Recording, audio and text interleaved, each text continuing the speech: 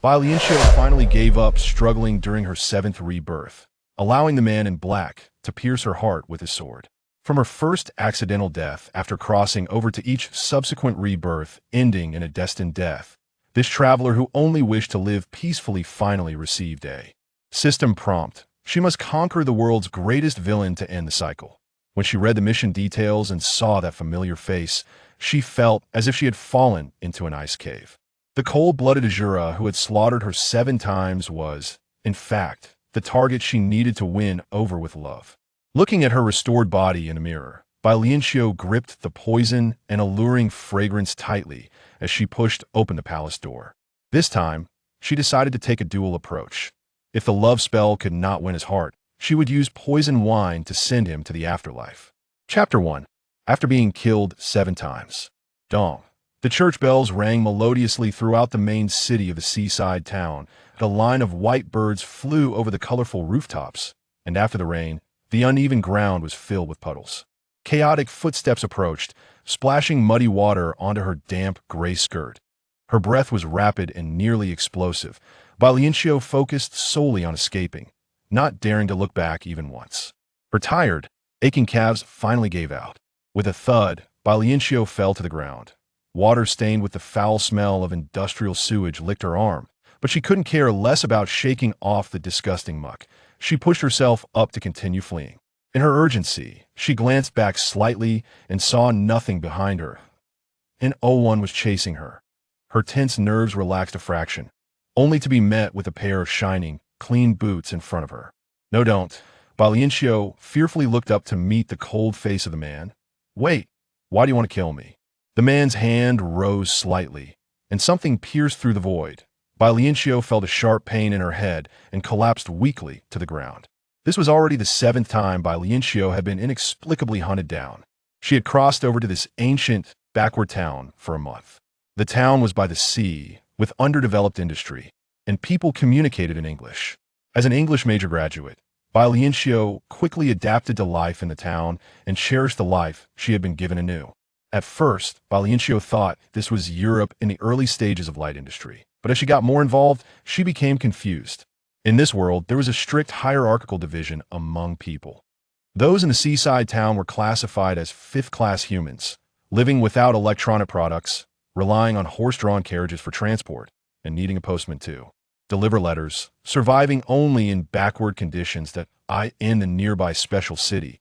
There were a few households of 4th-class humans marginalized by the upper class. They communicated via mobile phones and always attracted the eager attention of 5th-class humans when they drove luxury cars. As for what higher-class people were like, no one in the town knew. The unimaginative locals could only guess that they lived lives of ease and luxury. Bai Lianqiu had once asked her parents why there was a division among humans, since everyone had 2 eyes and a mouth. What was the basis for it? How could one break free of the shackles and become a higher-class human? Her parents treated her question as nonsense. Their decayed and conservative minds did not allow such absurd thoughts. They scolded Bai Lianqiu for not making money. Each time Bai Lianqiu was reborn, her identity was always poor, perhaps because the living standards of the townspeople were quite similar, just enough to get by. Her first identity was that of a lonely flower seller in the town, and she accidentally bumped into a tall man speaking to someone in an alley. The man exuded an aura that warned others to stay away. Most of his face was hidden in shadow, and he keenly sensed even the slightest sound, turning his head casually. Suddenly locking eyes with the man, Bai Lianqiu felt an immense pressure, her body frozen, alarms ringing in her head. His gaze was too deep and terrifying, piercing her like a sharp blade. Sorry. Overwhelmed by fear, Bai Lianqiu didn't know if her voice reached him as she desperately tried to leave. But in the next moment, something pierced her head. She saw nothing and collapsed to the ground. When she woke again, she had transformed into another person in the town to the boarding school. She dealt with classmates and teachers, managing to get through 2 days peacefully. Behind the dilapidated basketball court was a large patch of grass where many stray cats resided. Bai Lianqiu picked up sausages discarded by wealthier classmates from her dorm and fed the little cats by the grass. In the glow of the setting sun, she saw that tall man again. The fear of her last death loomed over her. Although she felt angry, she cherished her life and did not want to provoke him. Leaving the sausages behind, Bai Lianqiu got up to quietly leave, but a slight tisque of dissatisfaction rang out beneath the orange sun. He found her again. Fueled by anger, Bai Lianqiu turned around to confront him, but before she could speak, her head was struck again, and she collapsed to the ground. In her third rebirth, she was inexplicably killed. In her fourth rebirth, she approached him to argue, but was killed instantly. In her sixth rebirth, blinded by rage, she bought a gun and waited in an alley, only to be brutally slaughtered. Until this time, her seventh, fleeing in terror once again, she was still killed. Bai Lianqiu had become numb to being killed. She deeply suspected she had fallen into a time loop designed for that man to toy with. Next time, she would just run far away. After all, every time her head was struck, her soul curled up in pain. She did not want to endure that once more. Oh dear, it's only been a month, and you've wasted 7 lives, host. A serene and ethereal voice rang out. Bai Lianqiu saw nothing and felt as if someone was speaking in her head. Who are you? Are you the one behind this? I am the system that brought you to this world. In this world, you need to complete the mission to survive. Oh? On what basis did you bring me to this rotten place without my consent? Taking matters into your own hands is kidnapping. Let me go back. Although it was a system, the voice was mechanical, yet laced with some emotional inflections, as if it were trying to imitate human feelings. But in your original world, you are already dead and cannot return. If it weren't for me bringing you here, you would have already vanished. She would rather have vanished than repeatedly be killed by that man in this backward, terrible, almost always rainy, dilapidated town. Furious, she said, "Do not revive me again. I refuse. Just let me disappear." Host, don't say that. It's better to live poorly than to die well. While alive, you can enjoy the sunshine, greenery, majestic mountains, rivers, delicious food, and beautiful scenery of this world. Bai Lianqiu rolled her eyes. Being killed over and over brought her no joy at all. The system tried to placate her. Moreover, this world is vastly different from your original world. Many unknown beauties await you. Unknown beauties? Bai Lianqiu scoffed. Is it to be a living target for that rotten person's amusement? The system fell silent. Bai Lianqiu, exasperated, exclaimed, "There's no one who forces others to do things like you. Because of you, I have suffered from fear without reason. You'd better let me go and end this all." The system coldly replied, "No, you're the only one chosen. Only you can conquer him." What does that have to do with me? I don't want to be killed anymore. If you have any professional ethics, you should compensate me and send me back to my original world. The essence of lower-class humans is indeed blindness and foolishness. What did you say? Bai Lianqiu raised her voice, not expecting this lifeless system to mock and disdain her. A bright but not blinding light flashed, and Bai Lianqiu felt something enter her consciousness. What did you do to me? Chapter 2. Conquering the boss. The light paused for a moment before continuing to shine. Until the light disappeared, the system spoke again. Host, please remember, first, the original you is dead and cannot return. Second, you are the chosen one and have started the gung, so you can only stay and complete the tasks. Third, due to my negligence, I failed to contact you when you first crossed over. I have personally exchanged for the affection value panel of the target to help you complete the Gonglir task. Bai Lianqiu understood that she had no way out and could only complete the so-called Gonglir tasks in this world. If she could live well, who would want to die? She had become so self-destructive not because she wanted to, but because she was scared by that cold-blooded man. Feeling disheartened, she asked, "What is the Gonglir task?" "To eliminate the destructive feelings of the most evil boss in this world." Huh. As compensation, I will give you some hints. There are 2 ways to complete the Gonglir. First, make the boss fall in love with you and transform the destructive emotions into feelings such as responsibility, familial love, and kindness. Second, kill the boss and make him completely disappear. Bai Lianqiu frowned and asked, realizing, wait a minute, the boss you mentioned, is it that dog man who killed me 7 times? The system fell silent for a moment and gave a reluctant hum. Bai Lianqiu exploded. How is that possible? That guy is a twisted pervert. I just happened to encounter him and don't even know what I did to provoke him. And he started chasing me. No, I can't do it. Let me go back. The system ignored her, the sparse sounds of electricity flowing slowly. Bai Lianqiu struggled unwillingly. I never agreed to do this for you. Even if you resurrect me again, I won't do it. If that dog man chases me again, I'll expose you. Absolutely not. The system panicked this time and said unhappily, you must not mention my existence to anyone. You are truly the most difficult host I've ever encountered. It couldn't be denied that if the system had come to Bai Lianqiu before her crossing and offered her a chance to live again, no matter how difficult the task was, she would have unhesitatingly agreed. However, because of the system's negligence over the past month, Bai Lianqiu had witnessed the terror of the Gunit target, and she would never willingly seek out suffering. The system pleaded, I will give you another golden finger. Just stay here and complete the Gonlir task. Don't. Bai Lianqiu refused, but a light began to shine brightly, and she couldn't stop it at all. This is a personal situation value panel, a reward that can only be obtained after GRNG the SSS level boss. Considering the compensation I've given you, host, please do your tasks well. Bai Lianqiu was still somewhat reluctant, but she truly had no other choice. She angrily asked, what happens if the Gungnir fails? After waiting for a while, she clicked her tongue in dissatisfaction. Speak. You will completely disappear, and not even the most basic existence will remain, the system replied. Isn't that the same as having nothing? Such an outcome meant no loss for her. But just thinking about that Gungnir target, Bai Lianqiu felt powerless. She had already died 7 times and had never even seen his face completely.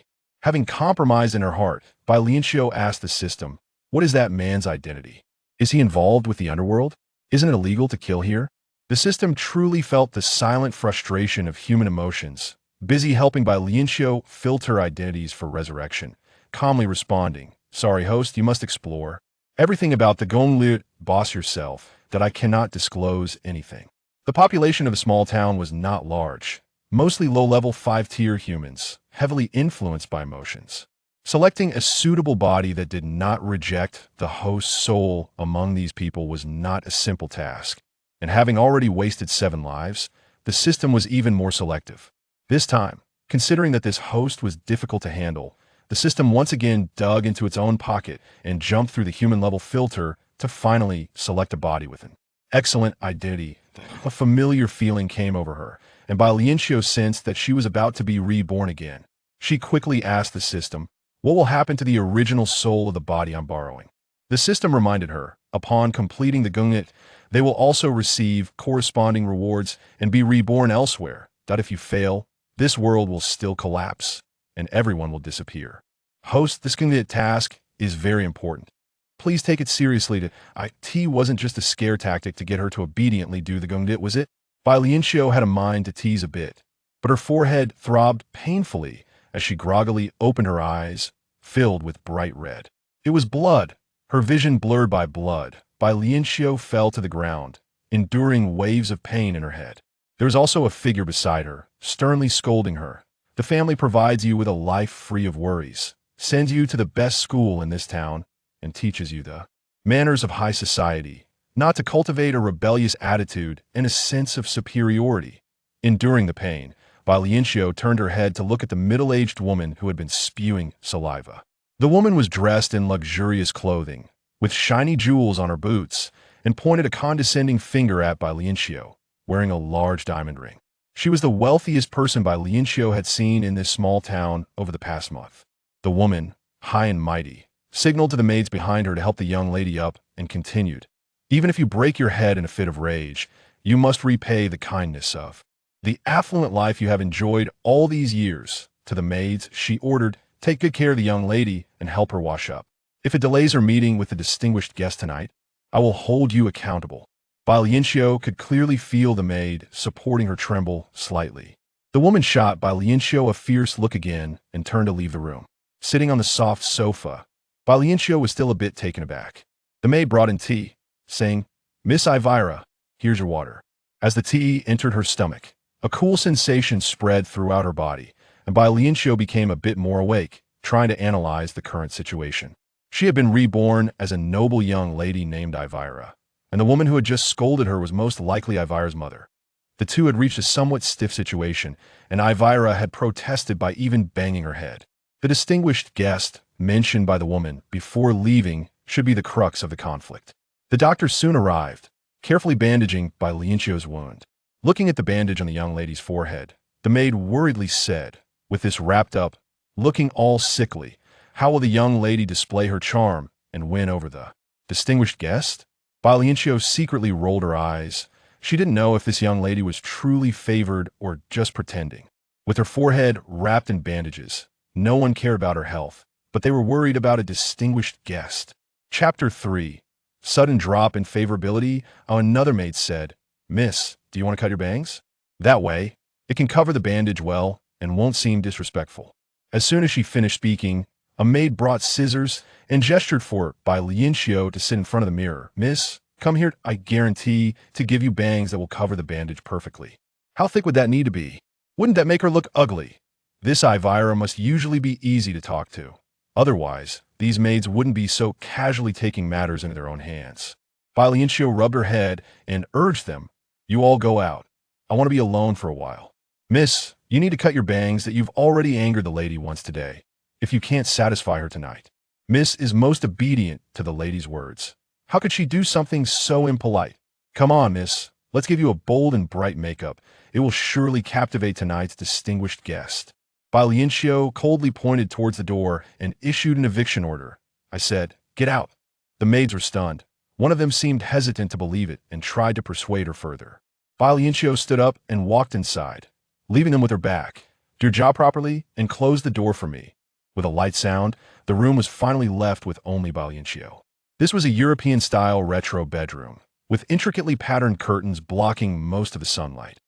Opposite the luxury sofa was another room, and when Bai Lianqiu walked in, she found a piano and a wall filled with books. Hiss! How luxurious! Going further into the bedroom, the light blue decor, and deeper inside, there was a bathroom that was no smaller than the study. After running hot water, Bai Lianqiu lay in the bathtub to rest. As soon as she closed her eyes, a figure appeared in her mind. This face Bai Lianqiu had seen in the mirror. It was Avril. Next to it were several attributes: health, 60 wisdom, 65 beauty, 64 figure, 70 talent, piano 80, dance 90, horse racing 95, painting 100. With so many talents, how did Avril manage to do this? It's amazing. Bai Lianqiu couldn't help but lift her arm. Her skin was as fair and smooth as condensed milk, her long arms reminiscent of a swan's neck, and her beautiful hands were clearly those of an artistic girl. But this face was a bit too flat, with her lips subconsciously pressed together and her eyes carrying a hint of sadness and self-doubt. Clap, clap, clap. Bai Lianqiu splashed water on her cheeks, dispelling the sadness and weakness that clung to her. When she finished her bath and came out, her health value increased slightly to 61. The dresses in the wardrobe were all very luxurious and intricate, perfectly fitting Avril's identity as a noble lady. Bai Lianqiu's fingers glided over the dress. It was too narrow. The waist was barely the size of an adult man's palm. How could anyone breathe in such a dress? No wonder this body was not very healthy. After rummaging through the closet for a long time, Bai Lianqiu finally found a slightly looser dress to change into. Strangely, her beauty stat dropped by 2 points, changing to 62. Bai Lianqiu wouldn't sacrifice her health for looks. Rubbing her still damp hair, Bai Lianqiu left the room, intending to go outside for some fresh air. At the corner of the corridor, Bai Lianqiu watched a familiar figure walk by, her heart racing. It's him, the target of her strategy, the pervert who had killed her 7 times for no reason. Bai Lianqiu's first reaction was to hide, and by the time she regained her senses, she had already backed away several steps. Wait, I need to strategize with this person. How can I strategize while hiding? But the images of being killed repeatedly flooded her mind, making her feel instinctively afraid. Leaning against the wall, she repeatedly told herself not to be afraid, and Bai Lianqiu quietly followed behind. At the end of the corridor was only one room. Bai Lianqiu tiptoed over and pressed her ear against the wooden door. A voice came from inside, filled with flattery and servility.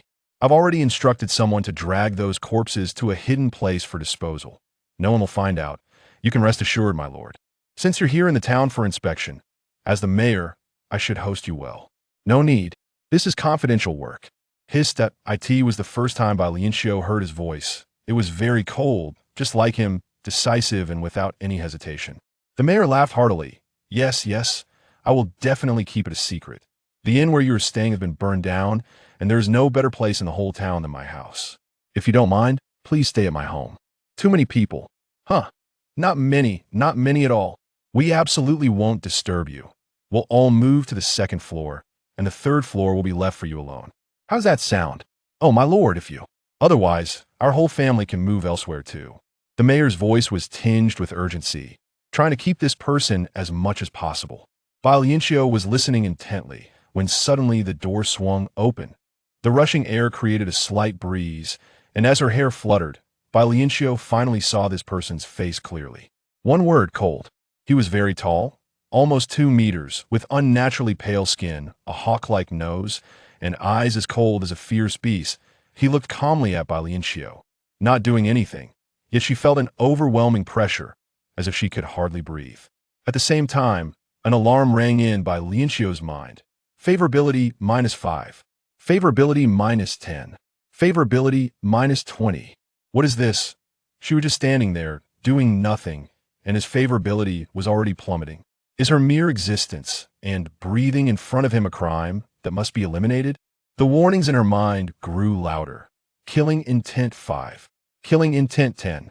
Wait, what is killing intent? Why is it starting to rise directly? Is this person a killing machine? Bai Lianqiu turned to run. She didn't want to die inexplicably in this person's hands. Avril.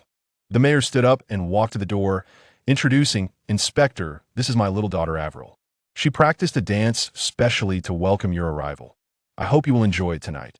The man's gaze shifted away from Bai Lianqiu, coldly articulating, Miss Avril is sneaking around at her own home? The mayor, who is also Avril's father, Mr. Sterling, grabbed Bai Lianqiu's wrist with some force and pushed her into the room. What's going on, Avril? Where are your manners? Hurry up and apologize to the inspector and beg for his forgiveness. Is this really her biological father? Her wrist hurt so badly it felt like it would break, but unfortunately, Bai Lianqiu was wearing long sleeves. Otherwise, the red marks on her wrist would definitely be visible. Bai Lianqiu steadied herself and took a step towards the so-called inspector, only to hear a warning in her mind. Chapter 4. The cobbler's son, danger level increased by 15. Damn it. Could it be that she was covered in some foul odor like feces? Or was she so ugly that just being close to her would make him feel displeased and murderous? No wonder she had met her demise 7 times before. How was she supposed to strategize this? Bai Lianqiu quickly withdrew her foot and even took a step back, trembling as she spoke. Prosecutor, I was just passing by. It wasn't intentional. Warning. Affection decreased by 5. Bai Lianqiu chose to remain silent. The man leaned against the golden sofa. The sunset streaming through the blinds casting a glow on his profile, making him shine brighter than gold, like a masterpiece created by the heavens, exuding an aura of nobility that was unattainable. Warning. Affection decreased by 10. Bai Lianqiu angrily turned her face away, not daring to look at him any longer. Yet, Mr. Sterling pushed Bai Lianqiu closer to the man, saying, How can you apologize like this? Get closer and bow to the prosecutor. Bai Lianqiu angrily shook off Mr. Sterling's hand, fabricating an excuse. Father, I came to find you to tell you that I'm injured and can't dance tonight. But you seem fine. Were you injured? Mr. Sterling's gaze finally landed on his daughter's forehead, a hint of disdain flashing in his eyes. Then play the piano. I remember you're quite good at it. The one who could play the piano was Ivira, not her, Bai Lianqiu, and she definitely couldn't agree to that. Bai Lianqiu quickly pretended to be about to faint, holding her forehead and secretly moving towards the door. No, father, I'm feeling very dizzy. I might not be able to attend tonight's banquet. With the prosecutor present, Mr. Sterling had to maintain a smile, but he turned his face away, his gaze towards Bai Lianqiu as sharp as poison. Then you should go back to your room to rest. Don't ruin the prosecutor's mood. The last few words were almost ground out from between his teeth, and Bai Lianqiu was forcefully pushed out of the room. As the door closed, Bai Lianqiu rubbed her painful arm and walked back. She hadn't expected that Ivira's father was also the kind of person who sold his daughter for glory. In her previous life, although she had been poor and couldn't even fill her belly, at least her family had been warm. Suddenly, a warning echoed in her mind. Danger level increased by 10. Bai Lianqiu leaned against the mural and laughed, feeling overwhelmed with helplessness and anger. It must have been Ivira's father boasting about how great Ivira was in front of the boss, even saying some unpleasant things about selling his daughter, which led to Bai Lianqiu getting caught in the crossfire. Closing her eyes, Bai Lianqiu saw the values displayed in her mind. Affection, -50, murderous intent, 40. In just a few minutes of interaction, everything had crumbled. How was she supposed to strategize this? Was that man some kind of nitpicker? A pervert who wanted to kill just because he was unhappy? She really wanted to drag that unreliable system out and give it a beating. Ivira, what are you doing here? Hearing the voice, Bai Lianqiu raised her head and straightened her body. A noble lady 2 steps away had golden hair and light blue eyes that were more beautiful and clear than the ocean. The corners of the noble lady's lips curled up, revealing a hint of a smile. I didn't expect you to dare to resist, Aunt. Isn't it a bit strange? For the son of a cobbler, hurting your aunt's feelings, shouldn't you feel guilty? Bai Lianqiu silently retracted the smile she had prepared for the beautiful lady, crossing her arms and scrutinizing the Barbie doll in front of her. Who are you? Ivira would never show such a sharp gaze, nor would she dare to assume a proud and confrontational stance. The noble lady was taken aback, momentarily at a loss for words. I am your cousin Evelyn. Has your brain been damaged? Bai Lianqiu held her head high. Although her forehead was still wrapped in bandages, her aura was not weakened at all. Yes, you're just a cousin, not my full sister. In this house, you're a guest. I am the host, so please remember your own identity. You, how can you belittle me like this? Evelyn's eyes widened, and soon tears welled up in them. TSK, Bai Lianqiu let go of her arms. Was a single sentence enough to break her cousin? Evelyn's chest heaved with anger. What are you even worth, miss? Aunt clearly prefers me. You think it's for your chance to show off at the banquet that you are invited to dance? Not at all. Evelyn moved a little closer, her voice trembling with hidden malice. The distinguished guest tonight is a habitual murderer. Because of his special position, Uncle can only indulge him, which is why he chose to let someone as unremarkable as you please him. After all, if anything happens to you, the loss is not great. And Aunt said, we'll get the good ones. In other words, Ivira's parents knew full well that the man was extremely dangerous. Yet they chose to offer their own daughter to curry favor, even if it meant the daughter could be sacrificed. This cousin was indeed the biological daughter of the mayor and his wife, right? Bai Lianqiu scoffed and took a step back. Are you feeling proud? Of course. It was I who fought for the chance for you to dance in front of Aunt. Ivira, you don't need to thank me too much. This is what I should do while living in your house, accompanying Aunt instead of you. With a slap, Bai Lianqiu raised her hand and struck Evelyn, whose cheek immediately turned red and swollen. Evelyn was stunned into silence, covering her face as she reacted, moving back towards Bai Lianqiu. Hey, Aunt, did you see that? My cousin is possessed. We need to call a shaman. Bai Lianqiu turned around to see Mrs. Sterling frowning at her, and the maid beside her looked equally surprised. Bai Lianqiu shrugged. Mother, my cousin just told me that tonight's distinguished guest is a habitual murderer. I can't believe Father would invite someone so unsavory to our home, especially since he's the mayor. He wouldn't possibly shelter a villain. Do you think my slap was justified, Mother? Evelyn was completely stunned. Was this still the usually quiet and easy-to-bully Ivira? How had she become so articulate and cunning? Mrs. Sterling had initially felt pity for Evelyn and was about to scold Bai Lianqiu, but upon hearing Bai Lianqiu's words, she felt a wave of panic. The identity of this distinguished guest was extremely special. His wealth could not fully describe him. He was not even in the same league as them, the fifth-class humans. What was even more terrifying was that even her well-informed husband could not discern the guest's rank. It could only be above level 4. That was someone they could never hope to come into contact with in their lifetimes.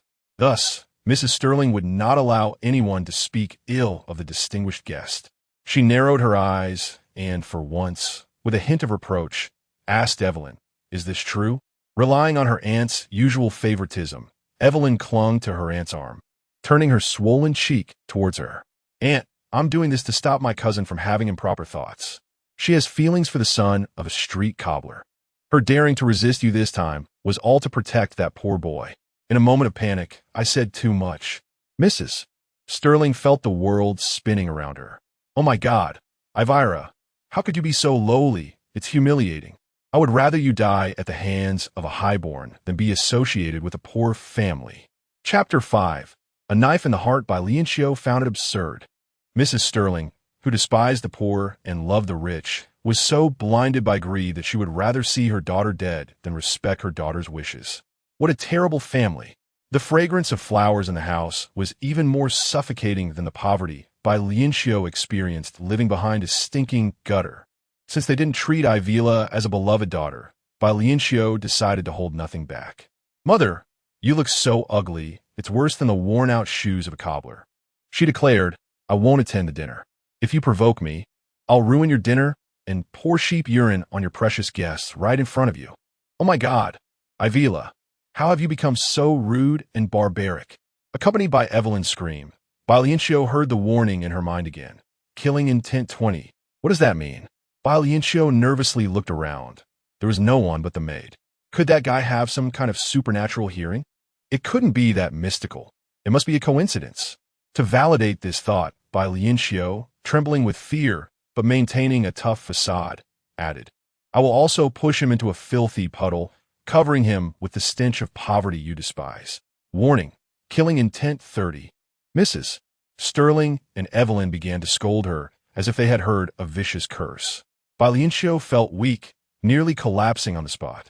In the instant she closed her eyes, she quickly glanced at the value panel. Killing intent 90. 90. Does this mean she could suddenly drop dead at any moment?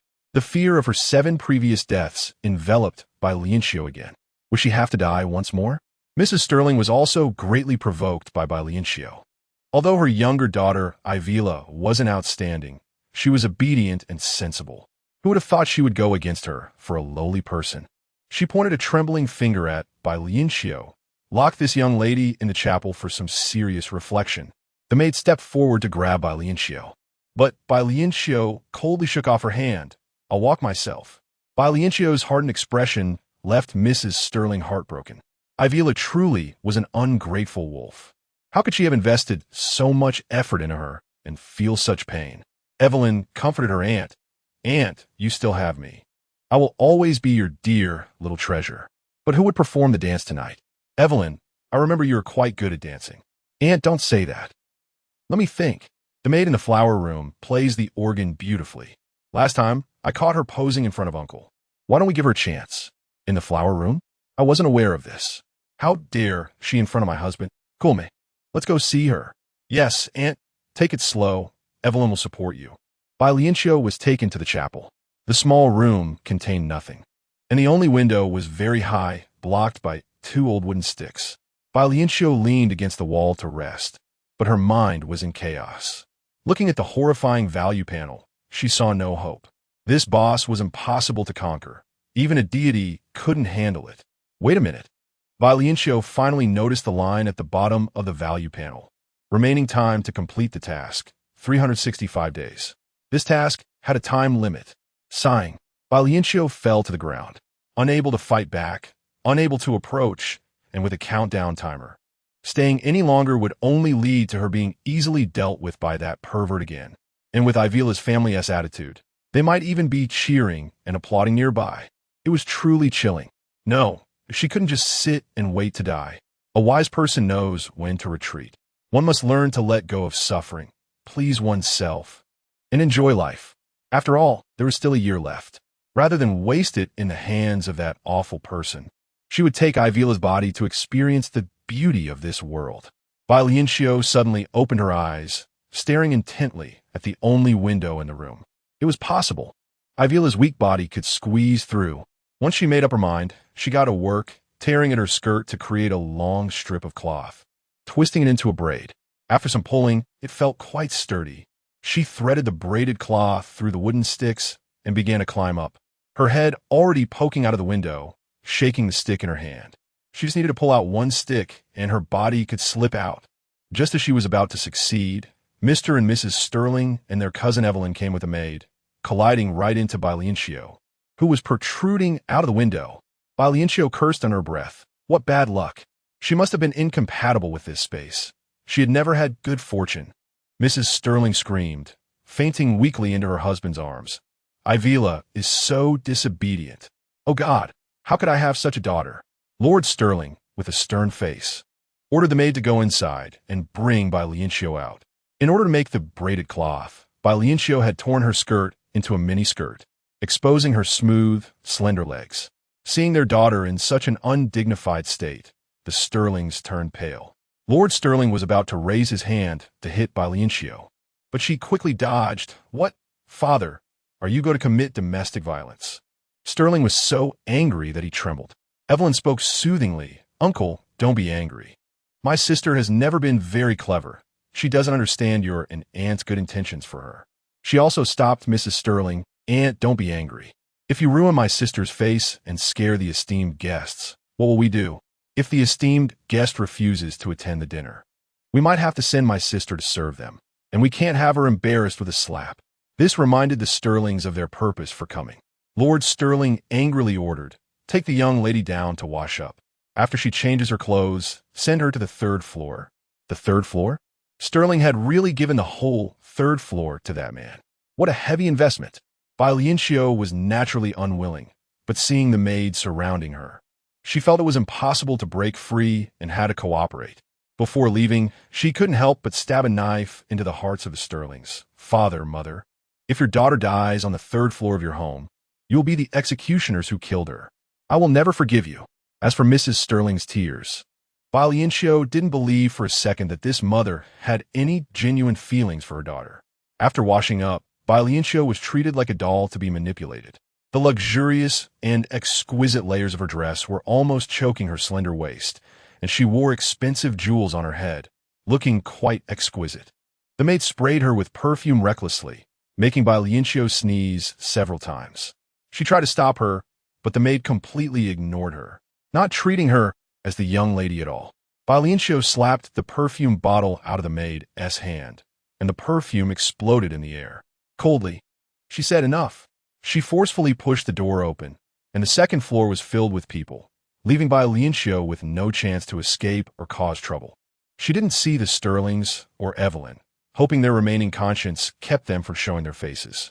Bai Lianqiu walked alone to the 3rd floor. She wouldn't foolishly bounce in front of that man. Finding a comfortable sofa, Bai Lianqiu prepared to sleep peacefully.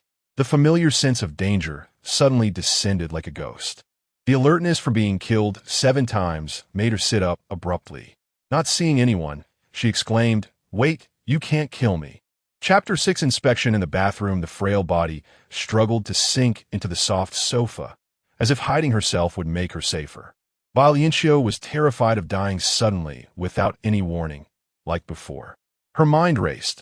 "I'm Sterling's daughter. If you kill me, won't you be afraid that Sterling will come after you?" The man hidden in the shadows halted his actions. In his eyes, these inferior humans had no right to exist and could be disposed of at will. Killing Mr. Sterling, the mayor, was nothing. Annihilating the entire town was also trivial. Inferior humans only wasted resources and were less valuable than a single tree with its aesthetic and healing properties. Bai Lianqiu waited for the warning in her mind, but it was eerily quiet, nothing at all. She nervously swallowed, realizing this was a rare chance to survive. She cautiously said, "Your Excellency, perhaps you don't care about Sterling, but causing a commotion would be quite troublesome." In this regard, Bai Lianqiu was indeed right. If she had been a bit more arrogant or her tone more certain, the man would have felt as if a stupid, incompetent pig had crawled to his feet, making a fuss. Though the current situation was not much different, Bai Lianqiu had reminded the man of the potential trouble. If he truly didn't care about anything, he would have come to stay at Mr. Sterling's home. He stepped out of the darkness, his tall figure bringing an invisible pressure, heading to the bathroom. The direction of the sound. Bai Lianqiu suddenly turned her head. He was right behind her. The thought that he had just intended to kill her from behind sent chills down her spine. Panicking, she stood up, her mind still not processing everything. The bathroom, oh. How do I get to the bathroom? Bai Lianqiu's strange way of organizing her words made the man's gaze linger on her for a second longer. "Follow me." This was clearly Elvira's home. It was bizarre for a guest to lead the lady to the bathroom at this late hour. Bai Lianqiu's anxiety increased, fearing the man would notice something amiss about her identity, so she cautiously stole a glance. Warning: favorability -10. Hiss, really forgetful. This man, dressed completely in layers and even wearing a long-brimmed hat indoors, utterly detested being scrutinized by others. Bai Lianqiu dared not look at him again. But once inside the bathroom, She suddenly felt something was off. Why were they in the bathroom? Moreover, the man stood there, cold eyes fixed on her, saying, "Undress." Undress? He wanted her to undress? Rationality and caution took precedence. Even though Bai Lianqiu was terrified of this man, fearing death and pain, she did want to win his affection. But that didn't mean she had to offer herself up right at the start, right? This man looked cold and ruthless. She never expected him to be as filthy and depraved as other men. Bai Lianqiu tightly clutched the front of her dress, slowly backing away. What do you want to do to me? Warning. Favorability -5. With a loud crash, the shower head above her erupted with a torrent of water, drenching her from head to toe. Cold water. Bai Lianqiu shivered all over. It was freezing. Make it stop. The icy water soaked through her entirely, and she clumsily wiped the rushing water off her face, just then feeling a massive shadow looming closer. The man, over 2 meters tall, loomed before the curled-up Bai Lianqiu like an insurmountable mountain. His eyes held no lust, and his gloved hand, thin as a cicada's wing, slowly raised. Where you die or undress. Bai Lianqiu pressed herself against the wall, her mind in chaos, her body trembling like a leaf. Please don't kill me. I'll undress. The cold water had left her skin pale as porcelain. Bai Lianqiu fumbled for the string at the back of her dress, but couldn't pull it down. Warning. Favorability -5. He wouldn't think she was deliberately stalling, would he? The more anxious Bai Lianqiu became, the less strength she had in her hands. The wet dress clung to her body. Why you don't need to rush? I'm taking it off. Her voice was choked with sobs, and her misty eyes revealed her fear and urgency. The man's gloved fingers unconsciously twitched, only to quickly withdraw. So weak, accompanied by the man's almost inaudible sigh. Bai Lianqiu saw him raise his hand. She was sure he hadn't touched her at all, but suddenly the luxurious, heavy fabric of her dress shattered, falling away like clumps of mud at her feet. Bai Lianqiu wanted to scream, but as the man squinted and approached, the oppressive atmosphere left her unable to make a sound, standing there naked for him to toy with. What did he want to do? Death or humiliation? Was her integrity more important than surviving? Her mind was in turmoil, and out of instinctive self-protection, Bai Lianqiu didn't even realize her hand were covering her softness. Her legs awkwardly crossed. Her eyes glistened with embarrassment, her lips bitten until they bled. Please don't do this, Your Excellency, have mercy.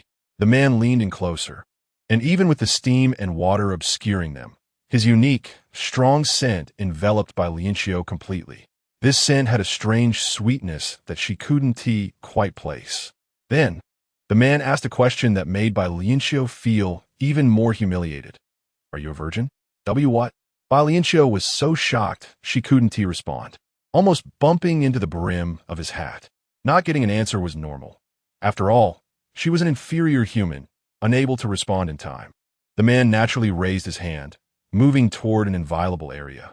Bai Lianqiu screamed and tried to retreat, but she was already pressed against the wall. Where else could she hide? Yes, I am. Please don't do this.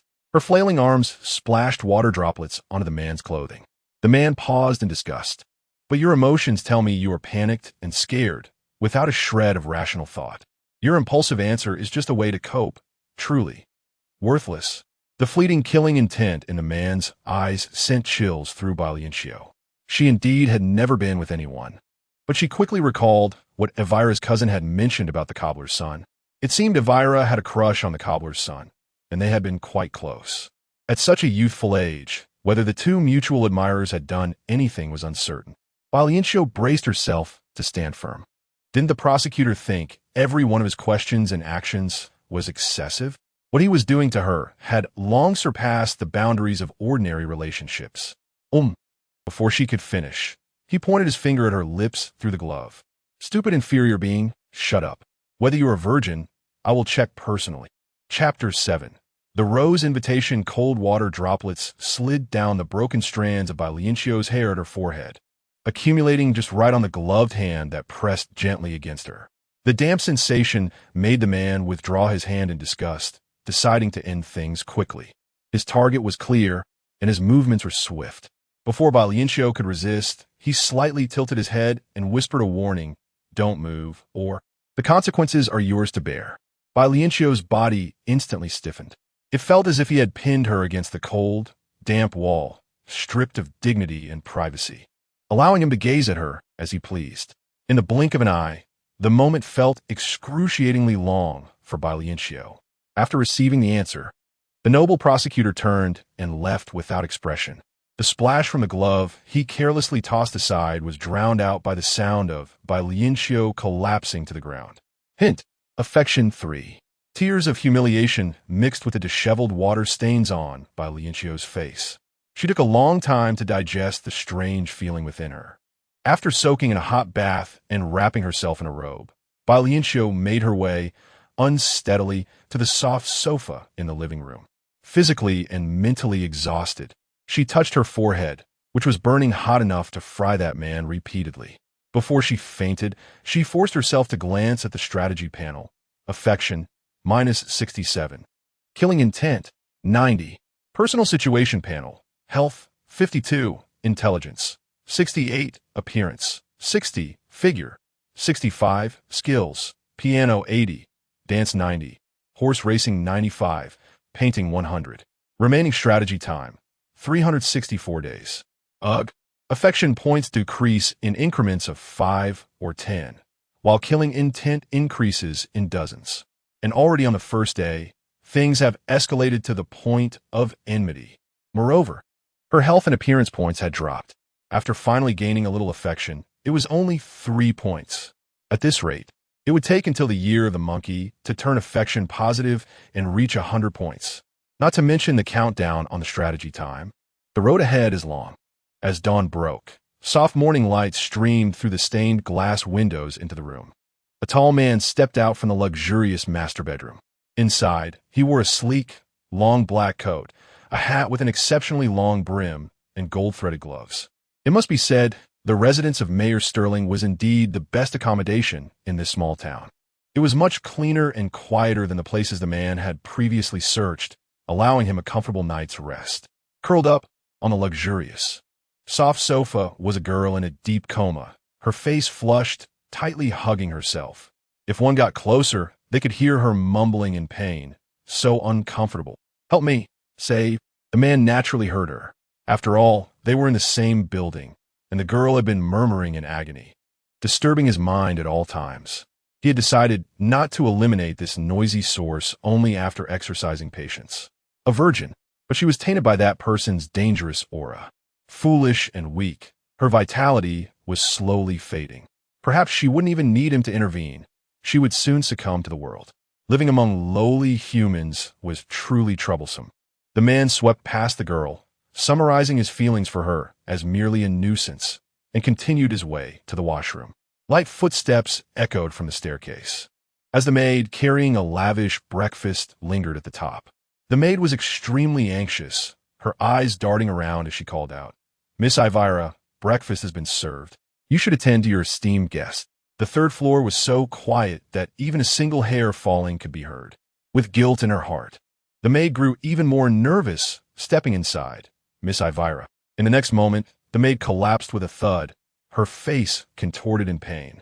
All of this was witnessed by Miss Evelyn, who was hiding around the corner of the staircase.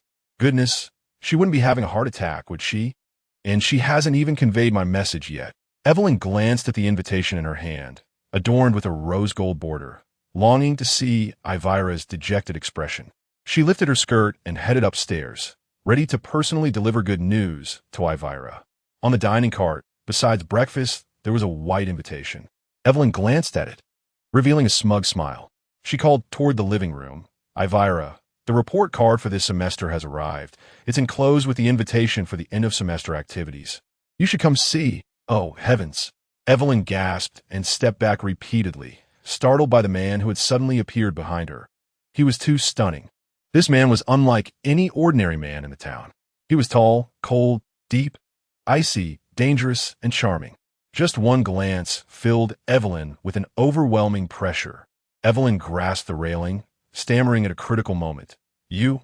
Oh no, esteemed guest, good morning. I hope you had a comfortable night here." She nervously clenched her hands, her cheeks uncontrollably heating up, and her heart began to race wildly.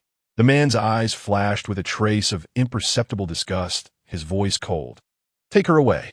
His voice was like a sword, striking precisely at Evelyn's heart, causing her to swoon. She even began to feel jealous of Elvira for being able to serve such a distinguished man. Her face was filled with smiles, and her steps unconsciously followed the man. "Do you want me to take Elvira down? She really is clumsy and not very good at taking care of others. Perhaps you should let me." The man's killing intent surged again, his wrist just raising when his peripheral vision caught the invitation in Evelyn's hand, and his brow furrowed slightly. He suppressed his anger. "The body on the ground, take it away. If anyone else comes to the third floor, they will meet the same fate as her." "Body?"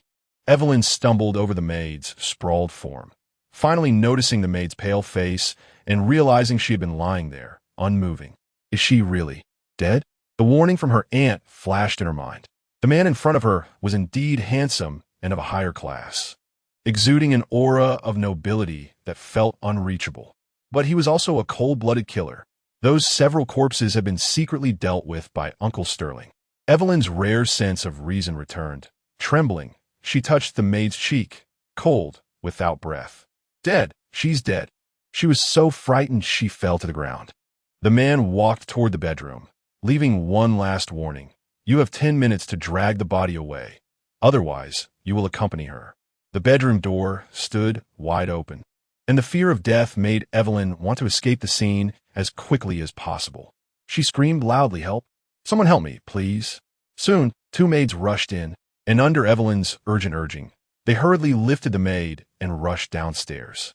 The commotion was too loud, causing Bai Lianqiu, who was in a daze on the sofa, to wake up groggily, her head feeling as if it were on fire. Chapter 8.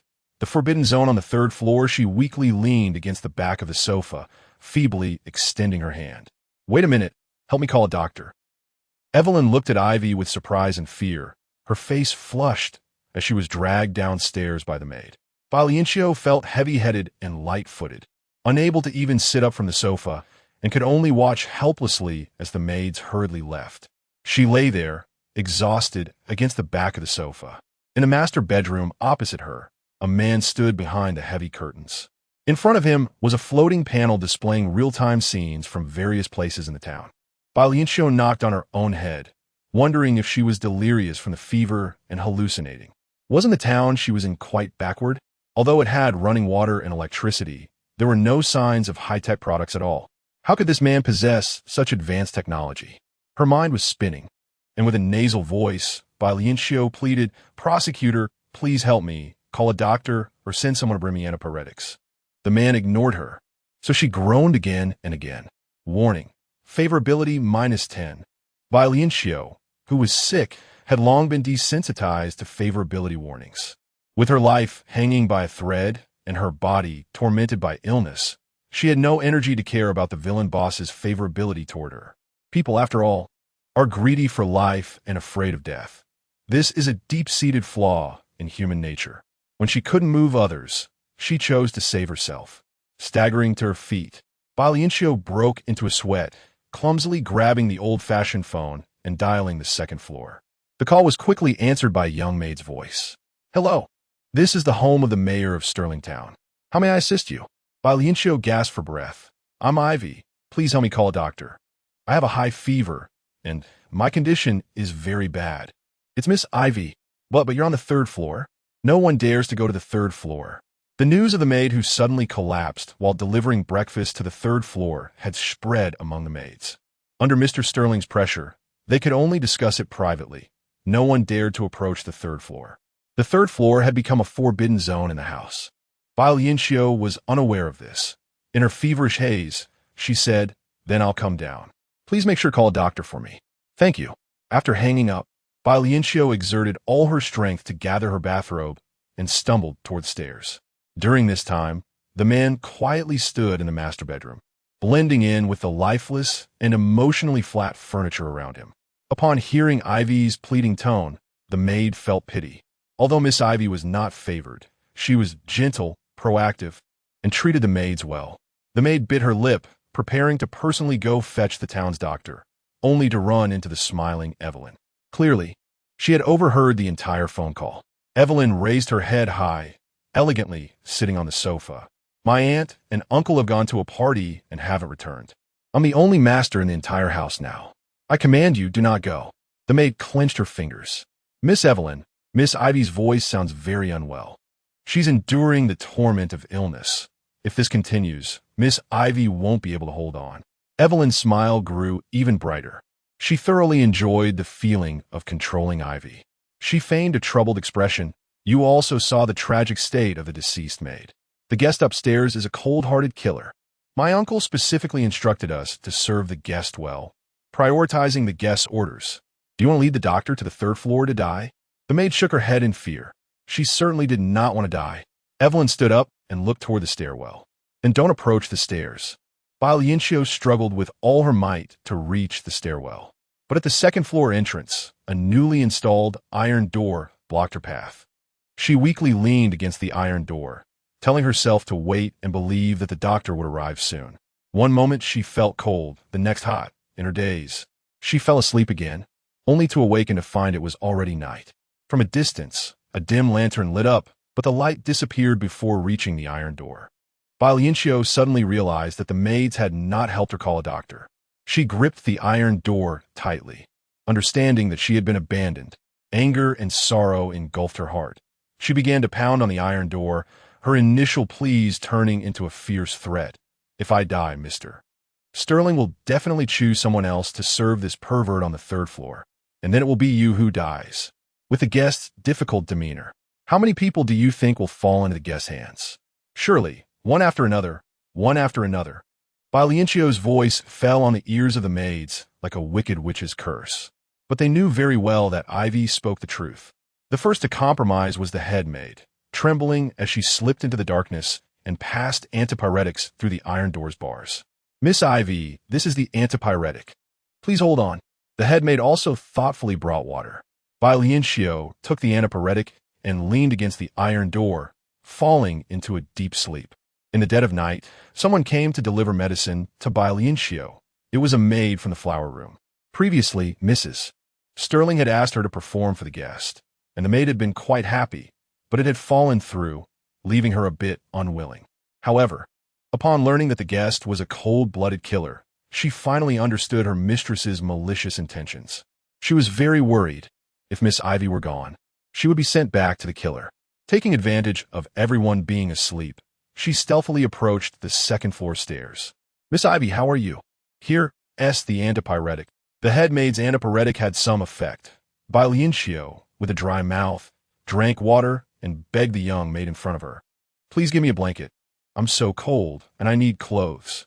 The maid's gaze swept over Miss Ivy's exposed arms and long legs, and uncontrollably, images of Miss Ivy being forced by the cold-hearted killer flooded her mind.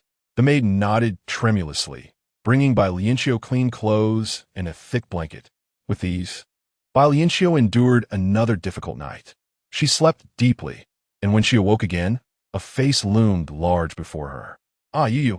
Bai Lianqiu was greatly frightened, her scream echoing throughout the entire building. The man in front of her frowned and reached out a hand toward Bai Lianqiu. She shook her head and stepped back repeatedly. No, don't kill me. After she had finally overcome the illness, was she about to be dealt with by the villain boss again? The man hardly exerted any effort, effortlessly lifting Bai Lianqiu from the blanket and carrying her upstairs by her slender waist. Displeased by Bai Lianqiu's piercing voice, he shot her a cold glance. Shut up. Those simple 2 words made the onlookers hidden in the corners freeze, not daring to breathe. Chapter 9. Taking the heart's blood, the tall figure of the man contrasted sharply with the delicate girl he carried under his arm, creating an eerie disparity. The crimson old-fashioned spiral staircase became a testament to their fateful cycle, with even the light and shadows fading in motion. The maids feared the cold-heartedness of their noble guest, who could take lives with a flick of his hand. Amidst the surging feelings of fear, Evelyn gazed dreamily at the backs of the two, her eyes filled with longing and jealousy. If it were her, how wonderful it would be to be favored by the noble prosecutor. If it were her, Evelyn, what an unparalleled thing it would be, something to be proud of and flaunt. But alas, Ivila always disgusted her like a dark rat in a filthy gutter. Evelyn's usual masked smile had vanished completely. Her face was gloomy and gray as she silently returned to her room. Being intercepted at the waist was not a pleasant experience. Bai Lianqiu struggled a couple of times, but could not budge the man's arm in the slightest. It was not an exaggeration to describe this man's body as a wall of copper and iron. Fortunately, the man soon tossed Bai Lianqiu onto the sofa. Rubbing her head, Bai Lianqiu sat up, realizing that the villainous boss was standing right in front of her, staring at her motionlessly, and a sense of crisis instantly rose within her. The way the villain was looking at her was no different from how he had. In the bathroom, the humiliating and embarrassing experience from that day resurfaced in her mind, and Bai Lianqiu trembled, trying to hide deeper into the soft sofa. What madness would the prosecutor unleash next? His gaze was highly aggressive, as if her words had reminded him, his eyes shamelessly scanning the key areas of her body. Bai Lianqiu stood up in shame and anger, not wanting to be maliciously stared at by this person any longer. However, the prosecutor swiftly and forcefully grabbed her wrist, effortlessly pinning Bai Lianqiu against the back of the sofa. He loomed over her like a mountain, slowly lowering his head as if to consume her with the sunlight streaming in from the window. "You're very angry about my touching your..." Shut up." Bai Lianqiu could hardly bear it, shouting loudly. What kind of monster was this man? How could he dare to say that? He paused for a moment, lifted one long leg to rest on the sofa, and leaned closer to Bai Lianqiu. His unique aura enveloped her, making Bai Lianqiu feel an uncontrollable sense of awkwardness and shame. The prosecutor's gaze grew colder, filled with scorn for the emotional waste, the foolishness shackled by the mundane world. What value was there in living like a pig, soulless and useless, mindlessly rushing towards death and wasting the world's resources? What twisted logic was this? Bai Lianqiu clung tightly to the man's thick, hard arm. "You bastard! I'm not as worthless as you say. What about you? Do you really think you're so noble and valuable? Overestimating yourself? Utterly foolish." He drew even closer to Bai Lianqiu, the brim of his hat shading her cheeks. It felt as if she had entered a closed space with just him. The prosecutor's emotionless eyes were locked onto her, his sharply defined handsome features now unobstructed by a high collar, all laid bare before her. His breath brushed against her skin, which made her shamefully tense up. Warning: favorability -10. Bai Lianqiu sighed inwardly. The prosecutor leaned closer to her slender neck, his palm feeling the clear flow of her blood beneath. "I have invaded your deepest self, scorned your soul, bullied your thoughts, yet you still harbor lustful fantasies about me. Bestow kindness upon me, flatter me, and allow me to take what I want. Is this your character?" The innermost feelings, difficult to articulate and subtly elusive, were torn open by the man's flesh, exposing the bones within. Bai Lianqiu instinctively denied it. "You're talking nonsense. Who has any shameful thoughts about you? Isn't it just because you are powerful and hold life and death in your hands?" He lowered his head, his inscrutable eyes nearly touching her skin. "But you have a reaction. That's just a bodily instinct. Just like I know I can't break free from your grip. It might anger you, but my hands will still instinctively resist in a futile struggle for survival." Unable to control her own body, how pathetic. Their lips were so close that Bai Lianqiu almost hallucinated imagining they were kissing. Yet the disdain and disgust in the prosecutor's eyes were enough to show he did not want to touch her at all. After all, the hand gripping her neck was still gloved in golden silk. His head descended along her slender neck, their posture extremely ambiguous and provocative. Anyone who glanced at the scene would be struck by the palpable sexual tension, but only the two involved knew it was not what it seemed. A shiver ran through her body as he maliciously humiliated her. Bai Lianqiu warned herself not to feel anything. What was this sudden acceleration of her heartbeat? Don't let it race. The man before her was a complete pervert, an arrogant being who looked down on everyone, believing that all should die, a villain with no meaning. Why feel anything? Why be nervous? It wasn't like she had never seen a handsome male model before. Damn his heartbeat. Damn this blushing face. Stop it. What are you doing? Bai Lianqiu squeezed her body, trying to retreat. In the bathroom, she had been blocked by the wall, and now it was the solid back of the sofa.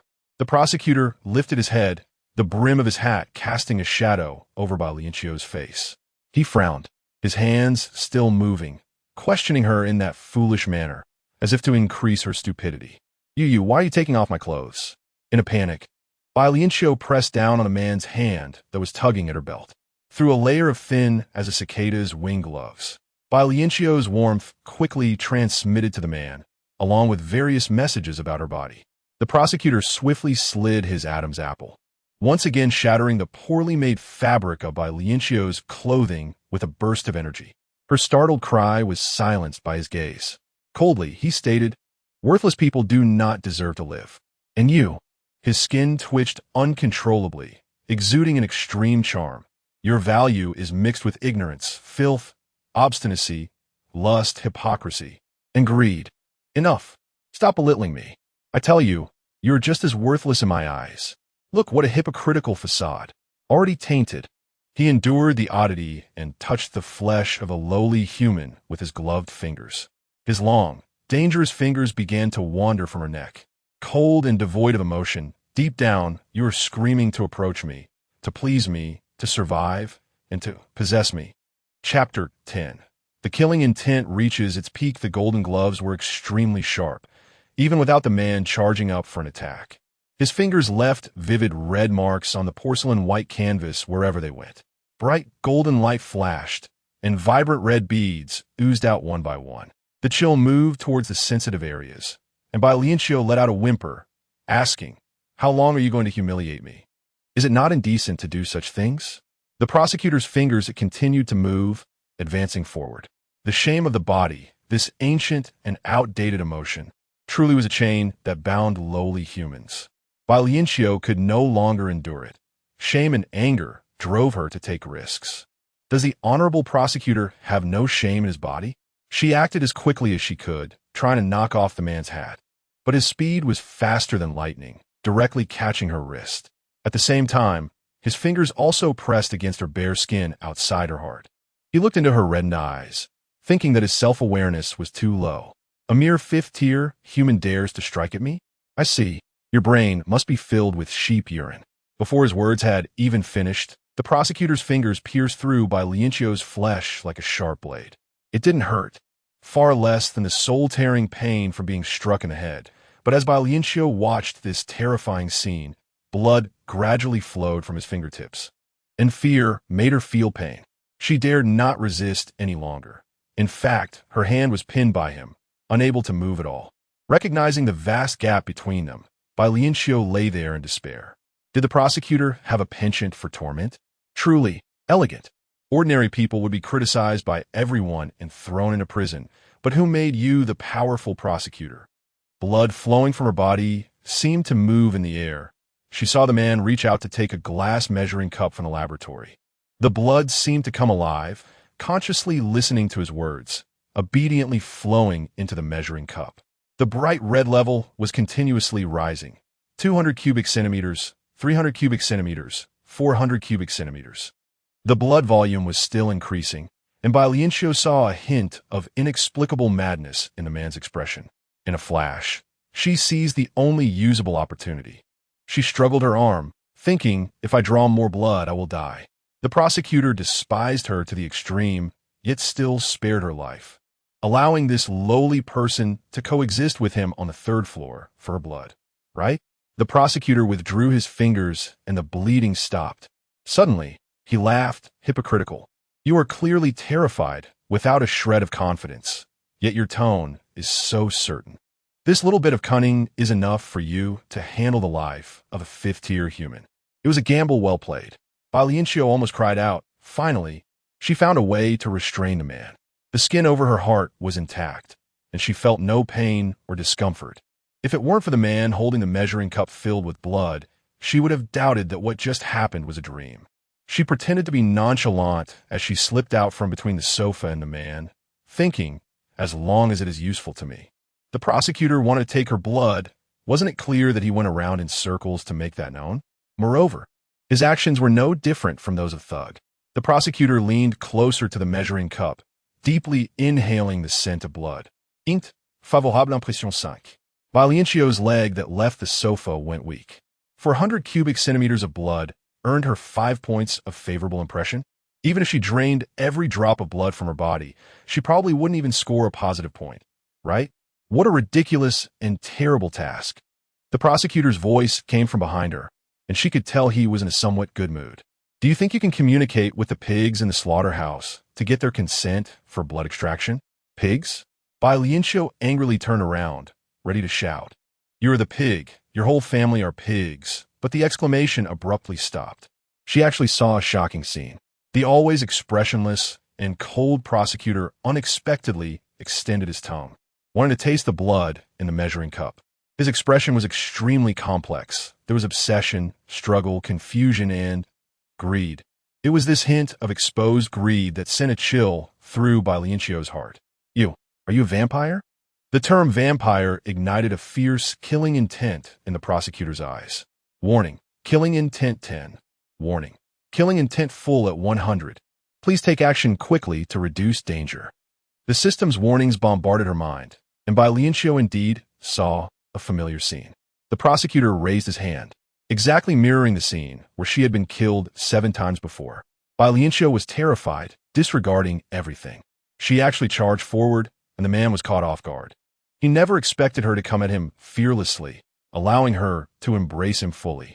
Like a wolf pouncing on its prey, she clung to his waist, her pale lips eagerly pressing against his. Pressing was not enough. The warnings in her mind continued to escalate. Killing intent 10. Killing intent 20. Killing intent. Please take action quickly to reduce danger. Self-linking to the main system has been attempted. Killing intent 10. Bai Lianqiu angrily cursed. Damn you. Pressing against the man's chest, like a bandit breaking into a house to rob.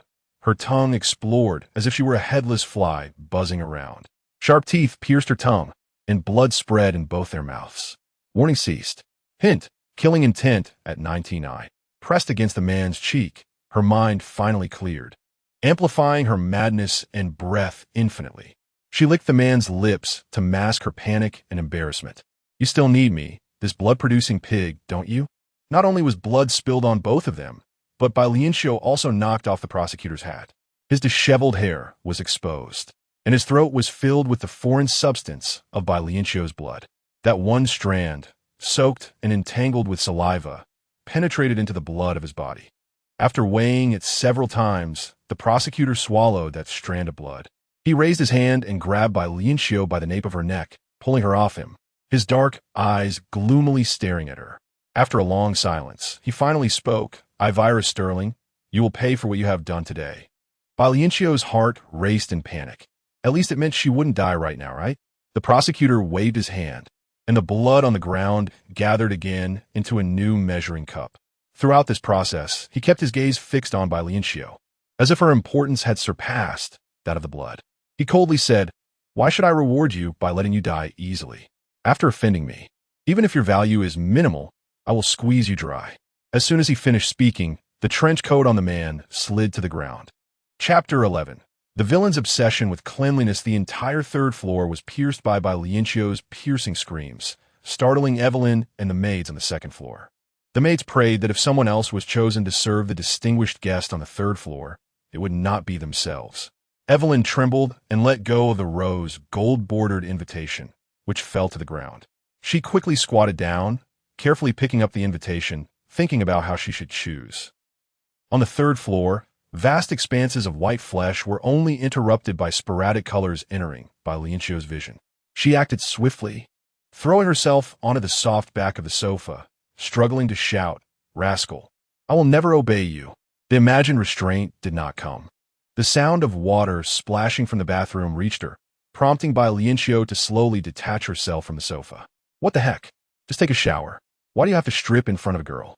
Don't you have any shame? Exhibitionist. Fortunately, she had hidden quickly and saw nothing inappropriate. Bai Lianqiu angrily vented her frustration on the prosecutor's clothes lying on the carpet, kicking them several times. This guy is a freak, claiming to be a superior human, but showing no emotions at all. After a few kicks, Bai Lianqiu felt dizzy. She was too hungry. After being sick with a high fever, she had received no care, and after waking up, she was drained of a cup of blood, leaving her extremely fatigued. Personal status panel. Health, 45 wisdom, 70 appearance, 58 figure, 63 talent, piano 80, dance 90, horse racing 95, painting 100. Remaining strategy time, 362 days. Her health was only 45. The prosecutor didn't even have to lift a finger. She could kick the bucket at any moment. Since she had become Ivila, she had been dragging her down, making Ivila's body worse and worse. All of this was thanks to some villainous boss in the bathroom. Bai Lianqiu wrapped herself in a blanket and glanced at the food on the cart.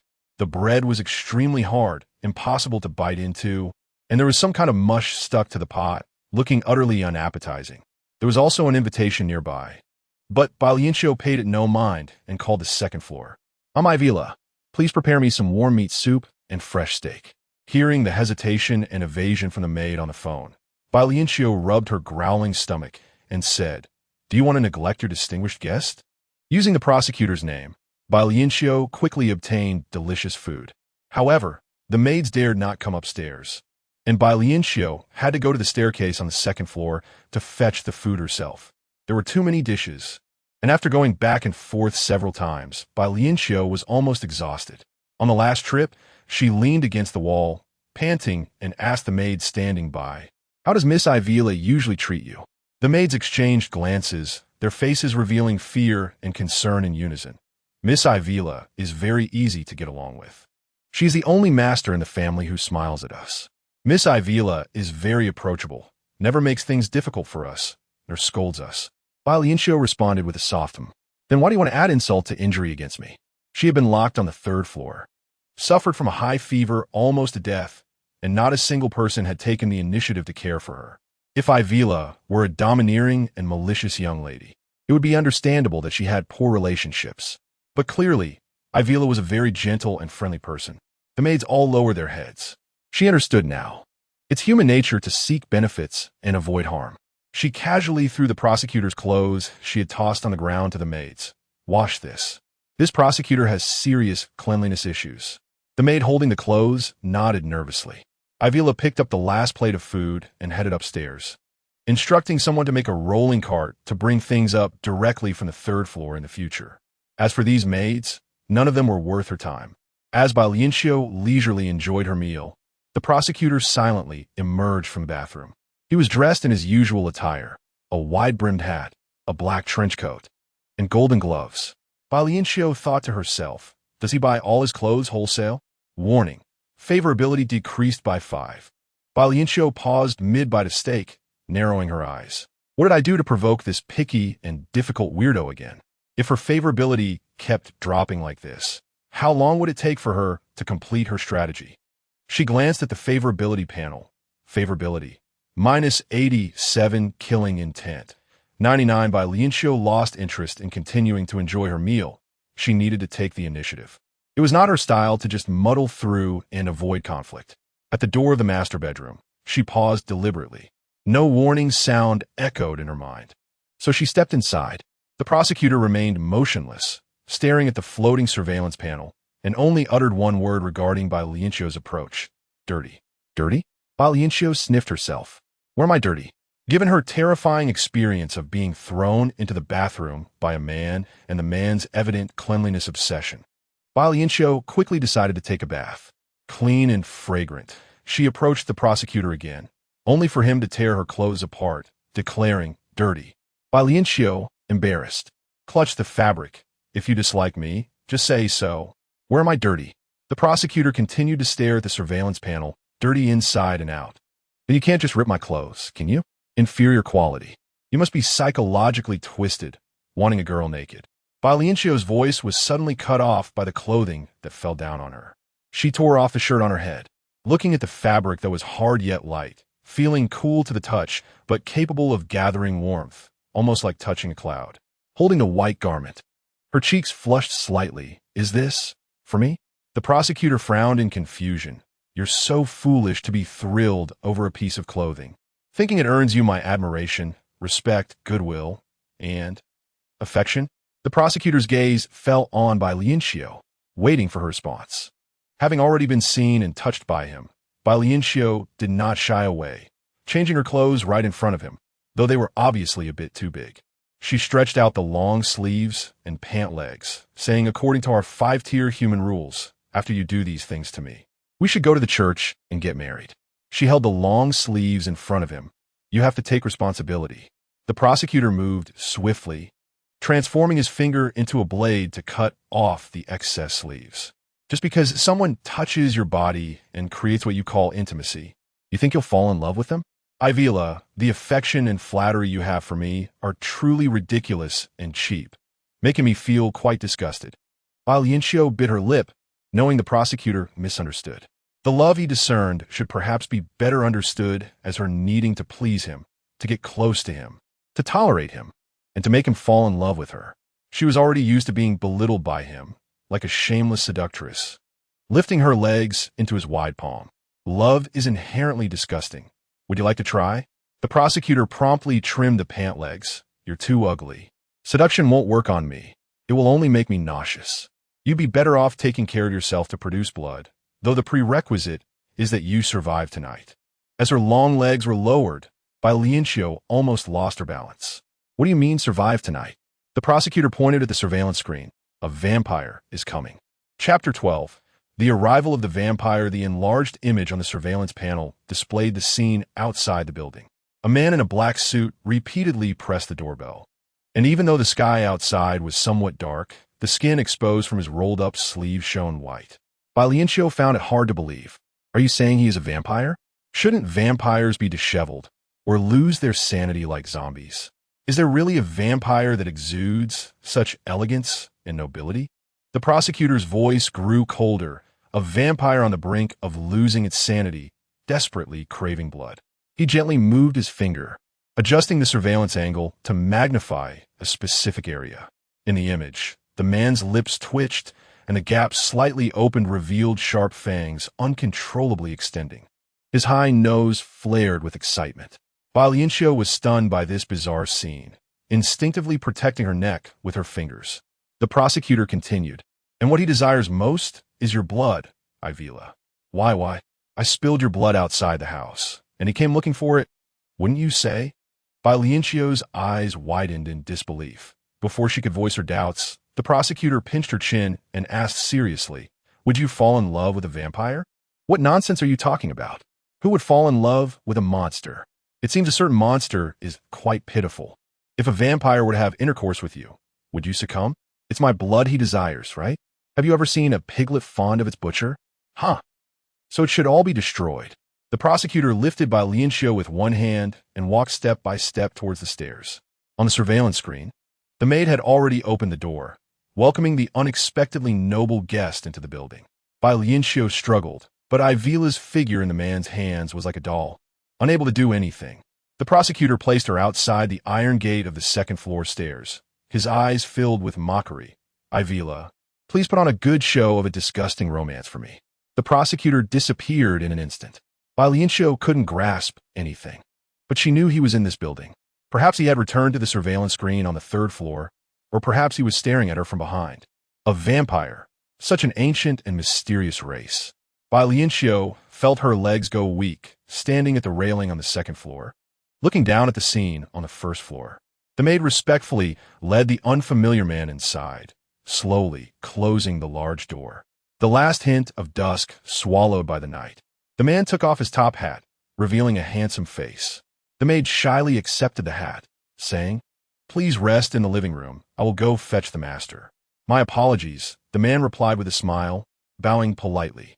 The maid grew more nervous, blushing as she hurried to fetch the young lady. Another maid came forward to chat, serving tea, bringing warm water to wash hands. Even the head maid arrived. The living room was filled with people, but the man politely declined. He calmly raised his head, looking up at Bai Lianqiu, who had been peeking at him from the second floor. Caught, Bai Lianqiu instinctively wanted to hide, but the man was very gentle, his azure eyes gazing softly at her, elegantly extending a hand. "Beautiful lady, may I invite you to dance with me?" Evelyn, who had hurried over, happened to stumble upon this scene.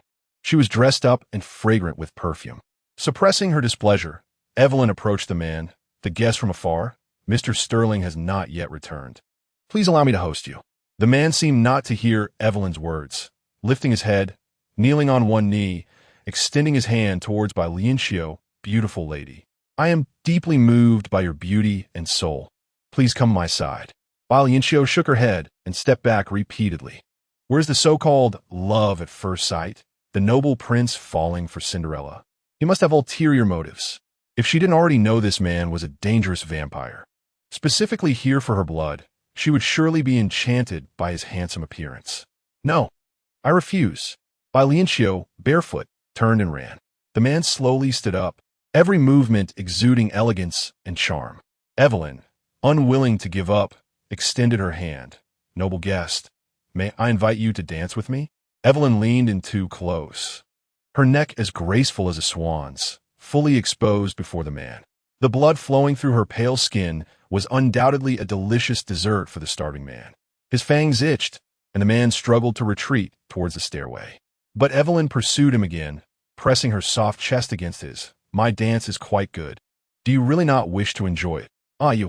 The man suddenly grasped Evelyn's waist, pulling her into his embrace, his nostrils flaring as he leaned towards her neck, his fangs growing long. The maid's scream shattered the enchanting scene. He. Evelyn finally snapped back from her daze, slightly tilting her head, only to see the man revealing his long fangs, his pupils turning a terrifying crimson.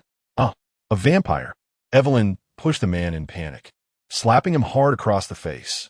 The man was unaffected, while Evelyn's palm turned red. He bared his fangs in anger, his gaze extremely dangerous. Evelyn struggled continuously. Let me go. Don't you prefer Ivila more? She's upstairs. Ivila. The man struggled out of his ravenous desire, regaining some rationality. He released his grip on Evelyn, murmuring, Ivila. Evelyn scrambled and crawled into the group of maids, watching in shock as the man instantly moved to the second floor. The maids gasped. It's really a vampire. Quick, go find the guards. The head maid hurriedly stopped the maids trying to open the door. Don't go out. Look outside. The head maid pulled back a corner of the curtain, revealing several pairs of blood-red eyes lurking in the dark woods, watching the building intently. Evelyn's legs turned to jelly. Oh my God, are we all going to die at the hands of a vampire? Hurry, seal the stairway. A maid, frightened, said, No, Miss Evelyn, he can fly. No, I don't want to die. Evelyn stumbled to pick up the phone, calling Mr. Sterling. Uncle, please come back quickly. Meanwhile, Bai Lianqiu couldn't open the iron gate leading to the third floor, banging against it in desperation, hoping for a miracle. The man landed on the second floor, sniffing the air, locking onto Bai Lianqiu's location. He stepped out of the dim light, approaching Bai Lianqiu by the iron gate. Ivila, my bride, come to my side. Chapter 13. The bride's greeting short nails scraped against the iron door, producing an uncomfortable, piercing sound. Pressing her back tightly against the door, Bai Lianqiu turned around in a panic. The man approaching her revealed his fangs, his ruby-like eyes locking onto their target, several buttons of his suit bursting open, his dense, fair chest heaving powerfully. His voice was both excited and dangerous. I finally found you, my bride, you are mine. The door wouldn't open, and the thought of running up to the third floor for refuge seemed hopeless. Bai Lianqiu dashed toward the bright area without hesitation. But the vampire was faster, instantly teleporting in front of her, blocking her path, my bride. Bai Lianqiu refused to give up and continued to run, but the man directly grabbed her by the neck, pulling her into his embrace. His long fangs hovered near her veins, and Bai Lianqiu fought back her fear, extending her delicate wrist. Are you hungry? I can give you blood, but please don't bite me, okay? A damp sensation came from her neck, cold and sharp, and she didn't know at which moment she would be bitten. Bai Lianqiu summoned all her strength and viciously stabbed the vampire's heart with the dagger hidden in her sleeve. Ugh! The vampire lowered his head, and Bai Lianqiu's eyes widened. The dagger lodged in his heart felt as if it had sunk into jelly, sticking and unmoving, with the vampire showing no sign of pain whatsoever. He shifted his large hand to cradle the back of Bai Lianqiu's head, the crimson in his eyes dimming slightly. What a kind bride. Don't be afraid. I will drown with you in the castle where roses bloom. A chilling kiss fell on Bai Lianqiu's forehead, and she heard the vampire's deep whisper, like an ancient incantation, Ivila, my bride soon. The vampire turned into a wisp of blue smoke, steadying Bai Lianqiu before dissipating. The dagger fell with a thud onto the carpet. Bai Lianqiu's legs went weak, and she collapsed onto the ground, her palm brushing against a rose. The prosecutor approached silently, his tall shadow enveloping Bai Lianqiu, He has given you the highest courtesy of the Blood Clan. The prosecutor raised his hand, and the rose fell into his grasp. Bai Lianqiu watched as the dew from the flower dripped onto the carpet. He examined the rose, as if looking through it to scrutinize the disheveled Bai Lianqiu. Ivila, love makes you foolish, that's normal. But how can such a lowly emotion control the Blood Clan? Bai Lianqiu gripped the dagger and stood up. Is he dead? Turned into a rose? Bai Lianqiu saw familiar disgust in the prosecutor's eyes. The vibrant rose in his hand ignited, changing from bright red to withered yellow, until it turned to charred black. Vampires are hard to kill. He was merely a puppet. Just to deliver the vampire's greeting to you. The green eyes momentarily filled with confusion and bewilderment, the burning flames creeping closer to the gloves. The large hand flipped, and the rose turned to ash, scattering down. The prosecutor vanished before Bai Lianqiu, but she knew he had returned to the third floor. Her mind was a mess as she supported herself against the railing and made her way to the first floor. AI Villa, Mississippi. The maid hiding in the shadows was very surprised. Where is the vampire? Everyone held their breath, observing Bai Lianqiu's every move through the crack in the door, ready to scatter at the slightest hint of danger. The tea on the wooden table steamed. Wet wipes dripped water slowly into the basin after the vampire cleaned his hands, and the wall clock finally reached 6 o'clock. Bai Lianqiu thought a lot about the prosecutor's intention in sparing her life. The measuring cup of blood, the suddenly gifted high-class clothing, and the rose that turned to ashes, the vampire's fiancé, E.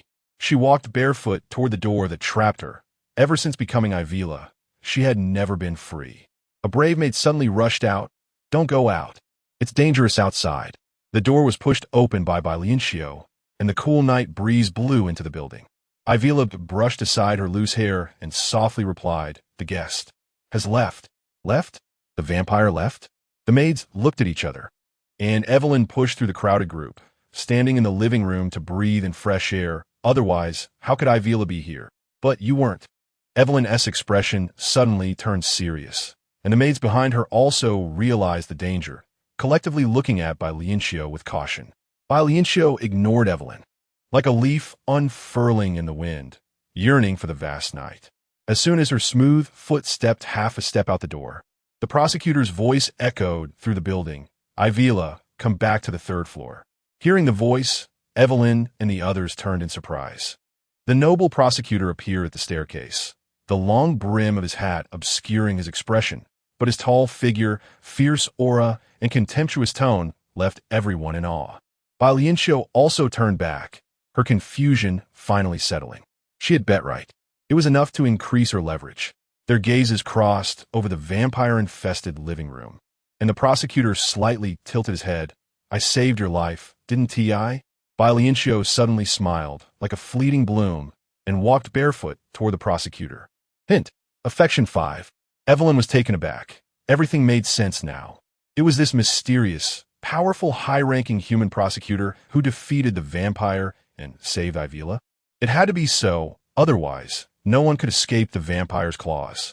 Ivila's frail figure walked beside the prosecutor, who stood more than 2 meters tall, and the two quietly ascended the stairs, everything around them seeming to fade into the background. Evelyn, unwilling to accept, tugged at her dress, her jealousy burning into furious flames.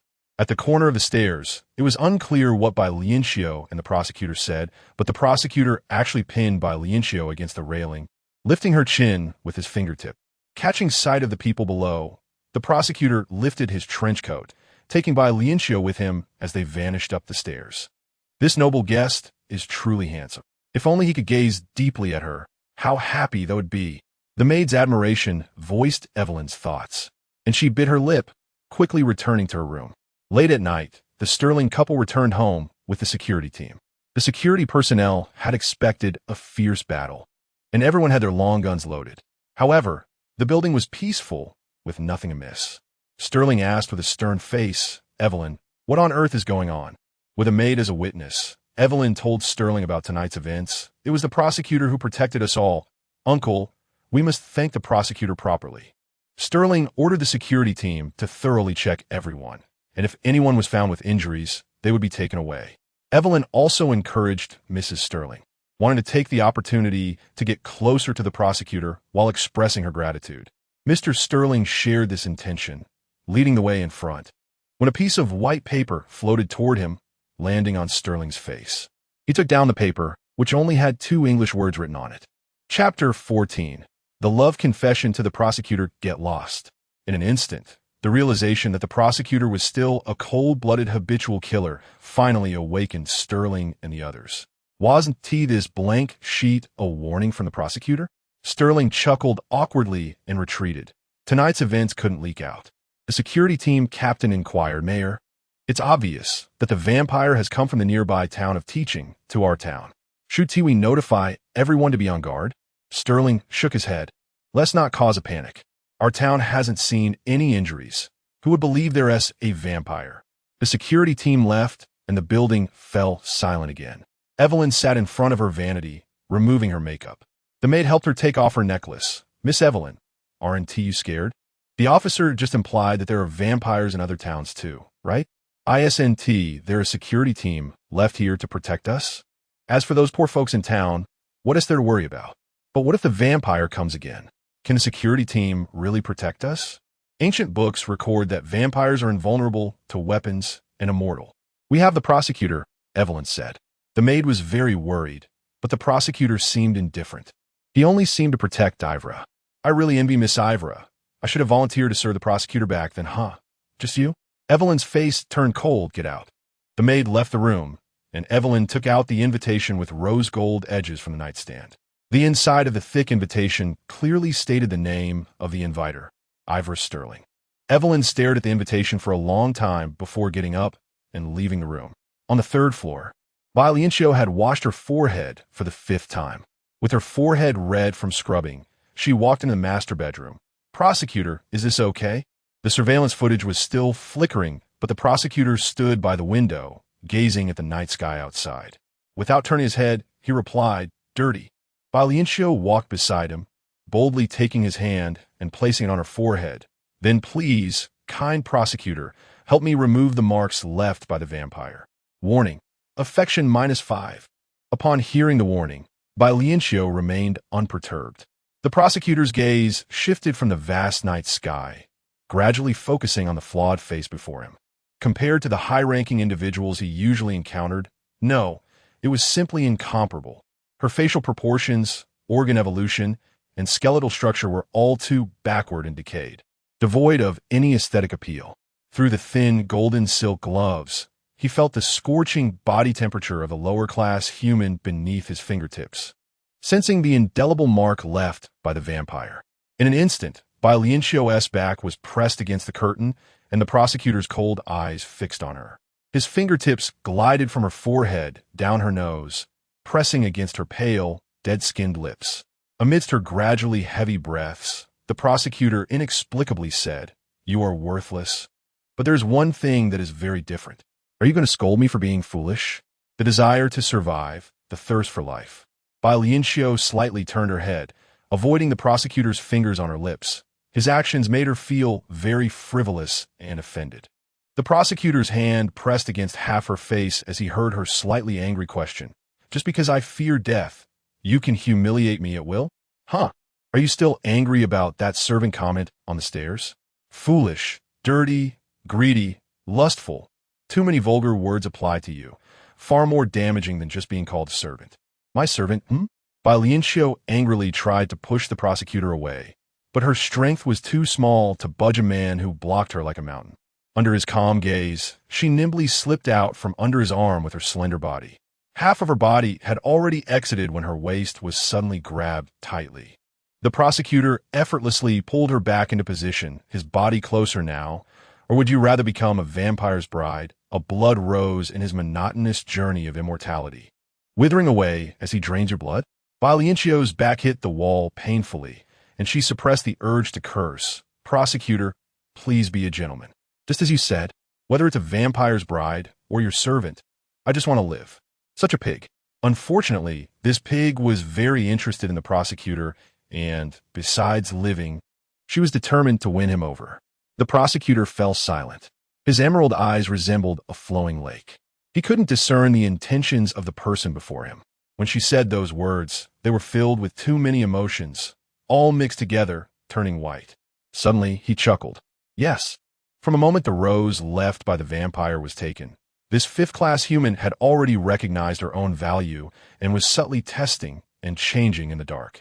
He quietly watched Bai Lianqiu leave the bedroom, curl up on the sofa in the living room, and call the maid downstairs to order breakfast for the next morning. The night was cool as the prosecutor disappeared from the quiet building. As dawn arrived, the prosecutor shook off the morning dew from his trench coat and walked past the sofa. The girl in slumber frowned, fearfully murmuring. Don't come closer, the prosecutor stopped, observing Bai Lianqiu. Once a vampire's bride is chosen, she will spend every night not intimately embraced in a dream feast with the noble. I should kill you now. Energy gathered at his fingertips, and dark images of battles between humans and vampires flashed through his mind. The prosecutor raised his hand, and just then, the person in the dream suddenly woke up, opening her eyes. Bai Lianqiu sat up from the sofa, rubbed her eyes. Good morning, prosecutor. She ran barefoot to the bathroom, where the sound of running water immediately followed. Before long, the bell on the roller rang, and Bai Lianqiu quickly dashed out, shaking the roller to bring today's breakfast up, filling the table. She happily enjoyed her breakfast and glanced at the status panel. Health, 48. Not bad. Health is the foundation of revolution. Rest well, and you'll be in good spirits. She waved to the prosecutor. Want to sit down and eat? It was a two-person meal. By the way, Mayor Sterling wants to invite you for afternoon tea. The prosecutor glanced at the basket on the table and the invitation. Have you seen it? At the bottom of the basket was a rose-gold bordered invitation. Bai Lianqiu only glanced at it. She was more interested in the food. She nodded. I saw it. Not interested. If you have time, I'd love to hear you talk about vampires. I'm willing to cooperate with you. Cooperate? I never need help. The prosecutor really doesn't understand romance. Hasn't any girl expressed admiration for you? I'm pursuing you. The prosecutor's figure stiffened. He squinted his eyes, taking steps toward Bai Lianqiu. This is your second time confessing your love. Chapter 15. Punishment at sea. Across the dining table, the prosecutor stared intently at Bai Lianqiu. Bai Lianqiu couldn't gauge his temperament and couldn't discern his emotions. The system didn't prompt any change in affection points either. She set down her cup filled with goat's milk and asked, So, prosecutor, do you have any advice regarding my feelings for you? The prosecutor replied, Finished eating? Huh. Bai Lianqiu paused. Yes, I'm done. In the next moment, a blinding white light flashed, and a fierce wind whipped around her body. Her screams drowned out by the roar of massive waves. Bai Lianqiu opened her eyes in panic, startled to find herself standing atop a small bell tower in the middle of an ocean. The sky was overcast, as if it were just above her head, and one after another, surging waves crashed toward her, the splashing water hitting her body, while the icy sea water greedily licked at her feet. Hey, where is this? Prosecutor! Suddenly, a massive wave surged toward her, and the insignificance of humanity before nature made Bai Lianqiu crouch down in fear, hugging herself tightly. You pervert! What kind of cursed place did you bring me to? Show yourself. Seagulls swooped past, and Bai Lianqiu narrowly dodged them. The top of the tower was too small. If she wasn't careful, she would slip into the depths of the ocean. Revenge? Murder? Or deliberate punishment? There was no time to think further. Bai Lianqiu barely managed to evade the next wave, but ended up drenched to the bone. In a study filled with a faint floral scent, the prosecutor sat in the shadows. Mr. Sterling spoke gravely. I saw people who had fallen into a deep sleep in the neighboring town. Their faces were all in pain, with varying degrees of scratches on their bodies. While we were investigating the murderer, I received a call from Evelyn, identifying the murderer as a vampire. The prosecutor's expression was hidden beneath the brim of his hat, and no one could see his eyes. His voice was calm and steady. The vampire's hunting has not yet begun. There was not a trace of vampire aura on Mr. and Mrs. Sterling. Instead, the two invitations on the third floor retained a lingering, strong scent of tea.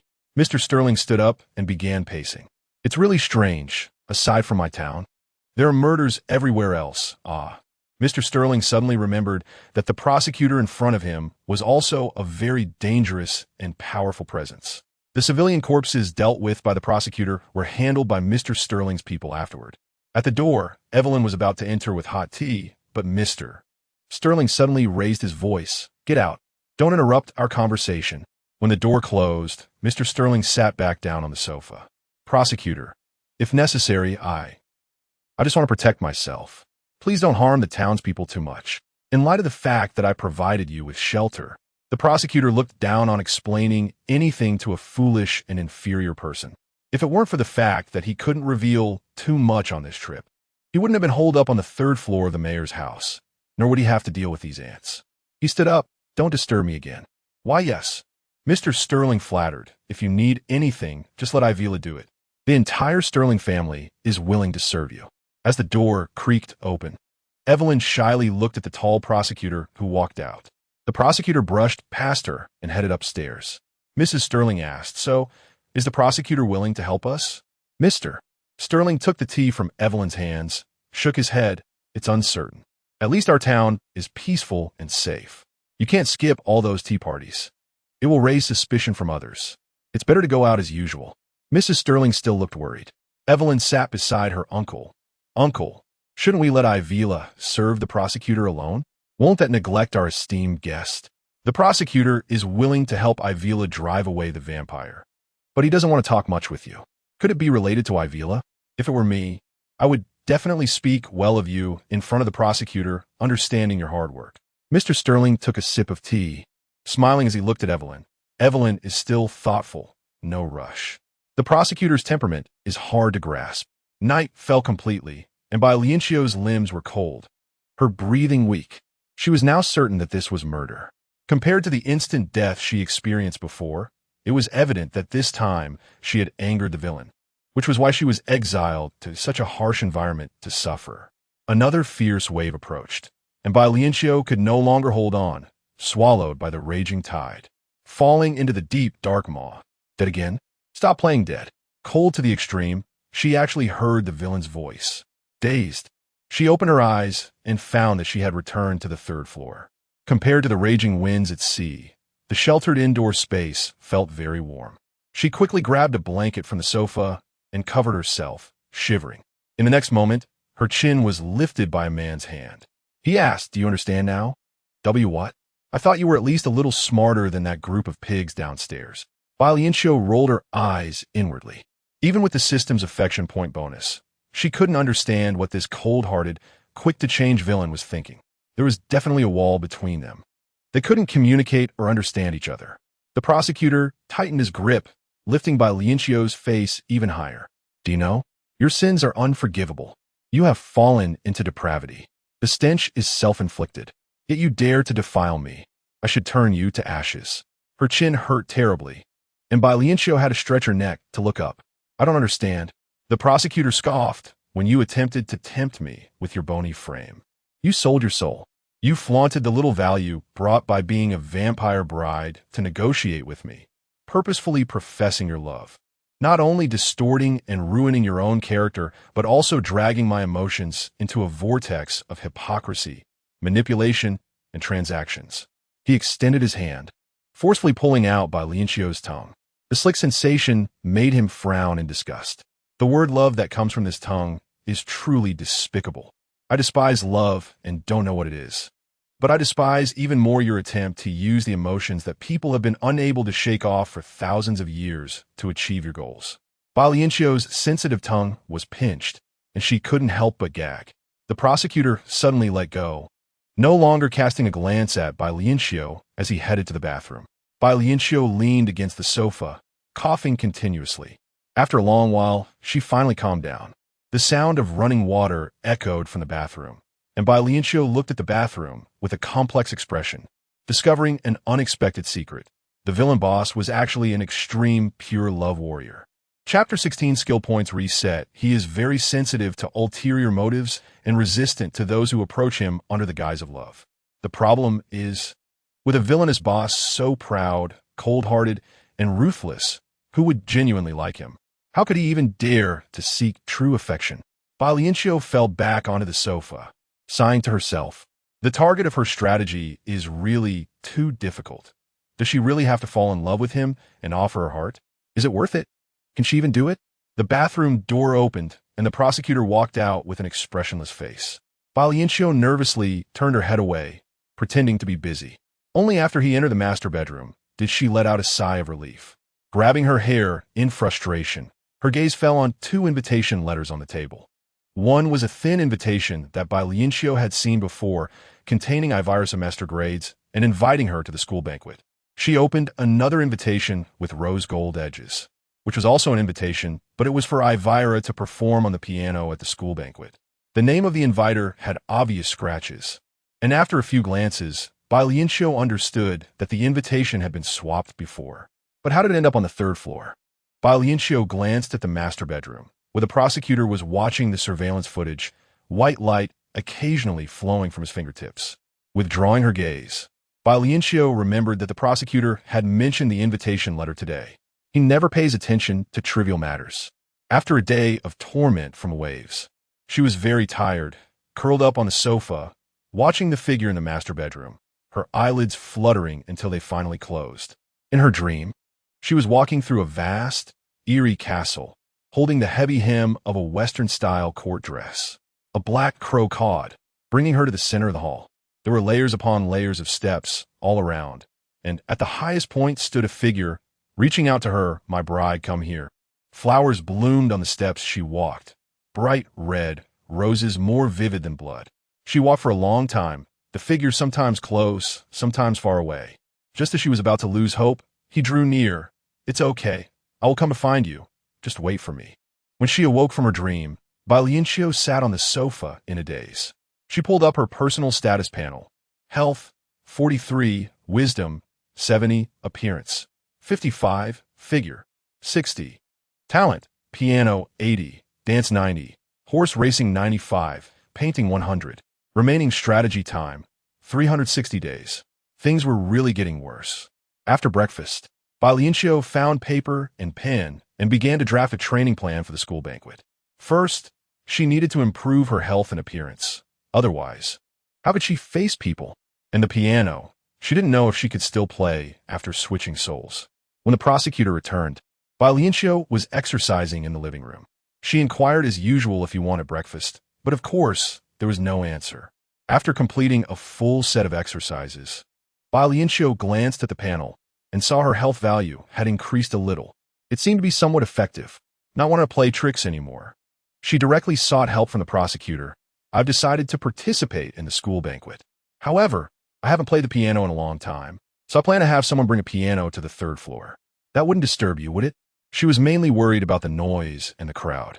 If the prosecutor was unhappy, he might take action. The prosecutor sat in the shadows. "You can go to the second floor." The door lock was opened. When Bai Lianqiu had breakfast, the iron door on the stairs was still locked, but she believed him when he said that. She bit her lip. "I haven't practiced the piano in so long. What if I play terribly and others hear me? That would be embarrassing, troublesome," the prosecutor remarked disdainfully. Bai Lianqiu took a deep breath, trying to explain calmly, "I can choose not to go, but because of what you said, I'm doing all this. I didn't force you. Yes, I willingly do it, but you said out loud." She smiled earnestly. The prosecutor's thoughts were different from those of us lowly beings. To avoid any misunderstanding, she clarified her intentions. The prosecutor raised his eyes to look at her. "Do you want to feel the more intense waves?" If it could make the prosecutor glance at her a few more times, it might be worth it. He pointed to a room at the end of the corridor. "Just a reminder, there are only 7 days left to prepare for the banquet." The furnishings in the room had drastically changed. The walls were pristine white, the floor covered in a fluffy white carpet, and a luxurious piano was placed by the window. Truly a genuine piano room. Bai Lianqiu held her breath, placing her fingers on the keys. Her mind was tranquil as she pressed down the first key. A cacophony of noise erupted, and the prosecutor in the living room stiffened, staring at the piano room. After a moment, a look of shock appeared on his face. He raised his hand, and a protective shield was added outside the piano room. Not a sound escaped from within. Bai Lianqiu gazed despondently at the piano. She was finished, having switched souls. She couldn't play the piano at all. The system's golden finger wasn't advanced enough. Looking again at her personal status panel, it glaringly displayed talent, piano 0, dance 90, horse racing 95, painting 100. After she touched the piano, The skill point for piano had reset to 0. What was she going to do? If she didn't attend the banquet, she couldn't increase the villain boss's favorability. Bai Lianqiu pressed the piano keys in frustration, producing a sound that could rival the most discordant of notes, nearly shattering her heart. And outside, there was already someone who was shattered. The prosecutor could no longer endure the noise. Even with the protective shield, his hearing was far superior to that of a lowly being. And Bai Lianqiu's playing was pure torture for him. That she could survive until today, without harm, was truly a miracle. The prosecutor left the third floor, and even he could not distinguish why he repeatedly tolerated a lowly human. Even if higher beings evolved to a higher level, they could not escape the bodily needs of sleep, food, and waste. 3 days later, the prosecutor had no choice but to return to the third floor to rest. To his surprise, he actually heard a melody that was somewhat pleasant to the ears. How could a lowly human, without the enhancement of high technology, master a skill so quickly? He recognized the essence. The person in the piano room was Ivira. When the piece came to an end, the prosecutor pushed open the door to the piano room. Bai Lianqiu's eyes brightened instantly. She smiled, lifted her skirt, stood up, and curtsied to the prosecutor, "My lord, would you be willing to listen to my solo? I will be honored to hear your suggestions." Not only did she play the piano well, but she also exuded a spirited and bright aura. Her figure and appearance improved significantly from before. The prosecutor squinted his eyes. "Where is Ivira?" Chapter 17. Prosecutor Shu Kong Bai Lianqiu was taken aback by this sudden question. "What do you mean, where is Ivira? Isn't she Ivira? Or is it?" The prosecutor's gaze turned extremely cold, and just as he was about to proceed with the next examination, Bai Lianqiu sensed something was amiss. She quickly grabbed the prosecutor's hand and placed it on her forehead, asking, "What doubts do you have, sir?" The bone beneath the fingertip showed no change, and the unique aura left by the vampire still lingered. It was Ivira. It was the Ivira Sterling he had always interacted with. The prosecutor's fingers gradually slid down, stopping at Bai Lianqiu's heart. Her heart raced wildly, and Bai Lianqiu tried to appear calm. Was it time to provide blood to the prosecutor again? His fingers applied some pressure, ready to turn into a sharp weapon at any moment, piercing through the flesh beneath his fingertip. "Who are you?" "I am Ivira. This body belongs to Ivira Sterling, but what about you?" The pain in her chest intensified, and Bai Lianqiu's breath became increasingly chaotic. I don't know what you're talking about." In an instant, Bai Lianqiu's luxurious dress tore and fell to the ground, revealing the high-end protective gear the prosecutor had given her underneath. Bai Lianqiu struggled uselessly. Did the prosecutor have a peculiar habit of undressing girls? Engaging in such indecent acts with a serious demeanor, didn't he feel ashamed? The prosecutor also didn't expect Ivira to be wearing his clothes underneath. This seemingly strong-willed mouth, he could feel the aura emanating from Ivira. Panic, fear, helplessness. He extended one arm, shackling her in front of him, while the other hand was restless. The fifth-tier humans don't understand the true inspection procedures. Let me explain it to you. To verify whether a body and soul are original, there are two methods. One is to probe into the brain, completely invading it. All your experiences, including any past or present thoughts and consciousness, will be transformed into flowing waves and transmitted out, allowing for instantaneous theft and replication. Bai Lianqiu was shocked. This so powerful. He continued, "The second method is through intercourse. At the moment of destroying will and personality, the human body's defenses are at their weakest, easily breached while submerged in pleasure." Numbing the brain, Bai Lianqiu clenched his clothing. "What do you want to do?" The first method, with a fifth-tier human's useless body, simply can't withstand it. As he spoke, the surroundings began to subtly change, preparing to take Bai Lianqiu to another place. The second method, however, is feasible. The howling wind suddenly disappeared, and Bai Lianqiu's body swayed. She steadied herself and realized she was leaning against a wall. It was a narrow room, filled with a cheap fragrance, with red gauze hanging everywhere, and at the back was a large bed. Bai Lianqiu shook her head as an extremely explicit, grotesque image suddenly appeared before her, startling her to retreat repeatedly, only to realize it was a painting on the wall. She moved toward the door, but the prosecutor's figure appeared there. "I found you a man." "What?" Bai Lianqiu retreated. A burly man was thrown onto the bed, drugged, and carelessly stripping off his clothes, uttering filthy words that were unbearable to hear. Bai Lianqiu's face turned pale and flushed. Unable to suppress the anger in her chest any longer, she exclaimed, "How dare you treat me like this? Is this how the high and mighty prosecutor conducts his duties?" The prosecutor, dissatisfied with the man on the bed, waved his hand, and the man disappeared, quickly replaced by another man. He didn't forget to respond to Bai Lianqiu, "The strong dominate everything. That is the principle. Only the useless waste roars in dissatisfaction with ridiculous self-serving justice. If you were strong, you wouldn't be manipulated." Being able to say such things to Bai Lianqiu was already an exception. If it were anyone else in the small town, he wouldn't have the leisure to do so. The large, soft bed was now occupied by another young, muscular man, lean and full of muscles. The prosecutor issued his ultimatum: "Will you climb onto the bed yourself, or should I help you?" Bai Lianqiu avoided the man on the bed like a viper, desperately clutching her clothes for some sense of security. "I am Ivira. Why won't you believe me?" "Believe you? Are you mocking my judgment?" His patience vanished as he waved his hand, causing Bai Lianqiu to fall onto the bed. She kicked the man and jumped off the bed, but the prosecutor threw her back onto the large bed again. She almost screamed, "Stop! Aren't you afraid the vampire will come for you? Don't forget, I am the chosen bride of the vampire." The prosecutor calmly replied, "That depends on whether you're worth it. Besides, I am quite curious to see how the vampire goes mad. It would be unprecedented. Bastard, let me go." Bai Lianqiu scratched the rough man with her nails, her voice sharp and piercing. "Shu Kong, you damn it, hurry up and stop all this." The prosecutor's pupils suddenly constricted, and without much thought, he was at the edge of the bed. "Who exactly are you?" Bai Lianqiu was at the mercy of the drugged man, in a disheveled state. Snot and tears mixed together as she pleaded with Prosecutor Shu Kong, "I was wrong. If you open the blank panel on the piano because of me and use your things without permission, I apologize. I'm sorry, but please don't treat me so cruelly. I beg you, Shu Kong. I don't want to." Shu Kong threw the naked man off the bed. He looked down at Ivira, who was filled with a nauseating aura. "You actually want to beg for death? I can't save myself, can I? Don't lower-class humans indulge in bodily pleasures? It's not a big deal." But just now, she was filled with a deathly aura. Shu Kong didn't understand. Wasn't she the one most afraid of death? Bai Lianqiu lay weakly on the disgusting bed, her breathing still a bit erratic. "I don't want to." Indeed, having relations with someone wouldn't cost her a piece of flesh, but that had to be based on mutual willingness. "I don't want to" was equivalent to erasing my will.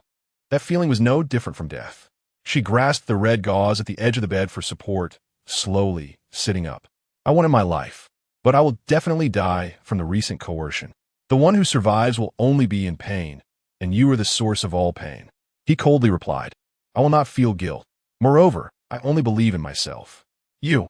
He leaned closer to Bai Lianqiu. "The inspection will yield results. It will never stop halfway." Chapter 18. The crybaby with curly hair Bai Lianqiu swiftly grabbed the red gauze beside her and, in a flash, covered Shu Kong's mouth. Despite Shu Kong's agility, he never expected that the seemingly exhausted and anxious girl in front of him would actually resist and humiliate him. His mind was always a beat slower than his body. Acting impulsively, Bai Lianqiu was naturally scared, and her instincts made her quickly slip off the bed and run barefoot. But how could she escape from the highly evolved prosecutor's grasp? After just a few steps, she was thrown back onto the big bed. Shu Kong usually wore a black trench coat, and besides his golden gloves, he had no other colors on him. The red gauze in his hand appeared strangely out of place. He stared deeply at Bai Lianqiu, his expression changing repeatedly. Before he could sentence her, Bai Lianqiu took the initiative to defend herself. Was the prosecutor's so-called trust in her just reliant on high-tech tools beyond her reach? With your own judgment, do you really have confidence against someone of my low status? Shu Kong's fingers made a crisp sound. He must have been furious, and the red gauze that touched his lips disappeared completely. Bai Lianqiu nervously swallowed, knowing that if this were their first encounter and she had humiliated him, she would now be left without a corpse. She resisted the urge to flee, reminding herself that he was keeping her around to interact with the vampire. How could the vampire's chosen bride possibly be wrong? As for her using his panel to change herself, Hadn't the highly capable prosecutor checked the surveillance yet? During those chaotic 3 minutes, Shu Kong indeed checked the surveillance of the piano room. The footage showed Bai Lianqiu accidentally triggering the control panel.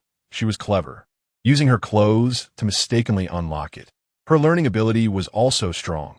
She used the panel to query sheet music, marking the keys, mechanically memorizing the positions needed for the piece, and quickly became familiar with it.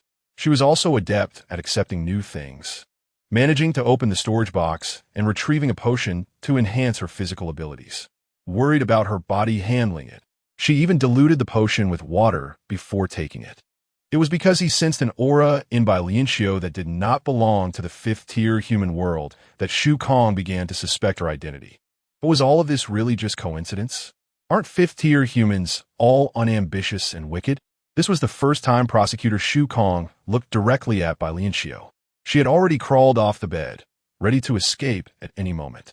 If anyone were to be held accountable, it should be the prosecutor himself. He shouldn't have let her wear his old clothes. Otherwise, she wouldn't have opened his control panel. Was it really a misunderstanding? Shu Kong's instincts told him it wasn't that simple. His long-standing work style made him want to examine Bai Lianqiu. He rubbed his fingers, thinking perhaps he shouldn't show her any kindness. He should directly conduct a brain examination. If she couldn't handle it, that would be her problem.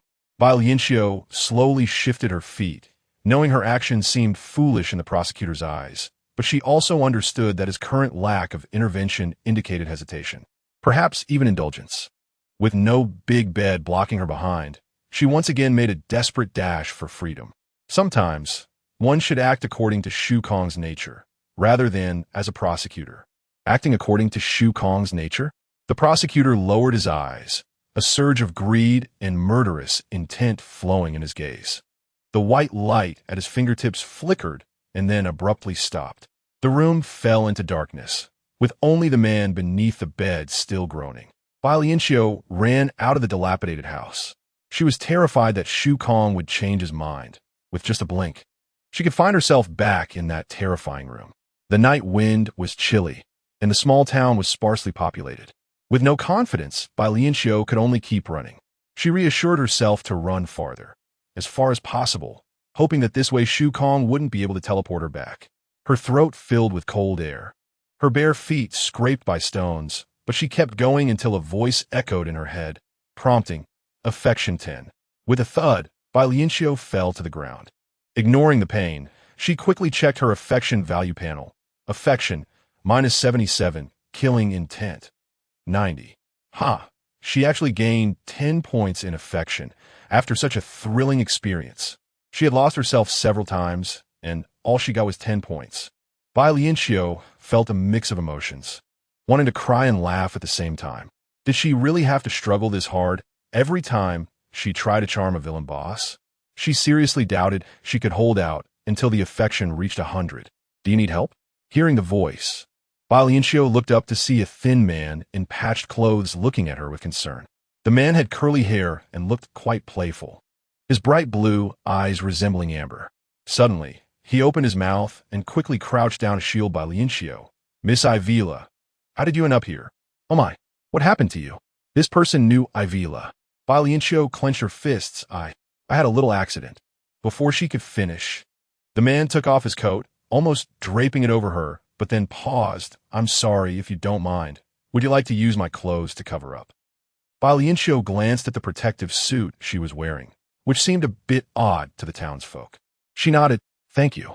The man's cheeks flushed instantly, and his movements to drape the coat over her became stiff. "Miss Ivila, we don't need to be so polite." "No, you don't need to be so polite to me. For you, I would gladly do anything."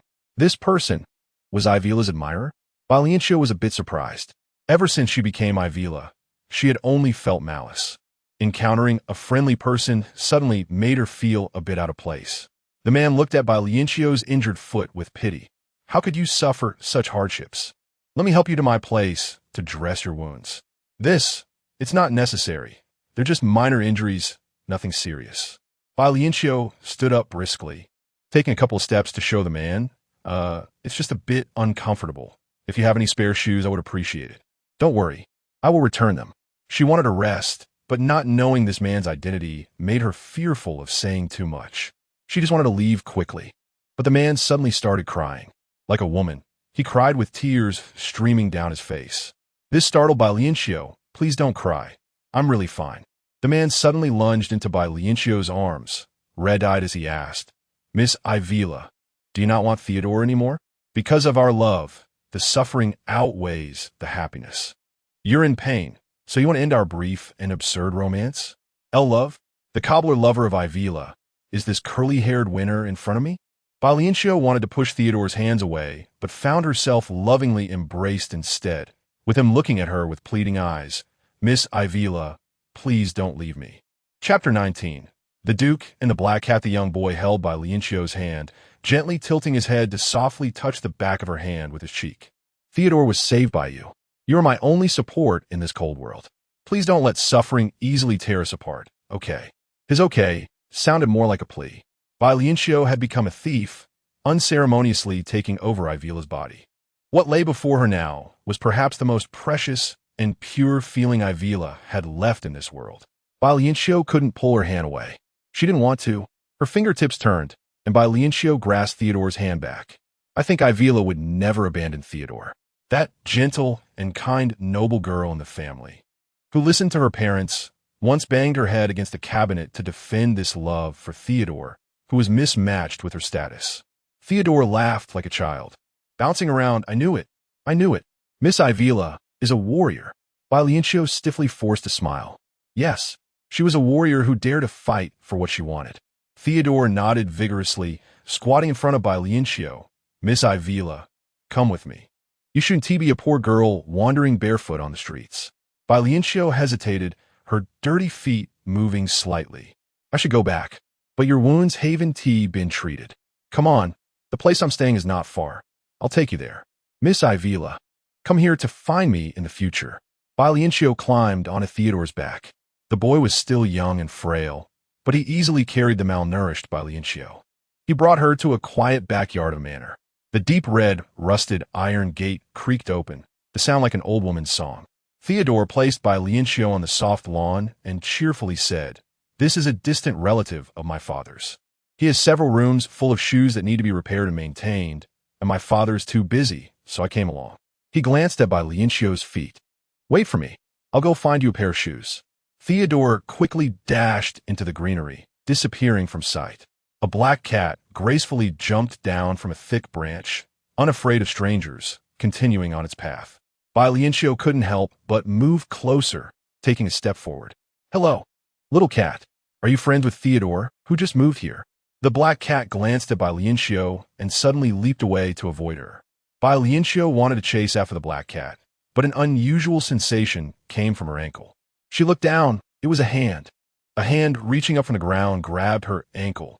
She gasped and fell to the ground, where the fallen leaves stirred, revealing a man sitting beneath them. She struggled her foot free easily. You are Miss Ivila."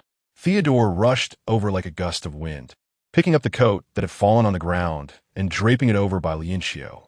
Bai Lianqiu was still shaken, using Theodore's arm to stand up. Theodore bowed to the man half hidden in the leaves. "You must be the sleepy count mentioned by the owner of the manor. I'm very sorry to disturb you." Bai Lianqiu patted her chest. Was sleeping in the decaying leaves meant to scare passers-by? The count seemed not fully awake, still cherishing the warmth of the earth. Theodore continued, "My father has organized the family lineage, and according to seniority, I should call you uncle." The count exposed only one eye, looking at Theodore and Bai Lianqiu without any energy. Theodore scratched his head, expressing his apologies again, and pulled Bai Lianqiu away. The iron gate closed again, and the rustling of leaves sounded on the lawn as the count stood up from the leaves, the black cat leaping onto his shoulder. He fixed his gaze on the direction Bai Lianqiu and Theodore had left, slightly closing his eyes. "It's her scent." The cat found a comfortable spot on his shoulder and began to groom itself. He glanced at his long nails, which hadn't been trimmed in a while, hoping that their recent meeting hadn't scared his new bride. Theodore brought Bai Lianqiu a pair of small leather boots, the soles soft. He also thoughtfully brought a wet towel, intending to wipe Bai Lianqiu's feet. Bai Lianqiu shrank back. "No need, Theodore, I can do it myself." Theodore's eyes turned red again, tears ready to fall. Bai Lianqiu felt he was like a younger brother who hadn't grown up, ruffling his curly hair. All right, thank you for your help. I should go back now. And then what? What? I don't know if you went to the shop to look for me. I wait for you every day on your way to school, but I can't find you. Bai Lianqiu paused her steps. The things you have to work hard to find aren't necessarily good. It's not worth it. It's better to let things happen naturally. Like our chance encounter today. Theodore shook his head. If I want to see Miss Ivila, I can't help but find ways to get closer to you. It doesn't take much effort at all. You should study your craft well with your father. At the very least, you can touch the shoes, while for me, even meeting is difficult. Bai Lianqiu turned to leave, sighing inwardly, still hurting this curly-haired boy.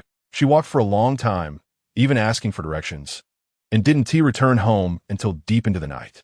The maid was very surprised to see Bai Lianqiu outside the door and hurriedly opened it. Miss Ivila, how come you? Bai Lianqiu turned back warily, but there was nothing behind her. Not paying much attention to the maid, Bai Lianqiu anxiously glanced at the dark third floor. She wondered if after a few hours of calm, the villain boss had changed his mind. If it weren't for the mission. Gritting her teeth, Bai Lianqiu entered the third floor. Just moments ago, the third floor she saw outside was pitch black, without a glimmer of light. But inside it was not like that at all. It was brightly lit, as if waiting for someone else's return. The control panel in the master bedroom was displaying surveillance footage, and Su Kong stood in his usual position, watching the monitor. He knew Bai Lianqiu had returned. She also knew that he knew she had returned. Thinking of his obsessive cleanliness, Bai Lianqiu rushed into the bathroom to wash up before he could act.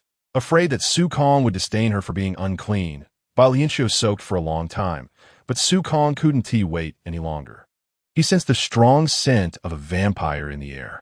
He appeared in the bathroom openly, adjusting the surveillance footage for Bai Lianqiu to see. The tale you brought back.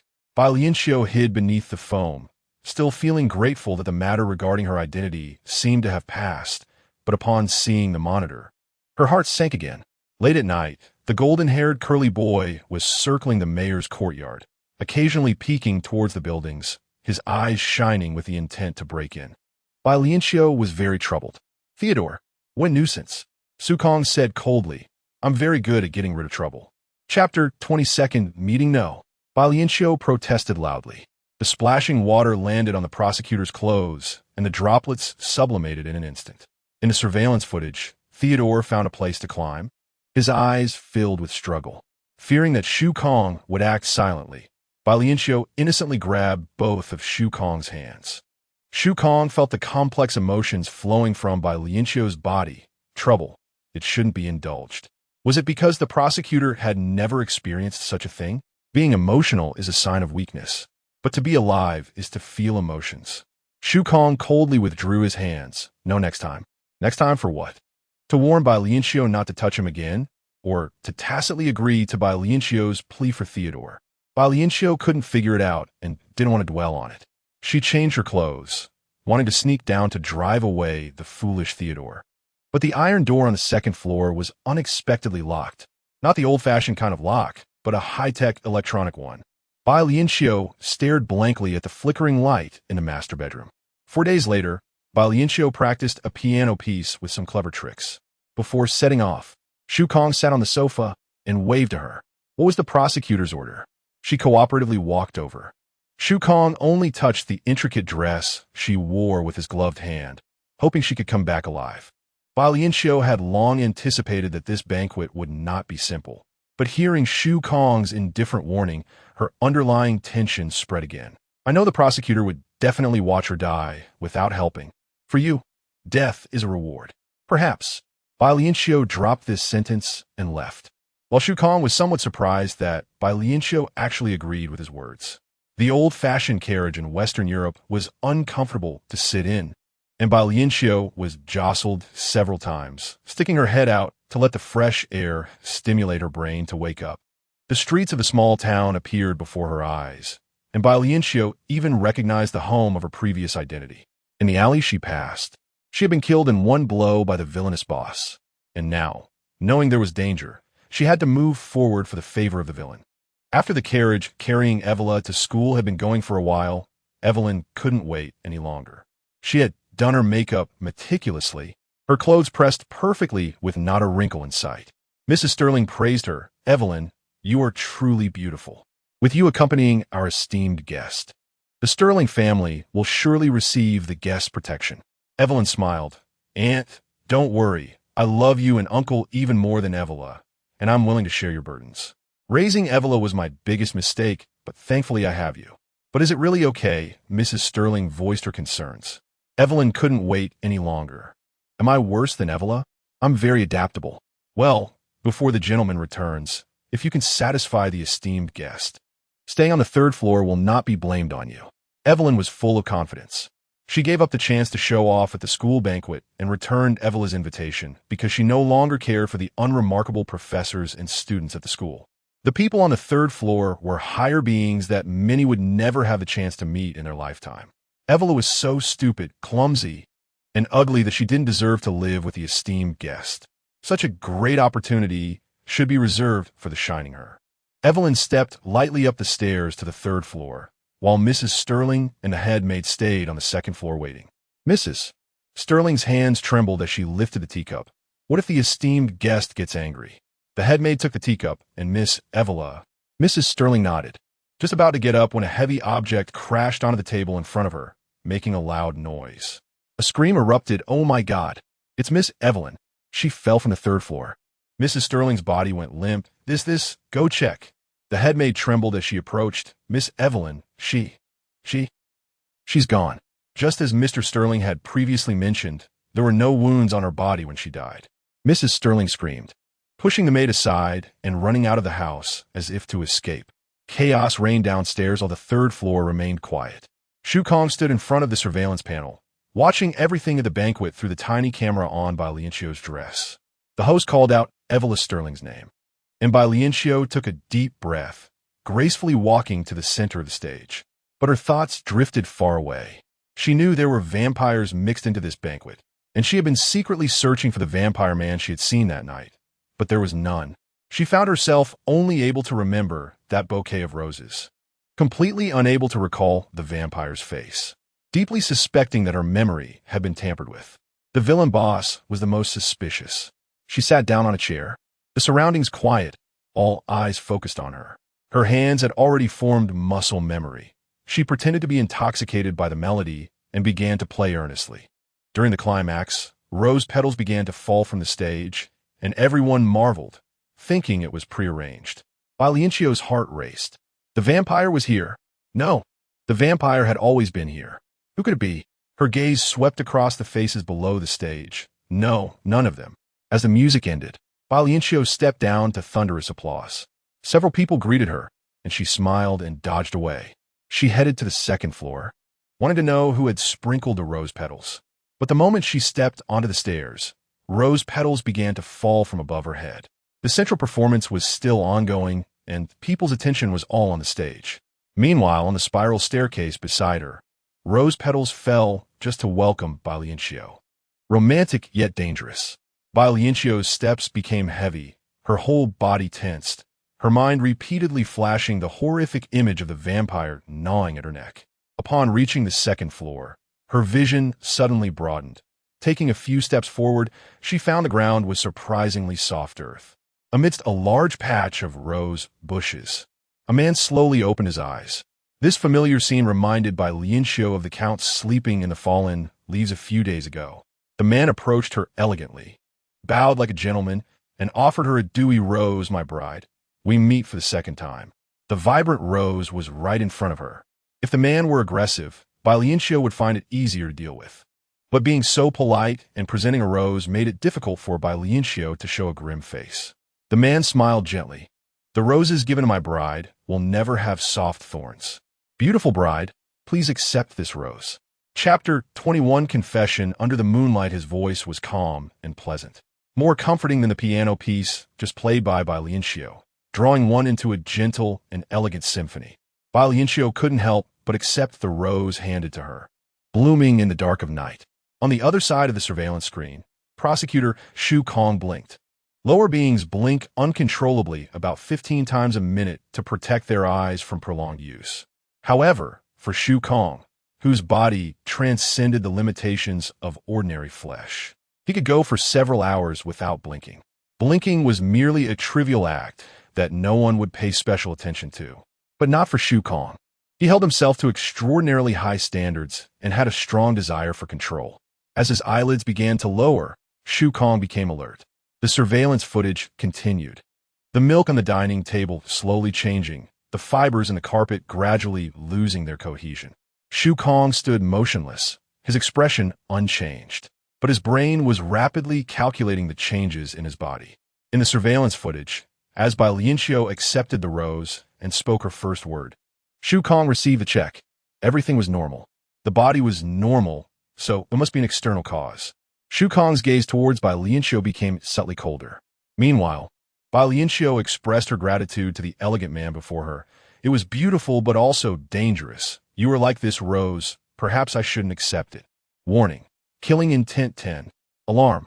Killing intent at 100. Please take action quickly to reduce danger. The system's warning voice in her head rang out like a death knell. Bai Lianqiu nervously looked around. Surely someone was causing trouble in front of the villainous boss. Dragging her down to hell, the vampire baron gently asked, "Are you afraid? Is it because of my identity?" Surrounded by a bush of roses. The system in her head repeatedly reminded her of the dangerous vampire she had to deal with, and Bai Lianqiu shook her head, wishing she could curse Shu Kong. Damn it, don't increase the killing intent anymore. Do you want to solve her like this? The rose fell to the ground, and Bai Lianqiu hurriedly ran away, muttering, "I didn't do anything. Why are you suddenly disgusted with me again? Didn't you want me to attend the banquet?" But she couldn't escape the rose bushes.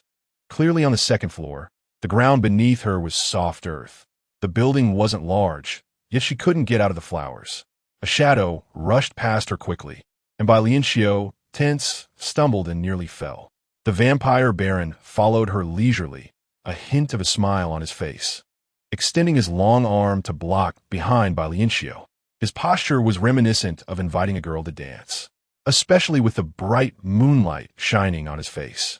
He focused intently on the girl in his arms, his gaze softer and more affectionate than the moonlight. The feeling of weightlessness suddenly ended, as Bai Lianqiu's waist pressed against his strong arm. In an instant, her long hair floated in the air, the disrupted scent of roses escaping everywhere, overly active in her nostrils, making Bai Lianqiu forget the system's warnings. She only saw the person in front of her and the deeply memorable scent of roses. The vampire baron politely bent slightly, slowly helping Bai Lianqiu stabilize herself. The only contact he had with her waist was through his arm over her clothing, while his other hand retrieved the rose that Bai Lianqiu had just dropped, saying, "Your flower." Bai Lianqiu felt something was off, knowing he was a vampire, dangerous. Yet she couldn't help but be moved by his appearance and every word and action. The rose swayed gently in the night breeze, and the vampire baron revealed a hint of loneliness. "Please forgive my selfishness. I wish, at least when I'm not present, you would throw away this bouquet." The rose returned to Bai Lianqiu's hand. Her action of accepting the flower, compared to the vampire baron, seemed more like that of a rude man. Her voice was hurried, deliberately concealing her guilt. "No, it was just an accident." The vampire baron, quite perceptively and friendly, continued her sentence, "You are truly a kind bride." Bai Lianqiu lowered her head slightly, not daring to look at the vampire's face. "Why me? I really don't understand. Ivila, I'm not special at all." This body of Ivila had no noble bloodline and no enviable highlights. And Bai Lianqiu's soul, in Shu Kong's words, was just a hypocritical, cowardly waste. She was forced to accept the task of seducing the villain boss, getting involved with him, taking over everything of Ivila, ultimately just wanted to live a few more days. To live freely, without constraints, as she wished. The purpose was impure, selfish, ruthless. How could such a Bai Lianqiu and Ivila be chosen as the vampire baron's bride? Shu Kong's finger pierced her skin. The image of filling a cup with fresh blood flashed in her mind. Could it have been designed by Shu Kong? Bai Lianqiu asked uncertainly, "Is there a possibility that you got it wrong?" The vampire baron smiled faintly, his whole face becoming more charming. And Bai Lianqiu was certain that any woman who saw this scene would be captivated. She nervously swallowed. The vampire baron restrained himself from wanting to touch Bai Lianqiu more closely, his joy evident in his eyes. "Ivila Sterling, I've realized something." Compared to the inexplicable fate of being bound by forced emotions, I genuinely love you. Aside from her panic and surprise, Bai Lianqiu felt an unusual joy and excitement. How do you know this confession isn't due to the so-called destined vampire bride bonus? If I weren't chosen, I would have become a corpse by now, right? With a smile, that night, it wasn't an intentional offense. Please help me express my apologies to your family. You made me feel like vampires eat vegetables? The vampire replied, vampires don't eat vegetables, they only drink blood.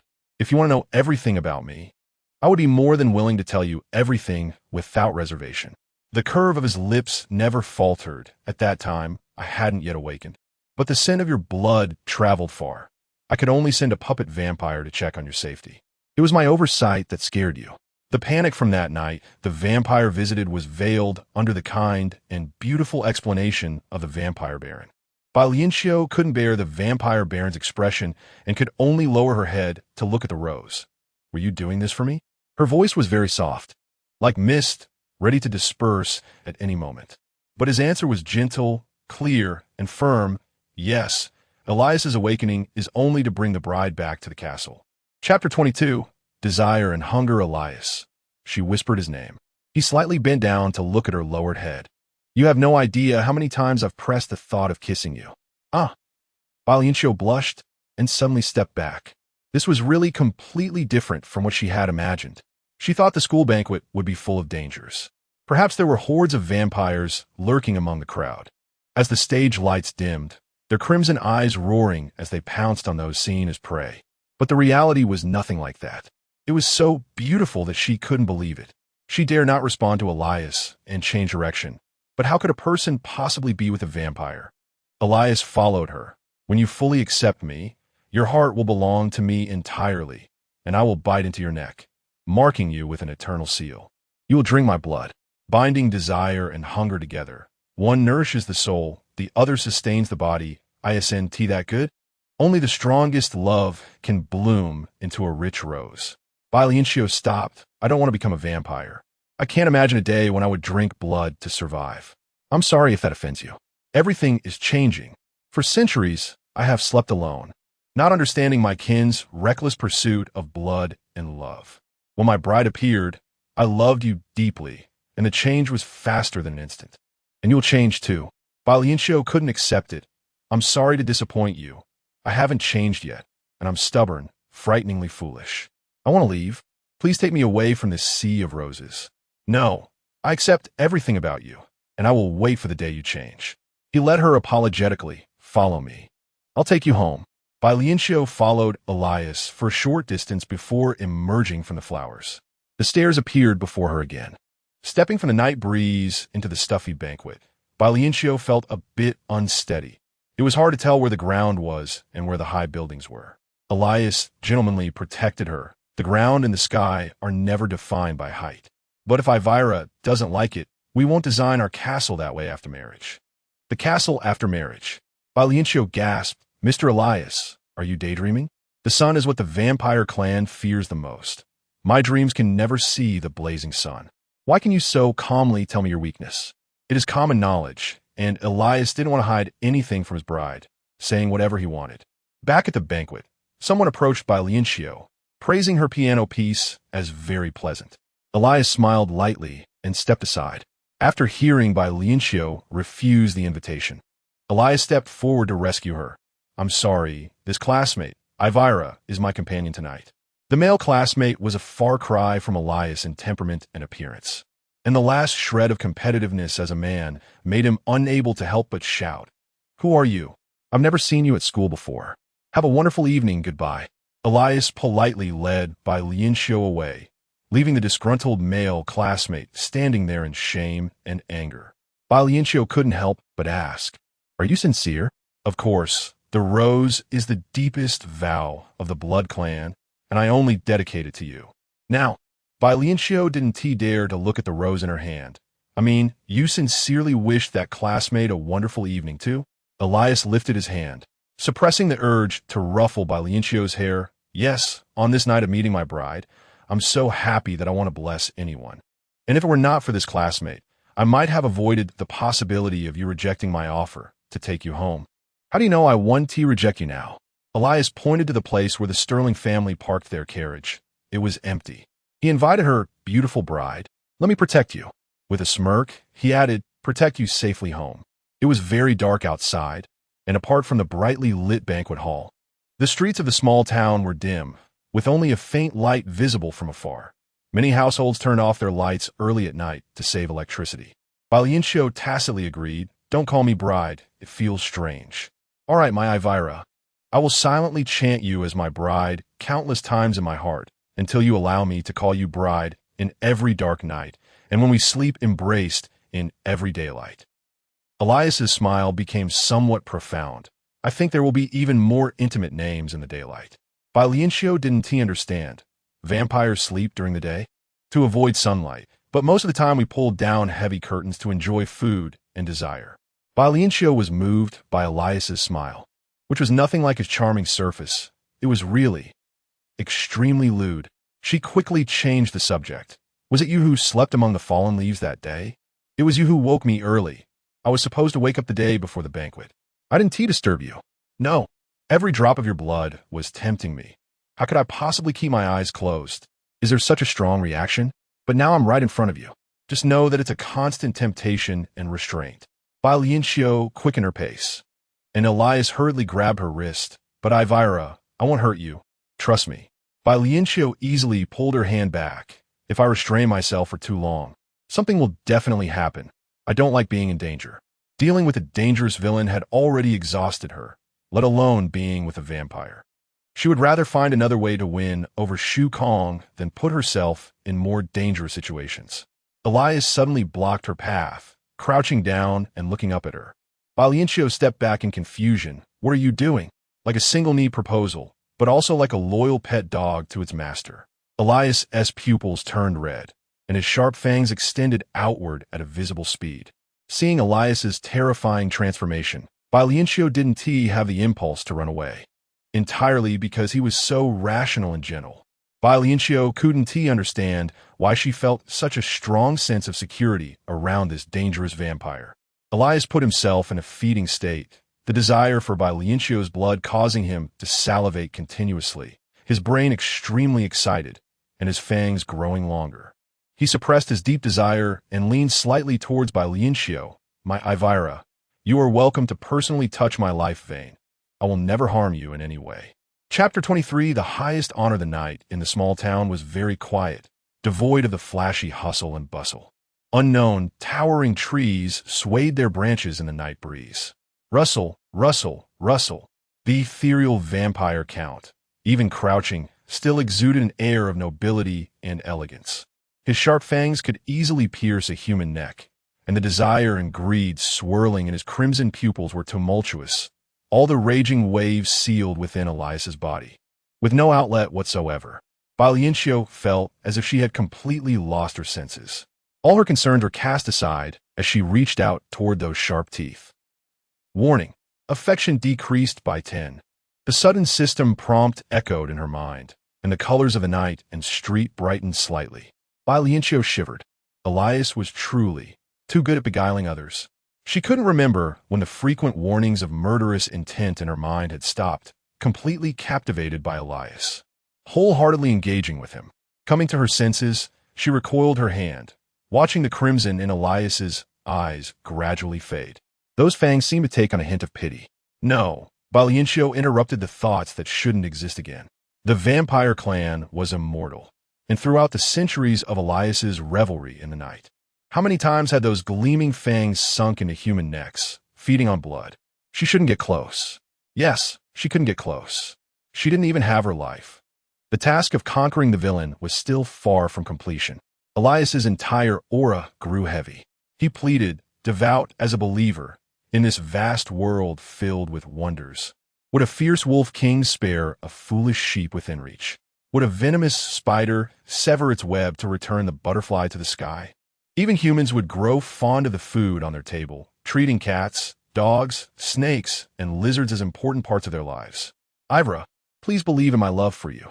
Bai Lianqiu cruelly turned her head away, distancing herself from him. I would never love food, let alone eat pets. Elias implored, why define it this way? Identity is the most decayed, spiritual pollution in the human world. The so-called divisions of pets and food are merely human wishful thinking. How do you know that cats and dogs don't see you as a lover similar to humans? At least I don't. Even existing above a lover, with unconditional trust and giving. But such feelings could never be communicated due to misunderstandings and divergent perceptions, forever lost in transmission. Bai Lianqiu found her feet unwilling to move. She should leave quickly. Behind her, Elias stood up, his gaze melancholic and filled with sorrow. Even without communication and response, he would never be understood. Pets and food would still be close to their so-called hunter. But humans were different. Humans were truly too fickle, too cold. In her line of sight were vibrant, intense roses. Bai Lianqiu lowered her head. She had arrived at her destination. No need for further escort. Elias reached out his hand, wanting to grasp Bai Lianqiu, but his refinement and affection prevented him from forcing or offending the one he cherished most. All the pain and discomfort roared through his veins. Swallowing hard, he hastily caught up. It's my fault. I shouldn't have used other beings as examples. Ivra, listen to me. His voice was truly magnetic. He was anxious, but his words carried a kind of magic that compelled Bai Lianqiu to stop and listen. She tightened her grip on the rose. As you said, such feelings are rare and precious, but they're also very dangerous, full of taboos. I'm a terrible fifth-tier human, fearful of death, lazy and foolish, only wanting to live a plain and peaceful life. In fact, her current life was akin to an advance on a loan. She had no right to accept any feelings. Elias tightened his jawline. A feeling higher than love was empathy, a merging of souls. He gazed at the bride under the moonlight, proclaiming the most romantic honor of the blood clan. Vampires would grant eternal life to their brides, merging and intertwining their noble bloodlines that had been passed down for millennia, sharing pain, pleasure, and thoughts. No matter where one was, in any small crevice, the other would sense it, pursuing and never separating. How many people dared to imagine such a possibility? Bai Lianqiu suppressed the flutter in her heart. Feeling the rose in her hand was too scorching. The street light at her doorstep was lit, and she could faintly hear voices near the stopped carriage. Bai Lianqiu took a deep breath of cold air. It was truly frightening, more terrifying than drinking blood.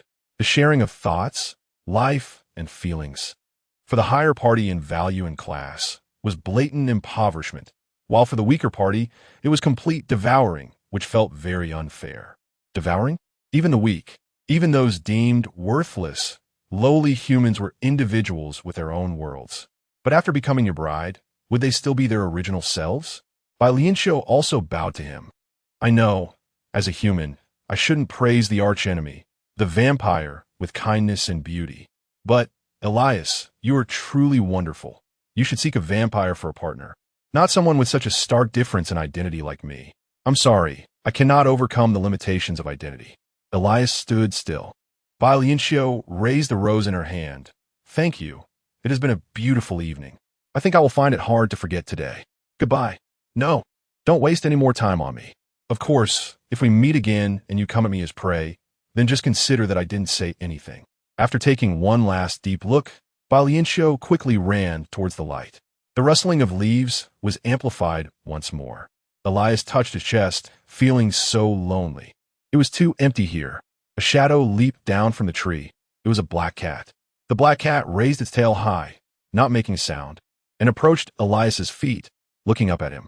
Elias bent down, and the black cat skillfully jumped onto his shoulder. In the silence, Elias left with the black cat. Bai Lianqiu reached the door and discovered Mr. Sterling was speaking with the butler. Upon seeing Bai Lianqiu, the coachman immediately smiled.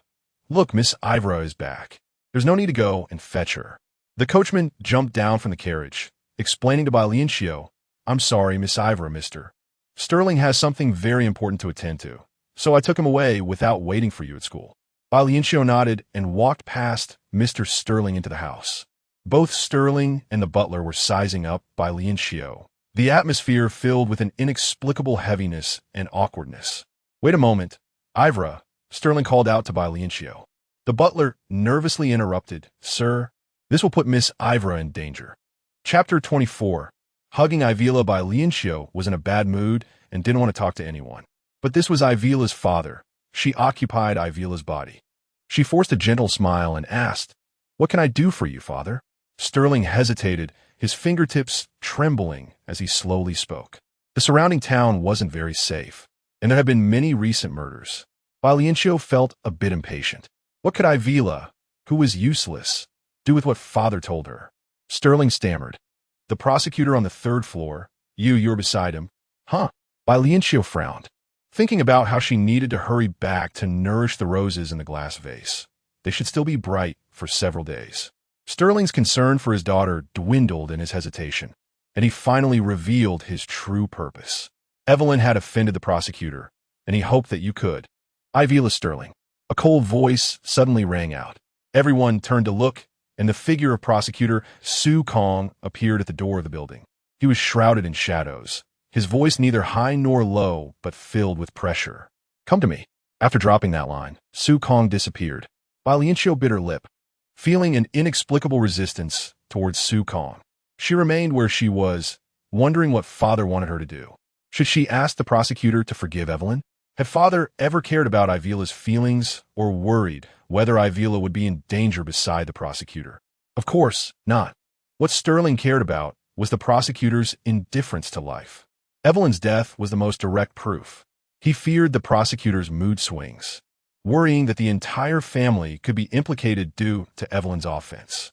After witnessing Evelyn's death, his wife was in low spirits, too afraid to close her eyes, constantly murmuring about how terrifying it was. Silently and swiftly eliminating a person was something no one could not fear. Sterling had no choice but to let Ivila test whether the prosecutor was still angry. Sterling's guilt was fleeting. For self-preservation, he urged Bai Lianqiu, "This isn't important. Didn't you hear the prosecutor's words? Hurry back to the third floor." Bai Lianqiu rubbed the beautiful roses, feeling a bit better. If the prosecutor was holding a sharp blade, would you still push your daughter toward him? Yes. Go back to the third floor. Sterling lowered his voice, breathing hastily. Do your best to please him, even if it costs Ivila's life. Not just Ivila's life. Your body, your mind, your soul, whatever the prosecutor wants, you must give. Elias must be lying. The thorns of this rose had not been cleaned properly, and they pierced Bai Lianqiu's heart painfully. The blood that flowed out was brighter than the roses, turning into a deep black. The butler tried to mediate. "Miss Ivila, please forgive Lord Sterling. He is too anxious." Realizing the anger in Bai Lianqiu's eyes, Sterling's first reaction was shock and anger. How dare his youngest daughter defy him? Interests and manipulation forced him to suppress his rage. After all, he still relied on Ivila to cling tightly to the dangerous leg of the prosecutor. He struggled to force a smile, his tone trying to soften, but the anger was still apparent. The prosecutor is a distinguished guest, a high-ranking individual that we lowly humans could never hope to interact with in our lifetimes. Don't you understand your father's good intentions? Looking at Sterling's expression, all Bai Lianqiu could think of were Su Kong's disdainful words for lowly humans. They all applied to Sterling. Her mood couldn't get any worse. Bai Lianqiu didn't want to argue with a pig, even if this pig was Ivila's biological father. But he was more disgusting and terrifying than a vampire. Sterling forced a smile, his urgency increasing. "All right, don't waste time keeping the prosecutor waiting. Go see him quickly. Remember, please him. That is your father's only request." Bai Lianqiu couldn't understand Lord Sterling's words at all. On the surface, they were all human, dressed appropriately, and physically whole. But some are monsters that would devour you whole. Biting her lip, Bai Lianqiu deeply regretted stopping to deal with a monster before entering. She entered the building, and the heavy door closed behind her. The living room was very quiet. Usually, she could see the maid, but at this moment, there was nothing. Perhaps it was due to her bad mood. Bai Lianqiu dragged her heavy steps up to the second floor. After hesitating for a moment, she entered Ivila's room. Walking past the wall that Ivila would see first when she woke up, Bai Lianqiu entered the bedroom. The room had a faint fragrance, left by the original Ivila. Bai Lianqiu threw herself into the soft quilt, hugging her arms tightly. "Ivila, let me hug you. Don't be sad about such parents anymore."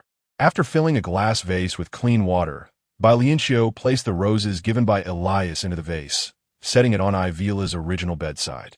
"This belongs to you, Ivila." Sighing deeply, Bai Lianqiu headed to the third floor to face the dangerous villain boss. As she went upstairs, the roses in the bedroom on the second floor suddenly caught fire. The bright flames were not afraid of the little water in the glass, burning hotter and hotter, quickly turning the roses into charred black. The glass couldn't withstand the fierce fire, cracking open, and the water flowed out. The roses had turned to ashes. Surprisingly, Su Kong was watching the surveillance panel in the living room this time. Bai Lianqiu perked up and sat down on the sofa opposite Su Kong. "I didn't die at the school banquet, prosecutor." Su Kong directly turned off the surveillance panel and coldly stared at Bai Lianqiu. Realizing her mistake, Bai Lianqiu stood up. "Please don't act. I'll go wash up thoroughly and come back to see you." She got up, eager to head to the bathroom to avoid facing the dangerous prosecutor. Su Kong raised his hand, and Bai Lianqiu's body uncontrollably fell back onto the sofa. Even though this scene had happened many times, the sudden feeling of weightlessness and loss of control still frightened Bai Lianqiu. She braced herself against the sofa, trying to get up. "You really don't need to act. I'm already very tired and don't want to be tormented by you." Su Kong approached, casting a huge shadow, leisurely removing his gloves. "The thing you need to clean is your mind." Bai Lianqiu's heart raced with alarm bells. She was very aware of Su Kong's obsession with cleanliness. Several unexpected naked experiences had taught her to take a bath. But he had taken off his gloves. He stepped closer to her, his eyes devoid of emotion, cold as if looking at a corpse. Bai Lianqiu quickly closed her eyes, wanting to check her favorability panel. Oh my God, what did she see? Chapter 25, The First Rejection Favorability. 0, Killing Intent. 80 before attending the banquet, she clearly remembered that her favorability was negative. Around -70 or 80. How did it suddenly change to 0, and even the killing intent value decreased? Clearly, while she was strolling with Elias. The warning of increased killing intent echoed in her mind incessantly. What on earth is going on? In the moment when Bai Lianqiu was lost in thought, Su Kong once again removed her clothes, and his gloved fingers landed on her heart. The instant their fingertips touched, both their bodies trembled. Knowing Su Kong's pride, he would never have any lustful thoughts about inferior humans. But Bai Lianqiu couldn't resist the shyness deep within her and slightly pushed back. "Is the prosecutor very fond of today's banquet?" Su Kong looked at Bai Lianqiu's lips as they parted and closed, with a look of disdain. "You can use the panel in the piano room, and you only learned to practice the piano?" Bai Lianqiu didn't understand what Su Kong was concerned about, so she tried to speak lightly. "I also drank a few potions to enhance my physique and appearance. Do I need to pay for that?" Your perspective can only remain on the superficial level. I actually still hope for something different from you. Perhaps the prosecutor could be a bit more straightforward. I'm very willing to cooperate with you. Knowing that there are vampires at the banquet, won't you prepare? You're wronging me. I checked the panel, and the self-defense weapons inside, I can't use at all. The offensive weapons would only backfire on me. Heh. Su Kong pressed down hard, his fingertips transforming into sharp weapons, slowly piercing into Bai Lianqiu's pure white chest. "Do you know that accepting a rose given by a vampire means you accept becoming a vampire's bride?" Bai Lianqiu certainly didn't know. It was just a rose. The roses from vampires are all nurtured with blood. The purer and more noble the bloodline, the more vibrant and intense the roses grow. As he spoke, Su Kong took out a measuring cup and began to draw blood into it. "Well, you inferior humans only know the importance of grains and cereals, completely unaware of higher-level things." Thinking of Elias's injured and desolate expression when leaving, Bai Lianqiu felt a twinge of guilt. The pain in her heart became increasingly obvious. Clearly, the last blood draw didn't hurt this much. She frowned. "Please don't punish me anymore, it hurts." Su Kong's gaze was fixed on the flowing blood. "This is the punishment for the vampire bride. Your blood can only be consumed by the destined vampire. Otherwise, you will feel a heart-wrenching pain." Bai Lianqiu touched her skin, thinking it was indeed painful, but not to the extent of being heart-wrenching. Seeing her movements, a flash of disdain crossed Su Kong's eyes, and he stopped drawing blood. Notification. Favorability increased by 5. Bai Lianqiu, naked, headed towards the bathroom, smiling to herself. Does this count as selling blood to increase my favorability? Su Kong sniffed the scent of blood, the corners of his mouth curling up. When Bai Lianqiu came out of the bathroom, Su Kong waiting in the living room, said plainly, "Very good, Ivila, let's make a deal. What you seek is unattainable. You and Elias together. Make him fall in love with you, and I can fulfill any of your requests." Bai Lianqiu buried herself into the sofa, feeling that all of this was too absurd. She wanted to conquer Shu Kong, to make him fall in love with her. But now, Shu Kong wanted her to seduce the vampire Elias. Elias. Rose, sincerity, fangs, pleading. Scenes flashed before her eyes, and Bai Lianqiu finally understood her own heart. In front of the dangerous and brutal prosecutor Shu Kong, she could tolerate and endure without psychological burden because she truly regarded it as a task to complete. She wanted to live. But Elias was different. Although he was humanity's nemesis, a dangerous bloodsucker, his elegance, politeness, and sincerity made it impossible for Bai Lianqiu to mix hypocrisy, manipulation, or calculation into her feelings for him. No one could remain unmoved by a promise of sharing eternal life, sharing emotions, and unwavering love. Moreover, Elias was already so good. She thought. She liked Elias. Leaning against the warm back of the sofa, she couldn't even manage a smile in front of Shu Kong. For the first time, Bai Lianqiu showed determination in front of Shu Kong. "I'm sorry, prosecutor. I can't do it." Shu Kong was also surprised. After all the inferior humans were timid around him, and Bai Lianqiu was no exception. But now, Bai Lianqiu rejected him. He looked at her with understanding. "I promise. I will keep you alive. This has nothing to do with it. I just don't want to. Aren't you afraid of death? Oh, I can give you gold, silver, jewels, beauty, and power." If it had been before tonight, Bai Lianqiu would have definitely asked, "Can I have the prosecutor's love too?" But now, she truly felt that she couldn't say it. Damn, Elias really is a troublemaker. She shook her head, stood up, and went to the piano room. "Good night, prosecutor." After practicing piano diligently and neglecting sleep, she set up a simple single bed in the piano room. She sat on the bed against the wall and checked the favorability panel again. Favorability. 0 killing intent. 80 no changes. What on earth is Shu Kong thinking? None of this is clear. She couldn't even understand her own heart. After a night of complex thoughts, Bai Lianqiu felt unwell when she got up. The iron door at the stairway on the second floor was removed, and the house was empty, devoid of any life. In the hall on the first floor, Bai Lianqiu saw the housekeeper, who seemed flustered. "Miss Ivila, how did you come down? You should go to the third floor quickly. Don't neglect the esteemed guest." Bai Lianqiu shook her head and sat down at the dining table.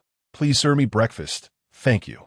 Breakfast was quickly served, and the head housekeeper personally asked Miss Ivila, "What kind of breakfast does the esteemed guest like? Should we prepare it?"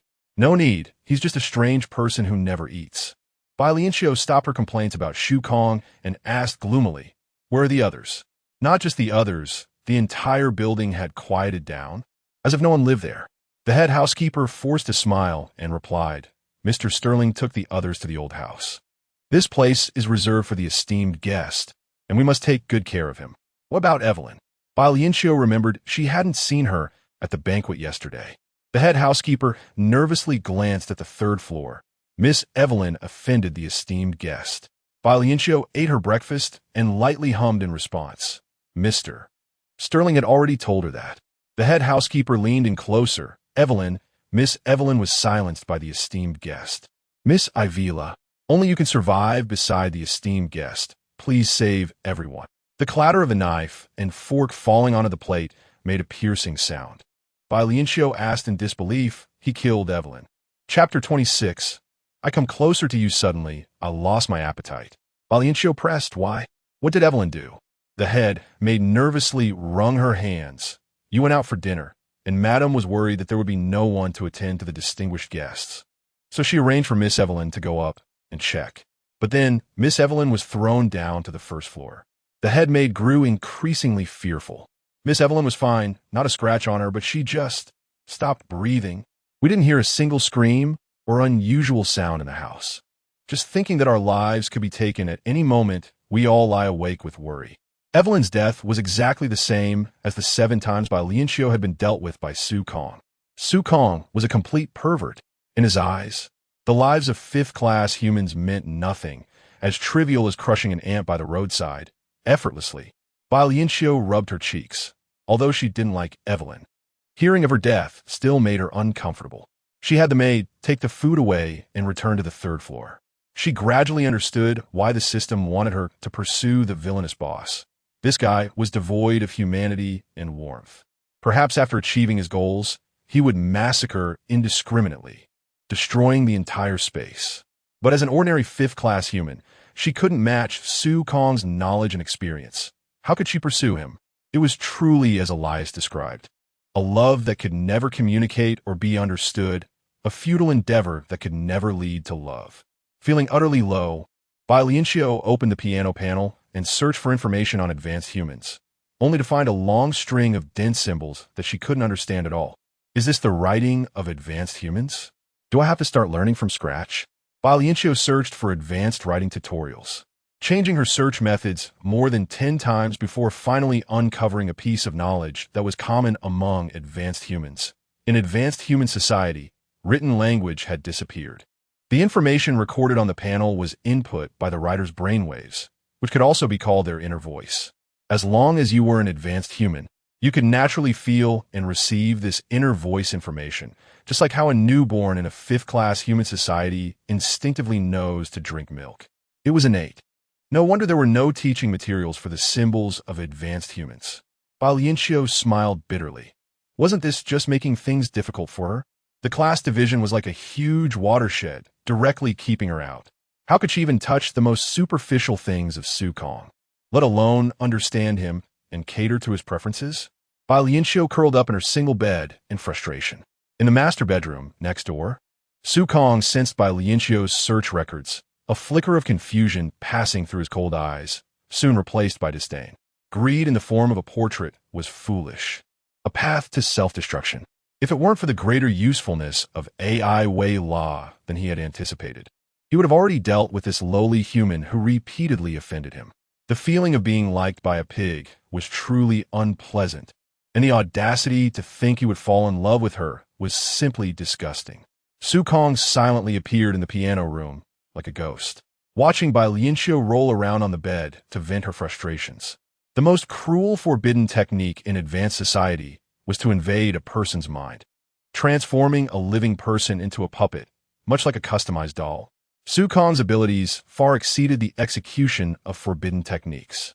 Besides, fifth-class humans were not considered human at all, were they? With no emotional fluctuations in his heart, Su Kong slowly raised his hand, his fingertips glowing with starlight. But in the next moment, it abruptly stopped. He lifted his eyelids. The phone in the third-floor living room rang. Bai Lianqiu was startled, sitting up weakly, and was taken aback by Su Kong in the room. Why you? How are you here? Is there no privacy left? Bai Lianqiu dared not show her anger, nor could she express it. She put on her shoes and was about to answer the phone. Su Kong calmly said, AI-Wei La, you must perform well. Perform well at what? This is so baffling. Bai Lianqiu rolled her eyes and answered the call in the living room. It was the maid calling, Miss AI-Wei La. A strange man has come to visit downstairs. Do you wish to meet him? After recognizing AI-Wei La's importance, the maids had been much kinder to Bai Lianqiu, not only often showing concern, but also thinking of ways to benefit her. The most direct change was the respect they now showed her. Bai Lianqiu hesitated before hanging up the phone. The system's golden finger was not strong enough. She did not have AI-Wei La's previous memories, making it difficult to interact with AI-Wei La's friends. If anything were to be noticed, it would be bad. Besides, every interaction would create a bond. And at this stage, she only wanted to pursue the villainous boss. She went to the window and opened a corner of the curtain. Since Su Kong also disliked the blazing sun, the curtains on the third floor were mostly drawn. It was Elias. Bai Lianqiu's breath caught, and her heartbeat quickened. Outside the villa's courtyard, Elias held a good-quality black umbrella and was carrying a bunch of vibrant roses. It was a bouquet, not just a single stem. A large bouquet, occupying his entire chest, as if nourished by the blood from his own flesh. As if sensing something, Elias looked up towards the third floor. Bai Lianqiu quickly pulled down the curtain and slapped her forehead. It's daytime. How can a vampire be active in the sun? She dashed down the stairs. The maids in the living room were surprised to see Bai Lianqiu. Miss AI-Wei La, what happened? There was no time to answer.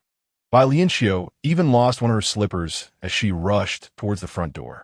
The maids were dumbfounded, Didn't she say she didn't want to see guests? The distinguished guest on the third floor dislikes being disturbed. Miss Wei is truly inconsiderate. The iron door swung open, and Bai Lianqiu appeared, panting Elias. Just like a landscape painting splashed with brilliant colors, Elias's stern face instantly came to life, smiling. Good afternoon, Miss Wei. I hope my impromptu visit did not disturb you. He extended his hand, offering the bouquet of roses to Bai Lianqiu. Bai Lianqiu's cheeks burned. Her heart raced as if it would leap out. However, the meaning behind the roses made her hesitant to accept such a precious gift. In the sunlight, Elias's hand, holding the roses, began to emit white smoke. As Bai Lianqiu hesitated, the smoke thickened to the point of being visible to the naked eye. Bai Lianqiu gasped. You, looking at the smoke, your hand. Elias still wore a smile. Miss Wei. After I returned yesterday, I thought for a long time. I was too reckless before, making you accept everything about vampires, which was indeed unfair to you. Your hand, are you trying to get yourself killed? How dare you expose it to the sunlight? Come inside with me. Bai Lianqiu pulled at Elias's wrist, wanting to take him inside. Elias stubbornly stood his ground. I am willing to come closer to you, to understand everything about humans. No, to understand everything about Wei. That is why I came to visit during the day. I wonder if you would accept this bouquet of roses? The roses were within reach. The sweet smell reminiscent of blood reminded Bai Lianqiu of Su Kong in the house. Bai Lianqiu traced her fingers thoughtfully and slowly began to speak. Chapter 27. Denial of affection. I admit, Mr. Elias is indeed captivating. But at least for now, we have barely known each other for a day. I don't think our feelings can reach the level of pledging our lives to each other and walking down the aisle. The white smoke became more pronounced. Not unpleasant, and there was no burnt smell. On the contrary, it was sweet and cloying. This scent was familiar. Bai Lianqiu thought for a moment and realized that it was the same sweet, bloody scent she had noticed when she was trapped in Shu Kong's chest before. Elias seemed to be oblivious to the pain. But you're my Ivila. Look at me. Why am I thinking like a vampire again? His figure swayed slightly. But he didn't care at all and continued speaking. It's fine. I will learn how to interact like humans so that Ivila can wholeheartedly accept me. Shut up. Bai Lianqiu glared at him fiercely, pulling his wrist. Come with me. A vampire being scolded by a human? Elias was momentarily stunned, but under Bai Lianqiu's insignificant strength. He moved his long legs and walked into the room. A black umbrella was placed at the door, and a maid stepped forward to hand him a handkerchief. Due to her special status, Bai Lianqiu directly took him to Ivila's room on the second floor. Elias looked with great interest at the room where Ivila lived. He wanted to touch and understand everything related to Ivila, even if it could be life-threatening, such as following human habits and walking under the scorching sun. Bai Lianqiu quickly pulled all the heavy curtains in the room shut, blocking the light outside, and the room became dim. When she turned around, Bai Lianqiu saw Elias smiling at her. His figure and facial features were too superior, like a piece of artwork, especially when he looked at her with such affection. The joy and love in his eyes were evident. Like a big dog, a loyal dog. Bai Lianqiu felt shy about her thoughts. Her throat was tickled as if brushed by soft feathers, causing her to uncontrollably want to cough. She suppressed a low cough, but it was of no use. It only made her throat itch more. Really, why did this happen at such a time? If she coughed loudly, would Elias think she was rude? Elias walked closer to her, handing her a glass of water. Please forgive the guest for taking the liberty. I am truly concerned about you. No. Cough, cough. I won't. Bai Lianqiu gulped down the water. Elias smiled. Ivila is willing to pull the curtains for me. I am very touched.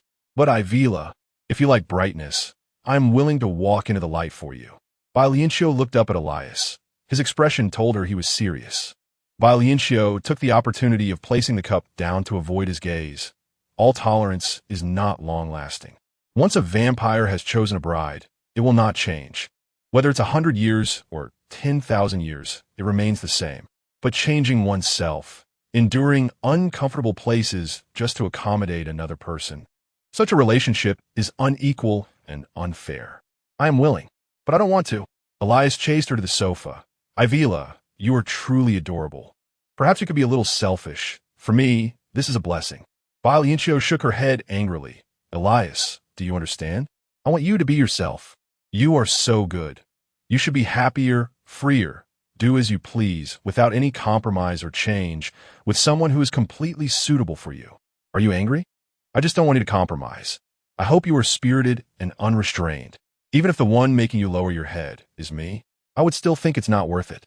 Bai Lianqiu was likely emotionally out of control. She stood up and distanced herself from Elias. Elias, I'm not suitable to be your bride. After dark, you should leave with a bouquet of roses. This time, Elias boldly reached out and grabbed Bai Lianqiu. Ivila, you love me.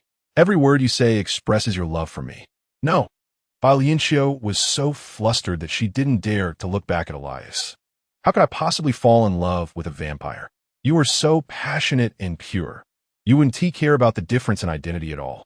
Moreover, Ivila, you really care about me. You are very concerned about me. Isn't this love? Bai Lianqiu forcefully shook off Elias's hand. I said no. She lifted her foot to leave, her hand already touching the door, but then she heard a sound behind her. Elias had awkwardly fallen onto the sofa. Does a fifth-tier human have such great strength? Besides, Ivila's body is quite weak. Bai Lianqiu rushed over in panic. Are you okay? Her hand touched Elias's arm, and she realized something was wrong. Elias adjusted his sitting position, trying to retract his arm. Forgive me for making you laugh. Ivila, actually, I am very strong and can protect you completely. Idiot, who cares about that? Bai Lianqiu tightly grasped his arm. Don't move. The sleeve was pulled up, revealing Elias's arm. The skin was delicate and very white, even whiter than the scorching sun, and because of this, the deep red burn on it looked particularly horrific. Bai Lianqiu couldn't help but tremble. Oh my, it's already this serious. And you want to say a word? Elias awkwardly retracted his arm. Ivila, don't look, it's not important. Are you planning to ignore the wound? Stop moving around. Bai Lianqiu stood up. Elias suppressed the urge to grab Bai Lianqiu again and asked, don't drive me away at least. At least stay with me. It's hard to imagine that a vampire count would utter such weak words. Bai Lianqiu's heart softened instantly. She called the maid at the door and went to fetch ointment together.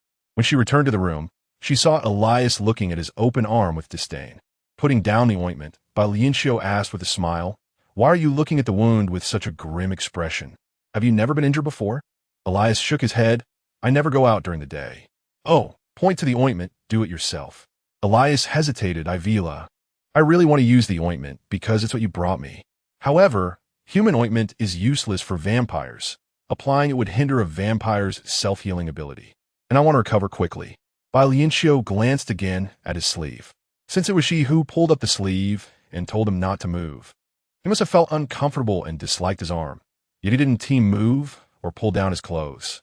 Warning herself not to self-criticize, she gave Elias extra points. Elias swallowed nervously and asked, what is useful for healing wounds is blood. Ivila, would you be willing to help me? Chapter 28. Healing with a Kiss. Bai Lianqiu's eyes widened in shock. What does this mean? Is this guy after her blood? But Elias was restrained, polite, without a hint of the ferocity of a hungry wolf. Bai Lianqiu hesitated. If you suck my blood, will I become a vampire, right? Are you willing? Or I could draw some blood for you. Elias became excited, his bright smile making him look like a cheerful and laughing person. He explained, vampire families pursue noble bloodlines and absolute power. As soon as they show weakness or wounds, they lose credibility and become targets for other vampires, inviting the danger of assimilation. Pointing at the gruesome wound, Bai Lianqiu asked worriedly, will you be in danger? The skin touched by the bride began to awaken, and the blood within Elias boiled, clamoring to rush toward the most delicious dessert in the world. He restrained himself from enjoying Bai Lianqiu's touch, his voice hoarse in a way ordinary people couldn't detect. I'm not afraid of danger. I only know that. Ivra, you don't despise me. Ivra retracted her hand. I have reasonable doubts that you've lost your wits. Can you not be so love-struck? But I've lived for hundreds of years, seen countless acts of life and death, truly disgusted by everything, almost sleeping every year. I thought I would always be this way, a living fossil, until your blood awakened me. Everything changed. Elias grasped her wrist, having learned to show his pain to Ivra. It hurts. Ivra, please help me.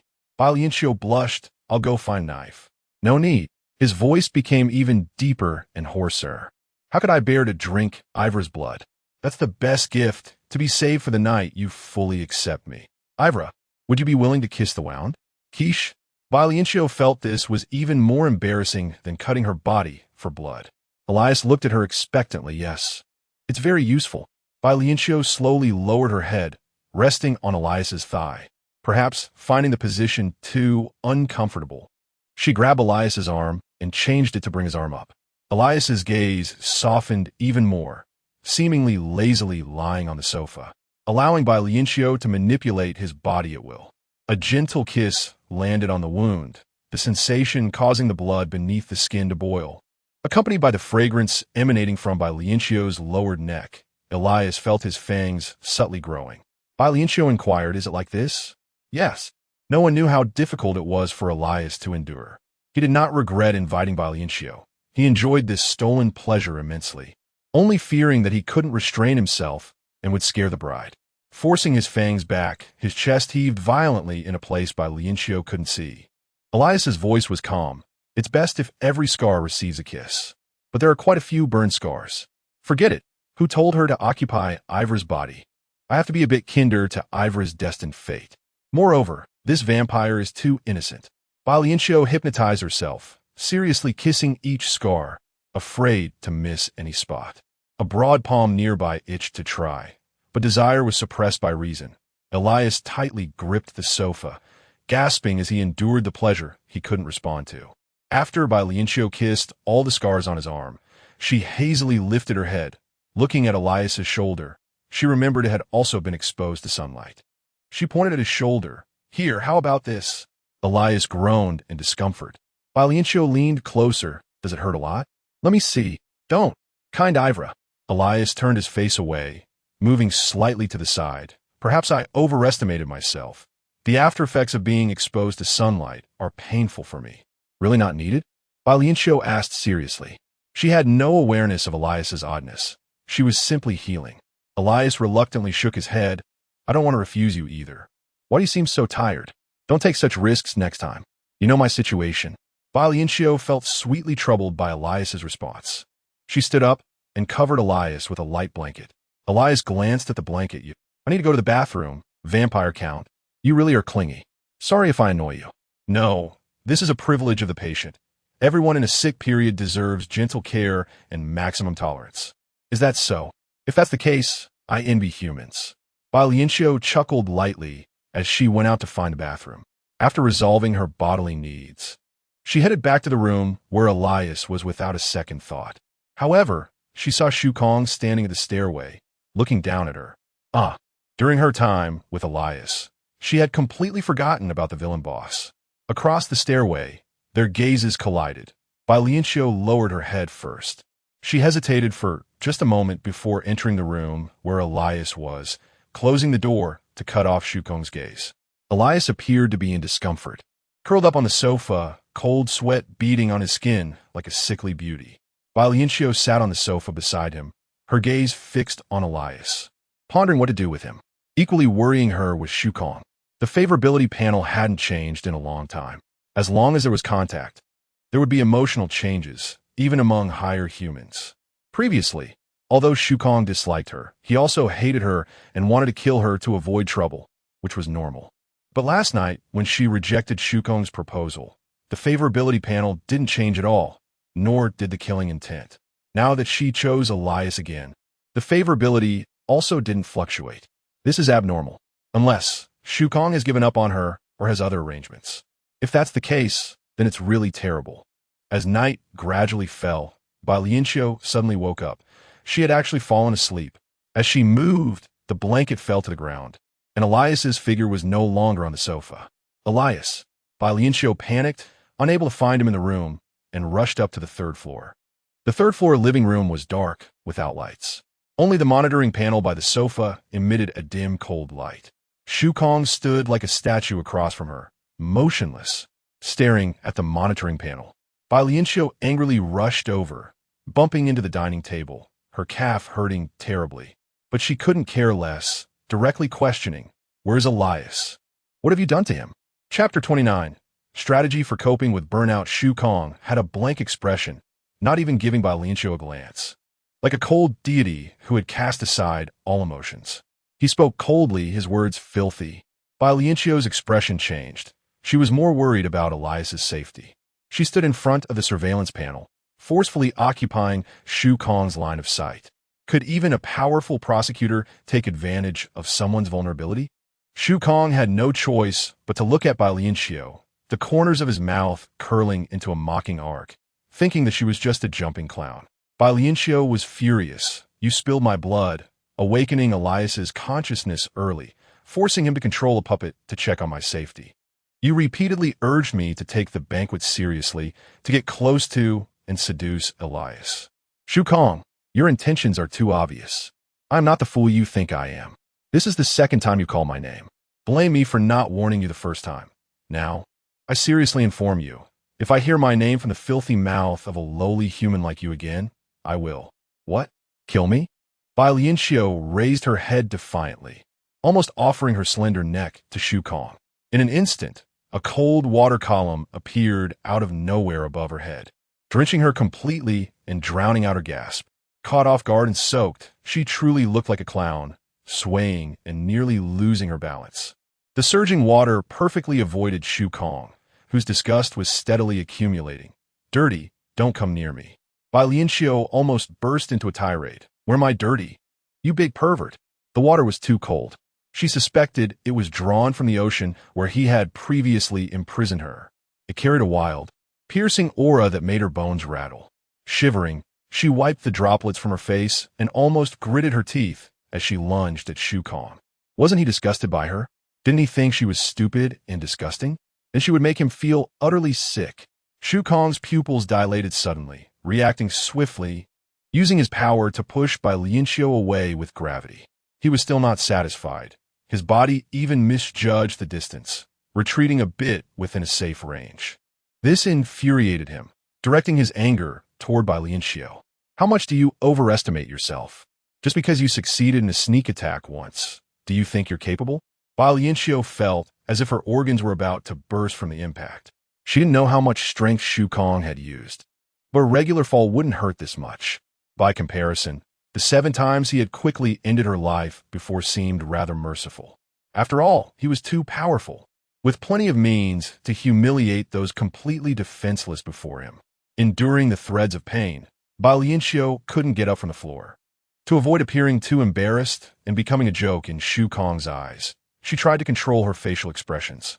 Seeing Bai Lianqiu on the ground, Shu Kong pursed his lips, thinking she was overestimating herself, never learning to recognize her situation. Bai Lianqiu simply sat on the carpet, sneering, you know what? You're the dirty, stupid one, with a soul that emits foulness. Is it something to be proud of to humiliate the weak just because you have power? It's because you don't have absolute control and authority. With the mentality of a lowly human, having great power will only make you worse than I am now. Oh, so the esteemed prosecutor can execute injured vampires with a clear conscience? You really are. Shu Kong's eyes revealed a hopeless expression. With a gentle tap of his finger, the surveillance panel displayed footage of Elias leaving alone. In the surveillance footage, Elias woke up, the scars on his arms miraculously healed. He gently draped a blanket over Bai Lianqiu, gazing at her for a moment before leaving through the window. His cold voice echoed. I really dislike this feeling of having to explain myself. Ivra, you better be able to firmly bind the vampire's heart, showcasing your value of being alive. Otherwise, seeing that Elias left on his own, Bai Lianqiu's anxious heart finally settled down, the furious heat in her body gradually subsiding. A glance at the sidebar of the surveillance panel revealed a frozen image, her half leaning on Elias, seriously kissing the scar on his arm. In the dim room, the restrained expression on Elias's face became even more mysterious, making one blush and race their heart. Bai Lianqiu had not seen Elias at that moment. Deeply shocked by the image, Shu Kong directly enlarged this image. He was holding back, which was truly unexpected. Bai Lianqiu recalled what Elias had said about the desires and appetites of vampires. Eating was a primal instinct, and desire was a catalyst for pleasure. Bai Lianqiu only had one thought in her mind. Elias wanted to drink her blood, desperately. Shu Kong said with a hint of mockery, instead of wasting your thoughts on unrealistic things, It would be better to study the habits of vampires, Ivra. At least there's one thing you're quite good at. Bai Lianqiu swayed as she stood up. What unrealistic? Prosecutor, please speak more straightforwardly. For instance, search for information related to the higher world.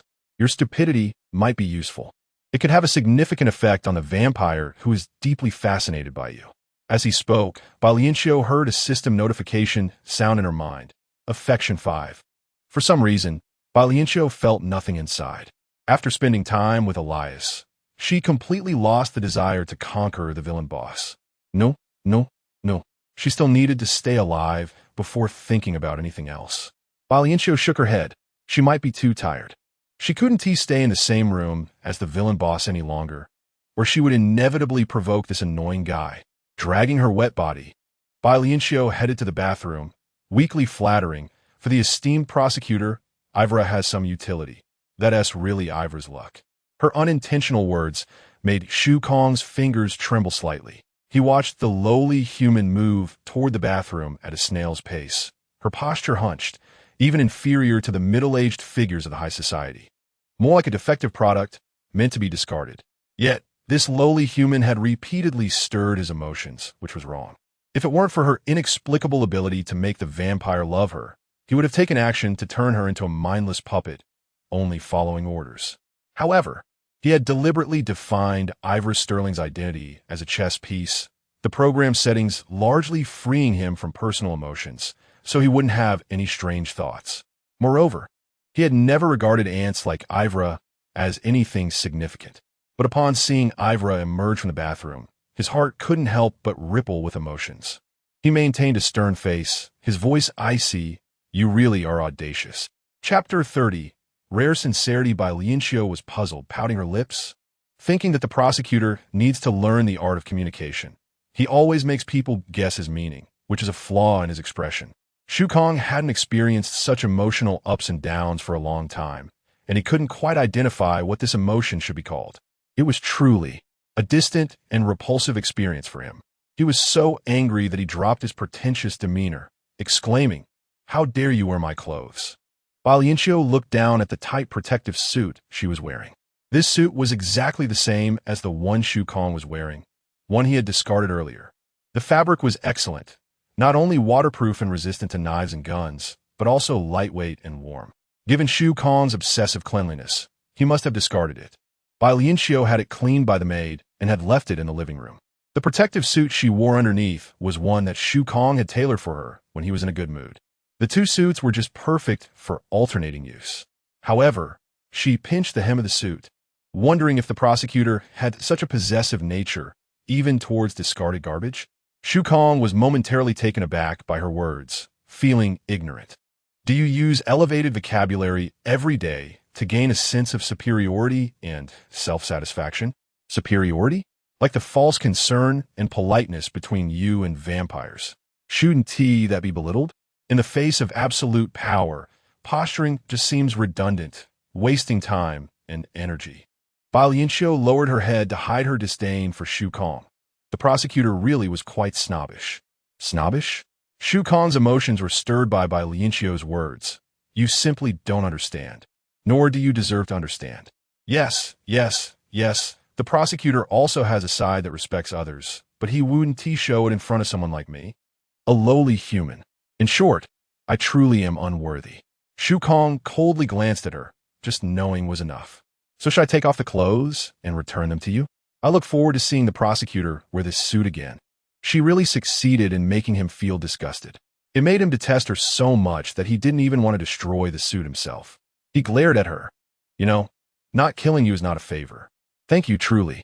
Bai Lianqiu was indeed sincere. Others couldn't even find such a good protective suit. It was a treasure, and she had earned it. He asked, what exactly are you planning? Bai Lianqiu glanced at him and pursed her lips. I'm trying hard to like you. Shu Kong's expression grew even stranger. He even took a step back. Bai Lianqiu smiled at him. Why don't you scold me for daring to fancy you? Or do you think that being liked by someone like me tarnishes your image? Shu Kong kept a certain distance, coldly sizing her up. Gradually, Bai Lianqiu also shed all pretense, quietly observing Shu Kong, this extremely difficult yet life-threatening villain boss. He rarely approached her now, unlike before when he would often pinch her chin. She didn't know whether this change was good or bad, feeling quite uncertain. Perhaps it was because of this that she anxiously tried various tests, wanting to find the key to interacting with Shu Kong. But at this moment, stripping away the task of strategy, she realized that under normal circumstances, she would never deal with someone like Shu Kong, let alone want to get close to him. Wasn't she also using him to complete her tasks? This essence of utilization wouldn't change just because Shu Kong was a good person, nor would it decrease because she disliked him. The strategy task was fundamentally a conspiracy that completely benefited her, with the biggest beneficiary being the system hiding perfectly in the background. Bai Lianqiu smiled gently. "I'm sorry, I apologize to you." Shu Kong remained expressionless. "You've escaped death many times under my hands. I can't help but suspect that you possess a trait that fifth-class humans desire. A vampire's bride? You keep me around. Isn't it because of the vampires? It could be broadly attributed to good luck." This time, Bai Lianqiu genuinely laughed out loud. She didn't think of herself as lucky to be strategizing against the villain boss. She slowly moved closer to him. "Don't be nervous. I promise I won't play tricks."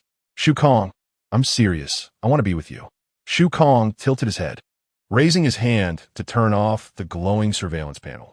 His expression was completely hidden in the darkness, but he could still see clearly in the night, observing and feeling every emotion and breath conveyed by Bai Lianqiu. It was strange. It was sincere, not the previous mixture of utilization, anxiety, and unease. He uncertainly asked, "Was it the last time I hit you too hard, causing you to lose your mind, or did you suffer some influence when I attempted to invade your mind?" Bai Lianqiu shook her head. "I'm perfectly fine and very normal. Plus, I just took a bath. My mind is very clear." "Then it's the relationship with the vampire that has lowered your intelligence. You've chosen the wrong person to vent to." "Does the prosecutor also deceive himself?" "Don't make me look down on you more, if what you said is true." "Why? Unless you are a failure among lowly humans, who enjoys being abused and seeking suffering.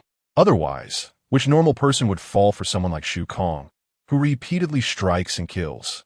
Hearing the underlying meaning in Shu Kong's words, Bai Lianqiu was speechless.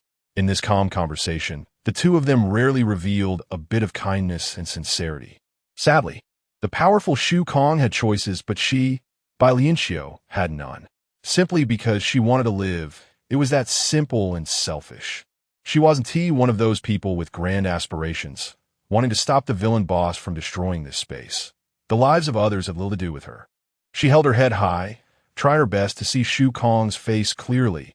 "I have my reasons for not being able to fall in love with you. Equally, I am greedy and want the prosecutor to reciprocate my feelings." Shu Kong rubbed his fingertips, contemplating whether to kill Bai Lianqiu sooner rather than later. His fingertips still carried the sweet blood scent from the burning roses, which was exactly what he sought when he came to the town, and because of Bai Lianqiu, he had received an extra large bouquet of roses today. Keep her. This lowly human still has some use. He decided to give Bai Lianqiu another chance, retracting his words. "I'll act as if I never heard that. Ivirus Sterling, recognize your own identity." The motion of him turning around was very familiar in Bai Lianqiu's eyes. Knowing he was about to leave, Bai Lianqiu hurriedly added, "I know you look down on me, but I will prove to you that I am worthy of your love." With a whoosh, the curtains were blown, and Shu Kong completely disappeared. Bai Lianqiu turned around in frustration, only to be startled by someone standing by the sofa. "You Ilias, why are you here?" Chapter 31. Tempting the vampire, the curtains swayed gently in the night breeze, stirring the chaos in the dark. Elias slowly emerged from the shadows, and Bai Lianqiu clenched her fists, thinking it was over. His hand lifted, but Bai Lianqiu shyly refused. "No, Elias. I don't deserve your rose." A bright red ruby fell from Elias's hand, suspended in midair. Elias smiled. "It's a necklace, AI Wayla. I would like to invite you to meet my family at the castle tomorrow noon." The ruby was exquisite, and the classical, delicate design made the necklace look very precious. Things offered by a vampire family could only be rare treasures. Bai Lianqiu shook her head. "I can't accept it, and don't you have anything to ask me?" Elias naturally sat down on the sofa. "I know that in the human world, meeting the parents is quite formal. You don't need to be nervous. Just consider it a simple gathering. Mainly, There's an important family member leaving the town soon, and I want to take you to meet him, isn't it? You didn't want to ask me anything from the third floor? Huh? Elias paused, sorry. I was overwhelmed with joy and forgot my manners. I thought we were closer now. AI Wayla. He seemed completely unaware of Su Kong's presence and hadn't heard her conversation with Su Kong. Bai Lianqiu's tense body gradually relaxed as she sat down beside him. How's your wound healing? Elias had just been apologizing sadly, but the moment Bai Lianqiu expressed concern, a fiery spark ignited in his eyes. This innocent reaction made Bai Lianqiu's cheeks flush slightly. He really didn't seem like a terrifying vampire who had lived for thousands of years. Elias rolled up his sleeves. I actually wish it wouldn't heal so quickly. His arm was smooth and free of any scars. If Bai Lianqiu hadn't seen how gruesome the wound had been with her own eyes, she would never have believed there had ever been a scar there. She shot Elias a glare. Don't overthink it. I'm not helping you again. And don't prepare the lunch. I won't go. Elias pressed his lips together, gazing deeply at her. It's just a friend's invitation, isn't it? Based on our brief acquaintance, putting aside the identities of vampire and vampire bride, isn't it just two people spending time together? Don't you want to? His gaze was so deep and sincere that Bai Lianqiu couldn't bear to face it. She felt as if she had been pricked by a needle and suddenly stood up. We can't even be friends. You are a vampire? You are a vampire. He questioned painfully, but I have never harmed you. My sincerity, AI Wayla. Can't you feel it at all? He stood up as well, his tall figure casting a shadow over Bai Lianqiu in the moonlight. He longed to embrace her, but he heard Bai Lianqiu's most brutal words. She turned her back to him. Can you guarantee that you have never killed anyone or drunk human blood? AI Wayla, I can't avoid feeding. Elias panicked. Bai Lianqiu seemed to have found the most compelling evidence. She turned back, looking at Elias with a hateful expression. In the human world, those who kill are executioners. They are demons destined for hell. How could I be with you? Elias's lips moved, weakly explaining, I rarely take action myself. I only drink stored plasma. Really, although I've lived for over 1,000 years, I've spent most of my time sleeping. Killing is killing. You are an executioner. It doesn't change anything based on the number of times. AI Wayla, don't say that. It hurts so much. It really hurts.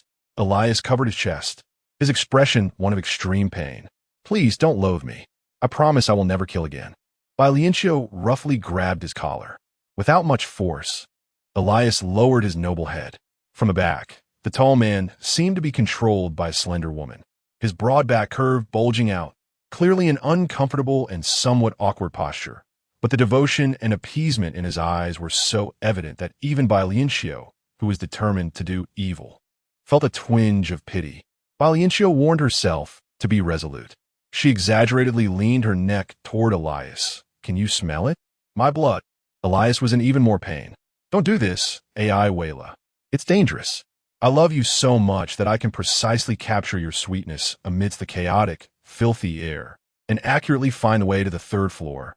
Please don't tempt me anymore. He couldn't control his body. When his large hand rested on Bai Lianqiu's shoulder, he warned himself that it was dangerous. Yet he couldn't help but feel stirred by this simple touch. Reluctant to pull away, Bai Lianqiu moved even closer, even tilting her head, her breath brushing against his sensitive skin on his neck. Don't you want to taste it? Just pierce my skin, and you can taste my blood. Don't.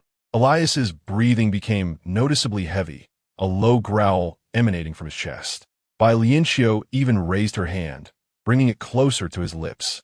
Elias, your instinct is to drink blood. You are a vampire. No. He suddenly pushed Bai Lianqiu away. She fell to the ground, finally seeing Elias's condition clearly. His pupils had turned red, as vivid as the ruby necklace from earlier. Moreover, his fangs were revealed, long and prominent, and the massive changes in his body were all visible to Bai Lianqiu.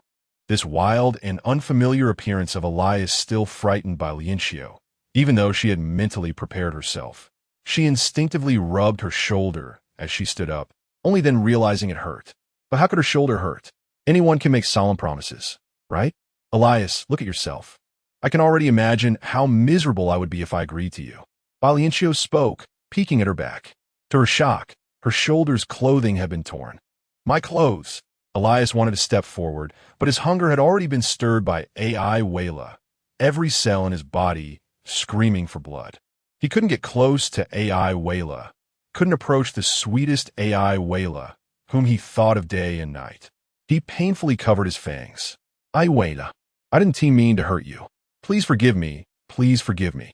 Bai Lianqiu touched her scratched arm, the pain making her expression unfriendly. She coldly looked at Elias. Aren't you leaving? Do you want me to hate you even more? Please don't. Elias took 2 steps forward, then abruptly stopped. He groaned in anguish towards the window. His whole body began to change rapidly. Chapter 32. The prosecutor's healing. Bai Lianqiu kept retreating, worried that Elias had completely lost his sanity, especially his terrifyingly red eyes, which looked bizarre and dangerous. Elias stepped closer. Ivira. Bai Lianqiu retreated in fear, grabbing a blanket from the sofa and throwing it randomly. Don't come over, just go away, leave. Her voice even carried a hint of sobbing. Elias stopped, panting heavily. Palms up, I just wanted to give you the necklace. It's okay if you don't want to go to the luncheon. It's my fault. Let's start over. Please don't hate me. Get lost. Elias, are you a dog? Don't make me look down on you. Get away. Bai Lianqiu's sharp reprimand made Elias clutch his heart tightly. I'm sorry, my love. He looked deeply at Bai Lianqiu, and in the blink of an eye, he disappeared from the window. Suddenly, Bai Lianqiu's legs went weak, and she collapsed onto the sofa. This time, he should give up. She forced a not-so-pleasant smile. Shu Kong reappeared, looking at her with emotionless eyes. You are the most beloved vampire bride in history, truly. Unworthy. Bai Lianqiu shrugged. Your honor. You really have a knack for timing. I don't feel like talking to you right now. You can leave. She stood up to leave, but an inexplicable force caused her to fall back onto the sofa. She shouted, what are you doing? Realizing her body was flipped over with her back facing up, and Shu Kong was approaching, Bai Lianqiu felt extremely unsafe. She screamed, Shu Kong, stop. Shu Kong sat beside her, disdainfully watching Bai Lianqiu struggle, not even bothering to mock her for being self-important. He curled his lips, patiently peeling off his golden silk gloves little by little. After extreme fear came the reality check of giving up. Bai Lianqiu stopped shouting.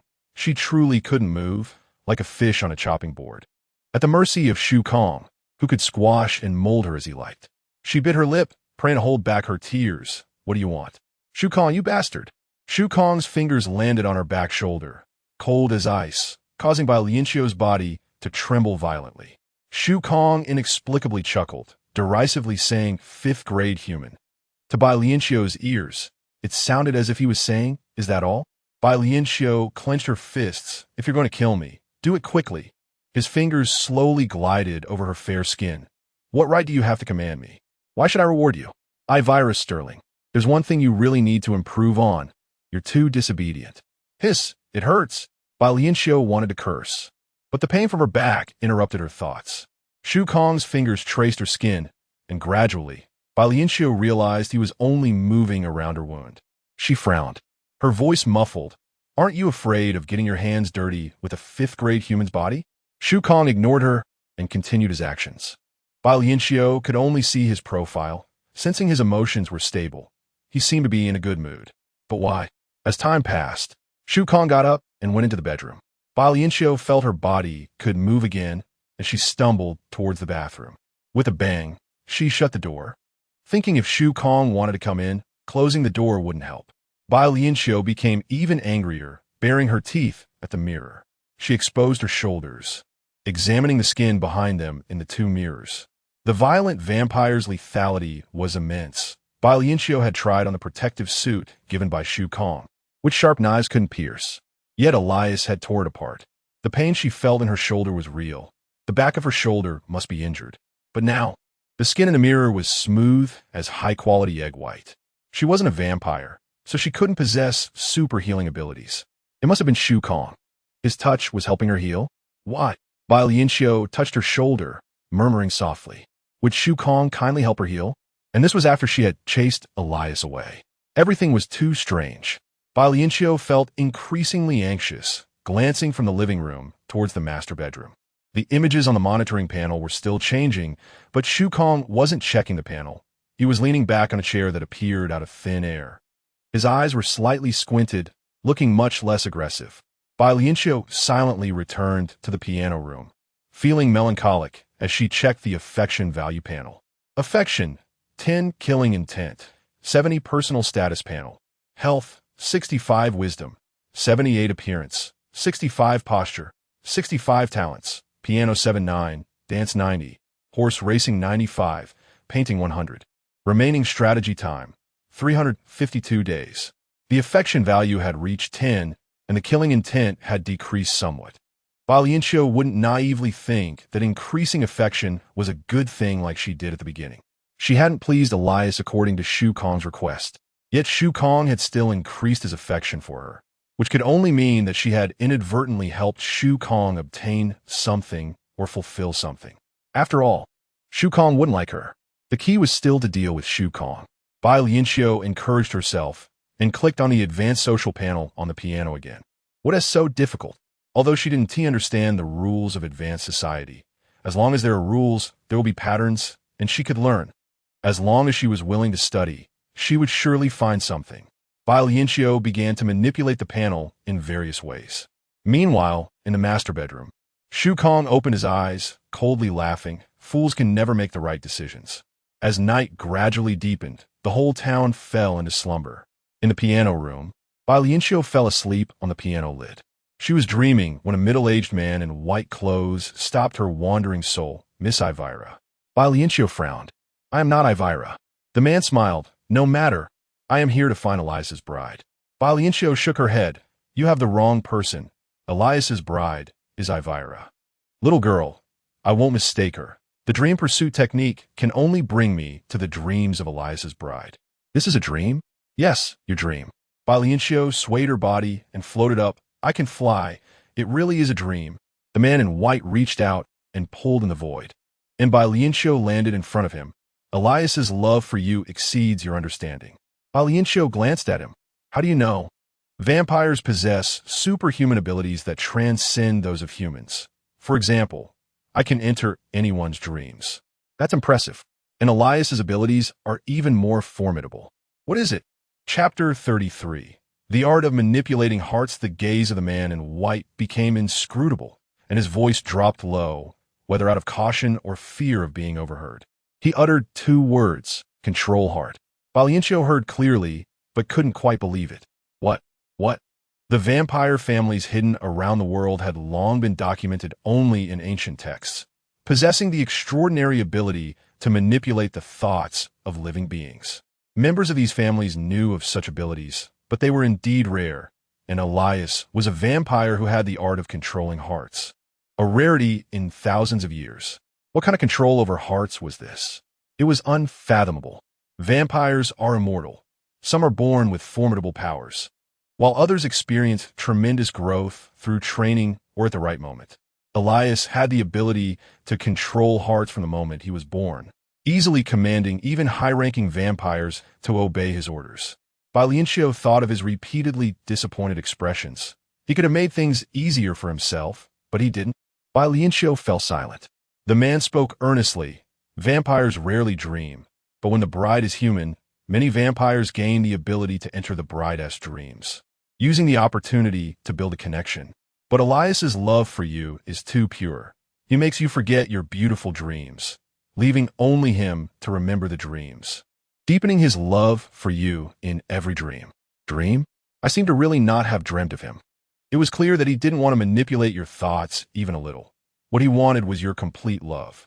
Little girl, Elias's regard for you is something that is hard to find in this world.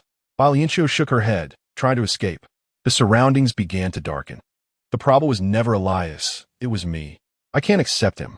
The world in the dream began to tremble, and the man blocked Bai Lianqiu, who was moving forward. You are not as heartless towards him as you claim. Little girl, please make sure to come tomorrow at noon. Our family members will prepare a luncheon to welcome you. No. Bai Lianqiu crouched down. The cold rain began to fall from the sky, and her heart was filled with pain. How could I deceive Elias for a moment of pleasure when I cannot promise a future? Isn't that playing with someone has feelings? Your emotions have changed greatly because of Elias. You care about him. Why refuse him? Because behind her stood the cold and ruthless prosecutor, Shu Kong. She would bring danger to Elias. The man looked at her eagerly, hoping for an answer. Bai Lianqiu buried her head in her arms. You go, I won't go. The man sighed deeply. The arrow of love wounds the soul. To give you roses? He lost a lot of blood and walked under the scorching sun. He is practically courting death. But none of that compares to your few words, little girl. What happened to him? You deeply hurt him. After he left you, he buried himself in the soil behind the manor. And all the roses in the manor turned black. Bai Lianqiu slightly raised her head, wanting to see the man's expression. The sound of wind reached her ears, and the man's figure began to dissipate. Daylight is coming.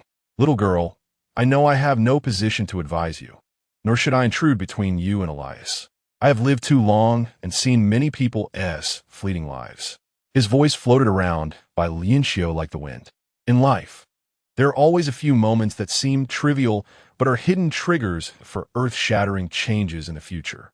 When you grow old and close your eyes, reflecting on your life, you will recall the past, heart-wrenching, roaring to return to that moment. I have seen too much of such pain. The voice lingered by her shoulder. I am certain that the luncheon after dawn is an important juncture between you and Elias. Elias has given half his life and many more precious things. What about you, little girl? Have you truly made up your mind? Bai Lianqiu moved her lips, just about to respond, but her body trembled. Before her was the white piano surface. She straightened up, and after a moment, realized she had been dreaming. It was still early, the sky was only dimly lit, and the distant woods echoed with the calls of unknown birds. She couldn't discern the birds' sadness. Perhaps their small heads, shaped like jujubes, determined that they wouldn't have overly complex emotions. Bai Lianqiu thought, and she felt a tinge of envy for the birds. The result of sleeping on the piano was a sore back and a splitting headache. She swung her arms and went down to the third floor. After asking the maid for breakfast, Bai Lianqiu took the bread and stood by the window, gazing into the distance, mechanically feeding herself. The maid brought her milk. Miss Ivira, did you keep the bouquet of roses from yesterday? Bai Lianqiu was still recalling the man's words from her dream. Upon hearing the maid's question, her endless thoughts came to a halt. She took the cup of milk. I didn't keep the whole bouquet of roses. Wasn't it left in the living room on the first floor? The maid carefully observed Bai Lianqiu's expression. Ah, that's because a wildcat came in. I didn't touch that bouquet, but when I woke up this morning, the roses were gone, and only a puddle of black ash was left on the table. I thought you took the flowers away. The maid explained incoherently as Bai Lianqiu hurried to the table. The place where the bouquet had been was empty. The maid continued explaining behind her. I cleaned the house this morning and tidied the table. Bai Lianqiu glared angrily at the maid, shoved the milk cup in her hands, and rushed up the stairs in 3 steps. She headed straight for Ivira's bedroom, rudely opening the door to the main bedroom. By the bedside table, the single rose she had placed in the cup was also missing. The cup had a crack, and the water had dried up, leaving a layer of shallow black powder at the bottom. She reached forward to pick up the cup, and as soon as she touched it, the cup shattered. Startled, but even more shocking was that the cup shattered into powder, falling from her hands. Too many inexplicable images flashed in her mind, and Bai Lianqiu felt there must be a connection, but she didn't know how. Due to her lack of understanding, she didn't know what was happening. No matter how hard she tried to think, she couldn't figure it out. It was like in a labor society where people could fire pottery, dye fabrics, or pickle vegetables. They knew how to do it, but didn't understand the principles behind them. If asked why, the answer would be irrational or instinctual. Only when technology advanced did people understand the principles and what was happening.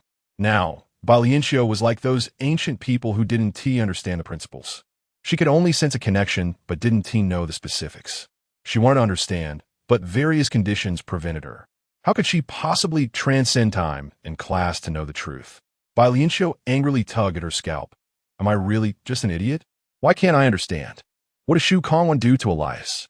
I'm really afraid something will happen to Elias. Chapter 34 Conversation by the coast. The cup shattered into fine ashes, delicate enough that Bai Lianqiu held it in her hand, only for the tiny bits to slip through her fingers.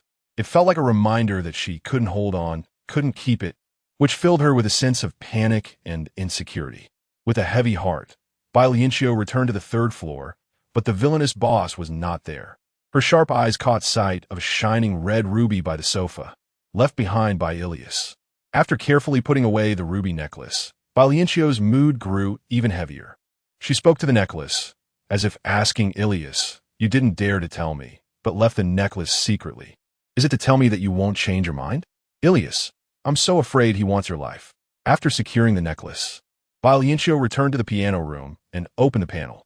She repeatedly tried to access the personal information backup section, failing once, then trying again, and repeating this process.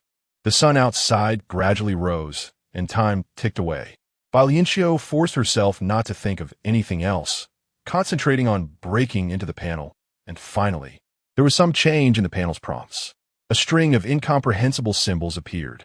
Biting her lip, Bai Lianqiu found the glove she had discarded and placed her fingerprint on the panel, resulting in new symbols appearing. Unable to understand these symbols, she could only record them down with paper and pen, checking them repeatedly. Suddenly, the panel went dark. Bai Lianqiu stared at it in shock, thinking, no way. What did I touch? I finally got to this page. She stuffed the paper into her pocket and was about to try re-entering the panel when a flash of light surrounded her, and she found herself in an unfamiliar place. The sound of waves crashed, and seagulls flew by. Bai Lianqiu cautiously observed her surroundings, wondering if the villainous boss had suddenly decided to punish her again. But she hadn't provoked him, and the system hadn't indicated any change in her favorability.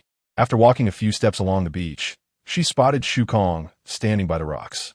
Behind him was a small mountain of black sludge-like material, and a strange foul smell hung in the air. Isn't this guy a neat freak? How could he be in such a place? Could he be planning to kill her to silence her? Bai Lianqiu's heart raced.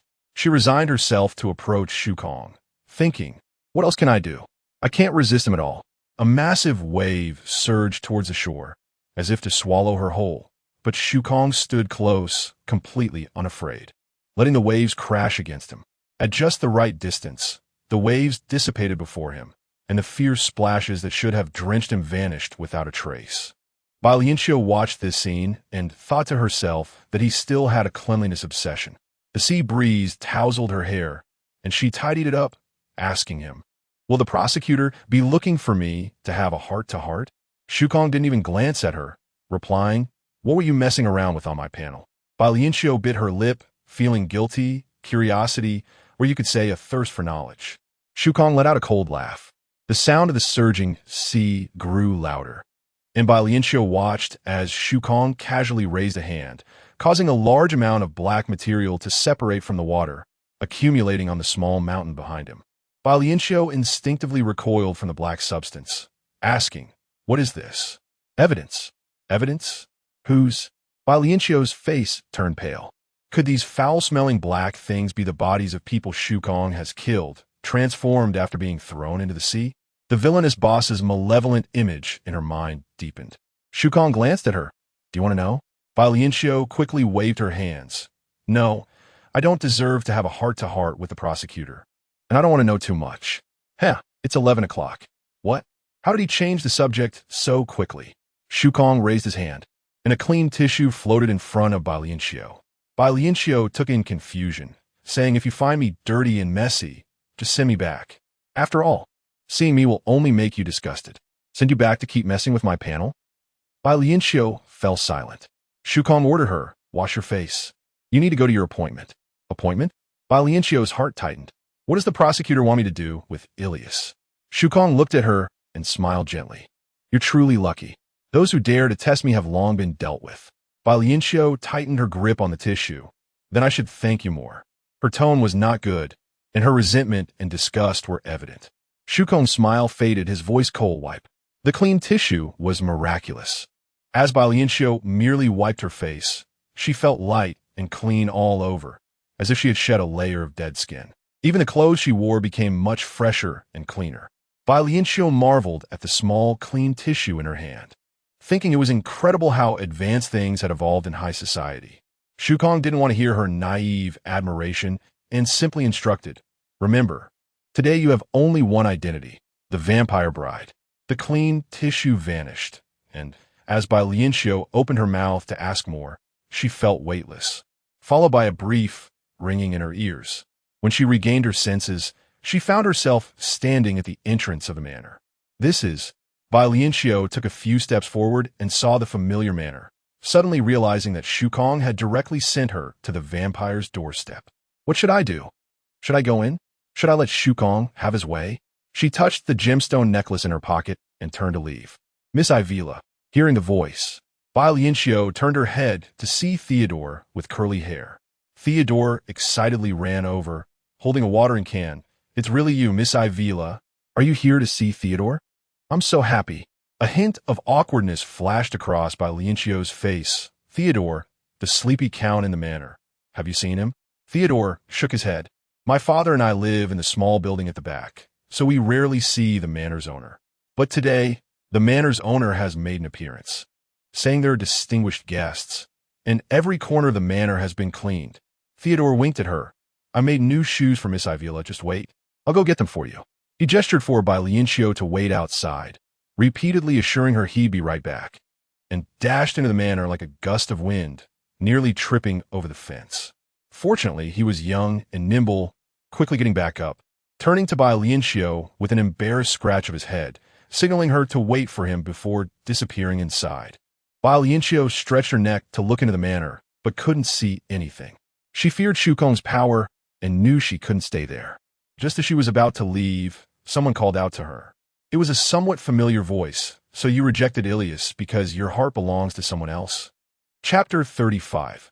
The vampire family the man seemed to have stepped out of Bai Lianqiu's dream and into reality. Bai Lianqiu stared at him in a daze.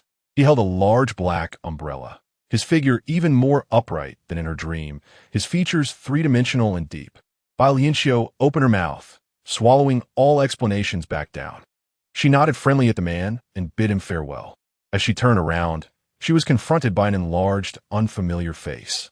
Startled, she stepped back repeatedly, and the man in front of her also held a black umbrella, showing his sharp teeth in a provocative manner. Bai Lianqiu steadied herself and asked, "What are you doing?" Another woman jumped down from a nearby tree, her black umbrella resembling a giant butterfly. The girl glared at the man who was baring his teeth at Bai Lianqiu, saying, "Xiao, you've scared the delicious sweetie." The man named Xiao raised an eyebrow, and in an instant, he had moved behind Bai Lianqiu. By the time she reacted, Xiao was already pressed against her neck, her skin tingling. Xiao's breath grew thick, so fragrant, what a pity. Bai Lianqiu hurriedly covered her neck and stepped back. "You are a vampire." The girl smiled as she leaned closer. "Aren't you here for the appointment?" "We are vampires. What's so strange about that?" "Indeed, humans can't communicate at all." Bai Lianqiu's retreat was futile as Xiao once again appeared behind her, greedily inhaling her breath. She had to seek help from the middle-aged man who had entered her dreams last night. "Please don't do this. I want to leave." "Leave?" Another vampire holding a black umbrella appeared, his fangs long and wild. "You won't be the new bride of a vampire." "Rum, I pray." Bai Lianqiu retreated in fear, but the vampire named Xiao was still close behind her, leaving her nowhere to escape. Suddenly, the girl charged over and struck the vampire in front of Bai Lianqiu, her strength astonishing, sending him flying several meters away. The girl directly wrapped her arms around Bai Lianqiu, threatening Xiao. No one can break the rules until Elias speaks. Then she lowered her head and sniffed Bai Lianqiu's face with longing. "Oh my, your aura is truly enchanting. How could Elias resist acting against you?"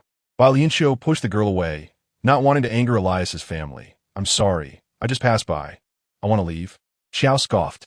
"Although we won't treat the humans raised in the manor as food, there are exceptions." Was he threatening her with Theodore's life? Bai Lianqiu's heart sank. "What do you mean?" The girl glared at her. "The moment we caught your scent, we rushed out to greet you, but we didn't expect Elias's bride to perform such an act of betrayal. TSK, there won't be such a thing in the vampire world. What do you call it?" The male vampire who had been knocked away returned. "This kind of woman judges by human rules. It's being two-timed, indecisive, unforgivable." Three vampires surrounded by Lianqiu with their large black umbrellas. And she felt a chill as she saw the bloodthirsty and restrained expressions on their faces. She shook her head. "My relationship with Elias is not what you think. I have the right to refuse this relationship." Xiao said, "Food can also throw a tantrum?" The female vampire retorted, "Why bother reasoning with her? Just grab her." The male vampire added, "I actually support that. After all, your blood is quite tempting. You officially become my top prey." The middle-aged man who had interacted with Bai Lianqiu in her dream walked over, and the other three vampires instinctively took a few steps back. The man bowed to Bai Lianqiu. I apologize, Miss Ivira. They mean no harm. Is this what they call no harm? Bai Lianqiu chose not to say more and was about to leave when the three vampires watched her hungrily, ready to act. The man called out to her. My name is Henry. I'm one of the owners of this manor. Ivira, don't you find it strange? Bai Lianqiu warily watched the male vampire whose eyes had turned red, as if he was ready to pounce at any moment. Tightening her clothes secretly, Bai Lianqiu moved closer to Henry, the only one among them who seemed somewhat reliable. She had already experienced the hospitality of vampires. Xiao teased. You chose to become food yourself.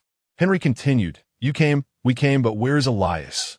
Bai Lianqiu pressed her lips together. He already knows my decision and chose to respect me. The female vampire scoffed, but was silenced by Henry's glare. Henry's expression turned serious. You are his bride. He will cherish every opportunity to be close to you. The fact that he is not here now likely means he cannot appear. What do you mean? Bai Lianqiu asked nervously. No one harmed him. Xiao slowly added, Oh yes, it was you. I have never seen Elias so sad. It was truly eye-opening. Henry gripped the handle of his black umbrella tightly, recalling his bond with Elias. His situation is very dire. If possible, I hope you can go see him. The last image of Elias flashed before Bai Lianqiu's eyes. She screamed harshly, telling Elias to get lost, as his expression fell, reluctantly leaving through the window. Closing her eyes, Bai Lianqiu nodded. I just want to see him. Henry smiled. Please. The male vampire immediately lost interest and walked into the manor with his black umbrella. The female vampire frowned. The shoemaker is back. I can't let him go. Bai Lianqiu followed behind them, anxiously calling out to the female vampire, Don't hurt him.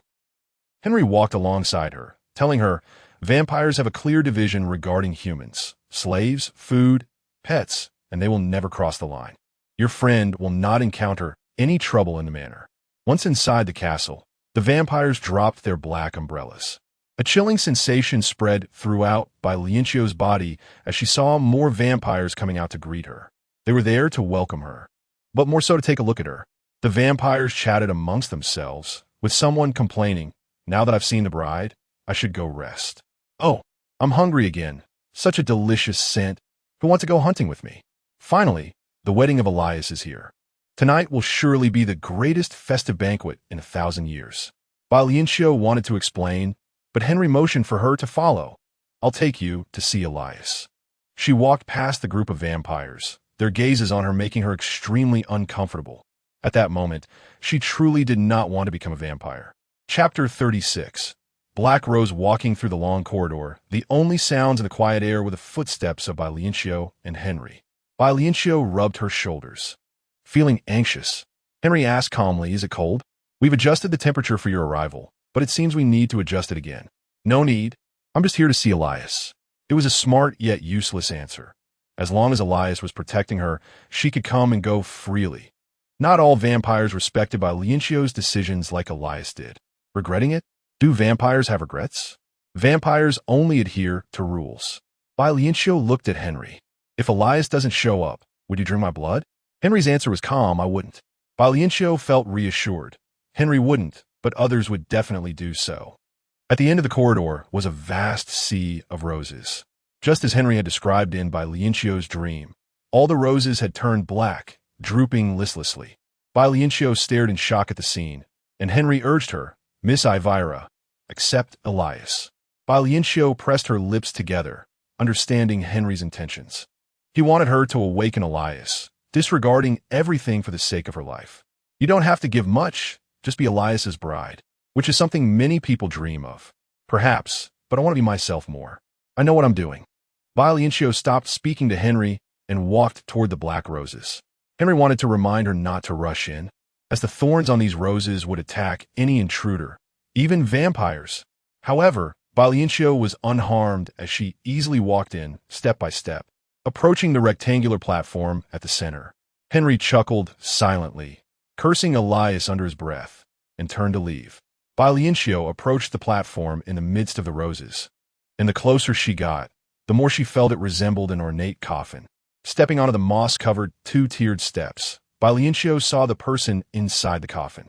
Elias lay quietly in the black coffin, surrounded by darkness, with only a vibrant rose blooming on his chest. The rose was as red as blood, as if it had absorbed all of Elias's lifeblood, nourished by his essence, intensely striking. Bai Lianqiu sat beside him with her feet hanging in the air. Her gaze slowly traced Elias's features. Why did you have to do this? Over 1,000 years. That's many times longer than a human life. What haven't you seen? Why did you stumble so greatly over me? Her slender hand reached for Elias's face, and she felt the coldness in her palm, making her heart ache even more. It's not just mutual affection that can bring people together. There are too many things in this world that can bring tears to one's eyes. Elias, the important thing is to live well, no matter what, in different places and spaces. Live well for yourself and for those you care about. Wake up. Your roses are waiting for you. She gently caressed his nose with her fingers, but his long, dark eyelashes remained still. She had no choice but to look at the rose blooming on Elias's chest. Shu Kong had told her that vampire roses were nourished by blood. Accepting the rose meant accepting a vampire's love. Was it true that only by removing the rose could Elias wake up? Bai Lianqiu's hand was just about to rise before she suddenly pulled it back. Everyone and everything urged her to accept Elias. Vampires only revel in the night. Shu Kong was the hidden villain behind the night. The black rose was a signal of withering and death. Did the blood-red rose truly represent eternal love? Bai Lianqiu only knew that she couldn't bear to let Elias sleep endlessly among the black roses. Her pure, white hand rose again, touching the rose stem and feeling the thorns. They were soft and actually recoiled, leaving her skin unharmed. The act of plucking the flower was completed in an instant, and Bai Lianqiu didn't pay much attention to the gentleness of the rose thorns. In a moment, centered around the coffin where Elias lay, the black roses gradually turned red, and the green leaves began to spread out. During the transformation of the roses, Bai Lianqiu felt her own body changing. Her vision became clearer. She could see the texture of Elias's skin without needing to lean closer, and she could observe the slow process of the rose petals changing from black to green in the distance. She could hear the faint sound of soil shifting among the flowers, and from a distant building, there was some noise. Vampires rarely gathered during the day to converse, but she couldn't make out what they were saying. A voice in her heart told her she had accepted Elias's proposal, regardless of whether she acknowledged it or wanted it. She was now Elias's bride. As the wind blew through her heart, Bai Lianqiu watched as Elias slowly opened his eyes. During this process, she clutched her clothes tightly. Beneath the fabric was Shu Kong's voice that she had removed on the 3rd floor. Suddenly, a feeling flooded her mind, not in words and impossible to describe, like a flowing essence, clearly conveyed to her. The essence communicated what she roughly understood to be Shu Kong's purpose. Shu Kong had followed a fugitive high-ranking human to this remote, low-level social town, and his target gradually narrowed down to the vampire Elias. When Elias found his beloved, his powers would be shared with his partner. This would be Elias's weakest moment, and Shu Kong was waiting for this opportunity to prepare to swallow Elias. Bai Lianqiu shook her head slightly. She couldn't comprehend much more, but she knew she absolutely couldn't marry Elias. So much information was received, but it had only been a moment since he opened his eyes. Elias looked at his new bride beside him and smiled. Ivira, my bride, I'm grateful that you chose me. No, Elias, listen to me. Bai Lianqiu opened her mouth, but her throat felt as if it were being choked, and she couldn't make a sound. She wanted to say to stop everything. A terrifying inspector named Shu Kong was after his life. Elias sat up excitedly and embraced his bride, declaring, Elias vows to you with roses that he will love you forever. Bai Lianqiu was extremely anxious. Elias, there's... The words danger couldn't come out, nor could she say Shu Kong's name, nor could she express her refusal of the wedding. Bai Lianqiu's throat felt as if it were about to explode with pain. She seemed to hear a faint mocking laughter from Shu Kong.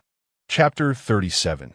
The truth cannot be spoken. The ground was covered with vibrant red roses, and Elias reverently placed a kiss on Bai Lianqiu's hair. Bai Lianqiu gently pushed him away. Elias, I have plucked the rose from your chest. She was actually able to speak incomplete sentences. It seemed that she could only not express anything related to Shu Kong. Elias's attitude towards Bai Lianqiu gradually changed. Previously, he dared not touch her, and his gaze was restrained and polite. Now, it was different. His eyes shimmered with deep affection, almost drowning Bai Lianqiu in it. He took the initiative to hold Bai Lianqiu's hand, the smile at the corner of his mouth becoming more pronounced. Only a bride recognized by a vampire could traverse the thorns of black roses and effortlessly pluck the rose from the vampire's chest. Ivila, according to human society's rules. You and I are already partners. So, does that mean she is now enjoying everything that comes with being a vampire? She tentatively asked. I can feel the emotions of the birds in the distant tree. They're complaining that today's sunshine is not bright enough. Elias held Bai Lianqiu as they descended from the high platform. Because you have now surpassed the limits of lowly humans and become a half-vampire. Surpassed the limits?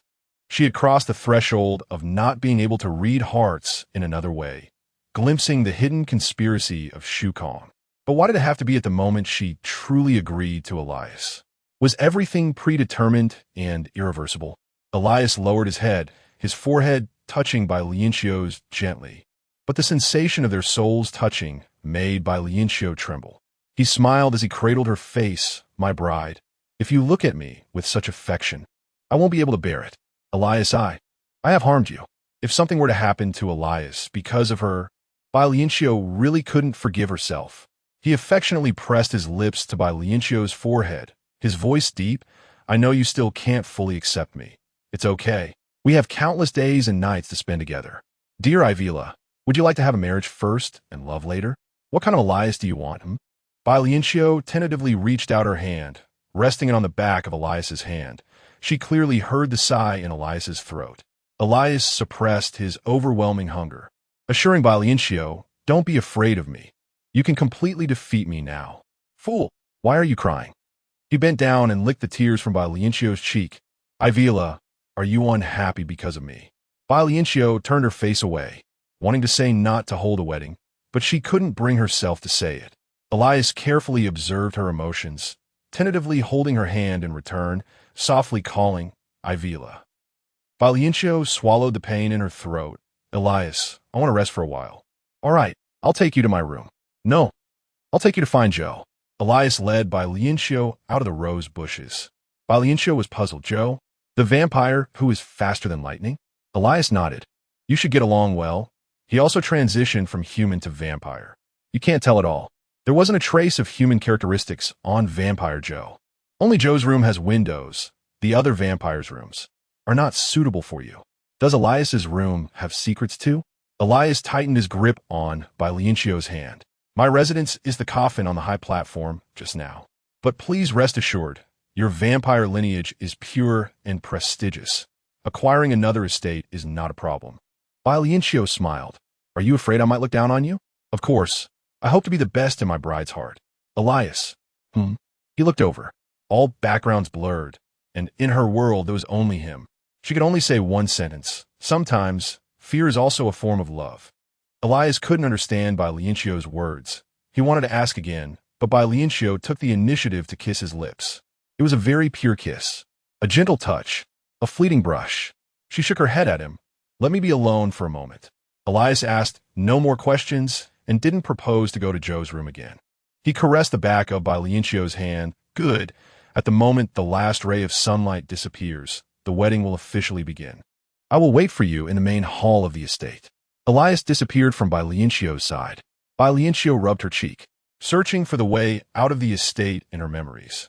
But she overestimated her ability to remember the way. Lost in the estate, Bai Lianqiu finally felt how enormous it was. She whispered to herself, Shu Kong wants to kill you, Elias. Can I say it out loud? Could it be that Shu Kong is not monitoring her right now? Bai Lianqiu excitedly searched for someone. No, searching for a vampire. But all she saw were identical door frames, leading to different corridors and rooms inside. Without caring about politeness, she shouted, Is anyone there? A vampire slid down from the ceiling above her, sleepily and impatiently looking at Bai Lianqiu, Elias's bride. How rude. Bai Lianqiu sought help from him. Help me. What? The vampire snorted, leaving behind a remark. I really can't tolerate a lowly human. Let's talk after you become a vampire. He flew back up to the ceiling, his dark body merging into the wall like a shadow. Bai Lianqiu rubbed her neck. It was too painful, like swallowing 1,000 needles. Did it mean she could only talk to herself, unable to speak in front of others? That's right, I can write it down. She shouted at the shadow on the ceiling. Help me. I need paper and a pen. The shadow rippled slightly, trying to slip away. Bai Lianqiu chased after him. Help me. Finally, the vampire reappeared, ruffling his hair. You should be thankful your groom is Elias. Always choose the blue door, and you will find what you want. He shook his head and went in another direction, muttering softly, which Bai Lianqiu heard, I need to go feed. I really don't want to drink plasma. I hope fresh blood can relieve my cravings. Bai Lianqiu wanted to ask how to see the color of the door, but realizing the vampire was going to hunt, she didn't dare to provoke him. She continued aimlessly choosing different corridors and doors, stepping into one room that was bright and warm. She saw the vampire Joe lying in the light. Joe opened his eyes the moment Bai Lianqiu entered, a cold smile on his lips. Elias's power is indeed formidable, able to intrude into other vampires' territories at will. But Vampire Bride, you have seen what you shouldn't have. Chapter 38. The act of termination. Bai Lianqiu surveyed the room, and Xiao. Elias told me that you were once human. Xiao teleported behind her, greedily sniffing the scent of blood emanating from her body. Do you think that this will stop me from attacking you? Oh, at least let me die with some clarity. Fool! It's hard to imagine I was as foolish as you during those years when I was human. So you want to touch me? Unless I want to become an enemy of Elias. With no danger to her life, Bai Lianqiu relaxed, not fearing to provoke him. She dodged Xiao's sniffing at her fastest speed. You should know that in the human world, your behavior of circling behind someone is very impolite and invasive.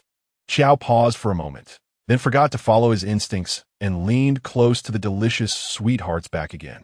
It's been so long that I've already forgotten. Bai Lianqiu was not interested in Xiao. Excuse me, do you have paper and a pen? Xiao dragged his long legs into the room. Let me take a look. But I must say, tonight, bride, you have to promise me one thing. I haven't found the paper and pen yet. I have them. You must promise me that you won't tell other vampires what my room looks like. Why? What is wrong with your room? Fool! Bai Lianqiu rolled her eyes. Are you calling yourself that? You, do you still want a paper and pen? Besides me, only Henry can get this stuff. Henry's room is blue. You're asking a known question. Xiao rummaged through an old leather trunk. In the pristine, clean, and bright room, the trunk seemed very worn and out of place. He patted the surface of the trunk. Bai Lianqiu laughed. See, you're the real fool. There's no dust at all. Xiao fell silent for a moment. The habits from hundreds of years ago, unexpectedly engraved in his bones. Hearing this, Bai Lianqiu stopped teasing and quietly watched as Xiao took out the items from the trunk one by one. A kerosene lamp with peeling gold paint. A pair of rubber shoes that were either shrunk or originally damaged, dark gray candles. Got it. Xiao pulled out a yellowed piece of paper. Bai Lianqiu asked, where's the pen? Here. Ah, a cool pen. Don't worry, there's ink. Xiao placed the pen, ink, and paper in front of Bai Lianqiu. You promise me? Bai Lianqiu's hand preparing to take the items paused. I agreed, although I don't understand what can't be said. Xiao chuckled. I really have a kind heart. It must be this human heart causing trouble. Let me teach you the first lesson about vampires. Remember, all vampires will unhesitatingly assimilate any anomalies in their family. Having a bright room counts as an anomaly? Not counts, but is. Bai Lianqiu could not understand at all. Xiao added, to vampires, humans are food, lowly beings. If other vampires find out that I retain any human habits, I will be targeted. But you all live in the same manner. So, ISNT this family, relatives. TCH, fool. Xiao quickly stopped speaking. He cautiously returned to the chair, saying, don't think your backing is Elias means you can rest easy. Many vampires are hoping for the day Elias shows weakness. What will happen? A grand feast. Bai Lianqiu shivered. She realized once again that Elias choosing a lowly human as a bride was indeed a very risky thing. After all, sharing power with a lowly human would only weaken himself and put him in danger. But Elias had never told her any of this. Bai Lianqiu gripped the quill pen and sighed in frustration. The slender feather felt light in her hand, and the ink that had been there for who knows how many years emitted a strange smell. Dipping the ink, Bai Lianqiu wrote on the yellow paper, Elias. Move. Why can't my wrist move? I want to write that Shu Kong wants to murder you. I want to write that this wedding is a conspiracy. Why can't I move? Bai Lianqiu was too forceful. and the quill broke directly. Xiao jumped up from the chair, not knowing why, then slowly sat back down. You broke the pin yourself. You can't go back on your word. Bai Lianqiu didn't pay attention to Xiao's words at all. She held the broken quill, changed her mind, and planned to write in Chinese. No. Write in pinyin. No. Well, drawing should work, right? No. Still not allowed. Bai Lianqiu collapsed, throwing away the broken quill and hugging her shoulders. Xiao lay in the chair, looking over. Hey, what are you doing? Do you need me to remind you? You are Elias's bride now. You may not be skilled in using your abilities yet, but everything about you and Elias is interconnected. Bai Lianqiu looked at Xiao with red eyes. Can you tell Elias not to hold the wedding? He squinted, which means Elias can sense your emotions and knows you are in my room. How do you want me to explain this to Elias? Will Elias think I don't want to get married and let me go? Why are you looking at me like that? I don't have that kind of habit of abusing food. Don't tempt me. Xiao got angry, teleporting next to Bai Lianqiu, grabbing her collar, and throwing her out of the room. Bai Lianqiu grabbed his wrist from behind. Send me out of the manor. If the bride doesn't show up, the wedding won't happen. I hope this can save something. But even this sentence, Bai Lianqiu couldn't say out loud and could only look at Xiao silently. Xiao frowned. I give up. What? What else do you want me to do? I can't fight against Elias's power, so let go. Oh. Bai Lianqiu released Xiao's wrist. Xiao inhaled, shaking his wrist a few times while, damn it, if Elias liked men, I would have fought to become Elias's bride. Given this strong power, Xiao, close the door. Bai Lianqiu was left alone again. She thought hard. Perhaps Shu Kong was controlling her with his thoughts. He wasn't controlling her speech or actions, but as long as her intention was to stop Shu Kong, all her actions would be forcibly terminated.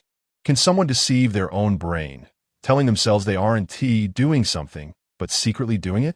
How is that possible? Willpower determines action. Oh my God.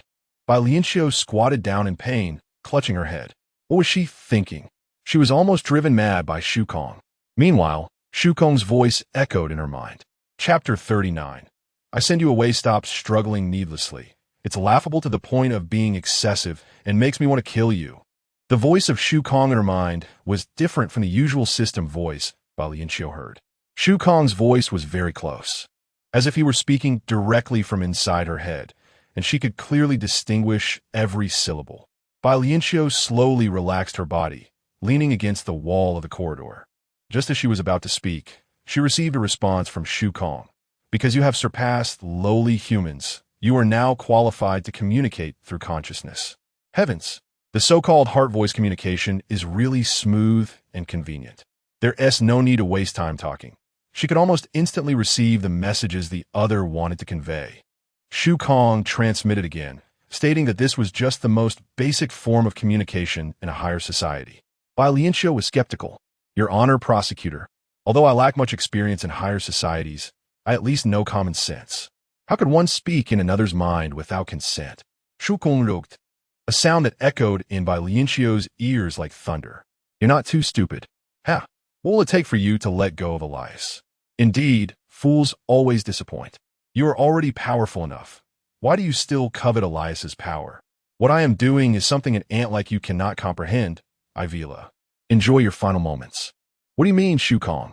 Shu Kong. The villain boss's voice no longer responded in her mind. Bai Lianqiu looked up at the windowless corridor, unsure of the time or whether the sun had set. But there was nothing she could do. She staggered forward, her heart set on a firm decision. Suicide. If she died, would all the power within her return to Elias, preventing him from being plotted against by Shu Kong? Go die, she told herself repeatedly. Don't be reluctant, and don't fear the pain. In the modern society of the 21st century, she had long since died. Just pretend she had never accepted any system tasks. And she was fortunate enough to be loved by a vampire. Don't be ungrateful. End it. The thought of suicide grew stronger. And Bai Lianqiu could clearly feel the painful pressure in her heart. How nice. Higher beings don't even need sharp tools to end their own lives. Did Elias, hurt by her, curse her to go away, also suffer this much pain that turned all roses black, sleeping in a coffin? The pain in her heart grew sharper, and Bai Lianqiu sensed that soon she would die. How nice. Let Elias live well. Suddenly, all the pain came to an abrupt halt, a somewhat cold embrace. compared to human body temperature, enveloped by Lianqiu. She opened her eyes to meet Elias's pained gaze. Elias brought Bai Lianqiu back to the rose garden. The ground was covered with blood-red roses, and they sat on a black platform. His long fingers brushed her cheek as he asked her with difficulty why. Bai Lianqiu lowered her head, resting it on Elias's chest, unable to voice anything due to Shu Kong's interference. That bastard Shu Kong must have cast a forbidden spell on her. Otherwise, why couldn't Elias understand her heart? The rhythmic sound of a heartbeat in her ears was proof that Elias was alive. Unable to control his emotions, Elias extended his arms, imprisoning Bai Lianqiu in his embrace. Avila, what should I do? Tell me, is it that you don't want to marry me? Bai Lianqiu lifted her head, deeply gazing into Elias's eyes. Her throat burning painfully as she spoke. No, Elias, I love you. You are comforting me. I can feel your suppressed pain. I love you, but you were just about to die. I love you, Elias. Elias gasped, pressing his forehead against Bai Lianqiu's, their lips tentatively nearing. But Bai Lianqiu leaned in passionately. In that moment, Elias finally felt a bit at ease.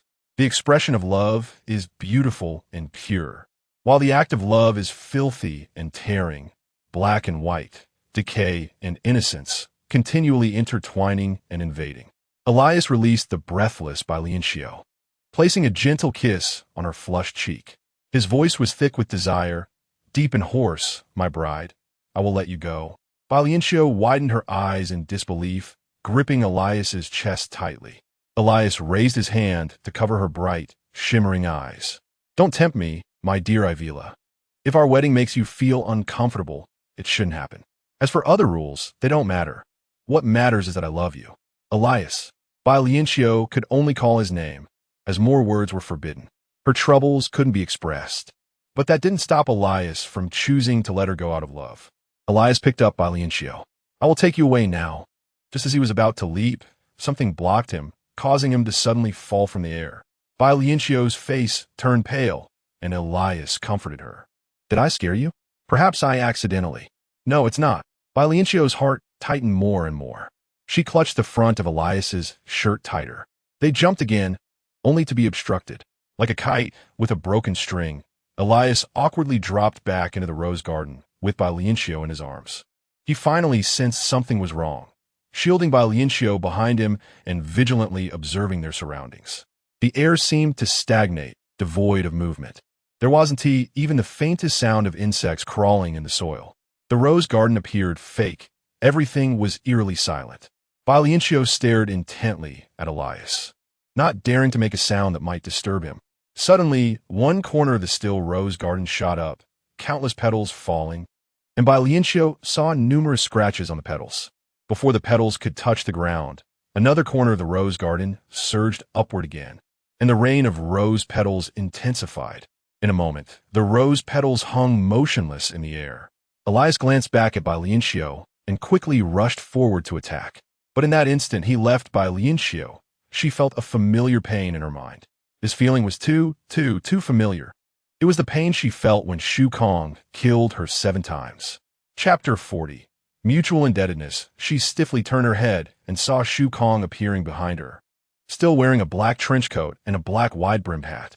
Shu Kong's hand, clad in golden gloves, fell, and Bai Lianqiu couldn't even manage to take one last look at Elias before her body collapsed heavily to the ground. A shower of rose petals fell from the sky, and at the moment she lost consciousness, she heard Elias's heart-wrenching cry, Avila. Did she still harm Elias? Bai Lianqiu returned to a state of chaotic white light, and the system's voice sounded, Host, you have wasted your 8th life. Bai Lianqiu felt so tired. Even though she had no body now, she felt incredibly exhausted. She inquired about Elias's condition. The inevitable outcome cannot be reversed. Huh, an inevitable outcome? Does that mean Elias is dead? The immortal vampire, who had lived for over 1,000 years, died because he fell in love with her. The Elias who restrained his nature from drinking her blood, shamelessly claimed to pursue her in a human way, and prioritized her feelings even when she couldn't express her struggles. He's dead? Bai Lianqiu couldn't accept it. Even knowing it would hurt, she still pleaded with the system.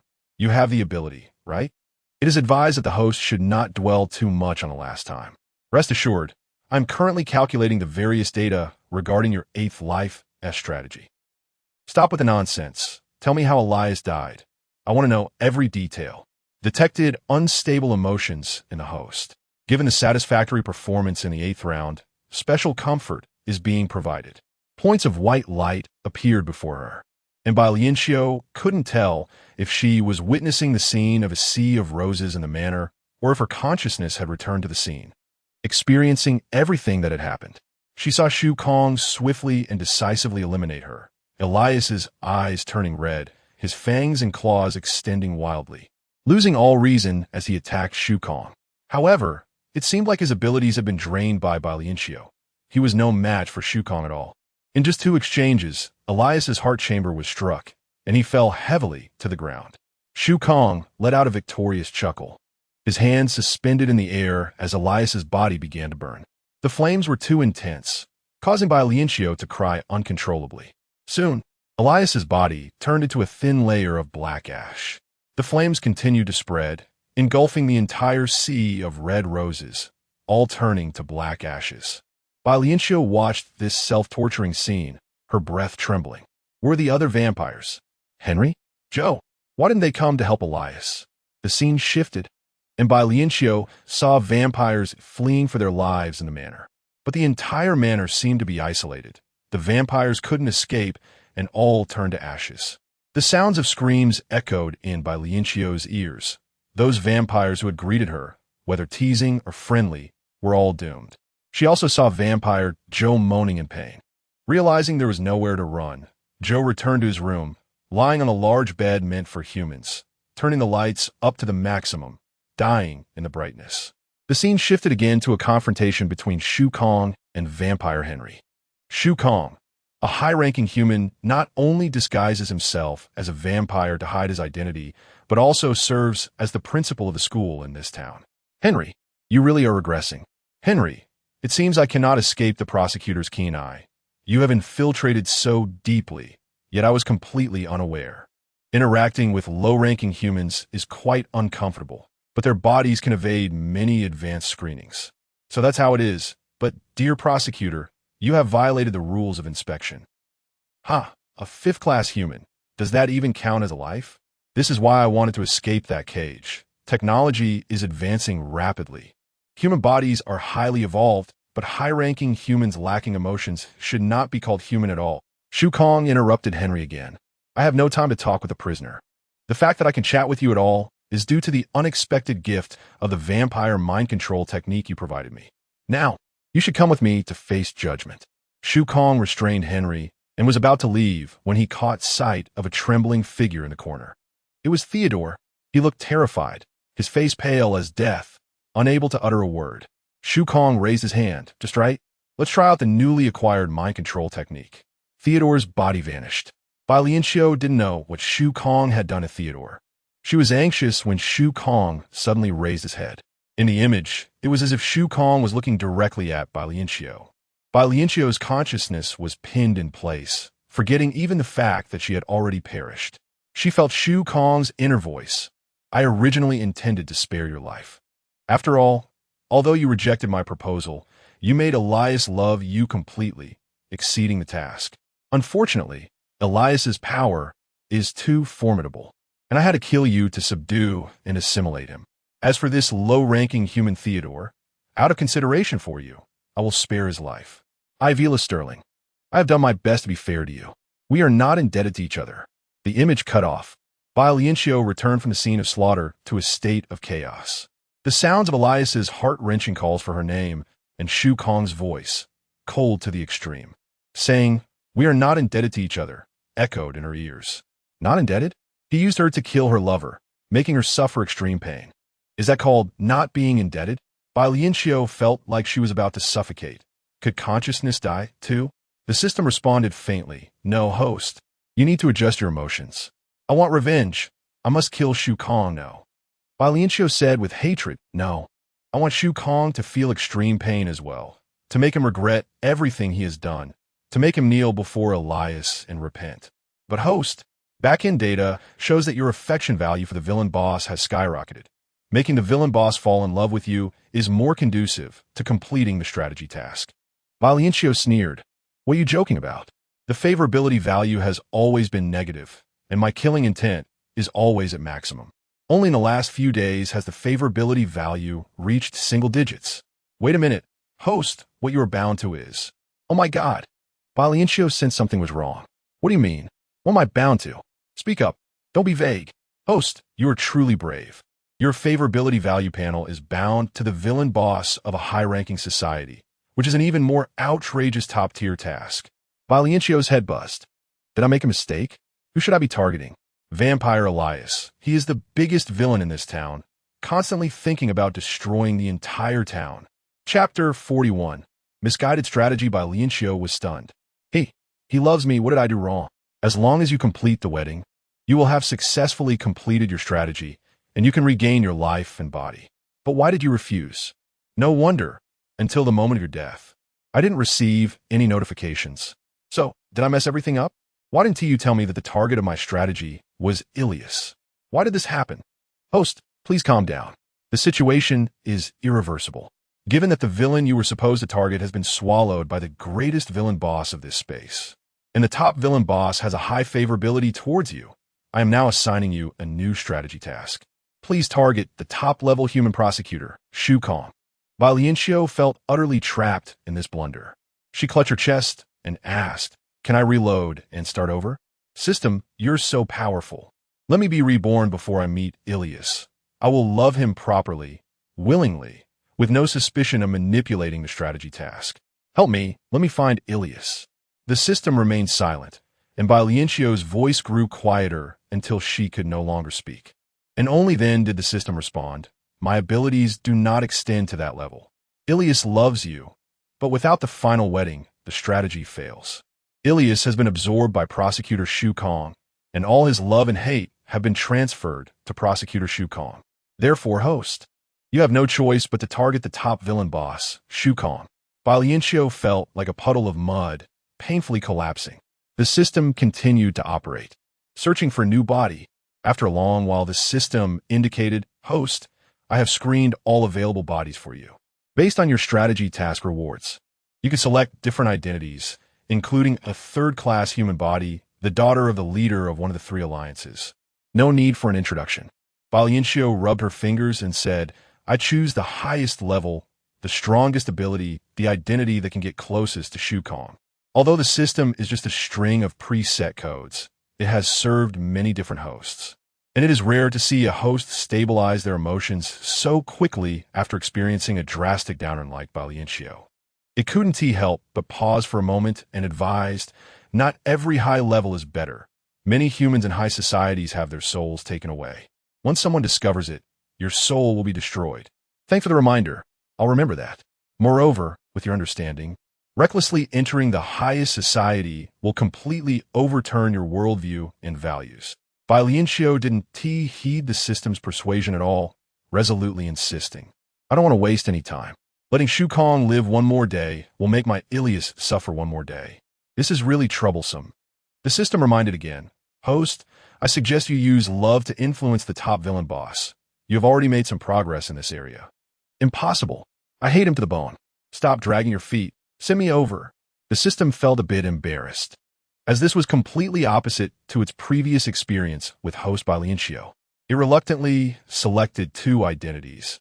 One is an employee of the prosecutor's office in a super high-level society, and the other is an employee of a research institute in a super high-level society. Bai Lianqiu caught the keywords, prosecutor, prosecutor's office. The prosecutor's office employee would have more opportunities to get in touch with Shu Kong, right? I need to remind the host that employees in the prosecutor's office undergo various tests upon hiring, especially in terms of ethics, emotions, and interests with ultra-high standards. In comparison, the requirements for Research Institute employees are more lenient, allowing for slightly more adaptation space. Without hesitation, Bai Lianqiu said, I choose to be a prosecutor's office employee. The system clicked its tongue, wanting to say something but stopping short, and had to start arranging things. Dots of white light lit up, and Bai Lianqiu felt light, as if she was about to be reborn. She couldn't wait to enter the world quickly. The system followed her consciousness and hurriedly said, "This is your last chance for rebirth. If you lose your life, host, you will truly have nothing left." Bai Lianqiu slowly opened her eyes. In front of her was a square room, completely empty. She touched her cheeks, recalling how Shu Kong had repeatedly mocked Evelina's figure and looks, hoping this body would be better. Just as she was thinking, the wall in front of her turned into a large mirror, reflecting her entire body. Bai Lianqiu was astonished by the scene before her, both at the appearance of the mirror and her own body. The woman in the mirror was stunningly beautiful, tall and slender, with long legs and arms, skin whiter than snow, delicate features to the extreme, with eyebrows that could make anyone fall at first glance.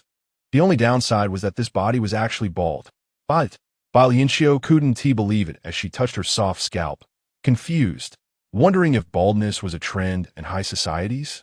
And what about this? This chest, it couldn't even be a B cup, right? Bai Lianqiu imagined how this body would look if it were fuller, with a head full of hair, and immediately a sample image appeared in the mirror.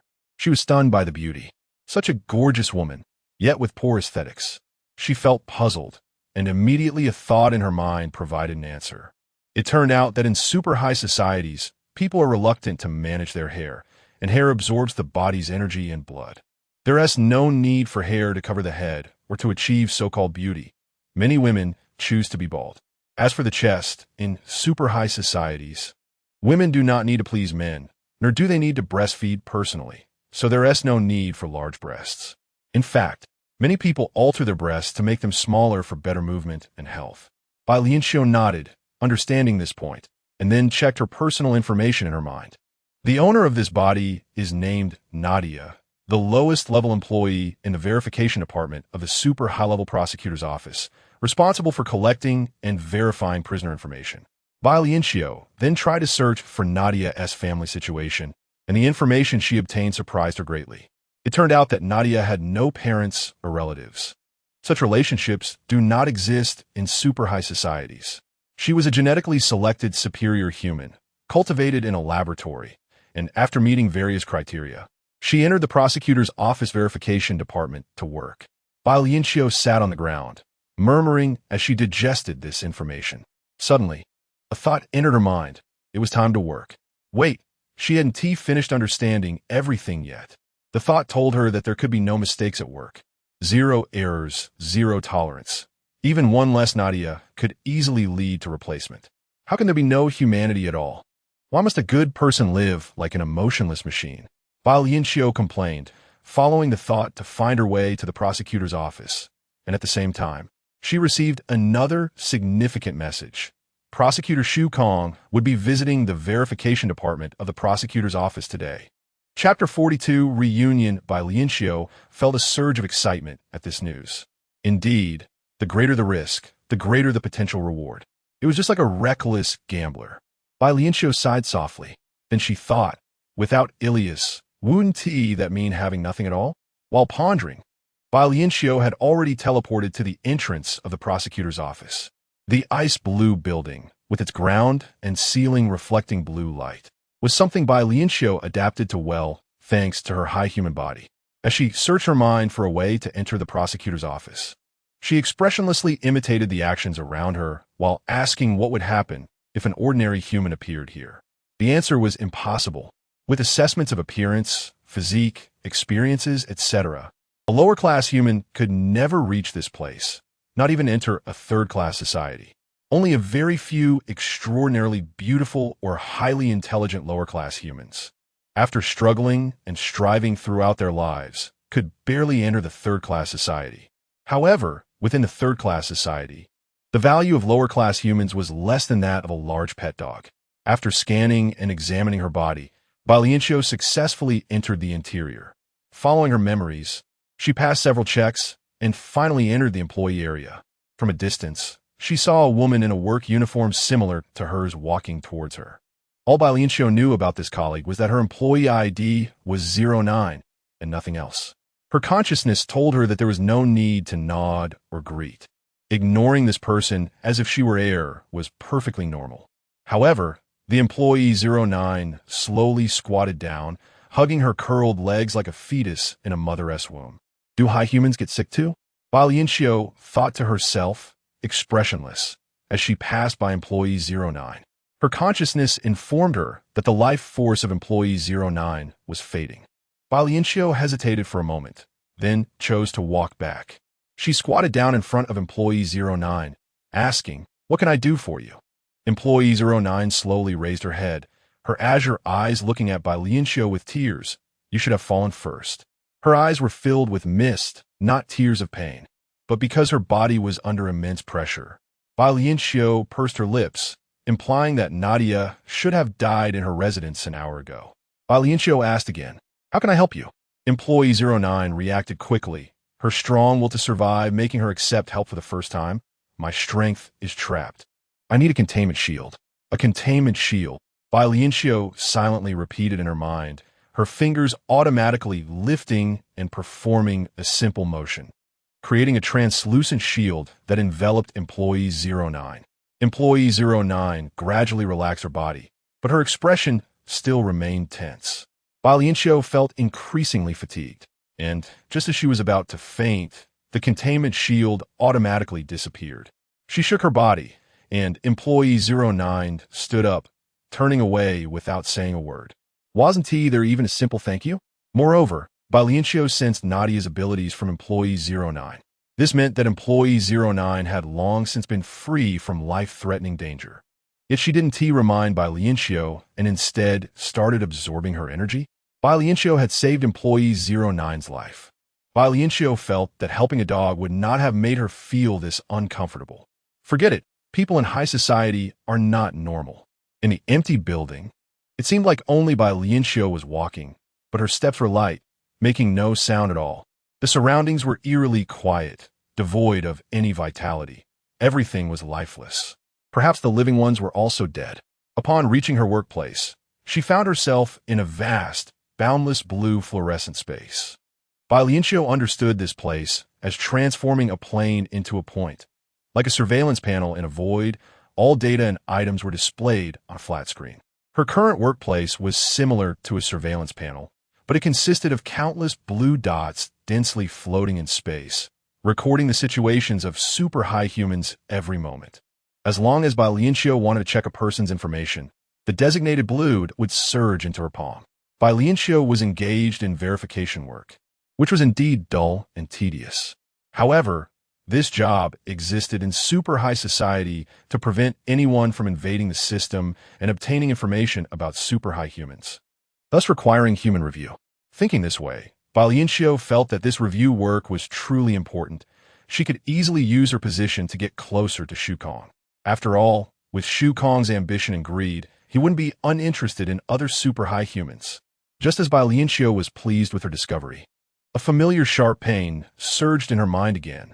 Wasn't this the feeling from when Shu Kong had killed her 7 times, with the 8th time being particularly memorable? Furthermore, Nadia's body actually allowed her to clearly recognize Shu Kong's aura. Bai Lianqiu didn't even know how she managed to do this. She thought about dodging the attack, and she really did manage to evade it. However, the pain came again, but she hadn't done anything yet. Why was Shu Kong trying to kill her again? Was there any reason for this? Bai Lianqiu, unable to contain her anger, shouted, "Shu Kong, you bastard!" The mental torment in her mind ceased. Amidst the blue shimmering dots, Shu Kong appeared. He was still wearing the protective suit from the lower-class town, but it had turned white. He was not wearing a wide-brimmed hat. His short hair was tousled, and he wore thin golden gloves. He coldly scrutinized Bai Lianqiu and precisely reported a string of information. Prosecutor's Office Review Department Junior Former Employee, ID 16, 6th Batch Quality Product from the Research Institute. Self-named Nadia. Bai Lianqiu knew Employee 09's ID thanks to Nadia's consciousness. But Shu Kong was so powerful that just by looking at Bai Lianqiu, he could see all her details. It was simply more powerful than the review panel Nadia worked on.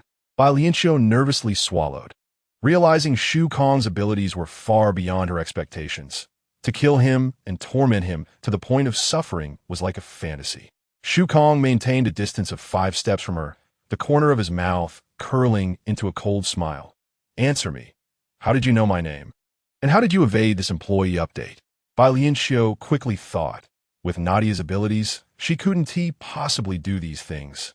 and she didn't quite understand the extent of the abilities of people in high society. Any fabricated words would surely expose her. Shu Kong lost his patience and raised his hand again. Bai Lianqiu felt the pain in her mind intensify. This time, she completely couldn't escape Shu Kong's power.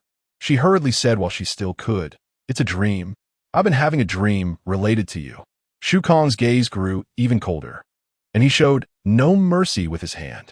The blue monitoring points in the entire space violently jumped and collided, and everything was heading towards destruction. Chapter 43 suspected old friend Shu Kong can see through people's hearts.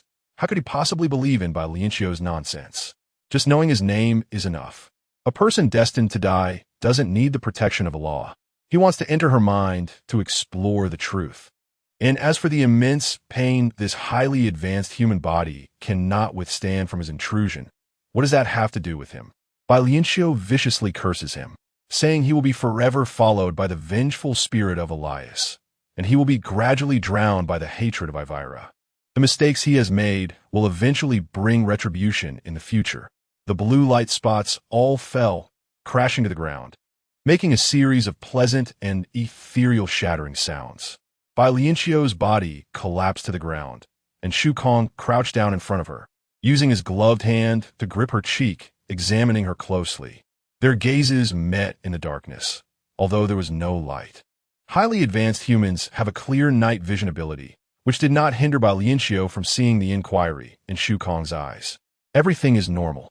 The brain in his hand is normal, untouched by outsiders or implanted, aside from some emotional fluctuations, which is understandable since he just brought her to the brink of death. He coldly articulated, "Tell me about your dream."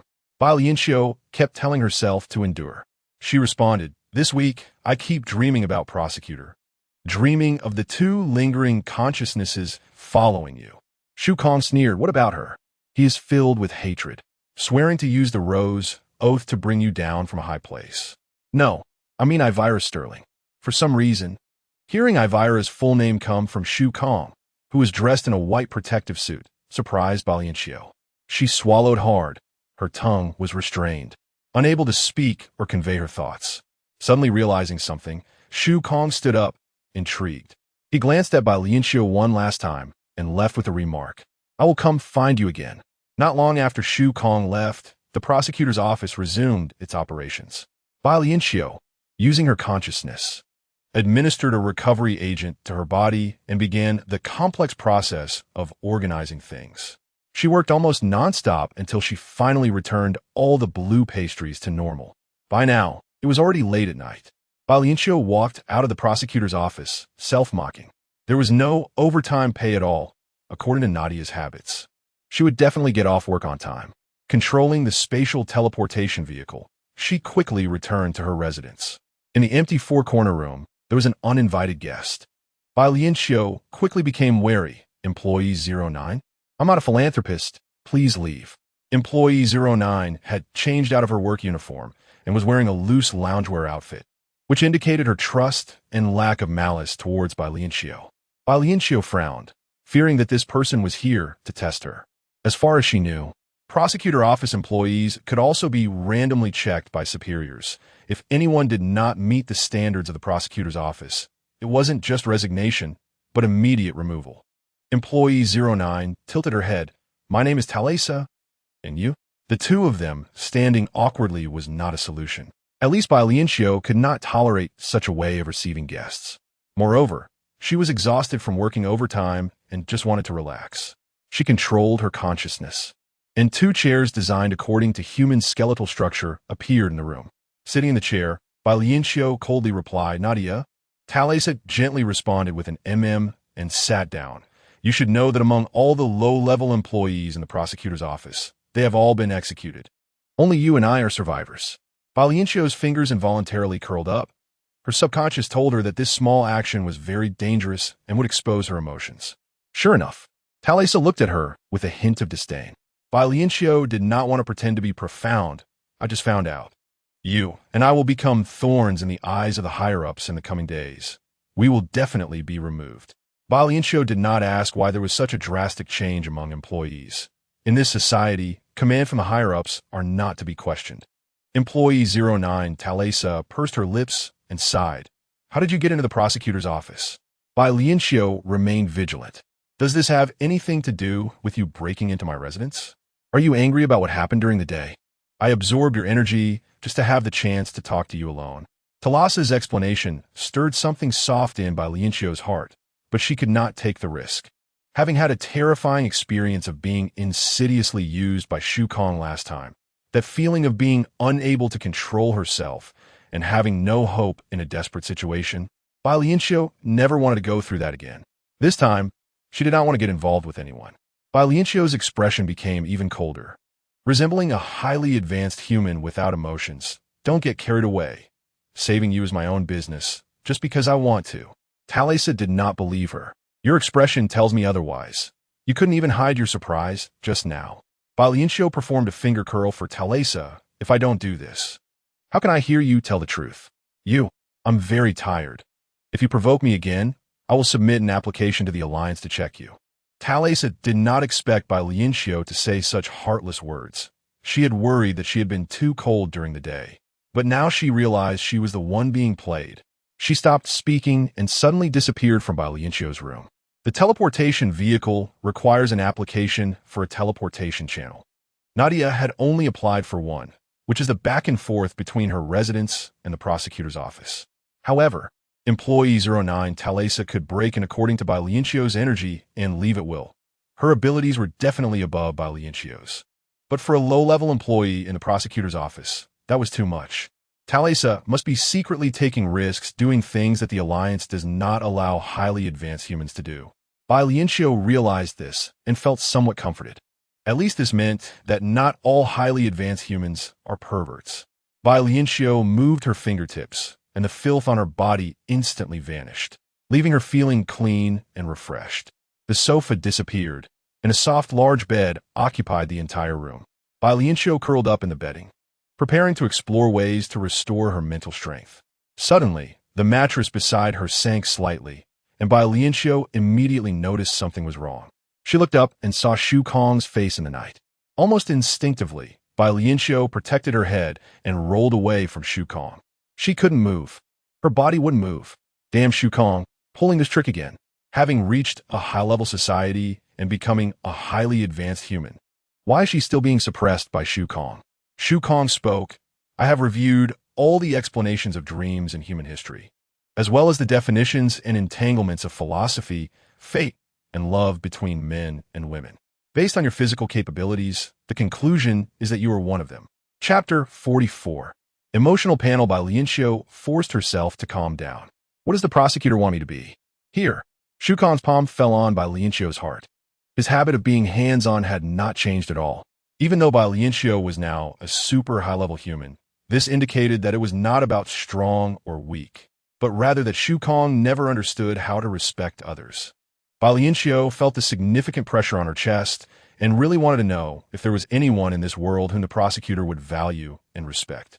His hand gradually moved up, pressing against Bai Lianqiu's lips through the golden silk gloves. You can give it a try, provided that you are Ivor Sterling.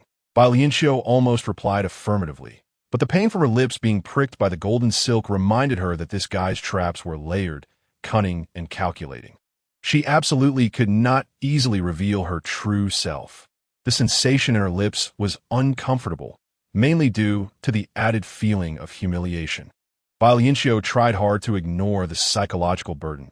Knowing that the prosecutor was aware this was impossible, she was just employee number 16 of the prosecutor's office.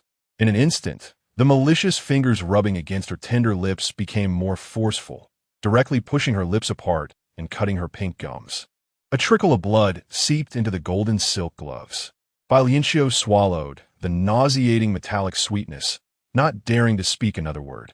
She feared that one misstep would lead to her demise at the hands of Shu Kong. Shu Kong frowned and tossed aside the thin, gossamer golden silk gloves. Yes, it was impossible. Did she even deserve it? His words were filled with harshness and disdain, yet he straightened his body, clearly intending to press down further. Bai Lianqiu felt that this state was abnormal. Prosecutor, what exactly do you want to do? I didn't mean to provoke you. Another one who just wanted to survive? Wasn't the prosecutor the same? For this past week, I haven't. Bai Lianqiu did not understand. Didn't Shu Kong absorb Elias's energy? He inherited everything from Elias. Immortality, noble bloodline, extreme mind control techniques. He was the top villain boss. Who could balance him?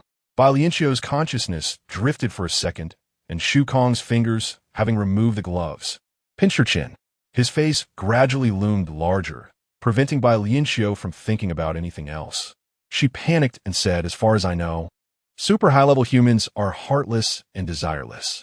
That is merely a sacrifice made to avoid being dominated by desire. Since it's discarded by most people, it represents that this thing is useless." What is the prosecutor doing now? Don't you think it undermines your identity? Bai Lianqiu clearly remembered that when she was still Ivra, Shu Kong had insulted and expressed his disdain for love more than once. Shu Kong's fingers pressed down on the blood bead on Bai Lianqiu's fair chin, and his brows relaxed slightly. It's very fragrant, very sweet, very clean.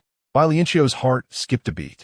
She heard Shu Kong's shameless justification. Rules are set by the upper class for the lower class. As long as it's something done by the upper class, it will never lose its value. Before she could retort, Shu Kong pressed down on her. He directly blocked Bai Lianqiu's lips, and she clenched her teeth in terror. It was unclear whether Shu Kong didn't understand kissing or if he simply lacked desire. Perhaps. The final possibility was that he was after Bai Lianqiu's blood. His sharp teeth pierced Bai Lianqiu's lips, continuously devouring the wound and drinking in more blood. It hurt. Bai Lianqiu couldn't comprehend why piercing her lip could hurt so much. This was even more painful than when Shu Kong forcibly took blood from her heart after she became Elias's bride, disregarding the vampire contract. In a daze, Bai Lianqiu couldn't help but moan, "It hurts." But Shu Kong showed no signs of stopping. Only after he had enough did he slowly straighten up, looking down at Bai Lianqiu, who lay like a corpse. The frenzied greed he had just released disappeared in an instant, and his demeanor returned to indifference. Her lips had already swollen, and Bai Lianqiu turned her face, feeling the pain of her lips pressing against the soft bedding. Shu Kong leisurely donned a new pair of golden silk gloves. He could have easily put on the gloves with his energy, but at this moment, he wanted to do something to slowly savor the pleasure in his body. Bai Lianqiu moved slightly, and Shu Kong warned, "Without my permission, do you think you can escape this room?" Bai Lianqiu was furious. "This is my residence. I could effortlessly destroy your spatial residence. Aren't you afraid of the Alliance investigating you? I am a prosecutor." Shu Kong once again pinched Bai Lianqiu's cheek, admiring her tragic lips. "Perhaps later, I will be willing to play a game of inspection and being inspected with you." Bai Lianqiu could not tolerate this treatment. She still loved Elias. Her body and mind belonged to Elias. How could this happen? Shu Kong issued her an ultimatum. "Remember, I will come to find you at any time. Always keep yourself clean." Shu Kong left, leaving Bai Lianqiu, tormented, staring wide-eyed into the void. How could she swallow this anger? A familiar system prompt echoed in her mind. Affection 3. The emotional value panel also underwent some changes. Desire value, 5 affection value, 3 trust value, 0 cherish value. -5 note, if other emotional changes are detected, they will appear on the emotional value panel in real time. Only then did Bai Lianqiu realize that there had previously only been an affection value panel. This time it had upgraded to an emotional value panel. Because Nadia's body levels were all of superior quality, there was no longer a personal situation value panel, nor a time limit for the strategy. Bai Lianqiu reasonably suspected that the absence of a deadline was intended to let her be toyed with by the prosecutor until her death, allowing the prosecutor no time to wreak havoc in this space. Looking at these values, each one made Bai Lianqiu feel cold. The desire value indicated that Shu Kong essentially viewed Bai Lianqiu as a plaything. The increase in affection value was merely because Bai Lianqiu was forced to offer her blood, bringing him a fleeting pleasure.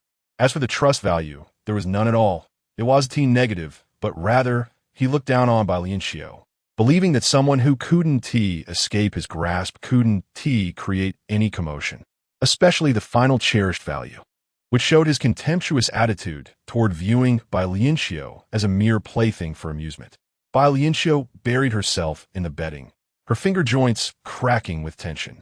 The next morning, Bai Lianqiu arrived at the prosecutor's office with lips that wouldn't stop swelling.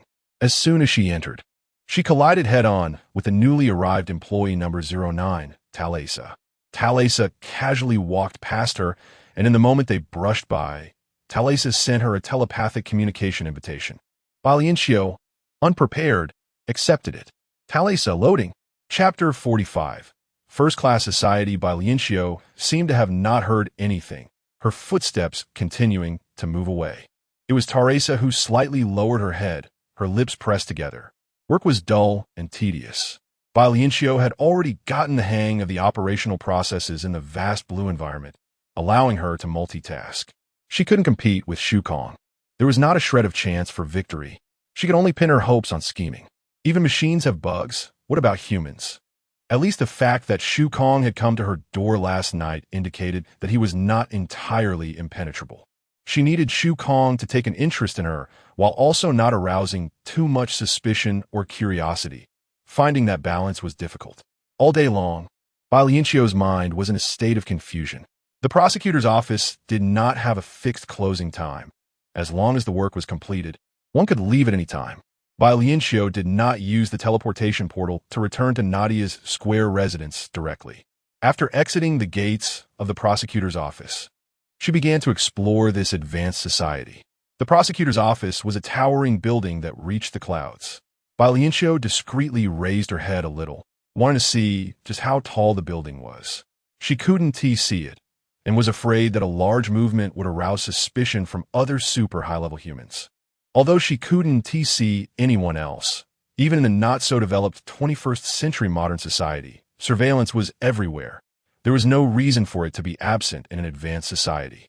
She walked on an endless glass-like surface, seeing no buildings, no trees, no other architecture, certainly no humans. Bai Lianqiu kept walking and walking. It felt like she had been walking for a long time, yet she could still see the prosecutor's building. She couldn't help but wonder, where were the roads in this advanced society? Where were the entertainment venues? Nadia's consciousness informed her that advanced humans did not need entertainment. Work rewards were in points, which could be exchanged for items in the main panel. The categories of exchangeable items included satiation pills. One pill of different types could satiate for 3 months, 6 months, or 12 months. Clothing and decorations did not require points for exchange. They could be taken freely. Physical fitness and mental acuity did not need enhancement. The control system in their brains would automatically adjust the body to its optimal state. Watching movies, listening to music, traveling to see sights, and the like were meaningless in the minds of super high-level humans. They might as well just sleep at this level of evolution. The only deficiencies of super high-level humans were eating and excreting. Once these two problems were solved, humanity would progress further. This was the sole direction of effort for the entire advanced society. All operations were aimed at providing operational capabilities to research institutions, to conduct experiments, and develop super new humans. Bai Lianqiu felt a chill at these changes. Perhaps it was because her soul was still low-level. She still yearned for beauty and needed beauty. Unable to escape the endless glass-like surface, the prosecutor's building replaced the sun, remaining in her line of sight. Just as Bai Lianqiu was about to activate the teleportation portal, a prompt sound rang in her mind. Assistant 09 from the prosecutor's office has sent a message. Bai Lianqiu frowned slightly. She couldn't understand what Thalesa was trying to do. Thalesa used her work account to contact Bai Lianqiu across departments. The message that reached Bai Lianqiu's mind also conveyed Thalesa's light and airy tone. Delivery. I know a good place that you'll definitely be interested in. Are you coming? Bai Lianqiu hesitated for just a moment before clicking on the location coordinates sent by Thalesa, and a convenient portal directly transported her there.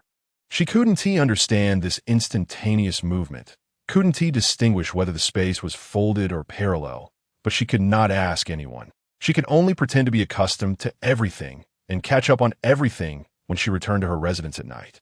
She was directly sent to a murky place. In stark contrast to the previous environment, there were many people here with red and green lights, noisy music, and various odors mixed together.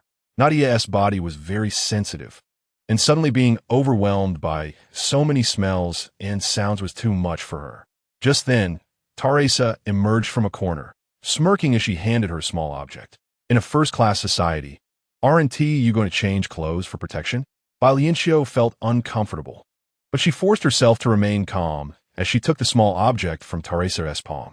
When her fingertips touched it, her sense of smell and hearing received some protection. But when the small object was separated by the protective suit, the protective effect was nullified. In other words, this item could only protect her ears and nose when attached directly to her skin. As she organized her thoughts, she coldly looked at Teresa. I'm just here to see the private behavior of employee 09. Teresa leaned closer. Investigating me? Bai Lianqiu placed the small object on her earlobe. It adhered firmly and took up no space. Every word and action of yours is a violation. You coming here isn't also a violation? Bai Lianqiu silently stared at Teresa. This trick was something she had learned from Shu Kong. Teresa, unable to hold her ground, chuckled awkwardly. Don't be like that. I'm just trying to cater to you. Bai Lianqiu glanced around and voiced her thoughts. People from the prosecutor's office come here only to investigate substandard super high-level humans. Her eyes slightly narrowed. For example, employee 09. Teresa completely surrendered. Reporting me 1T do you any good in the entire prosecutor's office. Only you and I are old employees. We should cooperate. Bai Lianqiu naturally understood what Teresa was saying, but she still didn't trust her. I only act according to the rules. Teresa's nostrils flared, waving her hand. Consider me being nosy today. I thought employee 16 was infatuated with desire, which is why I brought you to this good place. Infatuated? Desire? It turned out this misunderstanding was caused by Shu Kong biting her lip. Bai Lianqiu didn't want to stay here any longer. She immediately intended to leave, but was drawn in by a faint sound from a corner. Eliminating the other chaotic sounds, amplifying the sound she wanted to hear clearly, Bai Lianqiu froze in place. Unable to control herself, she crossed through the sparse crowd toward the direction of the sound. In the corner, an Asian face dressed in traditional national opera attire and adorned with pink makeup was singing a familiar national opera piece. That familiar tune stirred up too many memories for Bai Lianqiu. The young man stopped humming and walked towards her. Would you like to hear another song? Take me home, and I'll sing it just for you. How about that? This was the first Huaguo person Bai Lianqiu had encountered. She couldn't help but ask, how did you get here? The young man blinked. That question crosses the line. Perhaps I'll tell you at my discretion after we've had relations 3 times. Chapter 46. Crossing social classes, he looked over Bai Lianqiu's outfit again. It was rare in the first-class society, showing no signs of a lower status, suggesting she belonged to an even higher social tier. He extended his palm, no, 5 times. Bai Lianqiu understood. This boy was out to sell himself. She also realized that in the first-class society, engaging in physical relationships was commonplace, with no archaic thoughts about chastity. Bai Lianqiu chuckled softly and exchanged work points for a 3-month supply of satiety pills, handing them to the boy. What is your name? Upon receiving the pills, the boy's attitude changed instantly, filled with a flattering smile. Does the esteemed guest want to know my English name or my Chinese name? Look at me. The Chinese name might be hard for you to understand. Just call me Noah. Bai Lianqiu leaned back slightly, evading Noah's arm. No, I just want to chat. Does the esteemed guest like Easterners? The piece you just played was beautiful. How rare. Not many people here enjoy my opera singing. Then why do you sing? Noah raised an eyebrow. Today is my day off. I sing for myself. Bai Lianqiu nodded. There are too many people here. Take me to a quiet place to talk. The esteemed guest guarantee is not from the inspectors. I really don't want to be caught and judged. I won't catch you. Receiving the assurance, Noah led Bai Lianqiu outside. Follow me, esteemed guest. As they moved away from the flashy space, Bai Lianqiu distinctly felt a jarring sensation as they traversed different spaces. After several transitions, Noah brought Bai Lianqiu to a quiet patch of grass. He sat down on the grass, and since there were no other people around, he added, if the esteemed guest wants to do something other than chat, that is fine too. Bai Lianqiu found she couldn't sit down at all. Her body was that of Nadia's. The ultra-high humans could see many small things, like the various bacteria in the soil, the dirt swirling in the air, akin to pests. Even on the grass where Noah sat, Bai Lianqiu could precisely smell the lingering scent of semen. It was a mix from many people, Noah's from different races, and even some animals. If she focused a bit more, She could distinguish the pleasurable states of those bodies at the time, the rancid odors emanating from them. Bai Lianqiu frowned deeply. Noah sensed something was off, and, with a hint of a pout, said, "The esteemed guest promised not to report me." Suppressing her deep disgust, Bai Lianqiu could only stand still, not wanting to come any closer to the ground. "It looks like you're hiding from inspections. If you're not doing well here, why not go back to your hometown?" Noah showed a surprised expression. "Does the esteemed guest want me to die from mental abuse?" "I have no such thoughts. It's just a simple question." Noah stood up and patted his butt. Bai Lianqiu saw more wriggling, flying bacteria and maggots scurrying away, unable to imagine how many stains were on Noah's body. No wonder when Shu Kong first saw Bai Lianqiu, he unhesitatingly stripped her and tossed her into the bath. With so much pollution in the first-class society, it was unimaginable how terrible the environment in a fifth-class society's remote town would be. Bai Lianqiu realized she couldn't endure it. She was finding it hard to accept Noah's proximity. How did Shu Kong manage to endure it back then? Either Shu Kong had extraordinary patience and a ruthless nature, or he had decided from the start to use Bai Lianqiu. Her thoughts were interrupted by a gigantic flying object, causing Bai Lianqiu to uncontrollably step back. Noah looked at her in confusion. "Are you an ultra-high human who sneaked out for the first time?" Bai Lianqiu didn't want to answer that question. Is the Eastern world experiencing mental abuse? Noah tacitly acknowledged Bai Lianqiu's identity. "Yes, those who can escape are lucky. But you've crossed social classes. Is it that obvious?" Bai Lianqiu nodded. She believed that even first-class humans couldn't tolerate such a dirty and chaotic place, unless Noah wasn't a first-class human at all. But Bai Lianqiu's instincts told her that Noah's intelligence and abilities met the standards of a first-class human. Noah pursed his lips. "Thank you for telling me. In fact, my residence is nearby. I don't have extra points to take you to another space to talk, so I can only bring you here. How do you adapt to the pressure from social inequality? You don't despise me?" No, it had nothing to do with disdain. Bai Lianqiu was more curious about how a low-class human came to the first-class society. Did this mean that social classes weren't truly insurmountable? If she could upgrade Nadia's body, gain more energy, could she someday surpass Shu Kong, defeat him, and take revenge? This thought excited her, filling her with hope for the future. Noah seemed to lower his guard, taming his mind. Taming? The bodies of low-class humans can't withstand the various high technologies of advanced societies. The root cause is that their brains and psychology aren't strong enough.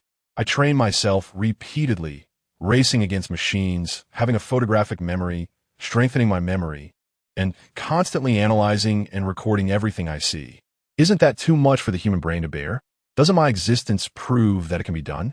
High-class humans are implanted with life chips at birth. Though the chips accompany them for life, it still relies on external forces. But if we train our brains well, we can achieve these things completely on our own. Bai Lianqiu shook her head. "You're impressive, but you're still lacking in many ways."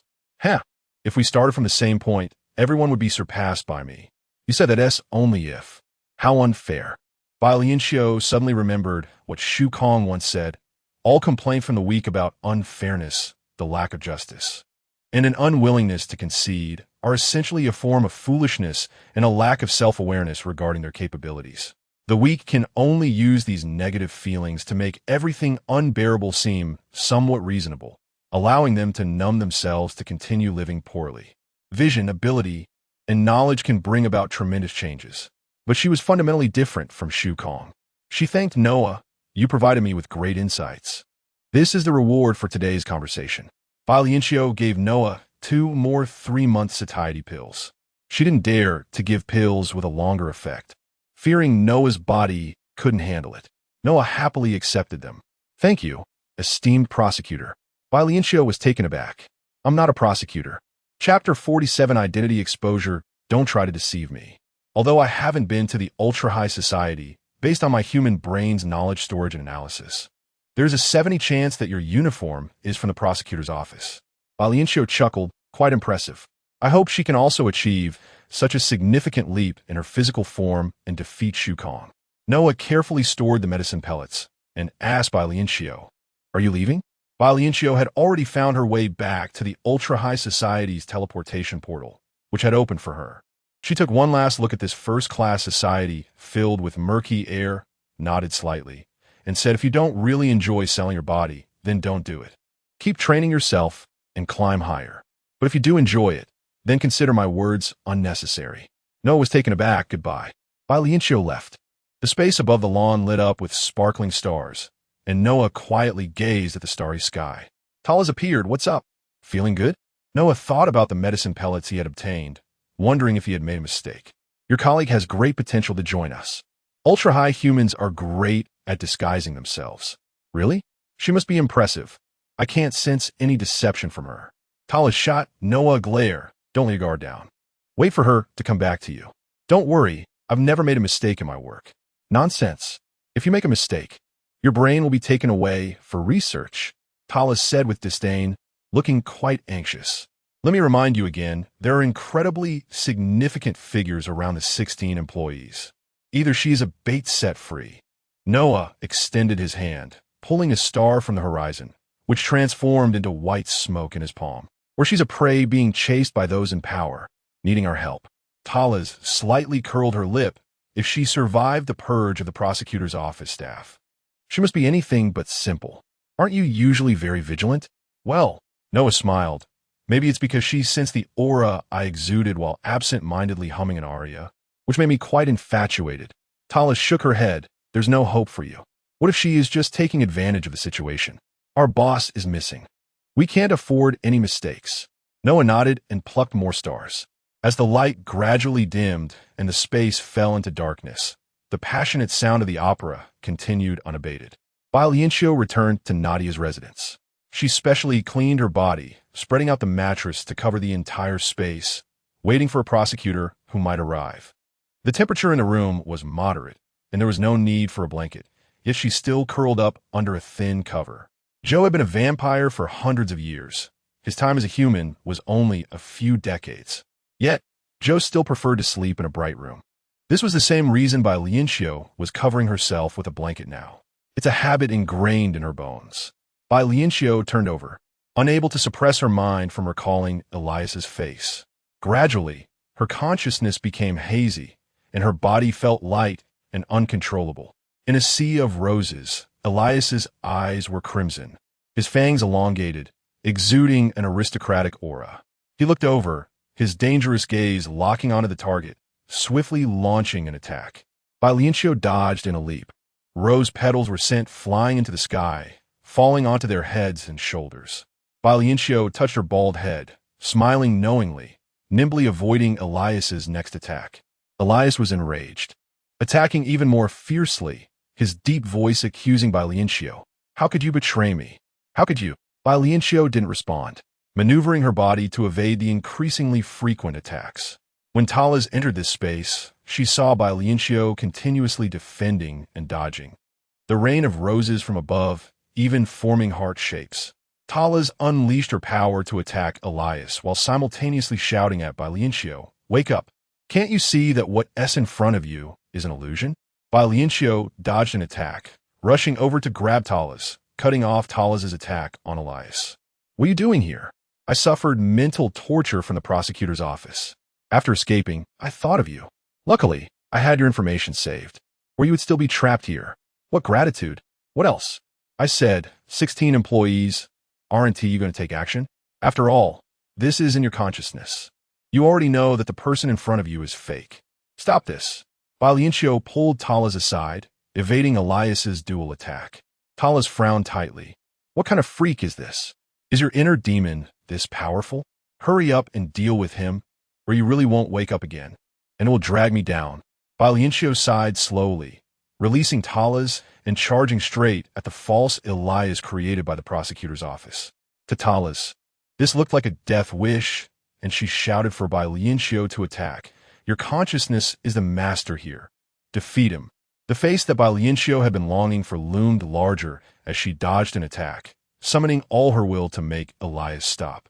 She recklessly approached Elias, her outstretched hand almost touching his cheek when Elias disappeared. She tilted her head, looking at the panting Talas, her hand that had aimed at Elias barely retracting. "See? I saved your life too. We're even." The illusion set by the prosecutor's office dissipated. Bai Lianqiu sat up from under the blanket. The space around her was empty. A warm yellow light shone down from above, and Bai Lianqiu touched her palm, thinking, just a little more, and I could have touched you. Even if it was fake. We still didn't have a happy ending, did we? With her slender fingers clenched, Bai Lianqiu buried her bald head between her legs, sobbing, I really wish I could return to your side. The moment the false Elias was pierced by Tala's, Shu Kong's body froze. He received an image. Nadia, the 16 employees from the prosecutor's office, reached out toward him. Shu Kong immediately split a thread of mental energy from the control panel. Changing personnel at the prosecutor's office was such a trivial matter. It would only be stored in my mind and automatically retrieved when needed. But now, it was directly conveyed to me. Of course, this could also be because vampires have an everlasting ability to trace their origins. As long as there is a connection to the main body, they will sense it. This kind of perception defies technological reasoning, and it is the powerful force I pursue. However, does this also mean that Nadia is Ivila? Elias, what do you think? Chapter 48. One body, two souls. The consciousness of Ilias transmitted from Shu Kong's mind. And you can feel how much I hate the vampire's thorough tracking ability over their brides at this moment. Shu Kong smiled, feeling good enough to allow Ilias's consciousness to control Shu Kong's left hand. Sharp, hard long nails grew out, piercing through the thin golden silk glove, scraping against the monitoring panel. Although it didn't make an uncomfortable sound, a long crack appeared on the screen of the monitoring panel. The nails pushed forcefully inside, trying to destroy the monitoring panel. Shu Kong's patience had reached its limit. It was enough to give Ilias a little sweet taste. He had to vent his consciousness somehow. Otherwise, if Ilias really started to contend with Shu Kong would have to expend energy to deal with Ilias. Shu Kong had already marked the information that Nadia was Ivira in his mind and was searching for reasons in the vast knowledge of technology. Now Ilias's consciousness was trapped in Shu Kong's body. The power of vampires was ancient and strong. Although Shu Kong was a top-tier superior human, it was evident that he could not completely defeat the ancient bloodline. Shu Kong could not completely kill Ilias, and Ilias could not escape Shu Kong's control. The two of them now belonged to one body, two souls. After all, this was not Ilias's body, and with Ilias severely injured, he could only be tightly controlled by Shu Kong. But he could not accept watching Shu Kong begin to plot and search for his bride while doing nothing. What was even more hateful was that he not only knew about it, but also participated in it with the body he occupied. This feeling was like he was designing to harm the bride he held in his palm. Ilias could not bear it and tried to disrupt Shu Kong's mind. A strong wave of pain spread through his brain. Ilias could not withstand it. His consciousness was about to dissipate. The prosecutor was truly cruel. You and I share feelings, yet you are so harsh. Shu Kong continued his search expressionlessly. What was wrong with pain? Pleasure is a feeling, and so is pain. The human body enjoys pleasure and indulges in it, but no progress or value can be obtained from it. Continuing on, it is the pain that reminds people of danger, helps them remember and change strategies. That is what is truly good for people, yet is not accepted by them. The human body is the root cause of hindering human progress. Ilias's consciousness had not yet recovered. Shu Kong's consciousness continued to output. I should thank you. You saved me a lot of investigation and review time, directly confirming that Nadia is Ivira, and she will be a great help for my progress. Ilias angrily asked, what do you want to do to her? Isn't it enough that you are harming her? Jumping directly from a fifth-tier human to a super high-level human. What a huge leap. It is truly enviable. If I could understand all this, human society would usher in a new chapter. Ilias, how magnificent this is. You should feel excited like me. We are the creators of a new world. I just despise this world and want to overturn everything. I am not interested in becoming the first. Moreover, since I have Ivira, everything else has been placed behind her. How pathetic. No wonder emotions like this have not been completely eradicated in high societies. I know that I pose no threat to you now. The mockery and disdain in your consciousness has never stopped. But prosecutor, I am you. I will eventually find a moment to strike at you. Shu Kong's mood became pleasant. The feeling of being threatened for the first time was quite nice. I like challenging difficult things. That is proof of being alive. But Ilias, how are you going to stop me? The fingertip of the glove, which had a hole, fell to the ground, and Shu Kong raised his hand to touch his lips. The other consciousness in his body stiffened. Shukong's teasing became more intense, pressing harder on his lips. Are you going to expand the vampire's flaws again, using the craving for blood in consciousness to control me? Ilias recalled that forced kiss. Shukong thought it was Nadia using a false dream to deceive him. But the moment Ilias saw Nadia in Shukong's body, he knew that Nadia was the vampire bride. She was Ilias's vampire bride. Shukong had gained all of Ilias's power.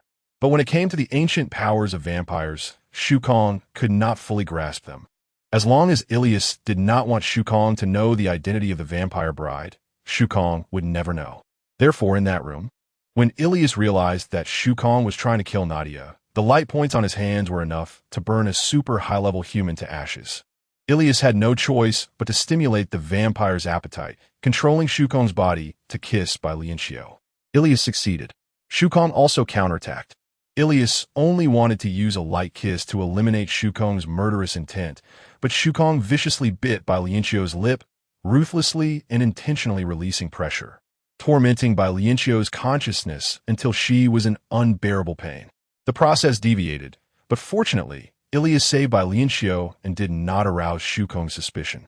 However, this secret protection was completely exposed under the sudden emergence of the ancient powers of vampires and the monitoring panel's powers tonight. Ilias fell silent, only because he felt Shukong's consciousness momentarily planning hundreds of ways to torment Bai Lianqiu. Ilias did not dare to move at all. Shukong was in such a good mood that he took out a sofa and leaned back on it. Next time, will you dare to cross my consciousness and control my body? Ilias had to respond. It's not about daring or not. It's about necessity. I guarantee that your fangs will pierce her neck, using my body to complete the most sacred contract between you and your bride. I will ruthlessly drain all the blood from the vampire bride and tear her soul apart. Shut up. How can you? When the vampire bride was a fifth-tier human like a pig, I found it hard to swallow Ivira. But now that she has become the super high-level human Nadia, it is not unbearable. I beg you. Shukong could hardly believe he was hearing Ilias's undignified plea for mercy. He narrowed his slender eyes, his expression dreamy. Oh, I can feel the world's most powerful ancient vampire soul crying. Ilias, I can't wait to implement all of this. In less than a second, Shukong immediately changed into travel clothes, controlling himself to invade Bai Lianqiu's room. A white light, imperceptible to the flesh and eyes, emerged as Shukong's body was already in transmission. And Ilias's consciousness roared. Chapter 49. Ant and elephant on this planet. The sun rises and sets, the oceans and land come together and apart, and the power of humanity wins forward through time. Since the birth of vampires, their powerful and immortal force has been fundamental, along with various abilities that surpass human physical limits. For example, running faster than lightning, possessing immeasurable strength capable of shaking mountains and seas, and the ability to control anything seen and imagined. Even with the accumulated knowledge and high technology of humanity over millions of years, the principles behind these abilities remain unclear, often attributed to divine power, constraints, or philosophy. Just as an ant will never understand the significance of an elephant using its trunk to pick up food, the ant cannot perceive the entirety of this action because its head and vision are too limited by its own nature. The ant believes in gods. Shukong realizes the so-called gods. He is committed to breaking free from his own constraints, boldly engaging with the divine, determined to unravel everything. When Ilias roars, unleashing a power that makes no sense within Shukong's understanding and is simply impossible, Shukong's teleportation channel is directly destroyed. The piercing sound of shattering stimulates his mind. Shukong and Ilias feel the same impact. The teleportation is interrupted. Shukong returns to his residence. Ilias asks, "Please fix the teleportation channel. Don't let it continue to break." This is a small request, and Shukong naturally does not mind. He raises his hand and taps on the panel, and the sound of the teleportation shattering gradually stops. Ilias breathes a sigh of relief. Shukong leans back on the sofa, exuding a lazy aura. You are not unable to withstand the noise of the broken channel. Ilias's consciousness has weakened significantly compared to before. Shouldn't you be more interested in the power it just released? Shukong's smile does not reach his eyes, perhaps because of the vampire bride. He fears that the stimulation might be too great, and that Nadia will sense his presence. Ilias's consciousness is fading, you know. Shukong always knows how to maximize his benefits. Ilias has only his consciousness left, trapped in his body, struggling to survive. The more powerful Ilias reveals himself to be, the more excited he becomes. It's all mine. For what is already in his possession, he does not seem in a hurry. Holding the answer in his heart, he still needs to question Bai Lianqiu, to poke at Ilias's thoughts, just to make Ilias uneasy about Bai Lianqiu, intensifying his worries. With the goal achieved, Shukong no longer pressures Ilias. He cannot completely disappear until he fully masters the ancient powers of the vampires. Of course, Ilias cannot perceive Shukong's deeper thoughts, which shows how strong Shukong's mental control is. Ilias regains some strength. I can give you anything, but you cannot harm my bride. Shukong does not respond with a promise or denial. In a sense, I am helping you eliminate a shortcoming. Love is not a shortcoming. Look at your current situation and fate. Doesn't that alert you? Ilias chuckles lightly. It's power. The reason we higher beings exist is because of emotions. As Shukong relaxes his control over Ilias's smile manifests on Shukong's face. Shukong's consciousness detaches from his physical body, observing like a bystander.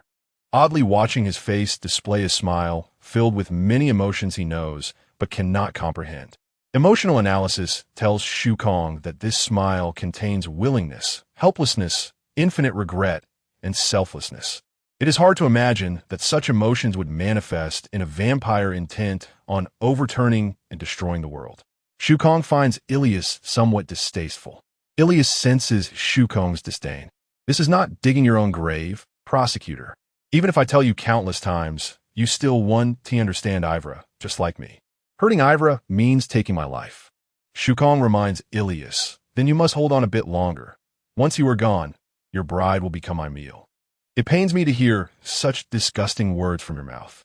You could be more straightforward. Until you master my power, you will not make me disappear. You know well that you can only be digested by me. This outcome will not change. The prosecutor is really confident. Shukong says lightly, since I have memory, there's been nothing I cannot achieve. Ilias deeply understands the hopelessness. He just wants to exist for one more day, at least to feel Ivra's presence.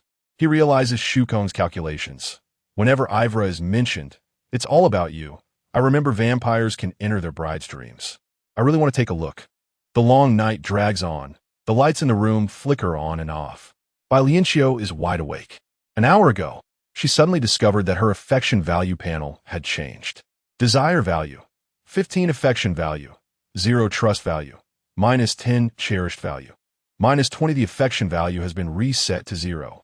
And the trust and cherished values have turned negative.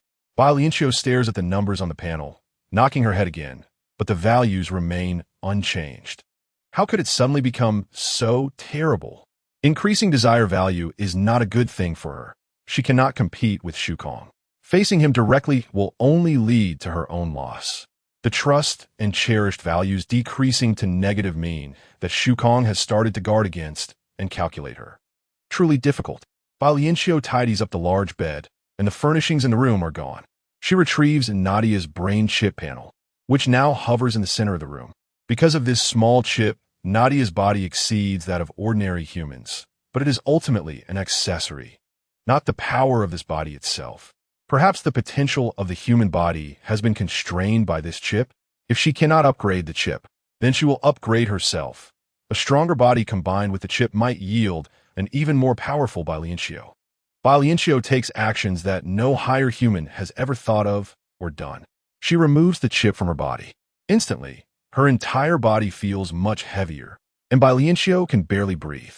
Fortunately, the residence isolates her from many external radiative substances, allowing the unprotected Bai Lianqiu to gradually adapt. She touches her arm. The texture feels terrible, completely unlike the state of her skin with the chip's enhancement. High-level humans have been deceived by chip technology, that is, advanced technology. No higher human has ever seen their true self, nor do they know how inadequate their bodies are. Chapter 50. What is truth? Using the personal status panel to check her physical condition, Bai Lianqiu found that overall, everything was in terrible shape. She decided to focus on improving her physical fitness. After exercising for a while, she was drenched in sweat and collapsed to the ground, feeling utterly exhausted. Several times, she thought she was about to die. Opening the control panel, Bai Lianqiu retrieved a 3-month expired satiety pill. As soon as she swallowed it, her body began to tremble. Her stomach twisted painfully, as if a snake had coiled inside. Beads of sweat appeared on her forehead again, and she couldn't help but curl up, moaning intermittently like a boiled shrimp. The pain intensified, and Bai Lianqiu's awareness sharpened. This was a scam. The so-called advanced humanity and the idea that technology benefits mankind were lies. At the very least, this satiety pill was supposed to allow one to go a long time without needing to eat for nutrients, especially with the chip enhancement in the body. Yet now, Bai Lianqiu's physical body rejected the drug intensely. Clearly, she had grown up taking this kind of medication, and even without the chip, her digestive system should have adapted. Another wave of pain hit her, and Bai Lianqiu struggled to stand up, clutching the wall tightly. What is true? How much of what she had always believed was real? Or was it all fake? As her thoughts spiraled into terrifying possibilities, Bai Lianqiu could no longer bear the pain. Her brain's protective mechanism kicked in, causing her to lose consciousness. In the early morning, the control panel floating in midair emitted a sound that woke Bai Lianqiu. Habitually, she reached to grab her hair, but when she touched her bald head, her awareness fully returned. The control panel indicated that it was almost time to start work. Bai Lianqiu picked up the chip and slowly inserted it into her brain. She experienced a long period of tinnitus and dizziness, and her body lost all control. Was this a good thing or a conspiracy to undermine human will? There was no time to think further. In an instant, she completed her cleansing and changed into her work uniform. Using the teleportation channel, Bai Lianqiu found herself in the hall of the prosecutor's office in the blink of an eye. There, she encountered employee Tame from position 09. Perhaps this person was deliberately waiting for her. Advanced humans didn't engage in aimless activities. Bai Lianqiu thought to herself, maintaining an expressionless face as she walked past Tame. Tame communicated with her telepathically. "You're in such bad shape? You really are weak. If it weren't for me last night, you would definitely have been eliminated." Bai Lianqiu. She had long known that Elias was fake. Her Elias would never accuse her of deceiving him or try to harm her. She just missed Elias too much. She missed him so much that even knowing it was fake, she risked her life to get closer to him and spend more time with him. She even blamed Tame for interrupting her beautiful dream. Bai Lianqiu didn't respond to Tame, leaving only the silhouette of her departing back. Tarasa's footsteps slowed as much as possible, but she received nothing in return. She pursed her lips, her expression not looking good.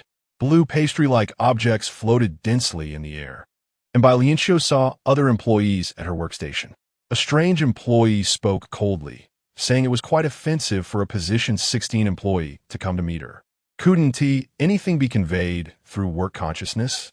Bai Lianqiu was taken aback and replied, "Sorry, are you a new colleague? From today onwards, this is my work area. Do you need me to teach you how to check your work transfer?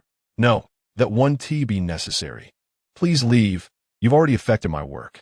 The strange employee emitted a powerful aura, keeping others at a distance, and even their breath felt cold when they spoke. This was the typical communication style of super advanced humans. They did not meet face-to-face, had no unnecessary interactions, and all communication was completed through consciousness, making spoken words seem redundant and a waste of time. In contrast, Bai Lianqiu preferred the more personable Tame, even though she couldn't quite figure out whether Tame was a friend or foe. Bai Lianqiu was forced to retreat to the hall. The spacious hall was empty except for her, with blue light panels above and below, and it was so quiet that not a sound could be heard.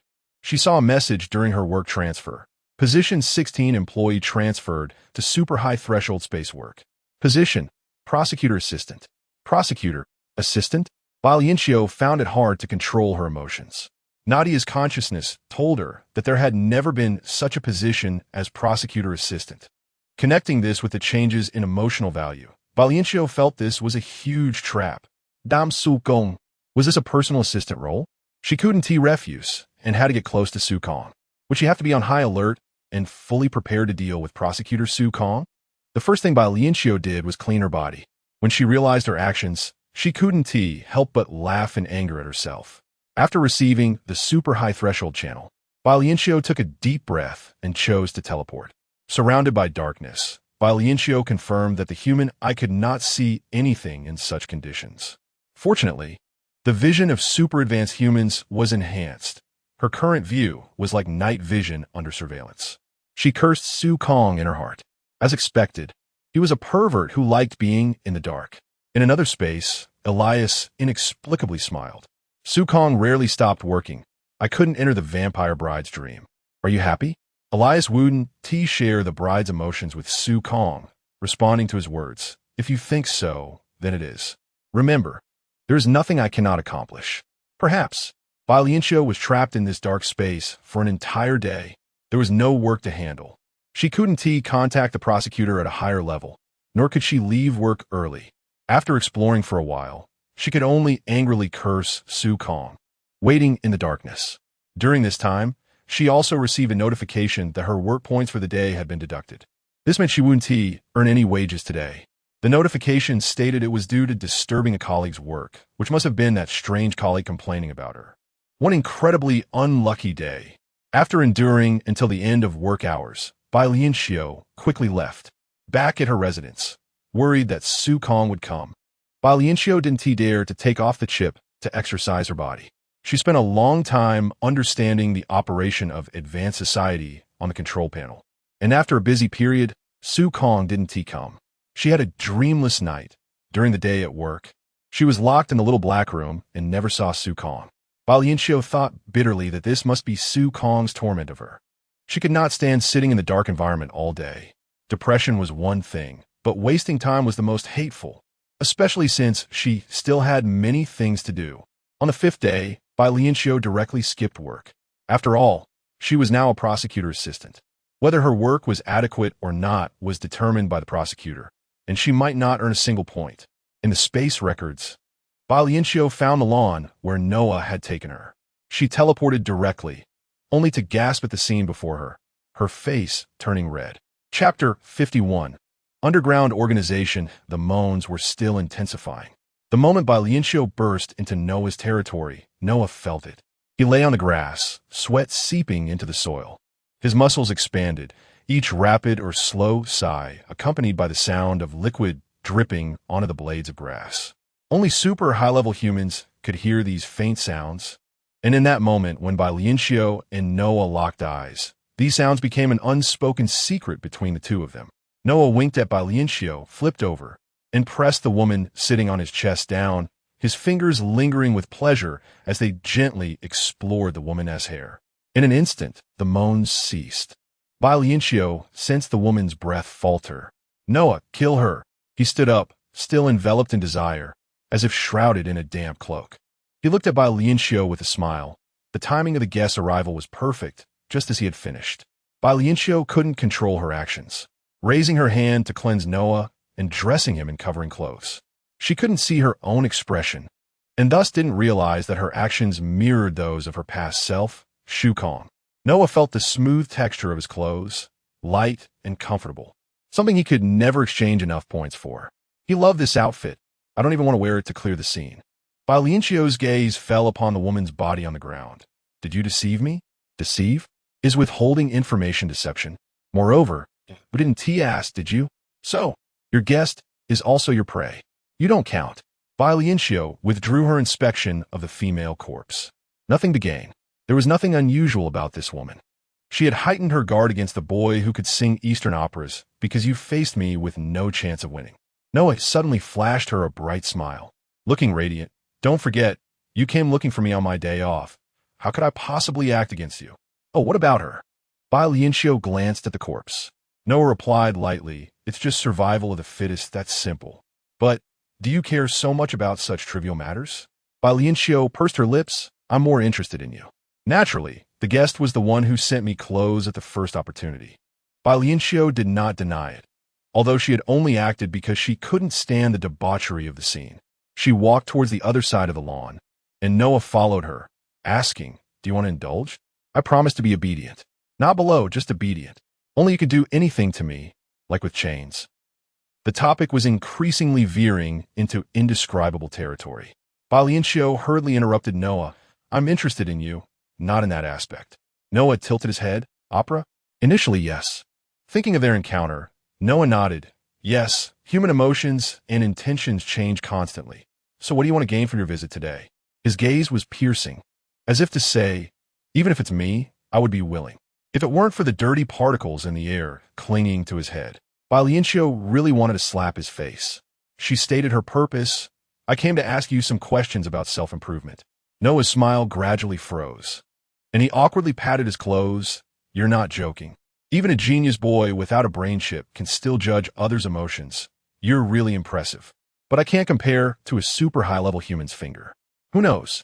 Noah stared blankly at Bai Lianqiu, quickly weighing the consequences of different choices in his mind.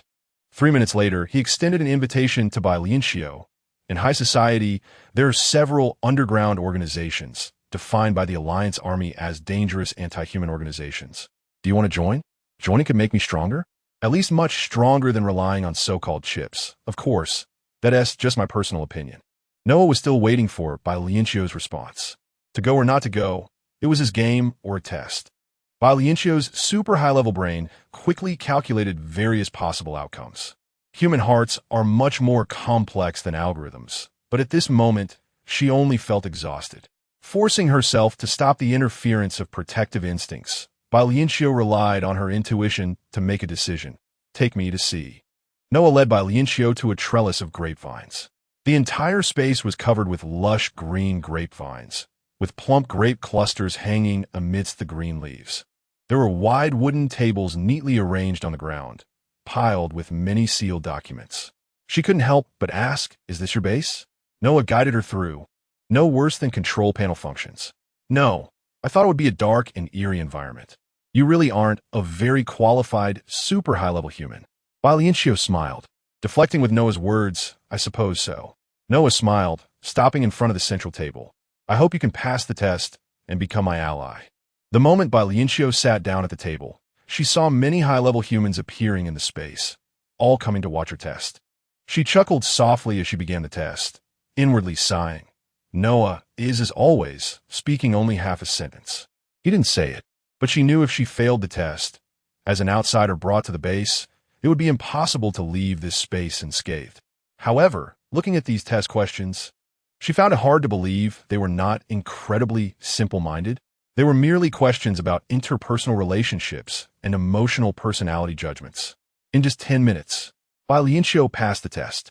The table lit up with a green light, and Bai Lianqiu saw the other high-level humans disappear, with some shaking hands with Noah, congratulating him on adding a new member to the organization. Noah walked to the side of the table, really hard to believe. You were the first to pass the test in such a short time and light up the green light. If the boss were here, she would definitely come to greet you personally. Bai Lianqiu didn't feel this was a test. It felt more like a game. But in a high society that had developed for hundreds of years, the emotions people once took for granted had been twisted and replaced during the long evolution. And very few high-level humans still retained a complete heart. Noah's voice was filled with joy and admiration. Most of us light up blue or yellow lights. You must be the leader of the organization. Bai Lianqiu refused. I took this test just to let you lower your guard against me. As for the organization, I have no intention of joining. Noah's brows furrowed tightly. Bai Lianqiu stated, I'm more suited to going solo. Suddenly, employee Tame appeared. Filled with malice towards Bai Lianqiu, Noah, come to my side, stay away from this captive. Chapter 52, Simply Sleeping Captive? Who is the captive is still uncertain. Bai Lianqiu looked at Tame. It's after work, so it's not surprising to see you here. Tame was clearly on guard against Bai Lianqiu, determined that today you can only become our captive and stay in the organization as our experimental subject. Noah was surprised by this turn of events and wanted to remind Tame that Bai Lianqiu had passed the test with the best results. However, Tame shot a stern look at him, and Noah chose to side with Tame. Bai Lianqiu leaned against the table, completely unbothered. I thought you were aware that both of us are on the list of those eliminated by the prosecutor's office, which indicates that neither of us is an internal high-ranking official of the prosecutor's office. But you have become an assistant to the inspector. Tame is really impressive, able to know about the personnel changes in the prosecutor's office. You really opened my eyes. Escaping the prosecutor's pursuit. With the aura of an inspector still lingering on your red lips during work, and now being transferred to be by the inspector's side. Are you targeting the inspector? Talesa was momentarily speechless. Noah openly admitted that all normal super high-level humans are our targets for destruction. Knowing this, Bai Lianqiu felt even more hopeful. It seems this world is not completely deformed. There is still hope. Bai Lianqiu candidly told Talesa that the whole assistant inspector situation felt strange and illogical. Talesa, since I am not one of the inspector's people, what do you think I would be? Talesa examined Nadia. Bai Lianqiu's emotions suddenly tensed up. She couldn't articulate what this feeling was. Similar to the anxiety and discomfort before getting her period in modern society. However, in advanced societies, women's periods have been scientifically replaced, and there is no such physiological phenomenon that harms the body. This feeling of anxiety intensified, making Bai Lianqiu instinctively want to stay in a completely safe place. She no longer hesitated, setting up a teleportation channel in her mind. Looking at Noah, I will come and find you again. She left so quickly and suddenly that Noah didn't even have time to react. Talesa murmured, if you are not one of the inspectors, then you can only be an enemy of the inspector. Noah sat at the table checking the specifics of Bai Lianqiu's test results, and to his surprise, it was a perfect score. I believe her. Could she be asking for our help? But she refused to join us. Noah added, she wanted to ask me about ways to enhance her physical abilities. Talesa sighed wearily. I'm getting confused by Nadia. As soon as Bai Lianqiu's feet touched the ground of her residence, Su Kong appeared before her. She thought to herself that it was close. Worried that Su Kong would see through her emotions, Bai Lianqiu approached him. Is the inspector a workaholic? It's already after work. Su Kong suddenly grabbed her wrist, his powerful strength directly overpowered Bai Lianqiu, altering the arrangement of the room. Just like in the super high-threshold space of the prosecutor's office. It was pitch black, and she couldn't see her fingers. Bai Lianqiu's body was pulled, feeling weightless, and when she fell, she realized the ground was a soft, elastic black bed. She struggled with her wrist, or should I say, are you a vampire? Su Kong pressed her down onto the smooth black bed, his bright blue eyes shining in the dark, his voice low and dangerous. Do you want to know who I am? This is absurd. Unable to break free, unable to hide. Bai Lianqiu slightly tilted her head, creating distance from Su Kong. If it's not for work, then it's for my blood, right? Su Kong found Bai Lianqiu's feigned calmness and clever probing amusing. Truly an old acquaintance, just like when she was in Ivira's body, very foolish. He leaned closer to Bai Lianqiu's neck, sniffing her scent, analyzing where she had been today, what she had done, and who she had encountered. In front of him, she was completely unreserved, but unfortunately, Bai Lianqiu still didn't have a clear understanding of this point. The atmosphere between them was not good, and Bai Lianqiu certainly didn't want to truly have something happen with Su Kong. She struggled even harder to turn her neck away. Last time you came uninvited and bit my lip, drinking my blood. Isn't that a vampire? Little did she know that this would only expose her scent more thoroughly. In Su Kong's eyes, it was an eager signal inviting him. Su Kong's gloved fingers pressed against her lips, his eyes darkly fixed on her. Tonight, I have no mood to play with you. Anger me, and you will suffer greatly. Bai Lianqiu was unwilling. Could she just let Su Kong do whatever he wanted? But she couldn't move. There was not even a shred of room for resistance. Her clothes were being removed, and the sensation of her skin against the silky sheets made her heart shudder. In the darkness, Su Kong was also unhidden, coming closer and reaching out a large hand towards her. Bai Lianqiu fearfully refused. No, don't. All her voice vanished, and she couldn't speak. Su Kong also fell silent and embraced Bai Lianqiu's body. He seemed unaccustomed to such contact, but was enduring something, as if playing with a toy, constantly adjusting Bai Lianqiu's position. Finally, he lay flat on the bed, letting Bai Lianqiu rest against his chest. He was satisfied with this position, quietly closing his eyes. Su Kong fell asleep, suddenly coming over just to strip Bai Lianqiu and simply sleep. Bai Lianqiu felt it wouldn't be that simple. An hour passed. 3 hours passed. The chest she was pressed against rose and fell rhythmically. A super high-level human actually fell asleep in front of an outsider. Bai Lianqiu couldn't make sense of it all. She couldn't move, only lying on him like a sculpture. As morning arrived, The instant Su Kong opened his eyes, Bai Lianqiu perked up, ready for a fierce battle. Su Kong pinched the back of her neck, pushing her away from his chest, his eyes filled with hostility. Not enough. Just holding the vampire bride to sleep was far from enough. He blamed himself for being too impatient, ruthlessly trying to control Elias's consciousness, wanting to forcibly enter Bai Lianqiu's dream. Unexpectedly, Elias was stubborn, resisting repeatedly, with very little consciousness remaining. Before Su Kong fully mastered the vampire's power, how could he allow Elias to disappear? Sleeping next to the vampire bride did stabilize Elias's consciousness, preventing him from disappearing so quickly. But that was far from enough. Su Kong wanted Elias's consciousness to be able to communicate with him, to guide him in mastering the vampire's power. He glared fiercely at Bai Lianqiu, grabbing her ankle and pulling her closer. Bai Lianqiu had been bound for an entire night, her entire body extremely fatigued, and now she still couldn't move or speak. Watching helplessly as she was dragged over by the pervert, she couldn't hold back her tears any longer. Chapter 53. Gratitude and regret. Although Nadia's body had a new core, the tear glands of a super high-level human had already been removed during childhood. In a high-level society, humans seldom encounter the bumps and bruises of lower societies, and when they feel pain, there is no need to stabilize emotions through tears. Coupled with the absence of complicated and meaningless social interactions, the existence of tears becomes even more useless. Most super high-level humans are cultivated and raised in laboratories, and staff members are unlikely to comfort a crying infant. Removing the tear glands is a perfectly normal procedure.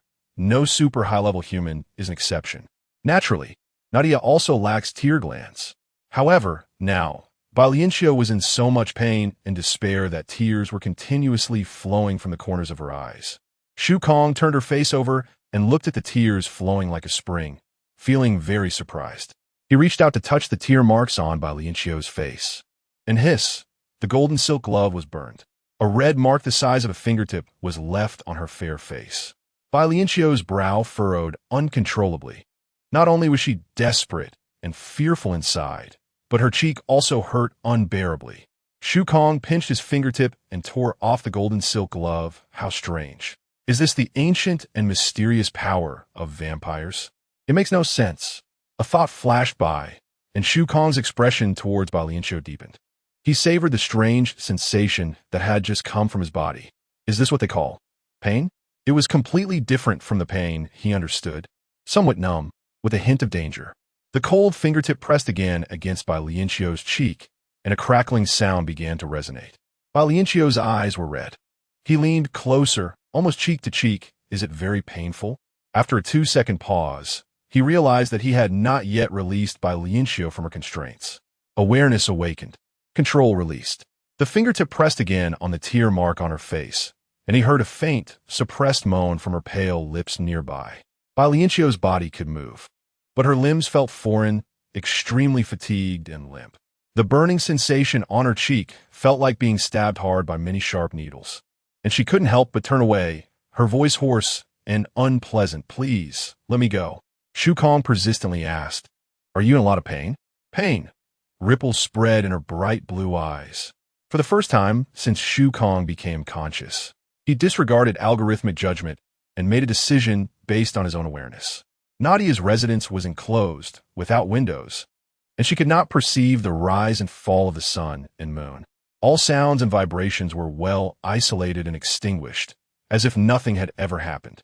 The mattress covering the entire floor of the residence had noticeably sunk in one corner. The pure white body faced the wall, not moving for a long time. Su Kong had already changed into a pure white protective suit, standing behind Bai Lianqiu, his gaze fixed on her. After the original pleasure, the emotions' feedback to the brain surged in waves. There were too many feelings that Su Kong despised, hated, yet found somewhat elusive. He looked at the motionless Bai Lianqiu, did nothing, and directly left. After a long time, the body in the corner of the room remained still. Su Kong withdrew the awareness he had left with Bai Lianqiu and asked Ilias, Is this a normal reaction? By the time Ilias regained consciousness, things had already happened. He didn't know whether to feel grateful or regretful. Grateful that at that time, He knew nothing and didn't have to watch Shu Kong commit violence with his own eyes. Regretful that he hadn't woken up, that he was too weak to respond to the bride's call for help. If only Ilias's awareness faded a bit more. I would rather disappear than have you keep my consciousness in this way. Shu Kong curled the corner of his lips. Do you have a choice? UNT let my bride go. Yes, how long she can live depends on you. Shu Kong twirled his fingertip as if savoring the moment, continuing, you can't hold on for long before that. Guide me to fully master the powers of a vampire. And I can promise you to leave the vampire bride alive. Ilias scoffed. Has the prosecutor forgotten? I share a body with you. I can feel your consciousness. Oaths mean nothing to you. You only care about interests. At least you can buy some time for the vampire bride to struggle for survival. You are a complete thug. Of course, I can also threaten you with torturing your bride, and I can achieve my goal that way too. You, don't disturb her anymore. Then stop giving me obstacles. Shu Kong stood up, opened the control panel, and began, I am looking forward to the process of deciphering the powers of a vampire. The flickering light continued to flash. In the silent room, the person in the corner finally moved. Bai Lianqiu slowly sat up, leaning against the wall. The large bed beneath her disappeared, turning into a huge bathtub, warm water gradually rising, covering her body marked with red marks. Her slender fingers fell on the fatal point of her head, and Bai Lianqiu exerted her strength to pull out the chip. Suddenly, she found it hard to breathe, and after slowly adapting, she began to seriously wash this body. She tried not to recall those details, but scenes kept flashing in her mind, and every place her fingertips passed would send shivers down her spine due to the memories. With a gurgling sound, Bai Lianqiu sank to the bottom of the bathtub. Bubbles of all sizes surged upwards. In the next second of extreme intervals, Bai Lianqiu suddenly burst out of the water, the corners of her eyes red. Shu Kong, I will definitely dismember you. The dripping sound of water echoed as Bai Lianqiu quickly dried her body, opened the control panel floating in the center, and called up the fitness equipment. She no longer went to work at the prosecutor's office. Bai Lianqiu wasn't afraid of being locked in a small black room. She was afraid of seeing Shu Kong again, as she would be unable to suppress her emotions and would want to rush over and stab him 1,000 times without hesitation. She kept exercising in her residence, starting with the basics to enhance her original components. After improving her physique a bit, she began to indirectly train her agility, strength, and flexibility. She was so busy that she forgot to eat and sleep, not knowing how much time had passed, as her body didn't feel hungry. But just when she was doing wall handstands, she felt a pulling pain in her lower abdomen.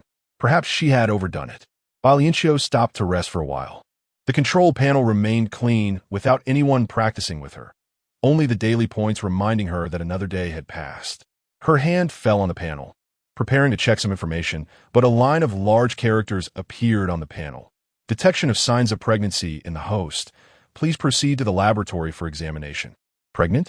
Bai Lianqiu's hand instantly slipped down, feeling as if the sky had collapsed. Chapter 54. The search list, no matter how small the probability of a high-level human getting pregnant, is, what kind of monster would a child born from a pervert be? Bai Lianqiu exclaimed as she hugged herself tightly, staring intently at her abdomen. The sound of her heavy breathing grew louder. She couldn't keep it. Simply being pregnant would attract the attention of those with ulterior motives who would take her away for experiments.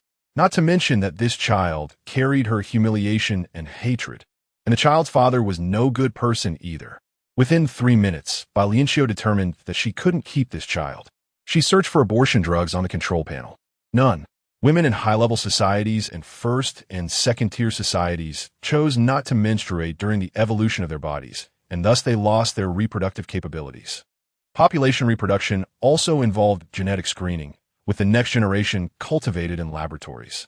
Blood ties and familial bonds no longer existed.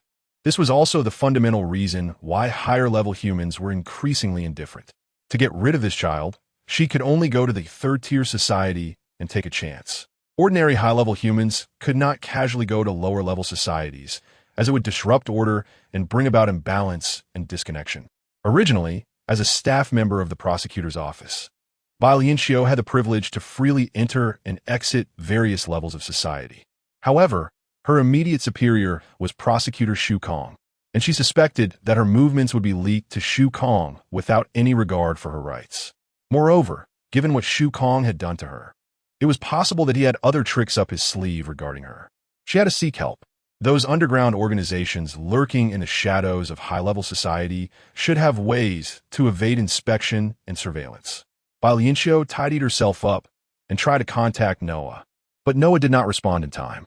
Unable to wait, Bai Lianqiu chose to go directly to the underground organization center Noah had taken her to, using a teleportation passage. Just as she left her residence, an external intruder entered her territory. The room was empty, and a masked person, fully covered, took out a machine and scanned every corner of the space. After the scan, he tapped a small chip into the center of the ceiling, leaving no trace. The masked person quickly left. Bai Lianqiu arrived at the organization base from last time. Walking under the grapevines, Bai Lianqiu felt every high-level human hidden here watching her arrival. She sat down at a blank table, quietly waiting for Noah. However, it was Teresa who came. She crossed her arms, looking at Bai Lianqiu with unfriendly eyes. "Is this a place you can come and go as you please?" Bai Lianqiu smiled at her. "Isn't it still working hours?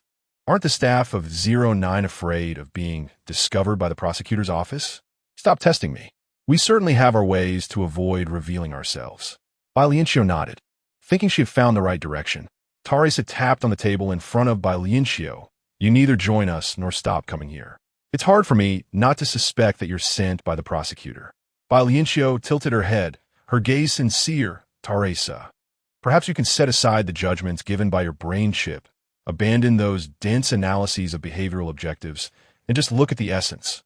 Essence, from start to finish. I have not harmed your interests. Isn't that enough to show my position?" Teresa narrowed her eyes disdainfully. "Oh my, do you think I'm naive and easily deceived? I understand you and don't want to waste more breath. Time will prove everything. It's hard for me to risk the organization I've painstakingly built." Teresa took a step back, preparing to attack. "You know too much. You must disappear." Bai Lianqiu frowned. "I don't want to fight you. Aren't you afraid of alarming the prosecutor's office?"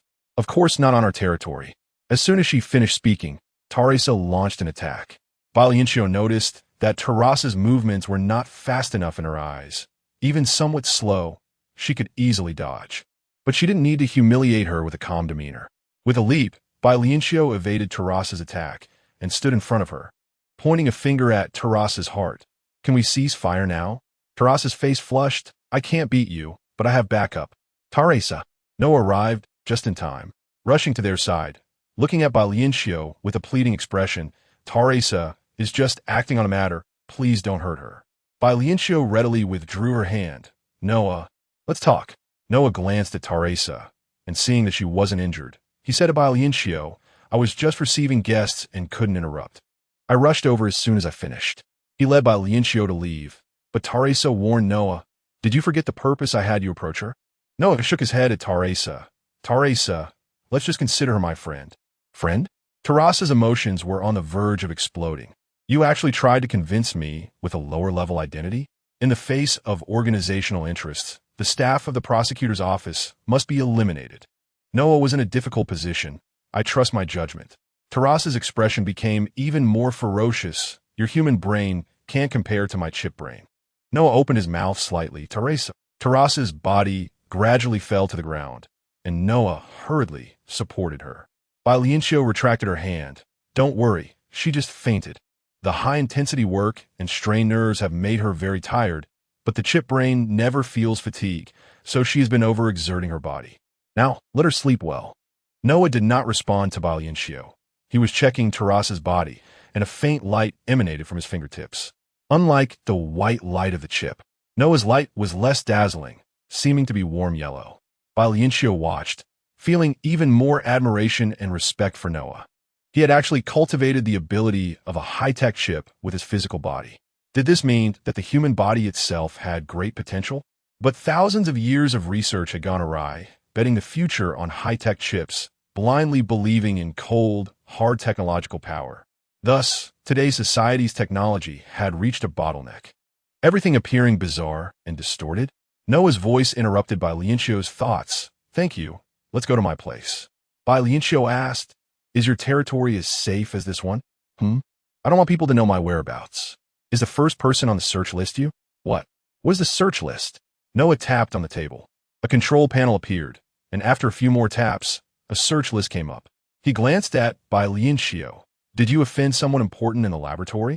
Chapter 55. Trust among friends. The panel displayed that the top entry on the search list was a missing person report released by the laboratory today, offering a reward of 1,000 points. 1,000 points could guarantee a super high-level human a luxurious life in high society for 300 years. And it could also help a lower-level human leap across classes, effectively changing their fate and shooting them to the top. The person being searched for was a super high-level human, female, 175 centimeters tall, weighing 58.3 kilograms, bald, with specific measurements such as eyebrow spacing, nasal bone structure, earlobe size, and more, all listed above. Noah looked at Bai Lianqiu, precisely noting that every detail of her body matched exactly with the person the laboratory was searching for. He spread his palm, turned off the control panel, and said in a deep voice, "Follow me." Without needing more words to test or explain, Bai Lianqiu understood that Noah had confirmed she was the prey being sought by the laboratory. She clenched her fists and asked, "Are you willing to help me?" The opposing side was one of the largest controlling entities in the world. All high-level humans were born and raised in the laboratory, and after reaching adulthood, they scattered across various corners of the world, their interests intricately linked to the laboratory. Being enemies with the laboratory was akin to destroying oneself, making an enemy of the entire world. Noah smirked slightly. It seems the guest has forgotten that we are the so-called anti-human organization. Bai Lianqiu chose to take a gamble and followed Noah. As they walked, the surrounding environment began to shift gradually. It was Noah initiating a transmission. "Keep up." As soon as Noah's voice fell, Bai Lianqiu felt the air around her change with a rustling sound. They traversed different spaces, jumping back and forth, and, at first, Bai Lianqiu didn't understand Noah's intentions. It was only after repeating this action that she realized Noah was helping her create false traces. Finally, they returned to the grassy space controlled by Noah. He unreservedly sat down on the dirty grass, slowly rubbing his chest. Bai Lianqiu stood beside him. "Thank you. What do you want in return?" "No need. During this time, don't use your brain chip. Is the laboratory's power that great? You have to believe in human nature." Bai Lianqiu fell silent. After a while, Noah's intense chest pain eased a bit. He adjusted the slope of the grass and lay back, the overhead space transforming into a starry night sky. A brilliant meteor streaked across, and Noah easily caught it. He asked Bai Lianqiu, "Did you kill the doctor in the laboratory?" Otherwise, he couldn't think of any other reason that would prompt the laboratory, representing absolute power, to personally pursue a super high-level human. Not receiving an answer from Bai Lianqiu, he heard her suppressed cries of pain. Noah propped himself up, looking at Bai Lianqiu. Under the vast starry sky, the slender super high-level human endured immense pain as she forcefully pulled the brain chip from her head, a thing that was almost meant to accompany her for life. This shocking scene left Noah breathless. His heart raced wildly. More and more images of fighting against an abnormal society and abnormal humans intertwined in his mind. He couldn't help but stand up. How dare you?" Bai Lianqiu swayed her body, and in Noah's eyes filled with concern and surprise, she raised her palm. "What you see is not the first time." In her smooth palm lay a colorless chip, no larger than a grain of sand. Noah's gaze was uncontrollably fixed on the chip. This was the culprit that kept countless lower-level societies, even first-level societies, forever chasing after the steps and status of super high-level humans. It was Noah, an object of envy and hatred mixed with too many emotions for lower-level humans. His Adam's apple moved slightly. "Do you trust me?" Bai Lianqiu smiled. "I have no choice. But I always tell myself that the worst outcome is just death, and I long for death. Want to die? You're really strange." Noah pinched Bai Lianqiu's brain chip.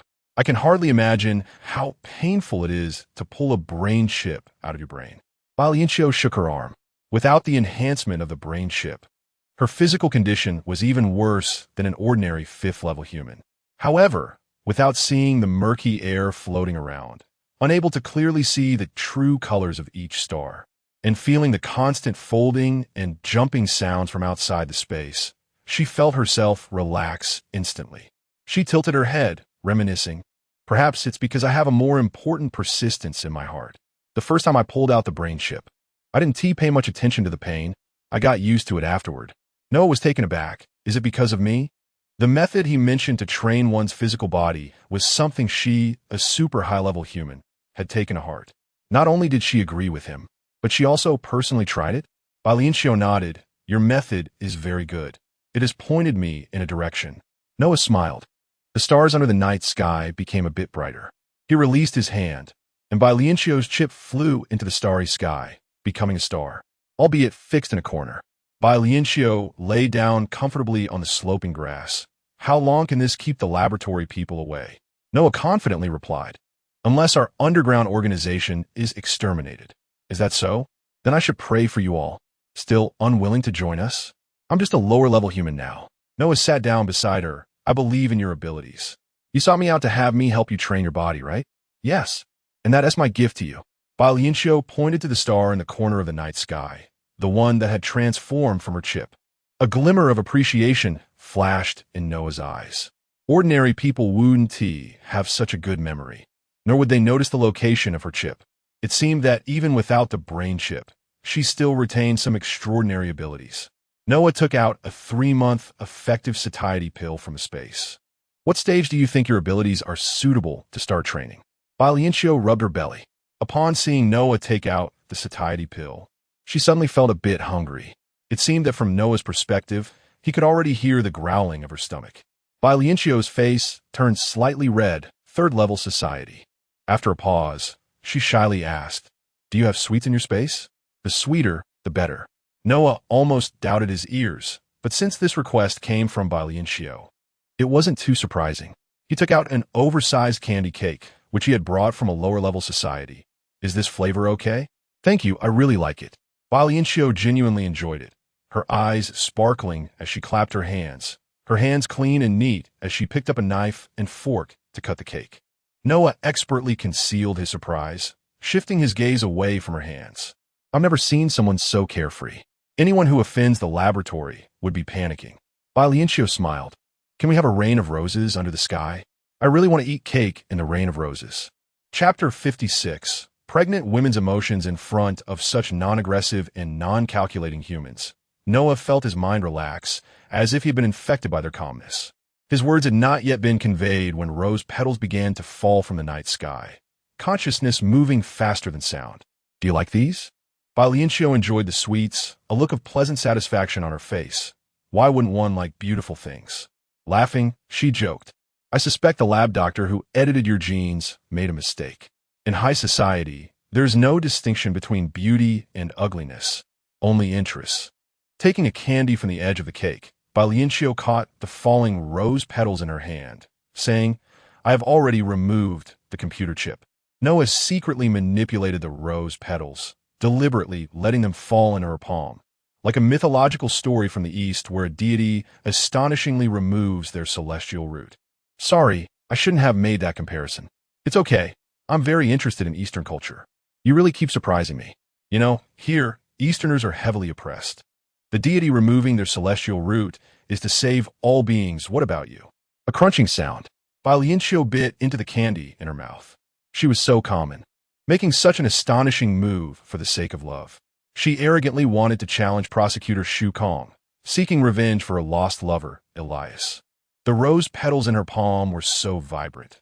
She held them close to her forehead. Elias, can you hear my heart's voice? I am unexpectedly carrying Shu Kong's child. This body is so filthy, my soul so guilty. Can I still meet you as if nothing happened? Noah quietly watched Bai Lianqiu, not continuing to ask further.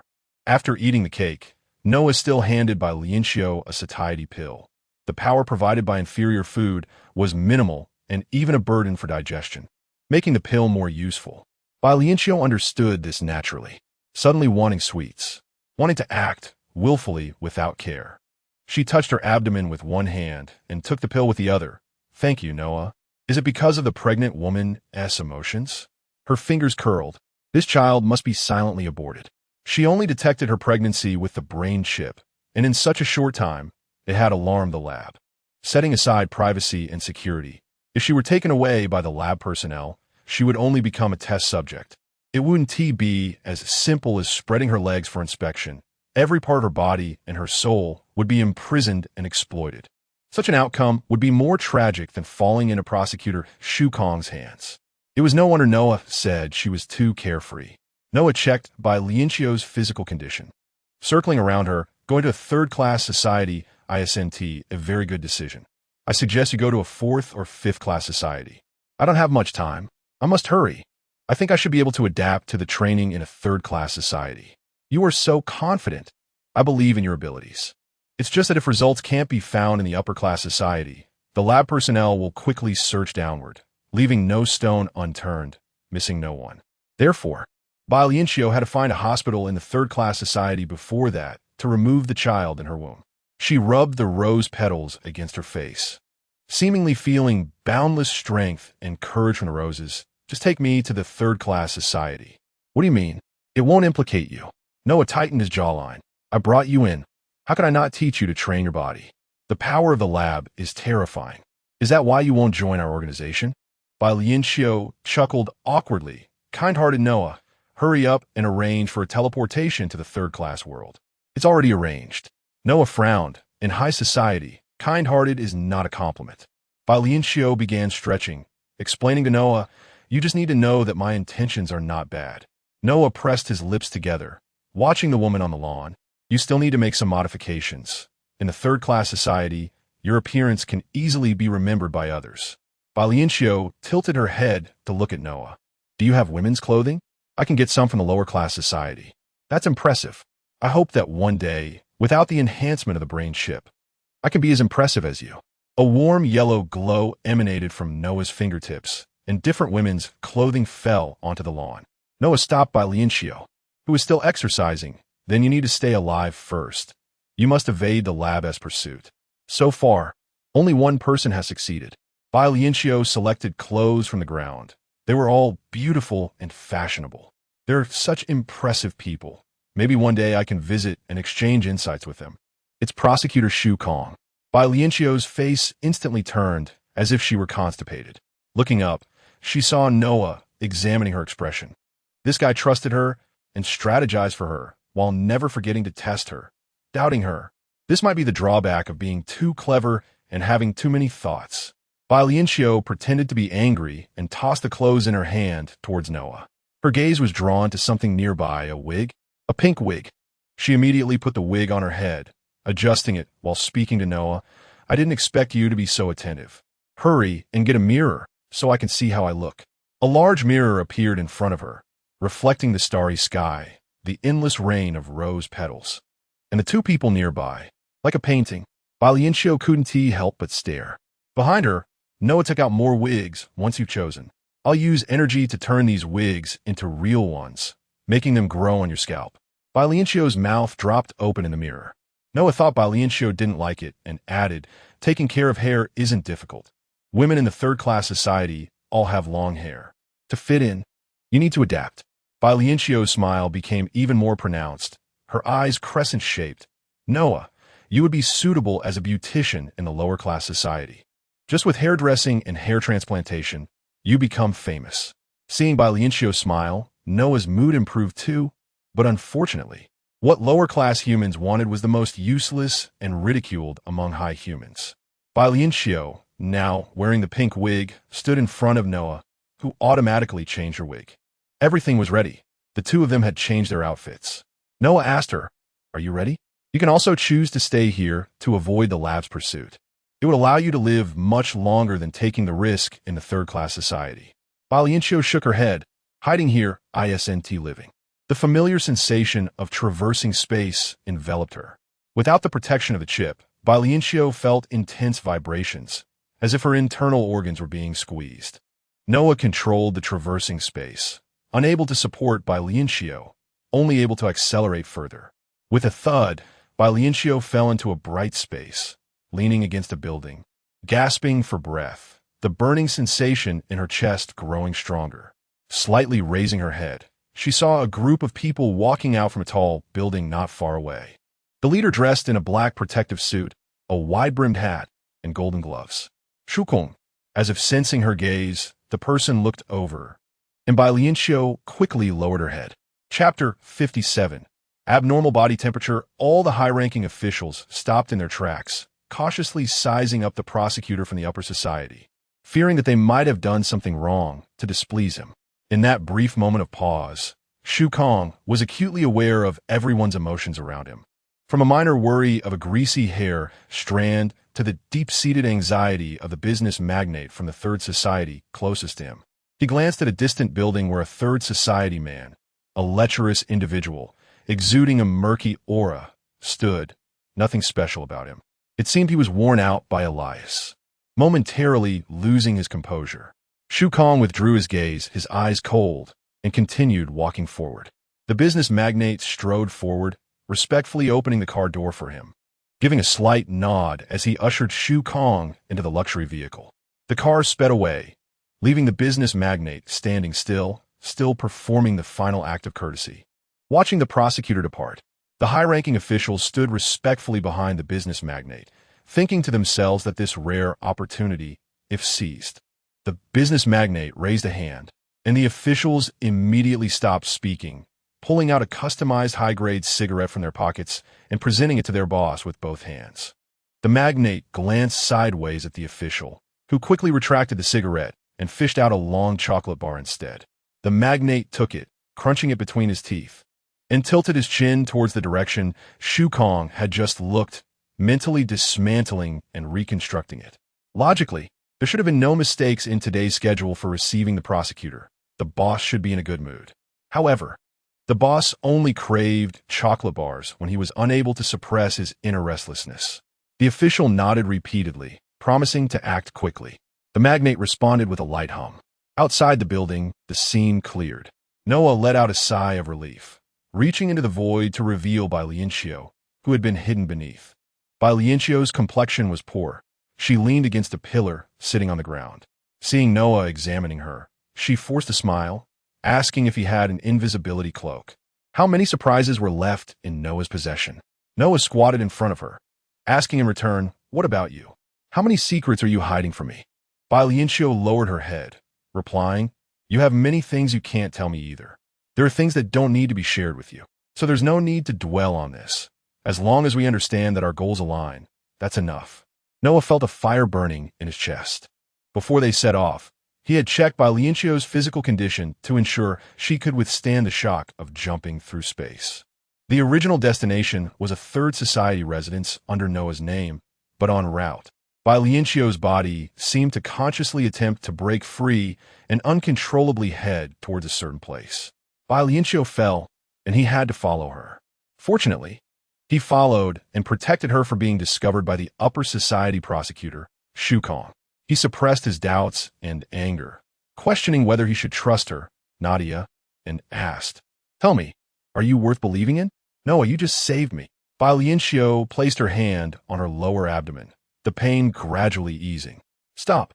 I don't want to hear you talk about trusting your own judgment. I can't explain it to you clearly because I don't understand what connection I have with Prosecutor Shu Kong. Are you saying that you didn't try to escape just now to bring me before Shu Kong?" Bai Lianqiu shook her head. The baby in her belly protested. Something was wrong, and she needed a safe space to rest. She leaned against the wall and stood up, saying, "If possible, I hope to deal with Shu Kong myself." The moment she finished speaking, she felt a sharp pain in her abdomen. Was it because of the child? Did this child bring her right next to Shu Kong in the Third Society?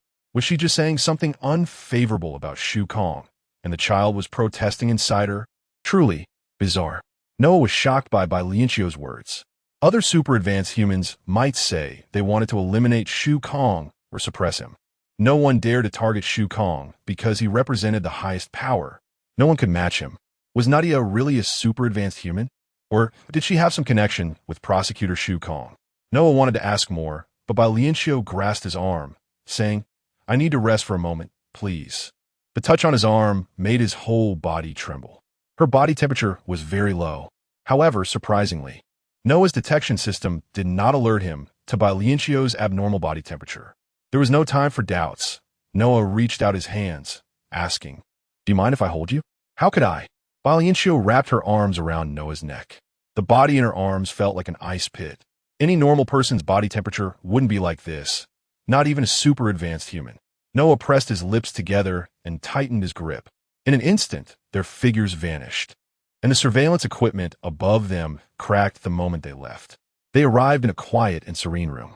The floor was wooden, and outside the window stood a large olive tree, with chirping birds coming from its dense foliage. Noah placed her on the soft sofa and asked, "Are you hungry again?" It had been less than an hour since he had given Bai Lianqiu a satiety pill that lasted 3 months.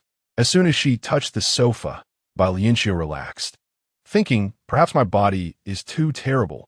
Is there any dessert? Noah frowned, asking, is it because you lost your brain chip that you're about to die? Bai Lianqiu chuckled, saying, don't say that. I just want to eat something and then have a good sleep. I'm perfectly fine. She seemed unaware of her abnormal body temperature. Not just her. Even his detection system failed to notice it. Noah began to doubt his own sense of touch. He scratched his head, taking out a cherry cake and a satiety pill from the void and placing them on the table. The time was 2:40 p.m. Nadia, you need to familiarize yourself with the Third Society. Ordinary super-advanced humans naturally knew what the Third Society was like, but the person before him was hard to say. Noah also took out a smart chip used in the Third Society, wearing it on his fingernail. It was similar to some functions of the control panel, undetectable by the lab personnel. Bai Lianqiu nodded, busy eating the cake. Noah continued, I still need to meet our allies here. Remember, don't leave this room. Bai Lianqiu pouted. Did he think of her as an ignorant and naive weakling? She smiled back. Noah left with a worried expression. After finishing the cake, Bai Lianqiu still felt hungry. Ignoring the discomfort in her stomach, she swallowed all the satiety pills Noah had left behind. Her flat abdomen felt like a bottomless pit. The food she consumed showed no reaction. Bai Lianqiu looked down at her belly, thinking it was bizarre. She couldn't stay still for a moment. After putting on the nail chip, she searched for a hospital and, sure enough, found an option for abortion. Unable to teleport there, Bai Lianqiu searched for the quickest route, found a hovering vehicle, and immediately headed out the door. The moment she stepped outside, Noah sensed it, feeling disappointed as he halted his conversation with the allies. Meanwhile, within the high-rise of the Third Society, Shu Kong once again felt a strong summons. His fingertips pierced through the control panel. For hundreds of years, no one had dared to plot against me. Chapter 58. Tearing through space, the Third-Tier Society is a period marked by the collision of ultra-high technology and ultra-high culture. Although the technology here does not reach the level of teleportation, spatial extraction, or mind control, maglev trains and various types of robots are quite advanced. The streets are lined with towering skyscrapers, so tall that one cannot see the top floors. The hospital Bai Lianqiu is heading to is located within one of these skyscrapers. She is worried about how to get in. Does she have to take an elevator thousands of meters high? The maglev train spirals upward in circles. The corresponding glass door opens, and Bai Lianqiu steps directly off the train and into the hospital. A message from her nail chip comes through. Arrived at the hospital. The entire floor seems to be dedicated to obstetrics. A beautifully dressed, belly-bearing blonde beauty comes out to greet her. Hello. Are you the guest who made an appointment for an abortion? Bai Lianqiu's expression stiffened slightly, yes. She did not expect the blonde beauty to mention the word abortion so directly. The beauty smiles reassuringly. Don't worry. Our confidentiality measures are very thorough. The Alliance won't find out about you. The beauty leads Bai Lianqiu further inside, her smile warm. People should live freely and boldly. Thoughts are constantly changing. The decision to have a child can also change later. It's only natural. As for those sentimental Westerners, there's no need to pay them any mind. Bai Lianqiu does not respond much. In the Third-Tier Society, people are divided into two extremes.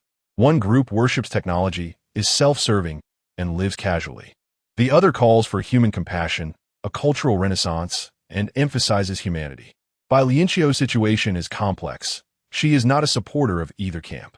She only wants to get rid of the unplanned child in her belly. Her stomach is increasingly painful. She has to lean against the wall, startling the blonde beauty. What's wrong with you? Bai Lianqiu gasps, my stomach hurts. The baby is restless. The blonde beauty is very skeptical. Are you joking? Looking at your flat abdomen, you didn't secretly take abortion pills and come back here because it didn't work, did you?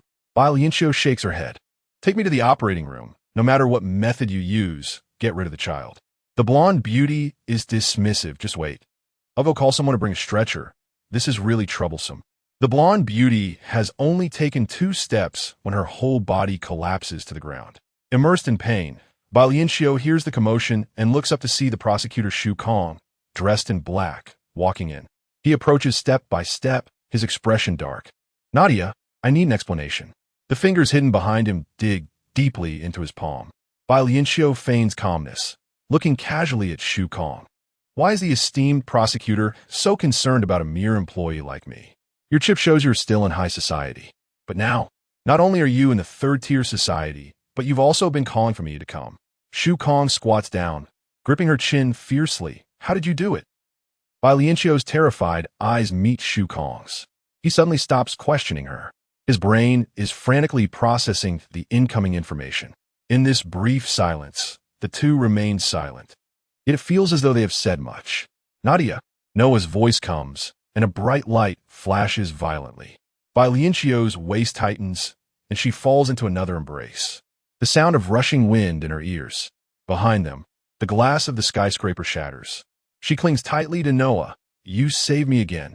Noah continues to jump and shift locations with Bai Lianqiu. I actually took you away from Shu Kong. It's unbelievable. But wait, he's tracking us. Can we escape? As long as we're fast enough, we can.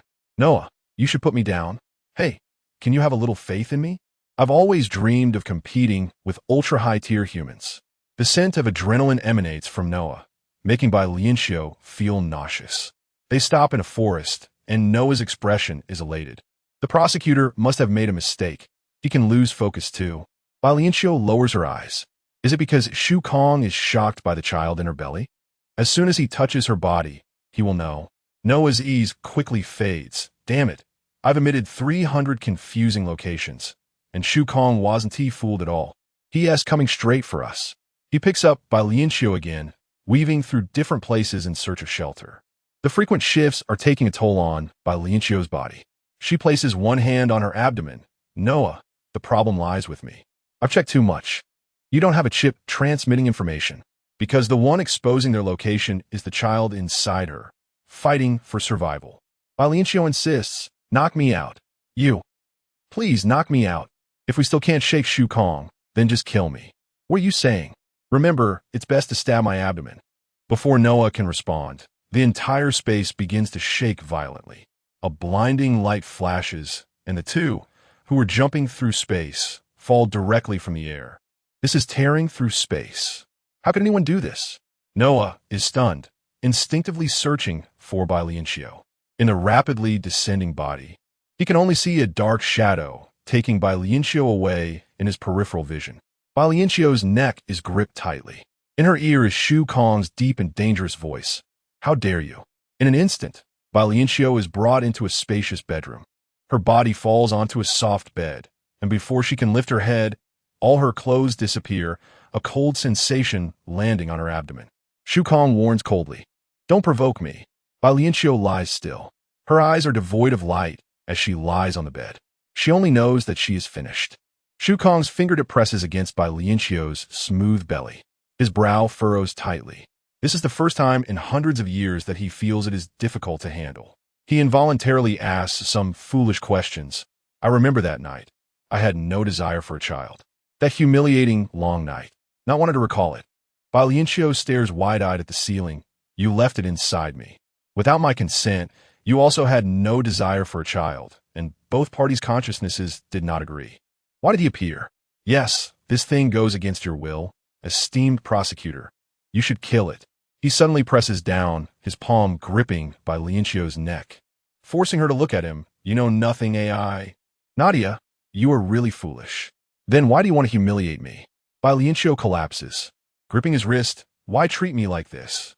Do you think I want this? So many women, you could choose anyone, yet it had to be me. It had to be her, who deeply loved Elias, and inexplicably ended up with a child. Shu Kong releases his hand, because it had to be you, bastard. Bai Lianqiu angrily slaps Shu Kong's face. His eyes instantly fill with a bloodthirsty, killing intent. Chapter 59. Emotions are useless, what are you crying for? He asked, reaching out to press hard on the tears on her cheek. A burning, stinging pain shot through, causing Shu Kong's soul to tremble. Only pain could make him feel something. The pent-up negative emotions were too much. That slap shattered the taut strings of Bai Lianqiu's heart. She gasped for breath, feeling Shu Kong's fingertips land on her lower abdomen again. And she had to ask, Shu Kong, this is also your child. Let us get rid of it. Shu Kong's fingertip merely rested against Bai Lianqiu's belly, and the baby inside stopped moving. He sensed the information about the child from Bai Lianqiu's mouth. To me, it has nothing to do with me. The so-called child is just another individual. But we are its parents. It was a mistake from the start and should not have been kept. One mistake piled on another. It is pleading for help. It desires to survive. I don't believe you can't feel that as the pregnant mother. Bai Lianqiu bit her lip. This was something she had forced herself to ignore. When she went to the underground organization, sitting under the grapevines waiting for Noah, the baby in her belly was originally calm. Sensing something was wrong, it kept trying to communicate with her, subtly conveying a consciousness, leave. When she confronted Talesa, the baby's worry and concern shocked her. At Noah's starlit lawn, while she was eating sweets, the baby's joy infected her. Until she jumped through space, her goal was clear. She had to get rid of the baby. Its pleas made Bai Lianqiu hesitate to face her own heart. Sitting on the suspended train, she remained silent throughout, having no mind to look at the buildings along the way, because the baby in her belly cried the whole time. Only before entering the operating room did the baby have to, for self-preservation, cause her pain that made it hard to walk. It had feelings, could communicate, showed her kindness, and cried out in distress when it learned it was to be abandoned. It was a living life. Bai Lianqiu tightened the soft blanket beneath her. It carried the hatred from her mother and the exploitation from an emotionally ignorant father.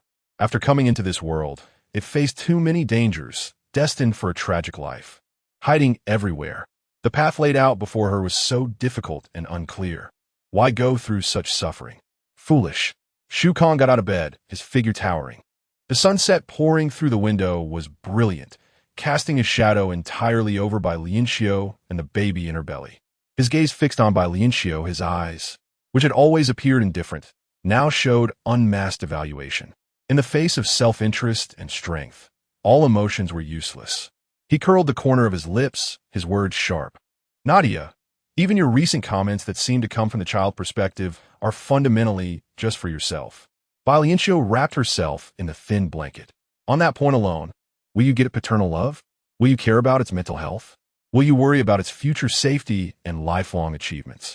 No, because these things are not important. It shares my genes and should be grateful. You simply don't understand love.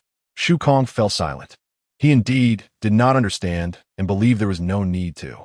This was something that had been discarded long ago in the evolution of humanity into higher beings. Deeply rooted and hard to eradicate. The process of discarding was so difficult that even in a first-class society, there were those who tried to subvert the technological empire under the guise of humanism. While in second-class society, high technology suppressed emotions everywhere, caught in fierce struggles. The third-class society they were in now was unprecedentedly prosperous in cultural literacy, the most hopeful stage.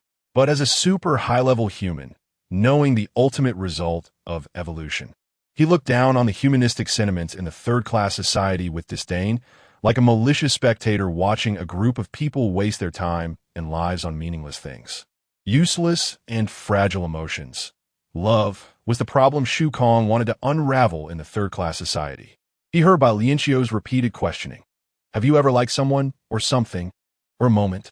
Have you ever loved someone simply without any utility, without any reason, not because of beauty, goodness, or strength, but just pure love? Of course not. He asked, is liking just pleasure? Is it that night when we intertwined? Bai Lianqiu was choked by his question, shaking her head. Love isn't necessarily pleasurable. It can also be painful, responsible, and beneficial. You've contradicted your previous statements. Because love is complex and can betray at any time. Shu Kong took out a protective suit from the space and threw it in front of Bai Lianqiu. You can't convince me. Human nature dictates that there cannot be love without demands. A parent's love for their child is fundamentally based on self-interest. Even if there are those who give without expecting anything in return, no parent would extend love to a stranger. The reason is a genetic chain. In front of Shu Kong, Bai Lianqiu put on the protective suit. Even if she asked him to turn around, it would only provoke his disdain. Shu Kong adjusted the room's temperature, lowering it by 10 degrees, and added, "And the love you mentioned without any demands is impossible. Even if one does not value the external or internal, people will still judge whether they love someone based on their feelings. Thus, is conditional. Moreover, because there are no interests involved, this so-called love is even more like a precarious, empty city." After putting on the protective suit, Bai Lianqiu stood before him. He summarized, combining all the conclusions he had drawn. Love is dross, an alternative form of kidnapping and exploitation, an unacknowledged deception, a cruel form of self-interest. A game that the strong can change the rules of and call off at any time. He stepped forward, wrapping his arms around Bai Lianqiu's waist. If it weren't for the weakness of lower humans, they wouldn't have to use so-called emotions to bind others and cultivate a strong person, repeating the cycle. Love in a lower society simply wouldn't exist. Bai Lianqiu instinctively blocked his approach with her arm. "You are alienating emotions. It's truly pathetic. In my eyes, you are equally foolish and pitiful." Shu Kong released his hold and stopped approaching Bai Lianqiu, contentedly hearing her faint sounds of pain. Bai Lianqiu caressed her belly. The child seemed extremely dependent on Shu Kong, becoming restless when it sensed his absence. She finally asked, "Do you really want to keep it?" Shu Kong brought up the control panel, where numerous symbols were constantly changing. He returned to his indifferent state. "I told you, this child is no different to me than anyone else. The people in the laboratory know of its existence and are searching for me. If I am taken away." Saying this, Bai Lianqiu lowered her head in frustration. If Shu Kong didn't care about the child, how could he care about her being taken away to become a test subject? How could she forget his coldness? "The people from the laboratory are coming," Shu Kong said, looking at the control panel. Chapter 60. "Want you to love me." Bai Lianqiu suddenly raised her head, nervously looking at Shu Kong. Pleading was useless. Who could make Shu Kong do anything? Shu Kong calmly said, "I have dealt with the person." Bai Lianqiu slightly opened her mouth. "Dealt with?" "Not led to another place. Not negotiated face-to-face, but solved the ultra-high-level human in the laboratory just by the control panel." Bai Lianqiu suddenly recalled the image of him tearing through space, breaking out of the white light, and grabbing her as he left. Just how powerful was Shu Kong? She touched her wildly beating heart. Shu Kong continued to look at the constantly changing characters on the control panel, because our prey is consistent.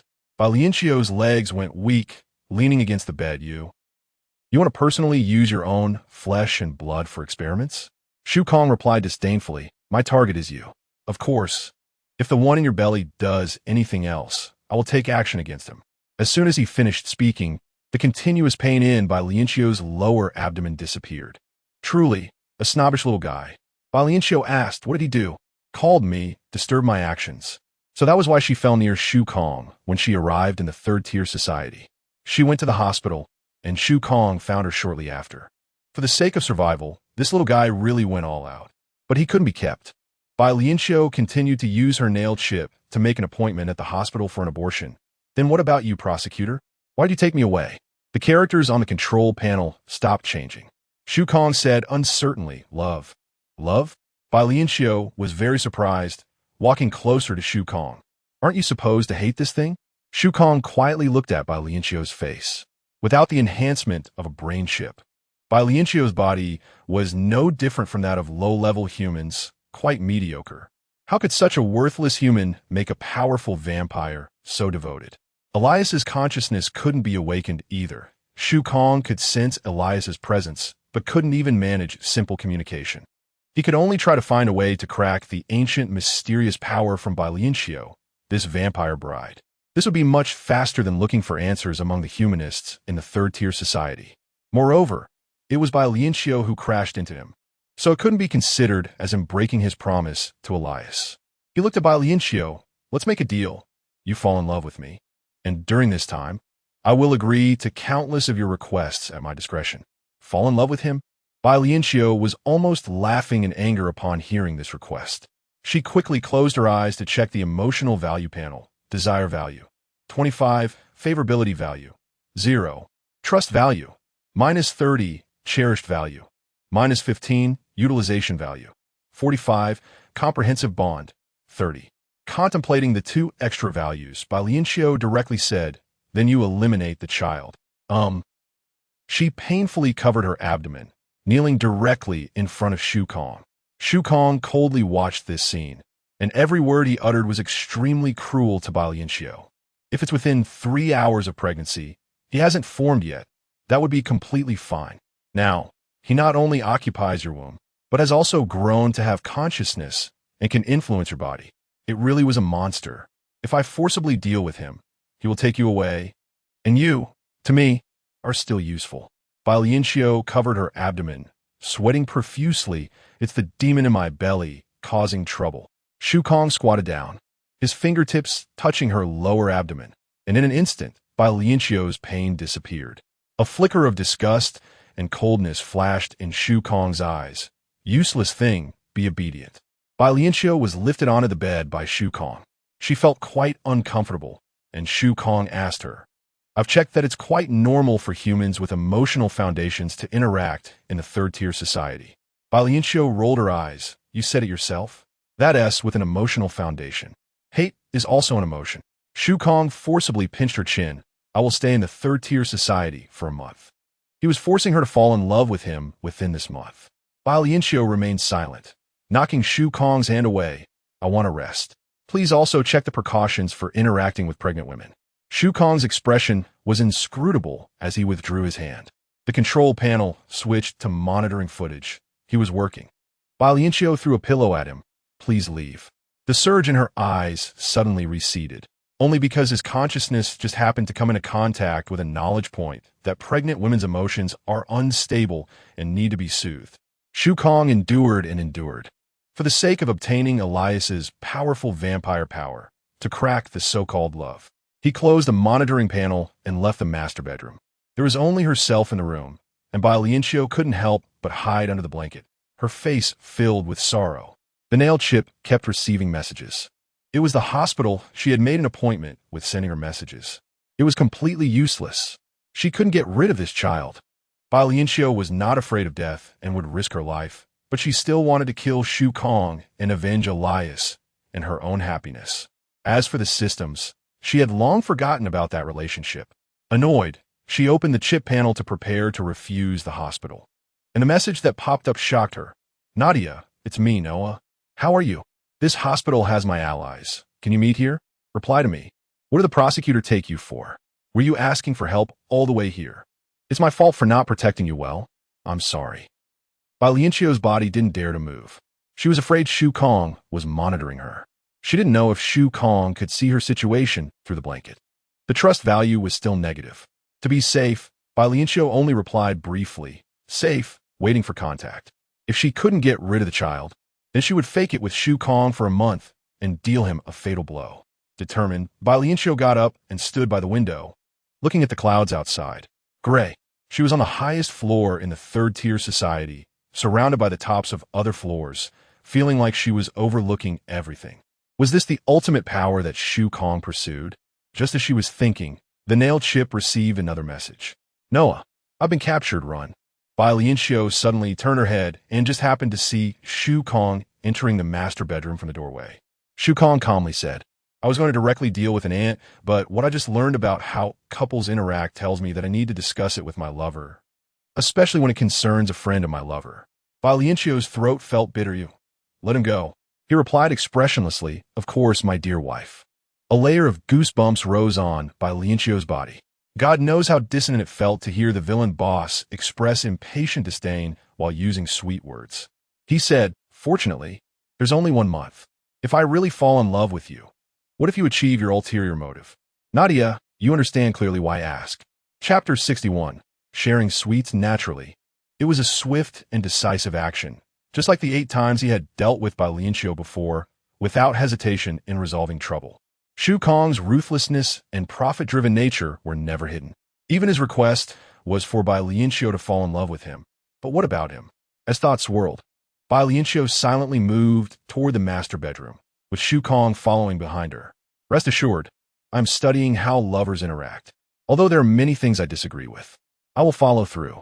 Outside the master bedroom was a vast, empty room, filled with cold, high-tech walls, lacking any aesthetic appeal. Bai Lianqiu continued walking, wanting to reach the edge of the wall to breathe in the outside air, but she could not get there. Shu Kong raised his hand, and Bai Lianqiu found herself back beside him. He asked, "Are we in a state of sulking and cold war like a married couple?" Bai Lianqiu rolled her eyes and headed back to the master bedroom, saying, "As a lover, you are really neglectful. You can express your needs and communicate, for example, if you don't like this place. As for my feelings, the prosecutor knows them well, so why should I say more? One important aspect of marriage is communication. We must adhere to this, as it is the procedure of love." Bai Lianqiu rubbed her head, wondering if this guy was a robot. In terms of emotions, he was truly boring, awkward, and clueless, not wanting to make things difficult for herself. Bai Lianqiu directly expressed her needs to Shu Kong. "I'm very hungry and want to eat sweets. The protective suit is unattractive. Please consider the fashionable clothing of the third-class society. This high-tech penthouse is very oppressive, and I dislike it. We need to change our residence." Bai Lianqiu's long list of demands left Shu Kong somewhat overwhelmed. He vaguely sensed her emotions, but didn't take them seriously. Her straightforward expression, even carrying a hint of command, intrigued and somewhat offended him. He told himself that this was normal communication among loving couples. By complying with his lover, perhaps he could experience the mysterious feeling of love. The large bed in the master bedroom disappeared, and the walls vanished as well. They stood in an endless blue space, where various suites appeared on the left, and women's clothing hung on the right. In front of Bai Lianqiu, a panel emerged, displaying residences from different areas of the third-class society. Shu Kong watched Bai Lianqiu with a calm demeanor, hoping to satisfy her. It was impossible not to be surprised. The aroma of various desserts tantalized Bai Lianqiu's taste buds, and every set of beautiful dresses caught her eye. She picked out a dress and changed into it, then looked up and specifically instructed the ever-observing Shu Kong, "Give me a piece of cake." She sat down in front of the panel, continuously browsing for a residence. The homes in the tech district exuded a cold atmosphere, and Bai Lianqiu uninterestedly swiped through them. A piece of cake appeared at her side, but she didn't even glance at it, saying, "Change it." As she continued to browse residences, she secretly divided some of her attention to Shu Kong. He showed no signs of annoyance. Another piece of cake appeared, and Bai Lianqiu continued, "I don't like it."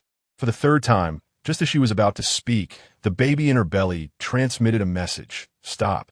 She heard Shu Kong's calm voice. "Even loving couples can have their quarrels. I believe our struggle will erupt when you deliberately make things difficult for me for the third time." Bai Lianqiu's hand trembled. She turned around to see Shu Kong's gloomy expression. There was no doubt that if she continued to refuse him, he would smash the cake in her face. Bai Lianqiu took the cake, realizing that arguing would ruin their relationship. A relationship without arguments is unequal and abnormal. However, dear prosecutor, love is unreasonable. I don't care if it's normal or not. I only know that if you lay a hand on me, it will only make me detest you and distance myself from you, not love you. Shu Kong furrowed his brow tightly, digesting Bai Lianqiu's words. He truly seemed like a bullied intellectual. Unfortunately, Bai Lianqiu would not be deceived by his momentary confusion. She smiled, "My dear husband, you wouldn't refuse your wife's heartfelt sharing of sweets, would you?" A silver spoon was filled with a large scoop of cream, topped with a red cherry, looking delicious to anyone who loves sweets. But for Shu Kong, such things had no distinction of beauty or ugliness, nor any value. He glared at Bai Lianqiu fiercely, unwilling to approach. It seemed he was warning her with his eyes to retract her invitation quickly, or else she would be sorry. Bai Lianqiu moved closer to him, her face full of smiles. "Dear, don't make a pregnant woman unhappy. Come on, accept your wife's love." Bai Lianqiu was taking a gamble. Shu Kong opened his mouth. Her smile became even more radiant, but her heart felt like it was falling into an ice cellar. It was certainly not simple for Shu Kong to tolerate to this extent. However, if she had to do it all over again, she would still be as clueless as before, only vaguely sensing the intricate connections between them. She laughed. "Don't you like it, my dear? That would make me sad." Shu Kong forced down the discomfort in his stomach. "I like it, but you don't look happy at all." "Happy? At the very least, you should smile, Shu Kong." "Smile? Nadia, you better not. I'm loving you, fulfilling a transaction. What is wrong with that?" Shu Kong coldly looked at Bai Lianqiu. who was smiling like a flower, forcing out a stiff smile. Bai Lianqiu was about to pick at him again when the baby in her belly stopped her. She was also afraid of pushing Shu Kong too hard, so she halted her thoughts of continuing to torment him. The style of the residences on the panel changed, and Bai Lianqiu set her sights on the cultural district. Here, there were vast forests, lively elk, and active fish, with a grand wedding taking place tomorrow in the central castle. Bai Lianqiu spotted a residence near the castle. Shu Kong emerged from the bathroom, looking unusually pale. Bai Lianqiu rubbed her belly and said, "Dear, your waist smells terrible." Shu Kong's body stiffened. He gritted his teeth and called out Bai Lianqiu's name word by word. Nadia. No matter how advanced technology became, humanity could not escape the physiological condition of excretion. This was the aspect Shu Kong detested the most. The thought of having to excrete like a bunch of pigs filled him with immense hatred for his physical form. One day, he would evolve to not need these. Bai Lianqiu looked at him in surprise. "Your face is both white and red." "Prosecutor, what's wrong?" Shu Kong's chest rose and fell, unable to suppress the strange emotions within him.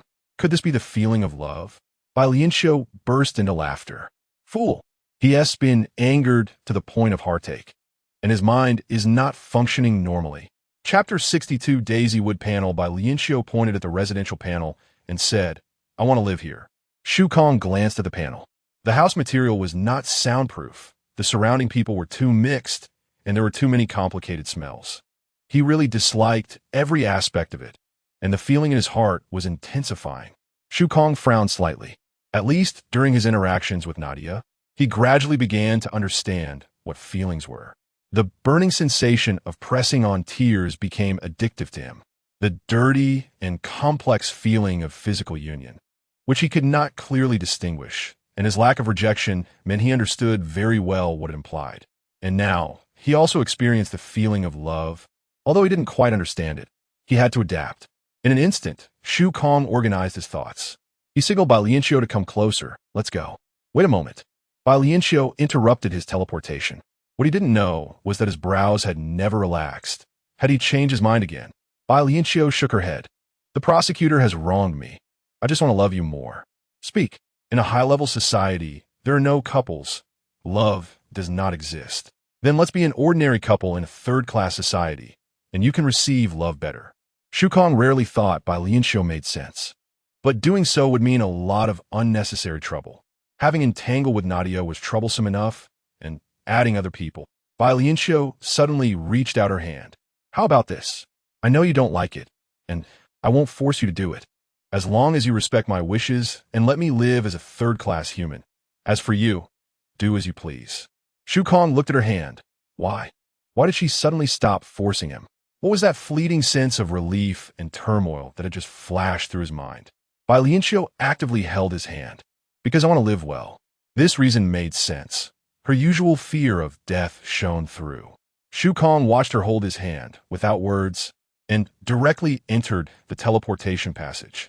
Because he had promised to be an ordinary couple, Shu Kong did not use his powers to confuse the residents of the house, letting him fall into a coma to occupy the place.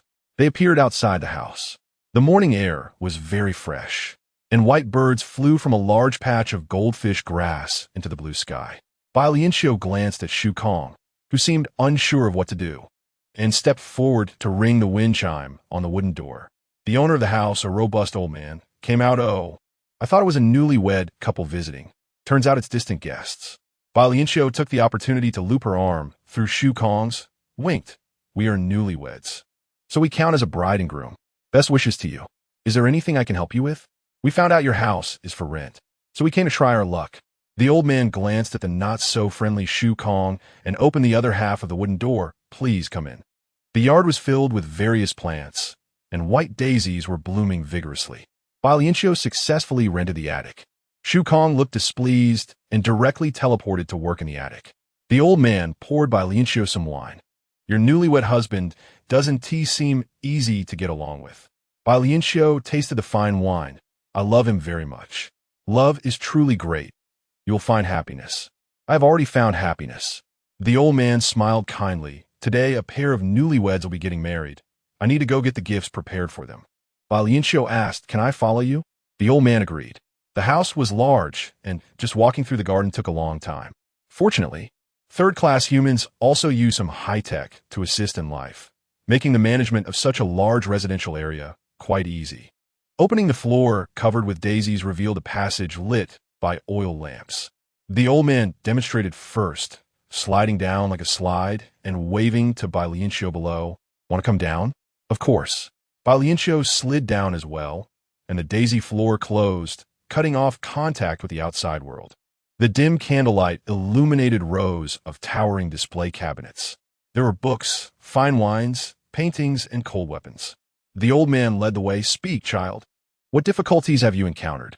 Bai Lianqiu asked cautiously. Is it really safe here? Yes. What about Noah?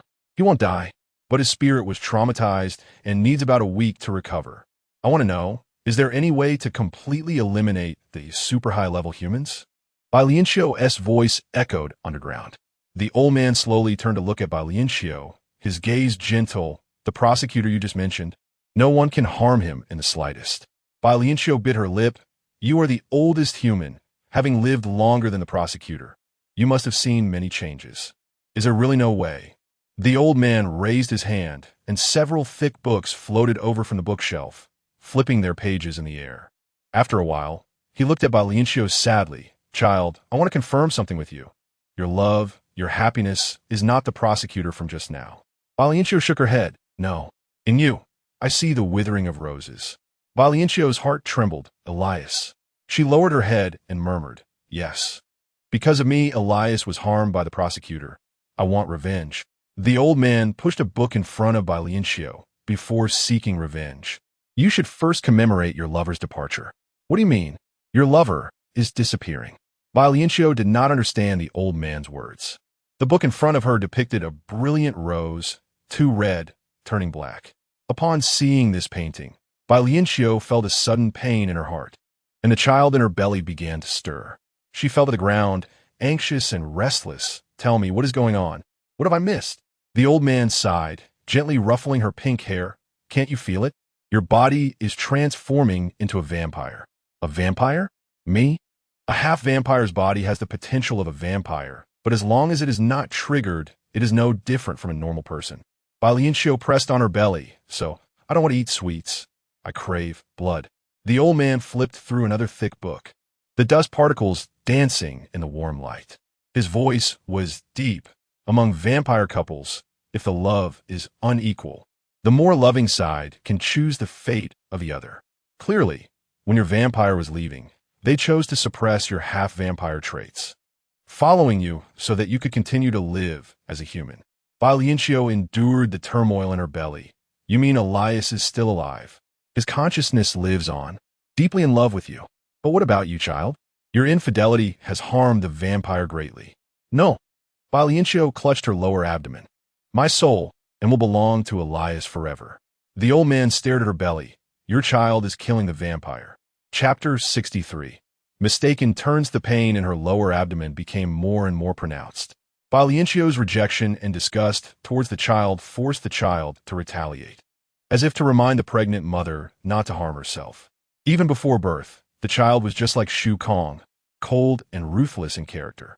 Bai Lianqiu was in so much pain, her body pressed against the ground. Could her life be traded to bring back Elias? If she could die and give birth at the same time, allowing Elias to return to that quiet little town and be that sleepy, gentle, noble vampire again, she would willingly sacrifice herself. The old man sighed and shook his head. The worst fear was a mistaken turn of events. His deep voice slowly recounted the tragedy of the vampire bride. As he spoke, the physical discomfort was gradually overlooked. In the manner of a fifth-class society, Bai Lianqiu removed the rose from the chest of the sleeping vampire. Her bone and blood spirit had already been branded with the vampire lineage, making her a half-vampire. Shu Kong intervened, preventing the vampire wedding from taking place, leading to Elias's death. He loved Bai Lianqiu deeply and set her free. In her rebirth, Bai Lianqiu's love for Elias never faded. She met him in her dreams every night, and her body and soul were once again marked as the vampire bride. Vampire couples shared everything and were forbidden from betrayal. Yet she was pregnant with Shu Kong's child. The bride who betrayed the blood oath would face backlash punishment. Elias sensed that his vampire bloodline was killing Bai Lianqiu, and he chose to kill himself first. Bai Lianqiu's nails dug deeply into her palm. Are you saying that to save me, Elias is committing suicide? The old man nodded heavily. It should be like that, but there were some discrepancies in between that he couldn't understand. Perhaps the bond between her and the vampire was too deep.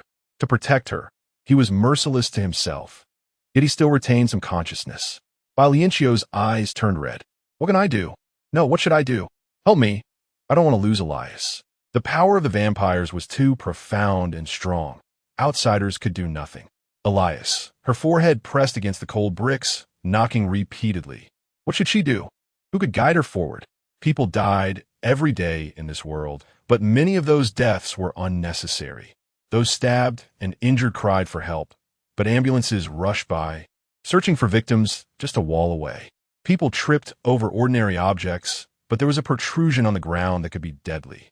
In the emergency room, some cried out in despair, lingering on the brink of death, while others who had escaped danger thought about what to eat later. In a broader perspective, overlooking the human world, there was joy, anger, sorrow, and happiness. Everything was not as one wished. Flesh tore, blood seeped out, and Bai Lianqiu's forehead touched something soft. Looking up, it was the old man's arm. He had prepared gifts for the bride and groom. The wedding was about to begin. Would you like to go and witness it together? Bai Lianqiu's heart was desolate. Elias, child, time cannot turn back. It always moves forward, and you must move forward too. The old man extended his hand to Bai Lianqiu, continuing, staying here will make the prosecutor suspicious of the secrets beneath the rosewood board. Supported by the old man, Bai Lianqiu wobbled to her feet. When they arrived at the venue, the wedding was in progress. Sunshine, greenery, castle, and laughter. The pure white wedding dress glided over the lawn as the smiling bride walked step by step towards the handsome groom.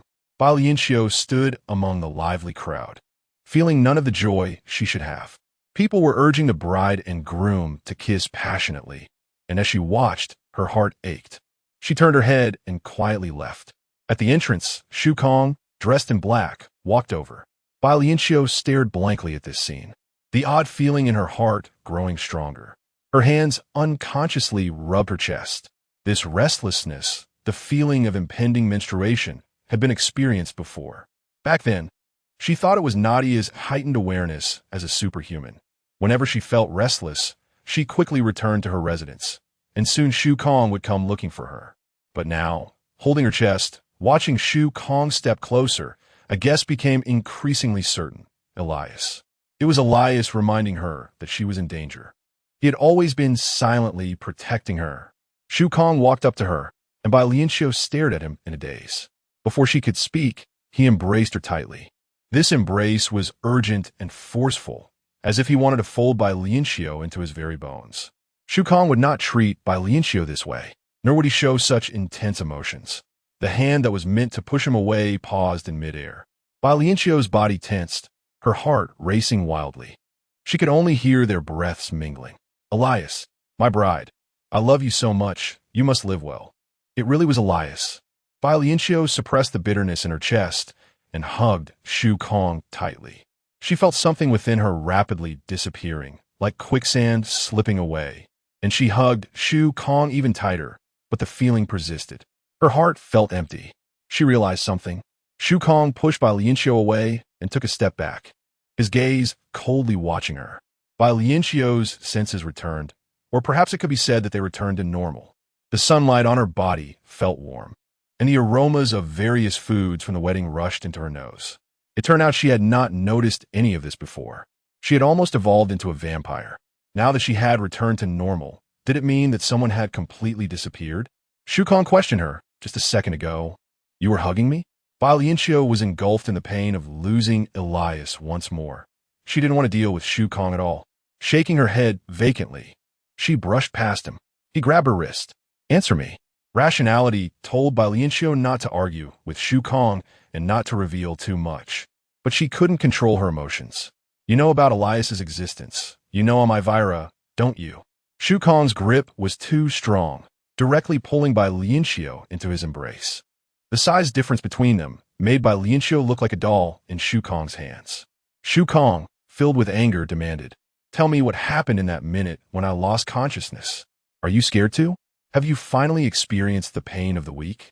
Nadia, don't provoke me anymore. I can easily turn you into a mindless test subject." He was so out of control that he attracted the attention of the wedding guests.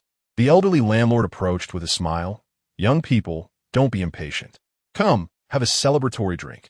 Shu Kong raised his hand, and everyone lost consciousness and collapsed to the ground. Bai Lianqiu was terrified by this scene. What? What have you done?" He grabbed her wrist with one hand and pinched her chin with the other. "Answer me." At that moment, Bai Lianqiu finally believed that Shu Kong was the greatest villain in this world. Chapter 64. Forgotten dreams. The people who had just been in a festive atmosphere now lay scattered on the ground. Even in broad daylight, amidst the sounds of chirping birds and blooming flowers, the sight of people sprawled out in various positions was somewhat eerie. Bai Lianqiu had to suppress her emotions. "You suddenly came over and hugged me. I hadn't even reacted. Nadia, don't try to deceive me." He warned her word by word. "He came to say goodbye to me." Continue. "Shu Kong, you only feel flustered because you've never experienced the feeling of being controlled by others. As powerful as you are, you know Elias can't do anything." In Bai Lianqiu's words, the coldness in Shu Kong's eyes gradually faded away. Bai Lianqiu self-mockingly said, "He has disappeared, and I am firmly in your control again. Prosecutor, you are bound to win." He interrupted her, his emotions much more stable than before. "What did he tell you?" "He loves me." He frowned, and what else? Long eyelashes drooped down. Bai Lianqiu hid the brilliance in her eyes. "Countless times of loving me." "Ah, Obsessive. It's something Elias would do." Shu Kong let go of Bai Lianqiu. He didn't push her away, but because he had just used too much strength, she lost her balance and fell onto the lawn. She grabbed his pant leg. "Darling, we still have to stay here for a month. Please let this wedding proceed as planned." Shu Kong looked down at Bai Lianqiu. A bright red mark on her fair wrist was very eye-catching. Too weak. Without the enhancement of a chip, Bai Lianqiu would be hurt with just a little force from him. He didn't even bend down much. He simply grabbed the back of Bai Lianqiu's neck and lifted her up. His large palm pressed against her lower abdomen, his tone warning, "Be more obedient." The child in her belly finally stopped causing a fuss. Bai Lianqiu's slender body leaned against Shu Kong's chest. Seeing him frown in discomfort, she smiled at him. "Thank you, darling." This made Shu Kong's disdainful words get stuck in his throat. He snorted coldly. "Just let me try to control people's hearts."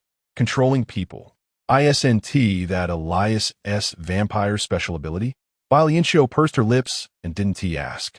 A hint of black light emerged from Shu Kong's fingertips, drifting towards the people lying on the ground. Bai Lianqiu's human eyes couldn't see much, but she could feel Shu Kong changing these people. The interval was a bit long. Bai Lianqiu wrapped her arm around Shu Kong's, or we might miss the auspicious time. Shu Kong suppressed the impulse to pull his hand away. "The bride and groom are very much in love. I've learned a lot. Can you see their memories? Not just that. Dirty and rotten. Completely in line with the inferior nature of lowly humans." Bai Lianqiu didn't dare to speak anymore. She was afraid Shu Kong would use this trick on her too, if he knew she had a system to conquer him. The people's bodies stood up like robots. Shu Kong's fingertips stopped trembling, and everyone woke up. The smile on the old man's face continued as he walked towards Shu Kong and Bai Lianqiu. "Would you like some wine?" Shu Kong said nothing, quietly observing everyone. Bai Lianqiu shook her head and refused. "I'm a bit tired. I want to go back to the attic to rest and visit the bride and groom tomorrow." "Is that so?" The old man looked at Shu Kong again. "Young man, be more tolerant of your wife." As the old man spoke, he raised his hand, wanting to pat Shu Kong's shoulder. Shu Kong lightly dodged, looking at the old man with an unfriendly gaze. "Your identity is just that of a landlord, right?" The old man was about to reply, but Bai Lianqiu stepped in front of the two first. "This isn't enough." She firmly held Shu Kong's hands, thinking this would prevent Shu Kong from acting against the old man. Shu Kong was stunned for a moment, feeling that Bai Lianqiu was truly overestimating herself. Bai Lianqiu also realized her reaction was too extreme. She mustered her courage to act cute towards Shu Kong. "Darling, I want you to carry me back." Shu Kong's pupils suddenly constricted. The strength in his hands increased, And he curled his lips, of course. After all, we are very in love. Shukong directly princess carried Bai Lianqiu, walking step by step towards the residence. The old man stood still, watching their figures disappear, then rubbed his head. Strange. Why is there a bump on the back of my head? Retracting his gaze, the old man went to visit the injured Noah. The attic that Bai Lianqiu and Shukong rented had to pass through the garden of the old man's residence. Along the way, there were lush green flowers and grass. Shukong wanted to teleport directly to the attic several times, but thinking of how the newlyweds often strolled through the flower sea, he endured and walked back. Upon returning to the attic, the first thing Shukong did was clean himself and Bai Lianqiu. He opened the monitoring panel, starting to record the changes in these people after implementing the controlling technique for the first time. Bai Lianqiu lay on the soft bed. Outside were tall trees, reminding her of the big tree when she first met Elias. She gently spoke, Shukong, I'm cold. Raise the temperature a bit. Immersed in algorithms, Shukong pulled out a bit of energy. Although he didn't like Bai Lianqiu's commanding tone, he still complied. Bai Lianqiu silently recited Elias' name and slowly fell asleep. She wanted to see Elias in her dreams. Shukong cared so much about what Elias had told her. It was very likely that Elias knew some secret about Shukong. She hoped the remaining vampire powers could allow her to gain something in her dreams. This was also the reason she wanted to fall asleep quickly. Unfortunately, nothing happened. When she woke up, there wasn't a trace of dream memory. Bai Lianqiu couldn't understand. Was it because Elias had completely disappeared and she had turned back into a normal human? Those dreams she had, the ones Elias never let her remember, must have contained something precious and important. Bai Lianqiu fell back onto the bed in frustration, forcing herself to close her eyes and continue sleeping. A childish voice echoed in her mind. Mommy, baby is hungry. Bai Lianqiu suddenly sat up in bed. The prosecutor, who was staring at the monitoring panel in the living room, glanced at her. Not sensing any danger, he continued with his work. Bai Lianqiu's gaze was fixed on her belly. The child was developing too quickly. Mommy, you need to replenish energy, or I, who am growing, will harm her health. Hearing the child's voice, Bai Lianqiu lowered her head and softly said, Aren't you a little troublemaker? I just want Mommy to pay attention to me. I know you want to get rid of Daddy. Mommy, give birth to me well, and I'll help you, okay? Bai Lianqiu felt a chill run down her spine. This was clearly a replica of Shukong. She put on her clothes and got out of bed. The baby in her belly was very happy. The light from a monitoring panel shone on her face. Bai Lianqiu turned on the living room lights. Shukong, I want to eat the big meal. Shukong raised his hand to take something from space, but heard Bai Lianqiu say, I want to eat the hearty meal made by Darling. Chapter 65, The District Experiment. Here we go again. Shukong finally allowed his gaze to shift away from the monitoring panel, calmly communicating with Bai Lianqiu. Of course I can bring the kitchenware and cook for you in front of you, but such an action is meaningless. The garbage. The food I make won't provide any more nutrition. Bai Lianqiu didn't really want to eat the food made by Shukong. The fact that you made it yourself represents your intentions. Can cooking a meal make you love me more? The love women seek is truly cheap. You should let me share power with you and enhance your abilities. If you love me, I shouldn't have to make these requests. You would naturally do them. Just like Elias's love for Ivila. Bai Lianqiu continued, I'm just taking it step by step. If you won't even do the most perfunctory gestures, how am I supposed to convince my heart to love you? Shukong's eyes grew cold. There are 28 days left. Bai Lianqiu smiled indifferently. Then please, dear, let us begin. The monitoring panel was still working, and all the furniture in the attic disappeared, replaced by high-end kitchenware displayed before them. Bai Lianqiu picked a bright red tomato from the basket of ingredients and sat on the sofa behind to watch Shukong prepare. Outside were towering trees, and the walls of the attic were adorned with beautiful shadows and light, while the high-end kitchenware seemed out of place against the backdrop. Never mind. Being able to drag Shukong into doing other things is already good enough. If I really pulled him to the kitchen outside the attic to cook, what if we ran into others? That would inevitably cause trouble. Shukong learned quickly. By the time Bai Lianqiu had taken her third bite of the red tomato, he had already absorbed all the knowledge needed to cook, sporting a disdainful smile. The fact that such a simple profession as cooking could exist for thousands of years shows how backward lowly humans are. I must say, Shukong's cooking was quite pleasing to the eye. Each of his movements was precise. The fruit peels he sliced were thin and even, and he attended to every grain of the beef he prepared. He even calculated how many bites of each dish Bai Lianqiu would take, how much energy she would absorb, and how much time it would cost her. Bai Lianqiu looked at the notes on Shu Kong's panel, unable to help but be astonished. If he truly cared for someone, no one could refuse him. Realizing her thoughts, Bai Lianqiu mentally slapped herself. It truly echoed Shu Kong's words, shallow. 15 minutes later, a long table appeared before Bai Lianqiu, filled with various delicacies made by Shu Kong. She disdainfully took off her hat, thinking, the only one I can endure like this is you, Nadia. Bai Lianqiu smiled at him, sat down, raised her wine glass. Dear, shall we enjoy a romantic lunch together? He didn't even glance at her, walking toward the bathroom instead. Enough. It seemed he was truly fed up with cooking, unable to stand it for even a moment before going to clean himself thoroughly. Bai Lianqiu enjoyed the delicacies alone, and after the baby in her belly gained some strength, it began to make demands. Mom, the energy provided by this food is too little. You should drink nutritional liquid. Bai Lianqiu leisurely cut her steak. You need to accept a fact.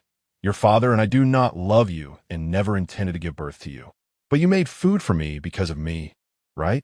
I did it for myself. The baby stopped communicating and no longer stirred in Bai Lianqiu's belly. She glanced down at her stomach and continued eating. Shu Kong was immersed in his work, and after Bai Lianqiu finished her meal, she decided to go out alone to find the elderly residents. Noticing that Bai Lianqiu was preparing to leave, Shu Kong reminded her, some people have lost control. This is not a good time for you to go out. Lost control? Bai Lianqiu suppressed her panic, putting down her fan and moving closer to Shu Kong. What did you do? Shu Kong pointed to the monitoring panel. The people on the screen looked in pain. Some were huddled on the bed with their heads held. Some were repeatedly performing the same action, and others were silently crying while looking in the mirror. This is too abnormal. Shu Kong coldly watched everything. They make excellent test subjects. They allow me to explore how to control vampire powers. Bai Lianqiu clenched her fists. Stop this. This is the most accomplished value of their lives. For them, it's a good thing. No one wishes to become a sacrifice, especially without knowing anything. Shu Kong, don't forget you were briefly controlled by Elias for a minute. Of course I won't forget. Shu Kong interrupted Bai Lianqiu, so I won't let this possibility happen again. Bai Lianqiu stood up to leave, but her body wouldn't move. Black light points continuously surged from Shu Kong's fingertips, spreading into the air. This place was practically Shu Kong's testing ground. It seemed to have some effect. Shu Kong stared at the monitoring panel. Once these people's conditions stabilize a bit more, it will be time for me to test my results. Bai Lianqiu pressed her hand on his arm. Instead of experimenting on these useless people, you might as well control me directly. Shu Kong looked at her with a strange expression. At that moment, he had to admit that in his perception, Bai Lianqiu was indeed a bit different. He attributed this difference to her greater value. He didn't move Bai Lianqiu's hand from his arm and openly stated to her, you are my last trump card. Until I can ensure absolute safety, I won't move against you. Bai Lianqiu angrily twisted his arm. It didn't budge. His whole body was made of muscle. She had never seen him work out. When she looked up, she saw Shu Kong appraising her. He asked in confusion, why are you doing this? I rarely see this gesture in the interactions of other couples. Bai Lianqiu withdrew her hand. Not everyone is a prosecutor like you. This is a love testimony unique to you. Shu Kong surprisingly agreed. Extending his arm over Bai Lianqiu's leg, continue. Bai Lianqiu thought, I really can't do anything about Shu Kong. I can't even hurt him, and it's a waste of my effort. Just then, someone contacted Shu Kong. A business tycoon who had met Shu Kong on the first day of the third-tier society sent a message. Something has happened in the area where you reside. Many people have come to me to report the situation, requesting rescue. Shu Kong directly sent nutritional liquid to the person on the other end. Don't disturb me. Rest assured, my lord, no one will enter the area you have designated. Bai Lianqiu looked at the conversation on the panel in shock. Isn't he a tech-savvy person? Shu Kong stubbornly placed his arm in her embrace. The humanistic ruler is also him. Both sides are battling it out, and in the end, only benefits. In the monitoring, an invisible wall spread out from the attic where Bai Lianqiu lived, preventing people outside from entering, while those inside became Shu Kong's test subjects. Bai Lianqiu held Shu Kong's arm, realizing that over 50 lives in this area were in this man's hands. Chapter 66. Noah awakens. She moves Shu Kong's arm away. Since this was the observation phase, can I go out for some fresh air now? Shu Kong gazed at him quietly. I can bring the garden to you. No, I prefer a real environment. The transplanted garden is no different from the outside. It's just in a different time and space. Prosecutor, do I need to say it outright? I need some space to be alone. You still don't love me enough. Hearing this made Bai Lianqiu want to laugh. She stood up and walked outside, overdoing it. Knowing Shu Kong was watching everything from the attic, Bai Lianqiu strolled around the garden. A child passing by outside the fence cheerfully greeted her. Pretty sister, are you a new resident? Bai Lianqiu handed the daisy crown she made to the little girl. How do you know me? You forgot. We met at yesterday's wedding. Bai Lianqiu had no recollection of that. The little girl paused and added, we could have met somewhere else if that would make you happy. Bai Lianqiu was taken aback. Quickly realizing, she turned back to the attic and mouthed a curse at Shu Kong. Shu Kong, facing the monitor, seemed frozen. This was the first time he felt like he was being spied on. His heart raced for a moment. Then he regained his composure. Bai Lianqiu still gave the crown to the little girl. She couldn't remain passive any longer. She had to take action. It was unimaginable what kind of chaos would ensue once Shu Kong fully mastered the mind control technique. He had no mercy or reverence. It was likely to be more terrifying than the destruction of the world. Bai Lianqiu headed to the old man's residence. He was the only person she could think of. The old man was tending to the plants and poked his head out. Good afternoon. The sunshine is really bright today. Bai Lianqiu nodded. Why don't you use a machine to trim the branches? I'll let the machines do it. What would I do then? Time is meant to be wasted. I really envy your good mindset. Aren't you happy? I'm thinking about the wine in your cellar. The old man laughed heartily, emerging from the grass. I'd be happy to share with you. Following the old man, Bai Lianqiu resisted the urge to look back and tried to appear calm as she entered the space beneath the daisy floor. Bai Lianqiu rolled down the slide, and the old man was already standing beside her. Child, it's good that you came. Bai Lianqiu remembered that the landlord old man was among those successfully controlled and hadn't he suffered from the backlash of self-awareness. She tentatively asked, is it the same as the wine at yesterday's wedding? The spilled wine cannot be retrieved. You. The old man gave her a reassuring smile. Don't worry. I know very well that the prosecutor has made his move against us. Bai Lianqiu was both surprised and relieved. You weren't controlled? The old man led her further inside. After living nearly 1,000 years, it's no wonder I foresaw my demise when you came to rent the house. I didn't expect it to be so dangerous. Bai Lianqiu dared not let her guard down. The prosecutor could change anyone's consciousness and manipulate their words and actions. I know, in the upper space, I was already controlled by him. That feeling of watching my own will be controlled by an inexplicable force was truly terrifying. But how did you break free from his control? Go with the flow. Let him lower his guard. His power cannot yet penetrate the human heart, but it will soon. Bai Lianqiu quickened her pace to keep up. What should we do? Unless absolutely necessary, I don't want to confront the prosecutor. The old man sighed deeply. Let me consult the ancient books. Every row of books turned pages automatically, and Bai Lianqiu stood quietly beside him. The old man suddenly spoke. Noah has awakened. You should go see him. Noah? Bai Lianqiu wanted to ask more, but the old man had closed his eyes and continued flipping through the books. Thinking of the wooden door on the other side of the entrance, Bai Lianqiu lifted her foot and headed that way. Behind the wooden door was a simple bedroom. Noah was propped up on a large bed, and upon seeing Bai Lianqiu, he was first taken aback, then calmed down. Mr. Ragna must be very busy. Mr. Ragna was the landlord old man. Bai Lianqiu sat down beside him. Noah, we are trapped. After listening to Bai Lianqiu's account, a rare serious expression appeared on Noah's face. He silently tapped on the panel, and his expression darkened further. Soon, he contacted Teresa via voice. Upon hearing Teresa's voice, Bai Lianqiu's first reaction was that they would be discovered. Teresa mocked. Nadia, don't underestimate the power of our organization. I told you, unless the Alliance destroys our organization's base, no one can invade our system. Bai Lianqiu didn't want to argue with Teresa. As long as there was no danger, that was enough. Noah frowned. Teresa, what about the people sent by the organization? Teresa was indifferent. The relationship between Nadia and the prosecutor is questionable. So I rejected your request for assistance on behalf of the organization. Do you know that we are all controlled by the prosecutor? Even Mr. Ragna is in danger. How is that possible? With such a commotion, we haven't received any information. It is precisely because there is no movement that it is even more dangerous. As Teresa and Noah were about to argue, Bai Lianqiu spoke up. Do you think the people from the organization can defeat the prosecutor? Both of them immediately stopped arguing. Noah was furious. This isn't about whether we can or not. It's that Teresa disobeyed the organization's orders. Teresa slammed the table. Noah, you need to understand. One Nadia isn't worth us investing too much. We might as well use our personnel to find a boss.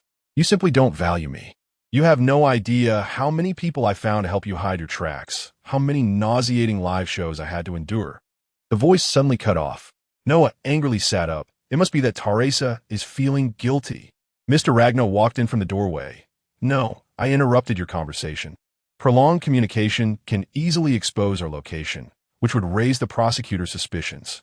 Bai Lianqiu saw the old man holding a heavy book. Is there a solution? Mr. Ragnar replied with difficulty. Yes, but I need to ask you a few questions to confirm. Noah scratched his head. What about Nadia? She's not a superhuman now. Without the chip enhancement, what harm can she cause to the prosecutor? Mr. Ragna, leave the fighting to me. Mr. Ragna glanced at Noah. Can you bend the prosecutor? Chapter 67. The Dagger of God. Noah was in shock. He glanced at the frail Bai Lianqiu and steeled himself. Gritting his teeth, of course I can. My skills in bed are top-notch. Although I've never tried with a man, I understand. Before Noah could finish, he received a warning knock on the head from Elder Ragnar. Bai Lianqiu watched their interaction and smiled. She asked Elder Ragnar, what do you need me to do? Ragnar's expression was serious. Strike at the prosecutor when he is most unguarded and vulnerable. It sounded simple, but it was basically impossible. Shu Kong's defense system was innate, constantly calculating the safety index around him, and he would notice any signs of disturbance, even if they broke through that layer. When this world could penetrate Shu Kong's body, Bai Lianqiu had experienced his invulnerability firsthand. She lowered her brows, lost in deep thought. Noah sensed Bai Lianqiu's predicament and broke the deadlock. Such a dangerous task should be left to a genius. Ragnar glanced at Noah. Do you know the prosecutor's preferences? Have you ever had any personal contact that could make him trust you? Noah chuckled awkwardly. Well, that could be cultivated. Ragnar mercilessly shattered Noah's illusion. Don't forget why you were lying here. When Noah merely attempted to contact Bai Lianqiu, the prosecutor Shu Kong found him through space or along the transmission signal and struck him dead instantly. By the time Ragnar brought him back, he was already planning in his mind where to bury Noah's body. Fortunately, Ragnar found a high-level life elixir in Noah's mouth, which allowed Noah to regain his life. As for the source of this elixir, Ragnar was baffled. The quality of the medicine and its effects were superb. Only the powers of the Alliance could possess such a thing. Ragnar's gaze on Bai Lianqiu deepened.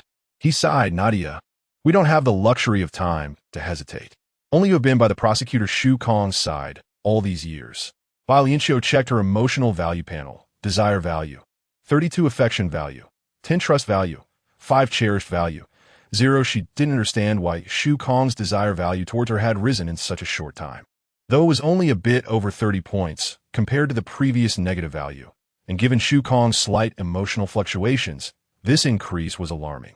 Clearly, during their interactions, he showed no change towards her, nor did he make many overtures. Was Shu Kong just too good at hiding and disguising his feelings? She bit her lip, truly not wanting to feign seduction in front of Shu Kong. When she was Ivila, she constantly rejected Elias, even being open with Shu Kong, wanting to have a serious relationship with him, only to end up with Elias's unwavering love and Shu Kong's complete manipulation.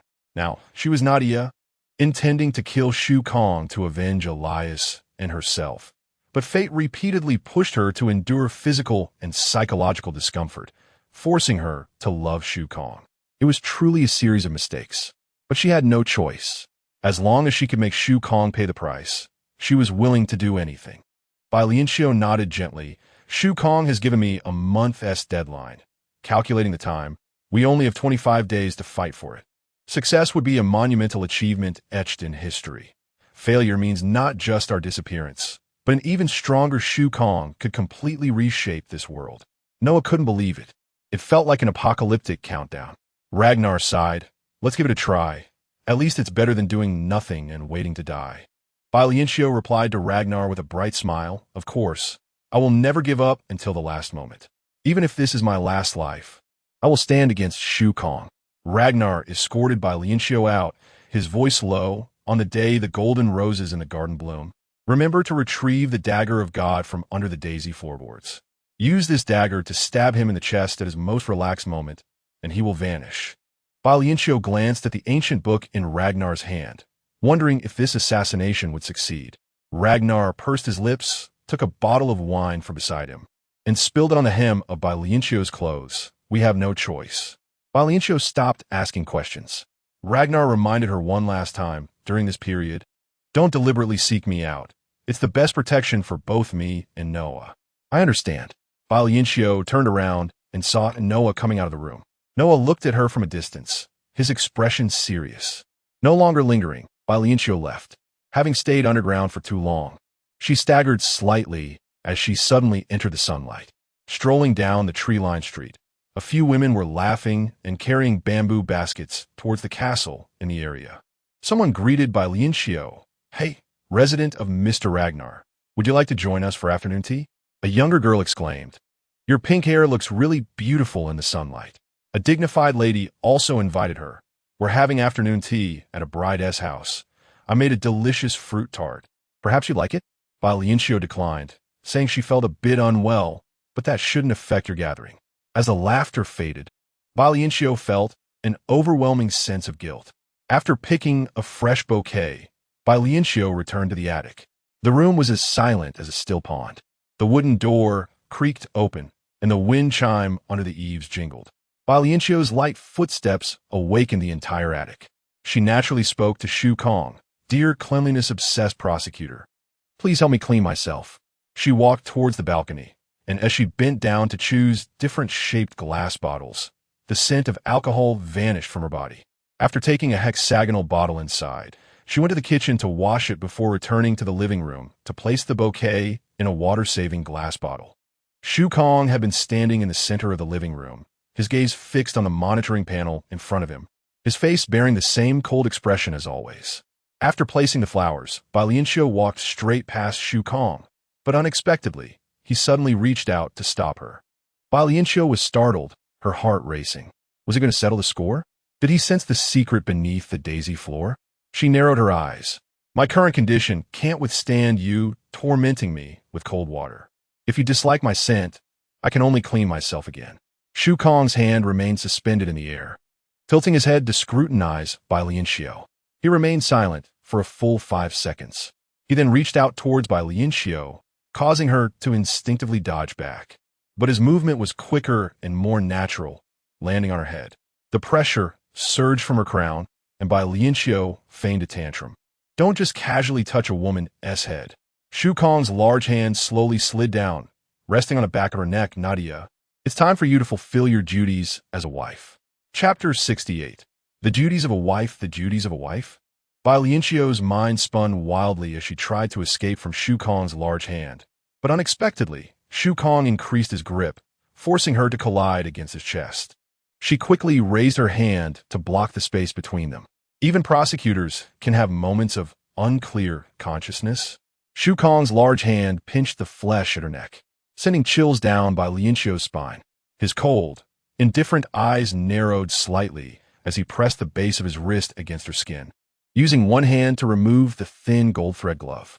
The moment their skin touched without the barrier of the glove, Bai Lianqiu realized she couldn't endure it at all. Without needing to ask further, she understood that the duties of a wife were the worst kind she had imagined. The humiliating memory of that night with the baby flashed back in her mind, and she felt an overwhelming repulsion towards Shu Kong's touch.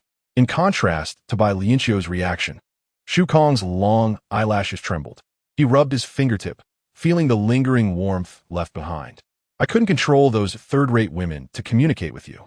They were the girls he met on the tree-lined path, who invited Bai Lianqiu to have afternoon tea in the bride's castle. Bai Lianqiu patted Shu Kong's arm, signaling him to remove his hand from the back of her neck. So, you plan to take your anger out on me? The ancient vampire's power is too mysterious and profound. To deal with such unclear forces, one should use something illogical, like the love of a vampire bride. Sorry, I don't want to. You have no choice, Nadia. One hand grasping Tara's neck, applying pressure to make her slightly raise her head to face his full judgment. The other hand also removed the gold thread glove, with his slender index finger pressing firmly against her lips. His voice was cold. I can drain your blood while possessing you. That would be an ultimate feast. Nadia, only when I make this decision will you understand how merciful I am to you now.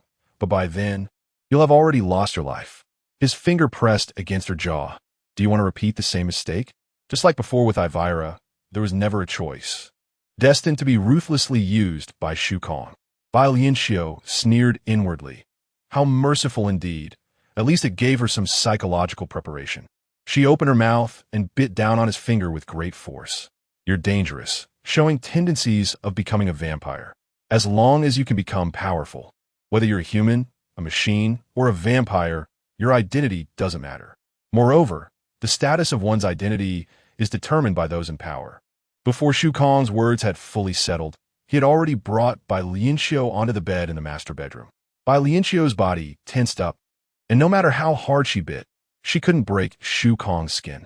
He easily pulled his finger out from her tightly closed teeth. Bai Lianqiu was too familiar with Shu Kong. Her instincts told her the next step was to undress. In a moment of desperation, she pressed both hands against the small of his back.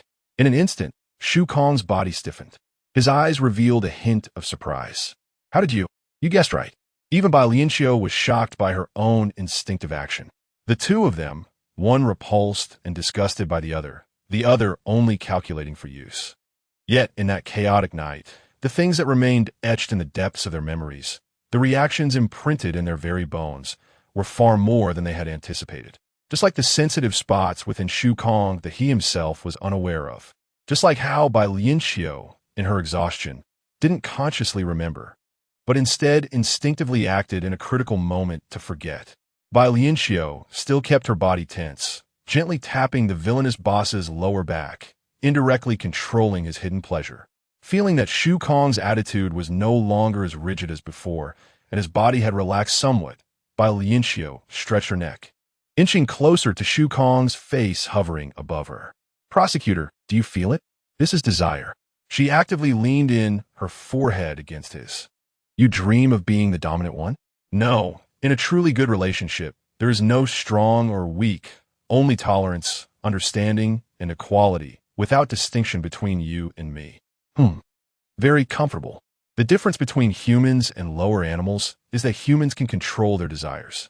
Shu Kong, we should engage in such activities only out of love. Otherwise, according to your theory, it would simply be a meaningless waste of time. We both know you won't fall in love with me. Bai Lianqiu rubbed her forehead against his. Have you really chosen desire? Shu Kong's hands gripped her waist, lifting her from beneath him. He flipped their positions, placing Bai Lianqiu on his waist. This was your last chance. Bai Lianqiu lightly kissed his face. No one is not attracted to strength. It's far too easy to fall for a powerful prosecutor like you. Shu Kong pinched her cheek. What I want is true love, not false affection. His voice was cold, full of warning, but the tips of his ears visibly flushed. Bai Lianqiu suddenly remembered that when she was still Ivira, they had briefly discussed true love, and Shu Kong's requirements for love were very pure back then. It seems that to make him believe in her, she could only first deceive her own heart. If the person beneath her now was Ilias, what would she do? She would unburden herself and roll over to the living room to get some iced tea, and would also casually bring her partner a cup. With that thought, she did just that. She carried the teapot to the bedside, and Shu Kong had already regained his cold gaze, a slightly smaller monitoring panel hanging in front of him. Telling herself to treat him like Ilias, Bai Lianqiu overcame her discomfort, actively leaning against Shu Kong's side, gently touching his arm. Would you like some tea?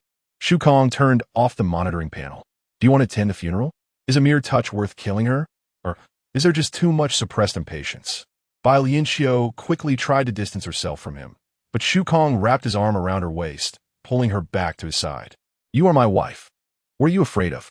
Whether it's been over 20 days or just one day as a wife, doesn't all depend on you. I am very fair. Huh, That's just your one-sided view of equality. Thinking about how he killed Ivira and could end it all with a simple statement of mutual debt. Bai Lianqiu scoffed at his notion of fairness. Shu Kong's fingertips ran through her pink hair, her skin appearing particularly pale. My 3 experimental subjects have died, allowing the consciousness of the other subjects to develop. There will be a funeral tomorrow, but you seem to dislike attending gatherings with many people, my wife. Would you like to ask me for help? Bai Lianqiu's breath became erratic. Help me? Chapter 69. Diminishing death suddenly. Shu Kong wrapped his arms around Bai Lianqiu, causing the teapot to slip from her hands, yet no sound of shattering was heard in the bedroom. A few strands of pink hair hung from Shu Kong's arm, and as he bent his fingers, the teapot that was about to fall floated towards his hand. Detecting poor water quality, Shu Kong disdainfully released his grip, and the teapot disappeared as it hit the ground. He reached out to stroke Bai Lianqiu's lips. Altering the memories of these inferior experimental subjects must be an impressive project. Bai Lianqiu lifted her head slightly against the heavy arm on her neck, saying, I'm already short enough compared to you. Please don't torment my height. The deep blue of his eyes rippled, and Shu Kong released his hold on Bai Lianqiu, standing properly beside the big bed. Death was inherently a common occurrence. Throughout a person's life, they would inevitably experience the deaths of others. Living was merely a path leading to death. Even with this understanding, humanity's fear of death had remained unchallenged for millennia. Dessert. Bai Lianqiu tugged at his sleeve. Aren't you afraid of death? The fingers that tangled in her hair tightened, pulling at her scalp, causing her to hiss in pain as she angrily twisted his arm. This little strength was, of course, nothing to Shu Kong, but the sensation was quite strange. At the moment Bai Lianqiu twisted his arm, it felt as if all her emotions were being poured into him. Willingly dedicating herself to him and caring for him, Shu Kong chose not to delve deeper into this feeling. After all, Bai Lianqiu posed no threat to him, and he tolerated, or perhaps indulged, these moments. He took out some candy and handed it to Bai Lianqiu. Every moment I live is meaningful, and every decision I make is the best one. Even if I were to suddenly drop dead, it wouldn't be something to fear. It's a normal occurrence. Bai Lianqiu wanted dessert, but Shu Kong offered candy instead. This was unlike his usual style.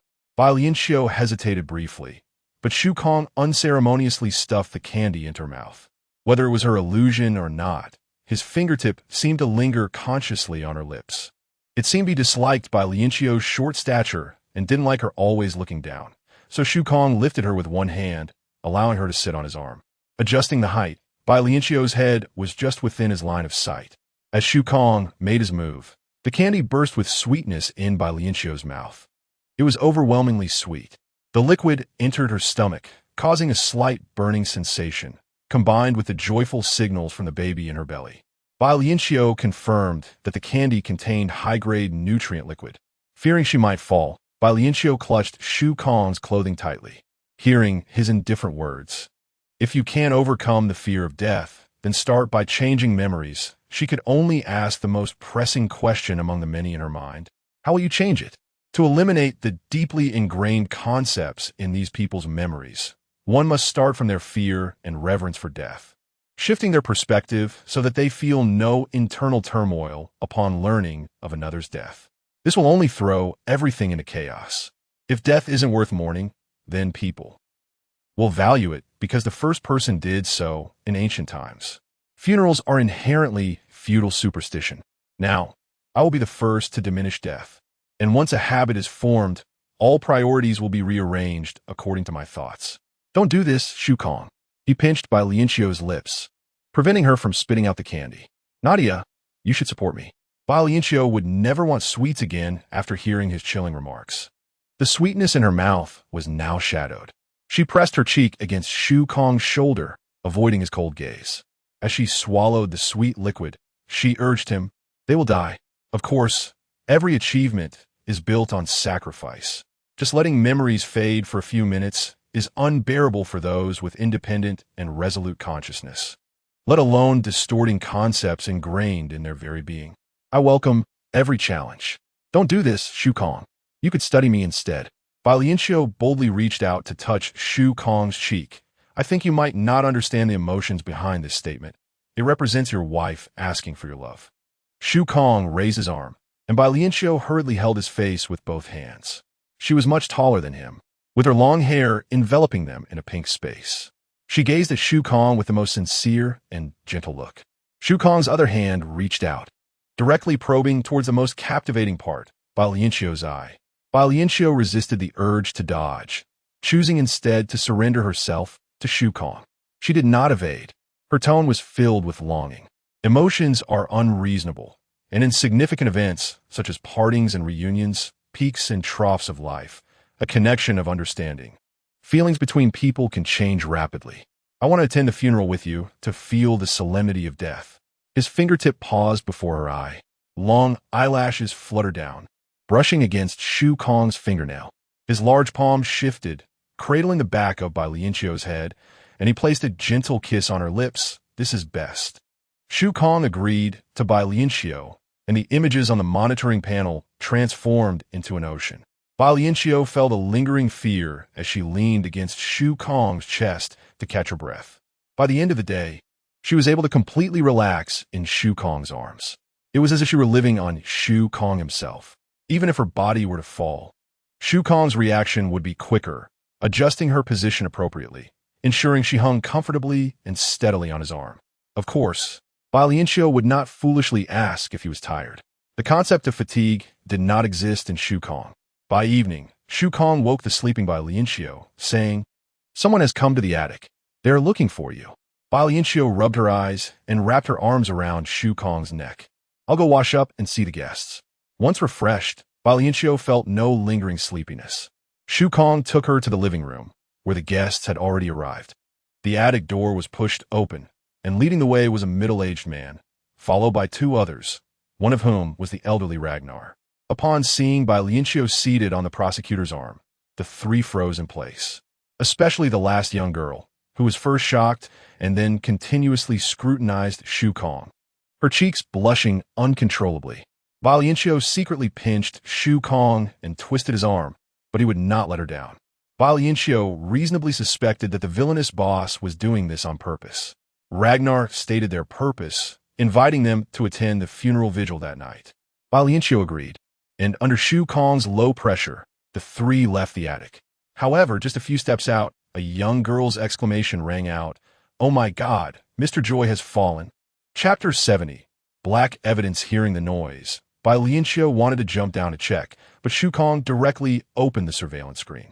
Outside the attic, a young girl hurriedly ran towards a middle-aged man who had fallen into the grass. She struggled to turn the man over, only to be frightened and retreat repeatedly. Fortunately, Ragnar, who had followed her, stopped the girl. "How is he? Is he hurt anywhere?" The girl pointed in terror at the man's body. The man's face was utterly destroyed, especially around the mouth and eyes. Next to the grass, there was a sharp stone covered in blood. The girl covered her cheeks, wondering how this could be so coincidental. "What is happening in our area? This is the fourth death." Ragnar patted the girl's shoulder. "We can only accept reality. Good girl, go call Joy's family." The girl nodded. "I'll go get Nadia to help." Ragnar stopped her, saying they were new tenants and it wouldn't be good to disturb them too much. The girl glanced at the attic and hurried out. On the surveillance footage, Ragnar took out a cloth and carefully wiped the blood and flesh from Joy's face. Bai Lianqiu couldn't bear to watch any longer, turning her gaze away and muttering, "It was you." The stairs outside the attic had a solid railing on one side, and there were no foreign objects like banana peels on the steps, yet Joy somehow slid out perfectly, not grabbing the railing, and landed right on the sharp stone in the grass. Too many coincidences. It was intentional. The young girl and others could only accept this incredibly coincidental accident. But Bai Lianqiu knew of Shu Kong's presence. Shu Kong calmly admitted, "Just getting rid of trash." The cruel words came out so flatly. Bai Lianqiu's body trembled. She recalled the first few lives lost in that fifth-class society town, where she was repeatedly killed by Shu Kong. Sensing Bai Lianqiu's unease, Shu Kong looked at her, silently asking what was wrong. The strong are great. Bai Lianqiu certainly didn't dare show her feelings to Shu Kong.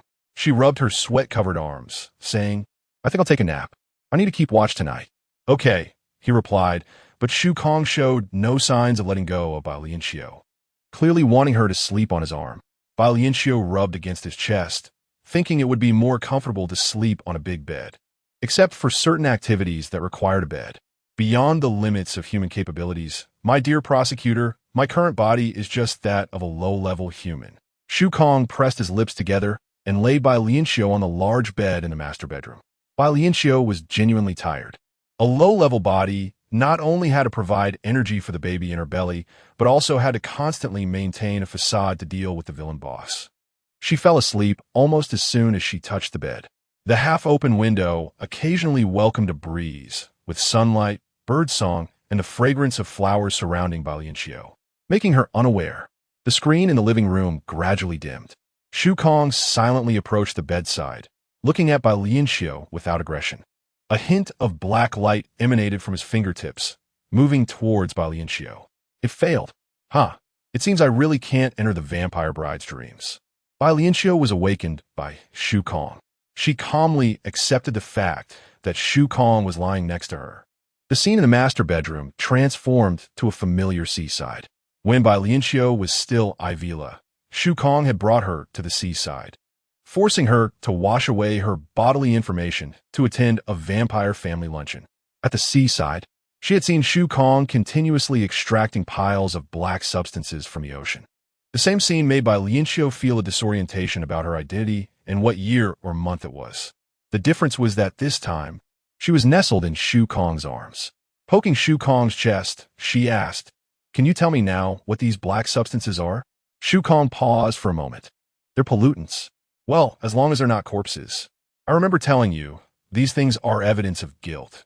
Yes, the prosecutor wouldn't leave his own evidence. He would only completely eliminate things he dislikes. Ivila didn't understand this, but Nadia did. "Ivila, what is the difference? And you, why don't you want to call me Ivila?" He chuckled lightly. "Ivila is the vampire's bride. Nadia is the prosecutor Shu Kong's." Bai Lianqiu's expression suddenly became strange. Was this his way of showing the change in his feelings for her? When she woke up, her emotional value panel had changed again. Desire. 30. Favorability. 10. Trust. 5. Cherishing. 5. Not wanting to delve deeply into the reasons behind this, Bai Lianqiu shifted the topic to the black substances. Why are there pollutants in the ocean? Shu Kong's large hand stroked Bai Lianqiu's hair. Because low-level societies are consumables to the world, especially the countless pollutants produced by humans, which are more cumbersome and useless than plants and animals. Won't these pollutants enter the energy conversion cycle? No, they will never disappear. So this world doesn't need a low-level society to exist. A large chunk of black substance was extracted from the seawater, emitting a foul odor during the movement. Bai Lianqiu felt mixed emotions and had to change the topic again. "It's getting late. We should go keep watch." Shu Kong looked at Bai Lianqiu with an inexplicable expression. Saying nothing, the scene shifted, and the two of them returned to the master bedroom of the attic. Releasing his hold on Bai Lianqiu's waist, Shu Kong got up from a large bed and brought Bai Lianqiu a black dress. She took it and examined the clothes. It was too conservative. If worn, the fabric would wrap her from head to toe, complete with matching black gloves and a black veil.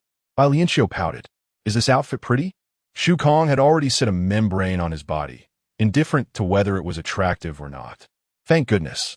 If your taste is like this, I would find it hard to change my makeup to please you, turning me into a lifeless old witch." "Please me? Shu Kong? Perhaps I understand you better than you think." The sarcastic words halted when they met Bai Lianqiu's gaze.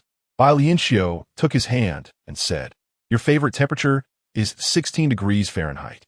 When your emotions fluctuate greatly, the hair on your head will stand up slightly. On the surface, you seem to prefer quiet and dislike being disturbed, but deep down, you yearn for contact and enjoy stimulation and adventure." Shu Kong stared at her intently. "Nadia, you really are something." Bai Lianqiu stood on her tiptoes, hooking her arms around his neck. "I also know your sensitive spot is your lower back. A poke there makes you as soft as an octopus spewing ink. It's truly stunning." He suddenly gripped her waist, hearing her push further. "Prosecutor, you also seem to have a slight tendency towards masochism." He turned her around with a half-smile, revealing the young girl who had come to find them. Chapter 71. 3-day deadline. It was afternoon when the young girl visited them with the elderly Ragnar, inviting them to the vigil that night. The girl's face was as flushed as a sunset, and her gaze at Bai Lianqiu was filled with shock and envy. Bai Lianqiu was also taken aback. Such words were only suitable for whispered intimacy with a beloved one. How powerful Shukong was. He was fully aware of the movements of everyone in the area and surely knew that the girl had gone up to the attic and pushed open the wooden door. He intentionally wanted the girl to see this scene, to spread the image of Bai Lianqiu as seductive and alluring. Bai Lianqiu's expression changed several times, finally settling into a polite smile as she said, "We're just about to head to the church." The girl nodded reluctantly and moved towards the exit. "Mister, Ragnar specifically asked me to invite you. Do you need me to guide you?" Bai Lianqiu secretly exerted strength, trying to push Shukong's arm away, very willing to do so. Not only did she fail to push him away, but his large hand also gripped her slender waist. With sapphire-like eyes lowered, he asked, "Are you angry?" Bai Lianqiu shot him a glare and forcefully poked his side, breaking free from his grasp and quickly descending the stairs. Shukong caught up to her in a single stride, enveloping her in his shadow, and whispered, "I'll take care of whatever is making you unhappy." "Shukong." Bai Lianqiu suddenly grabbed his hand. Her voice was somewhat loud, causing the girl who had just gone down the stairs to turn and look at them. In the wooden staircase, green vines entwined, and unknown wildflowers dotted the scene. The tall man held the small waist in one hand, forcing the petite woman to tiptoe and look up at him. The shocking image made the girl's heart race. She intentionally met the man's gaze, her body stiffening, losing sensation. Shukong heard Bai Lianqiu's angry accusation. "How many lives are you going to endanger? The people in this area are already in panic." What Bai Lianqiu couldn't see was that the hand she gripped tightly still emitted a faint black light, gathering towards the girl downstairs. It made her action of wrapping her hand around Shukong's large one seem quite foolish and ridiculous. Shukong pinched the soft flesh of the back of Bai Lianqiu's neck. This woman harbored no fear. Her mind was filled with how it wasn't Nadia who fell down the stairs, how she could kiss her, hold her, possess her. Bai Lianqiu pushed against Shukong's chest. "Stop talking." Shukong then grabbed Bai Lianqiu's hair, forcing her to look up at him. He was very forceful, showing no intention of lowering himself to accommodate her. Her slender neck was exposed to the night sky, with blue veins beneath flowing fresh blood. The gentle night breeze carried Bai Lianqiu's sweetness to Shukong's information center. He restrained the rising desire within him, unsure if he should continue suppressing it. He bluntly revealed the truth. Never underestimate the filth in the hearts of inferior humans. Many of them do not commit evil because they lack the ability. And you, Nadia, you shouldn't be angry with such trash. It's a complete insult to my character and soul. The pain on his scalp indicated that Shukong was also feeling angry. Perhaps he should feel fortunate that he was more patient with Bai Lianqiu now and no longer directly sentenced her to death without any explanation or communication like before. Bai Lianqiu held his solid arm tightly. "What makes me angry is a prosecutor named Shukong. Will you punish him?" "Why? I don't care about whether that girl is good or bad. What I care about is that the person I love intends to embarrass me. I just don't want to interrupt your sweetness towards me. I want to hear you finish your words. No, your inherent flaws have never changed. Because you simply do not value me enough. You don't see me as part of you." Shukong's grip loosened slightly as he calmly denied. "This is a misunderstanding due to differing perceptions, but our love for each other has deepened. You clearly hit the nail on the head. But how could a proud and arrogant prosecutor, who thought he could be a creator, admit to being wrong?" Bai Lianqiu smiled reluctantly and swatted Shukong's hand away. "You've messed up my hair." Gaining her freedom, Bai Lianqiu descended the stairs alone, while the girl had long since run away. Fortunately, there were other neighbors heading to the vigil on the way, and Bai Lianqiu chatted amicably with them as they headed to the church. One neighbor cautiously asked, "Did you have a fight with your husband?" Behind them, Shukong followed at a distance.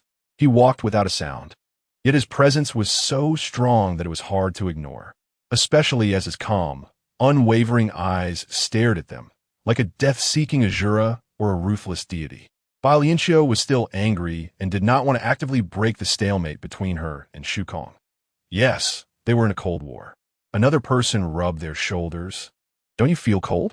I should go back and change into something thicker." "Don't worry, there's heating in the church." Perhaps it wasn't a cold, but rather an ominous chill.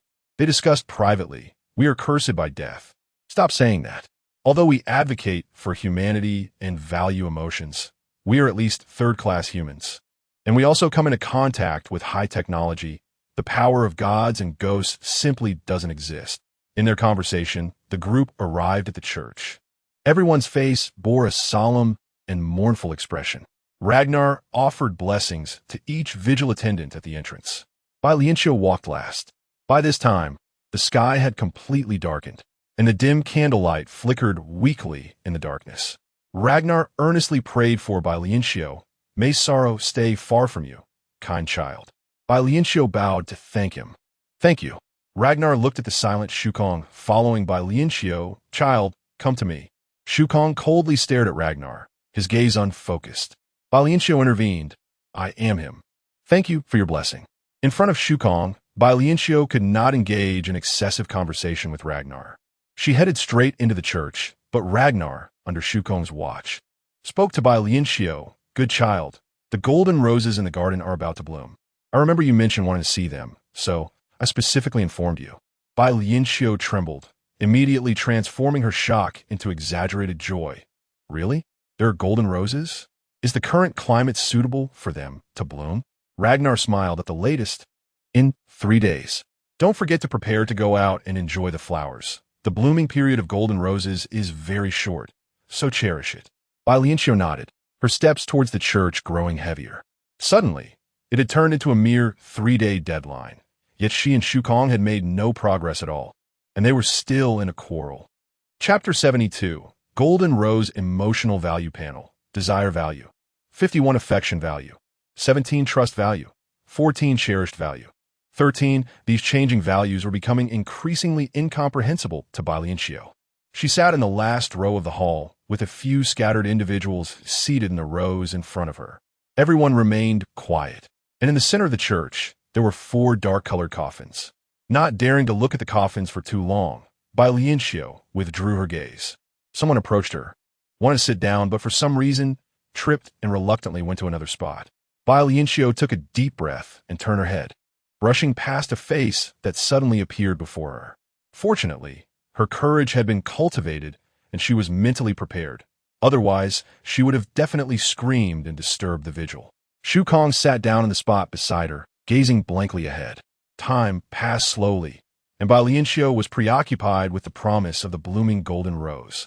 Unable to calm her mind, she knew that every minute and second now was a key moment in achieving a certain outcome, and each of her decisions would impact success or failure. The weak will always bow to the strong, whether voluntarily or not, knowingly or unknowingly. Bai Lianqiu tugged at Shukong's sleeve, her fingers gripping his palm, which was clad in a golden silk glove, conveying her desire to leave. A sneer and disdain flashed unreservedly in Shukong's eyes. He took Bai Lianqiu's hand and calmly walked towards the church exit.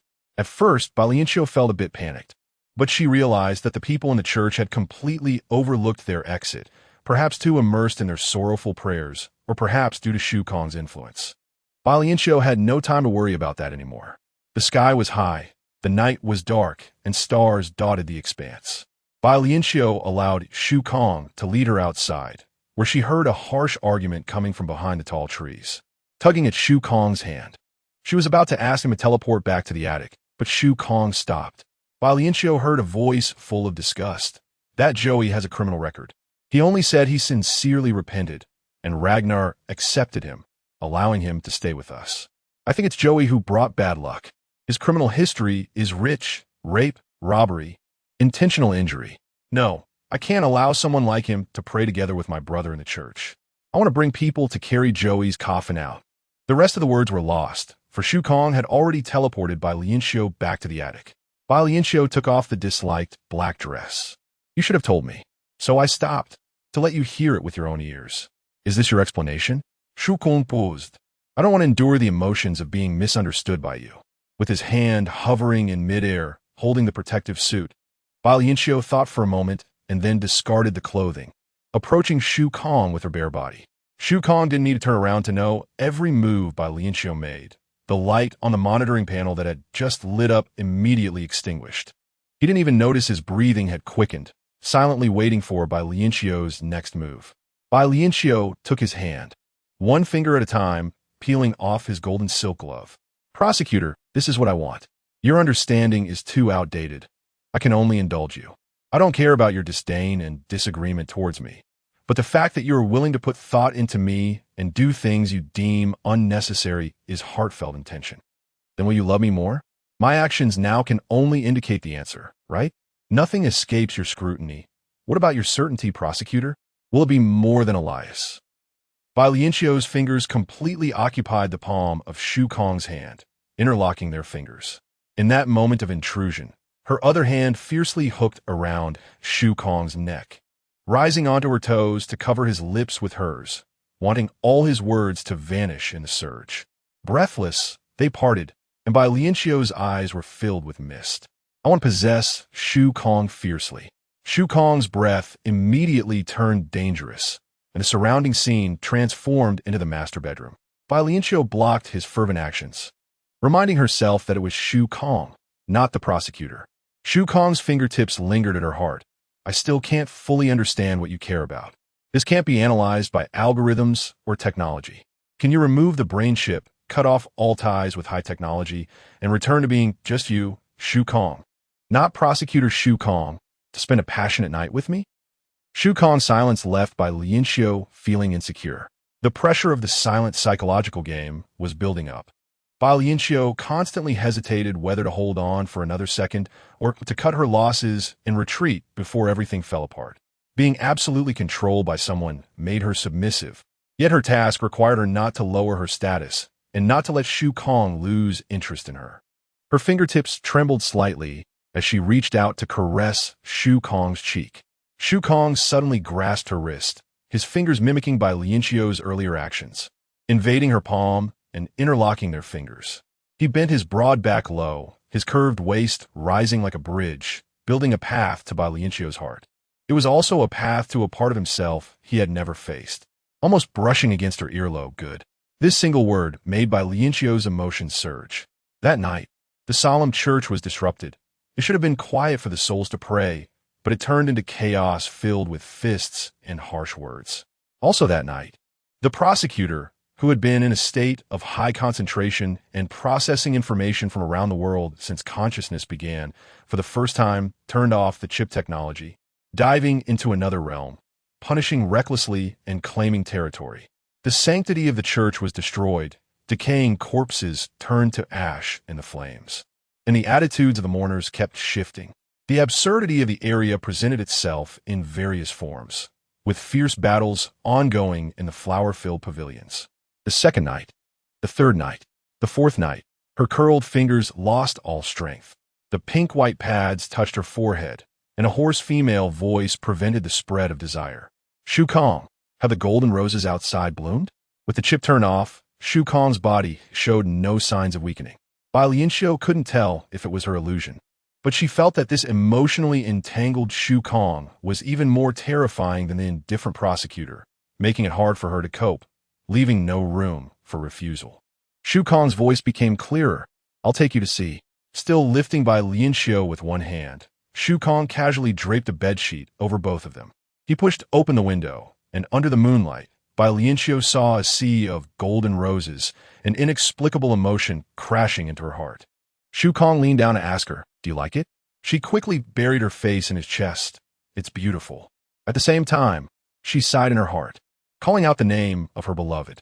Chapter 73, Regional Collapse, Elias. With a loud bang, the night was torn apart, and the scattered starlight rapidly enlarged.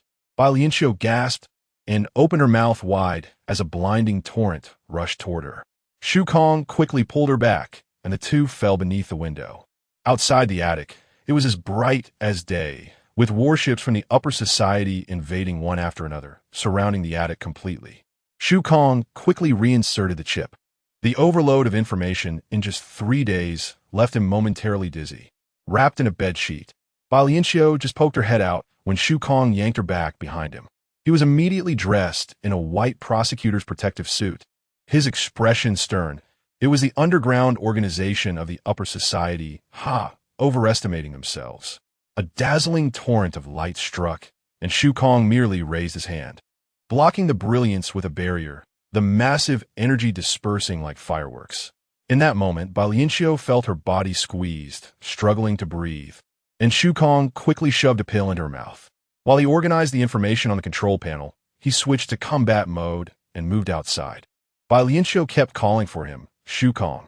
He didn't look back, continuing to move outward, his voice cold and hollow. Nadia, you will be the last to face my judgment.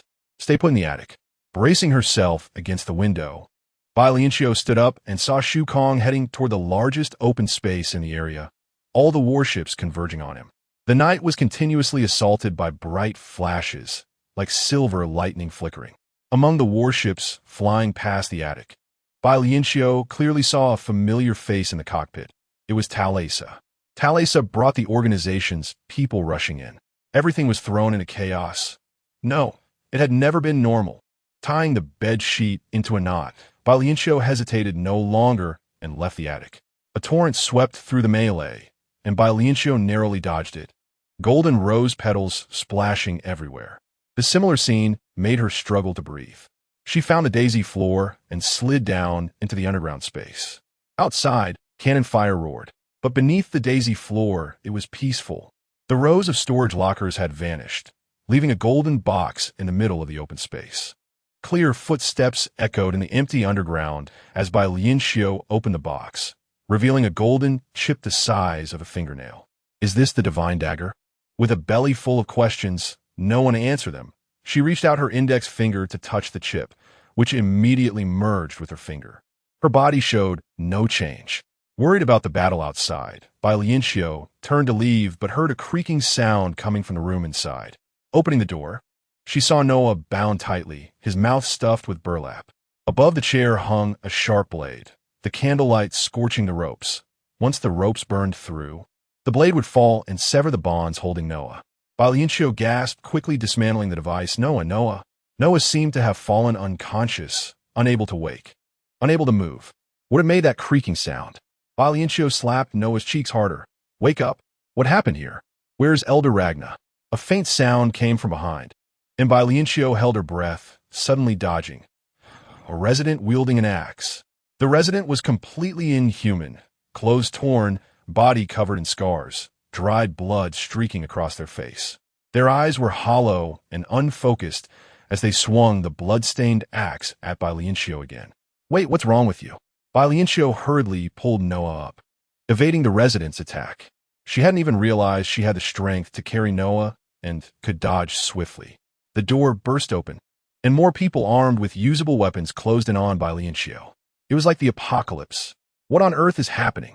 Noah, wake up! Bai Lianqiu darted outside, dodging the attacks, and at the exit of the daisy floor, Elder Ragna was standing there. She rushed toward him like a savior. Ragna. The night sky was filled with bright torrents, shattered golden rose petals rising and falling. Just as Bai Lianqiu reached for Ragna's arm, he slowly raised the shovel in his hand. No! She narrowly dodged the blow, carrying Noah and fleeing. More dazed, unconscious people converged toward her. With no way out, a bright light surged, and everyone collapsed to the ground. Bai Lianqiu felt her body go limp. Had these people died? Under the flickering night sky, a warship came to a halt. Clad in combat gear, Thalesa emerged from within. Nadia, hurry, take Noah up. Bai Lianqiu dragged the heavy Noah, Ragna among them. Thalesa paused, pushing Bai Lianqiu toward the ship. You and Noah go. Click the return panel, and you both will be sent to safety. Bai Lianqiu shoved the unconscious Noah inside. I want to stay with Shu Kong. Thalasa's concern vanished in an instant. At a critical moment. I really don't want to doubt you anymore, Nadia. You need to leave now, or you'll be admitting that this was all a trap set up by you and the prosecutor.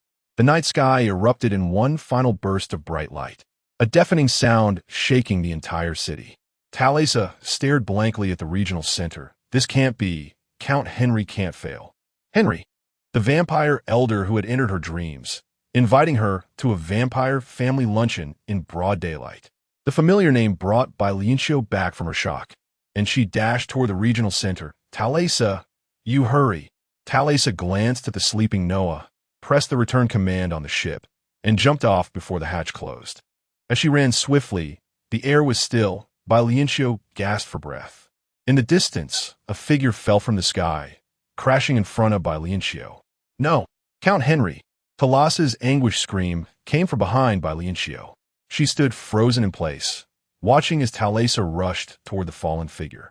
Thalassa desperately tried to lift the person. In the moonlight, Bai Lianqiu stepped closer, and the remaining conscious person reached out to her. Ivila. Thalassa tried to help Henry up. Count Henry. We were deceived by Nadia and Noah. I'll take you away. Henry stubbornly turned his gaze to Bai Lianqiu. Do you remember that you are the bride of I? Her throat was too bitter to speak, and Bai Lianqiu could only nod. Sutrine had already passed away, his body slowly fading away. Thalassa was utterly bewildered. How could this be? Only vampires can vanish. Thalassa looked to Bai Lianqiu for help, seeking an explanation, but only saw Bai Lianqiu's terrified eyes, shouting at her, behind you, behind you. Turning around, a cold, sweet, metallic scent enveloped her. A prickling pain shot through her neck. Chapter 74. The final embrace before consciousness faded. Thalassa only knew that a vampire was responsible for her death. Everything else was unknown. Thud! The body fell. After 3 days of revelry and indulgence, on this night, Bai Lianqiu heard far too many thuds. It wasn't a kitten jumping from a height, nor raindrops kissing the earth, nor the beauty she desired. It was loss after loss, one regretful sorrow after another, lives that could not be salvaged by any power. It was the flesh and blood people who greeted her with smiles. It was also old Ragna, who didn't want to be drawn into danger, but still chose to get involved. And Thalassa, who kept battling with her, oscillating between trust and suspicion. Behind the fallen body, the indifferent face of Prosecutor Su Kong emerged. Bai Lianqiu felt like a walking corpse, only her consciousness barely holding on. Should I call you Vampi Su Gong? A pristine handkerchief appeared in the gloved hand of Su Kong, who slowly wiped the blood from the corner of his mouth. He discarded the cloth, and the harshness in his brows and eyes was chilling. Clearly, he still could not control his vampire instincts well. Bai Lianqiu instinctively took a step back. Su Kong uncontrollably grinned, his long fangs gleaming coldly. Nadia, my bride, you are quite disobedient. No. Bai Lianqiu kept shaking her head. That tone was too familiar, making it hard for her not to think of Elias. But before her stood the villainous boss who embodied her humiliation and hatred, almost without leaving a shadow. Su Kong was suddenly behind Bai Lianqiu, his breath brushing against her neck, truly, a nauseating breath. It was very cold. Su Kong's breath only filled Bai Lianqiu with fear. She didn't dare to move, afraid of provoking Su Kong, afraid she wouldn't be able to avenge so many people. Or perhaps you have completely mastered the power of a vampire? His fingertips brushed against Bai Lianqiu's soft skin, his nails elongated, embedding into her flesh, but not breaking the skin. So, it turned out the world of vampires was quite different. Almost pressed against Bai Lianqiu's blood vessels. Nadia, even if we made love for 3 whole days and nights, your entire being still carries the scent of vampire Elias. It's really unpleasant. Bai Lianqiu had to lift her head, her body contorted. Do you want to drink my blood? Twisting her finger, Bai Lianqiu felt the last hope left by old Ragna, the dagger of the Lord. Unfortunately, the data on the emotional value panel was quite unsatisfactory. Desire, 60 favorability, 0 trust, 0 cherish value, 0. It must be some part that went wrong, causing Su Kong to have completely 0 affection for her. Moreover, he seemed to have become even stronger, easily dealing with the ancient Henry. Could she really deliver a fatal blow to Su Kong? The dagger was ready to strike, much better than doing nothing and perishing. However, Su Kong released Bai Lianqiu, his fangs still prominent, indicating his desire to feed. You're too filthy. A control panel appeared in midair, and a business tycoon from the third-tier society contacted Su Kong. Prosecutor, your actions this time are too loud. Even cities far outside the area can feel the commotion inside. Withdraw quickly. The Alliance people have to break in for inspection. Su Kong drew compensation from the panel for the tycoon, closed the panel, and his cold gaze fell upon Bai Lianqiu. He was deciding Bai Lianqiu's fate.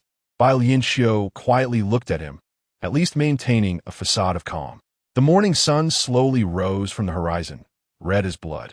It was clearly the beginning of a new day, but the chaotic scene around felt as heavy as the end of a performance. Bai Lianqiu steeled her heart, opening her arms to Su Kong. If I still have any use to you, then please, dear, take me away. If I have become worthless, Su Kong, give me one last embrace, can you? The boots stepped onto the handkerchief stained with morning dew and blood as Su Kong approached Bai Lianqiu. With a bang, a massive explosion erupted in the sky, the bright light causing all objects to lose their color. The battleship landed in a hidden apartment in the third-tier society. When Noah awoke from his slumber, it was already 4 days after the large-scale explosion incident in the third-tier society. He felt utterly drained, his muscles as if they had rotted away. Noah cursed, stubborn Ragna. He crawled out of the battleship, stuffing an energy-replenishing pill into his mouth, swaying as he made his way into the apartment. The battleship behind him also vanished into thin air. As he walked, Noah accepted the memories of his body, his steps growing heavier until he could no longer support himself, leaning against the wall and gasping for breath. The entire army was annihilated. No one survived. This outcome made his heart contract sharply. At first, Ragna was tormented by the prosecutor's consciousness control, repeatedly banging his head against the daisy floorboard to expel the intruder from his mind. Such actions were tantamount to suicide. Noah repeatedly stopped Ragna, and finally, when Ragna was rarely lucid, he helped stabilize Ragna's consciousness. Ragna told Noah that he was a firm believer in himself, his will unbreakable after more than 1,000 years of refinement, yet he still could not resist the prosecutor's invasion, let alone imagine the suffering that those outside would endure. Many people sought Ragna's help, and with Su Kong and Bai Lianqiu not leaving the loft for 2 days, everything seemed to return to calm. Ragna took everyone down to the daisy floorboard. However, the situation changed when Ragna infused his power into the dagger of the Lord. Ragna's physique deteriorated, his consciousness was devoured, and he became the first to lose awareness, launching an attack on those hiding underground. Noah fell into a coma just before Ragna decided to take out the dagger of the Lord. Noah still remembered, just before losing consciousness, hearing Ragna's admonition, "Noah, I just divined our fate. It is unsatisfactory. It is also unfair to Nadia to pin all hopes on a girl without a chip, like a fifth-tier human. For us whose consciousness has been destroyed, the outcome is already determined. But you are different. You are whole, the only witness. If fortunate, you will awaken after the catastrophe and remember to sound the alarm for everyone, stopping Prosecutor Su Kong's insane actions." The tall figure slowly sank. Noah leaned against the wall, murmuring, "Mr. Ragna, unfortunately, the sleeping me was taken out of the daisy space by Nadia, but fortunately, Talas's battleship saved me. Your divination has never been wrong. I am destined to be the only witness of this disaster." The panel displayed that the nailed chip he had given to Bai Lianqiu had disappeared. To kill Su Kong.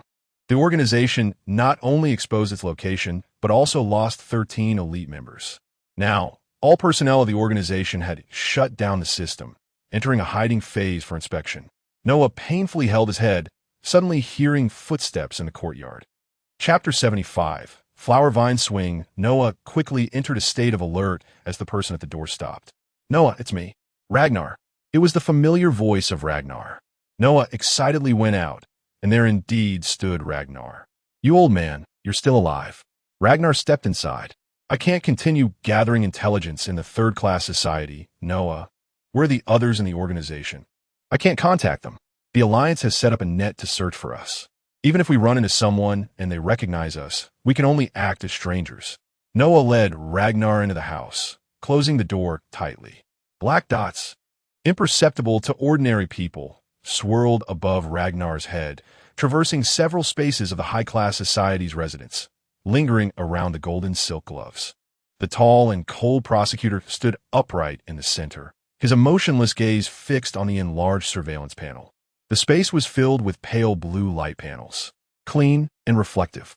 Yet, in this high-tech cold space, there was a large bed measuring 3 by 3 meters behind the prosecutor.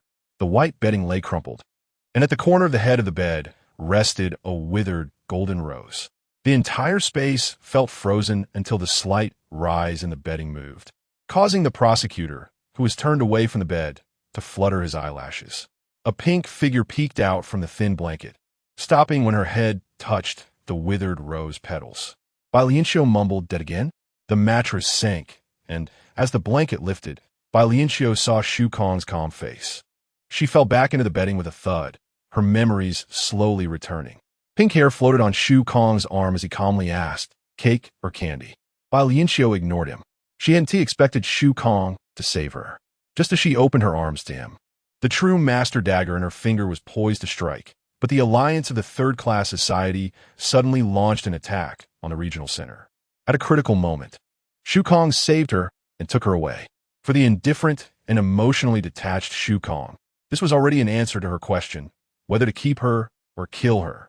For his temperamental bride, Shu Kong rarely chose to be tolerant, his fingertips touching her lower abdomen, checking on the baby inside her.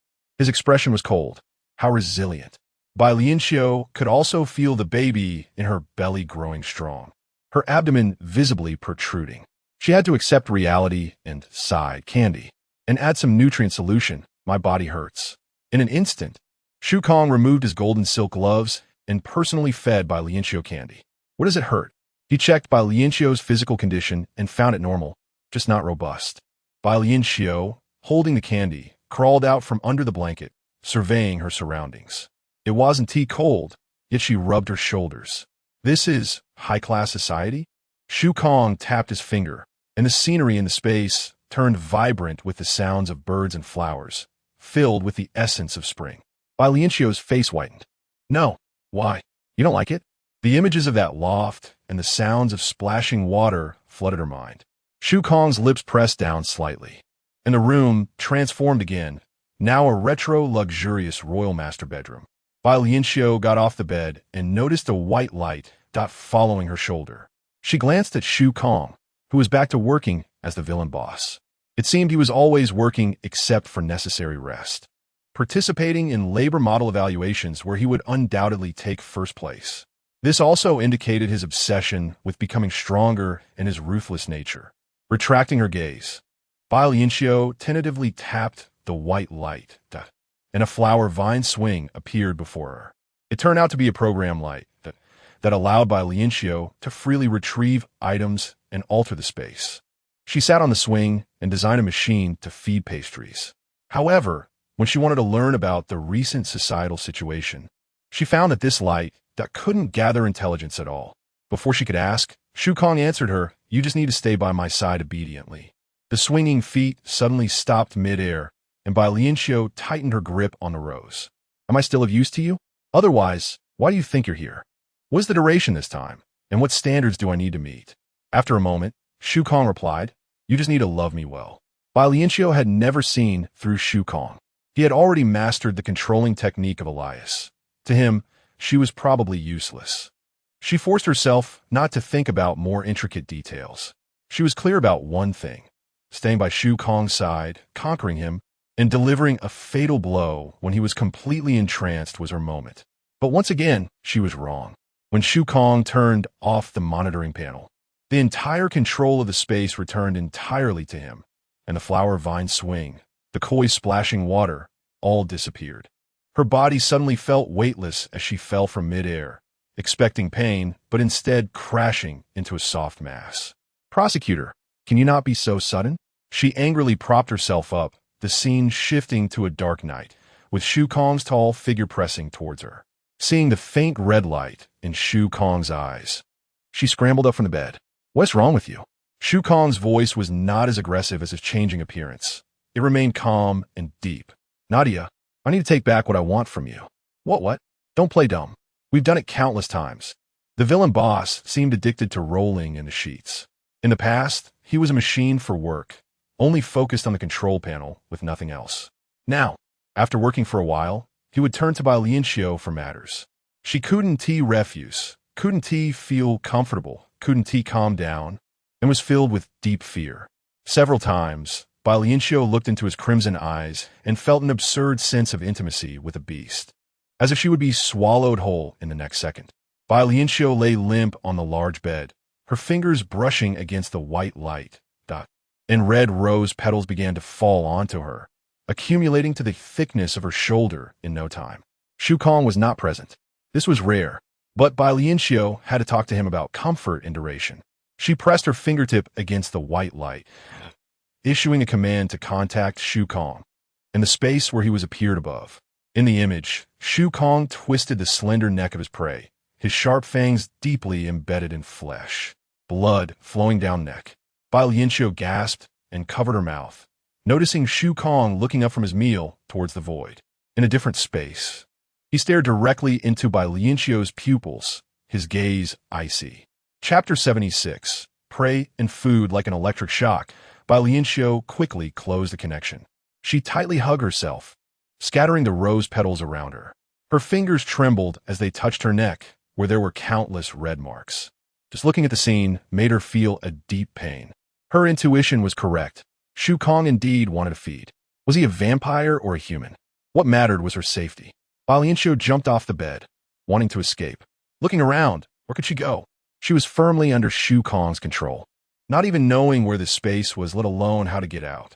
Even if she could get out, the high-level society had no land or sea, only multiple dimensional spaces that surpassed Bai Lianqiu's understanding, where travel relied on point-to-point transmission.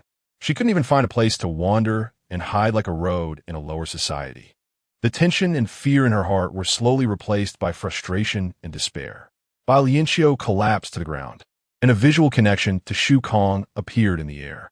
He had changed out of his black protective suit and was now wearing a clean, white protective suit. His blue eyes looking at her. Nadia, do you want to come? Bai Lianqiu's heart tightened. She didn't know Shu Kong's intentions behind the invitation. Behind Shu Kong was an endless dark space, where at least 20 high-level humans stood in a daze. These people, or rather, these prey of Shu Kong had been completely controlled. Bai Lianqiu clenched her fists. What identity would she have? That was clearly Shu Kong's hunting ground. Wanting her to be the prey, to become his meal?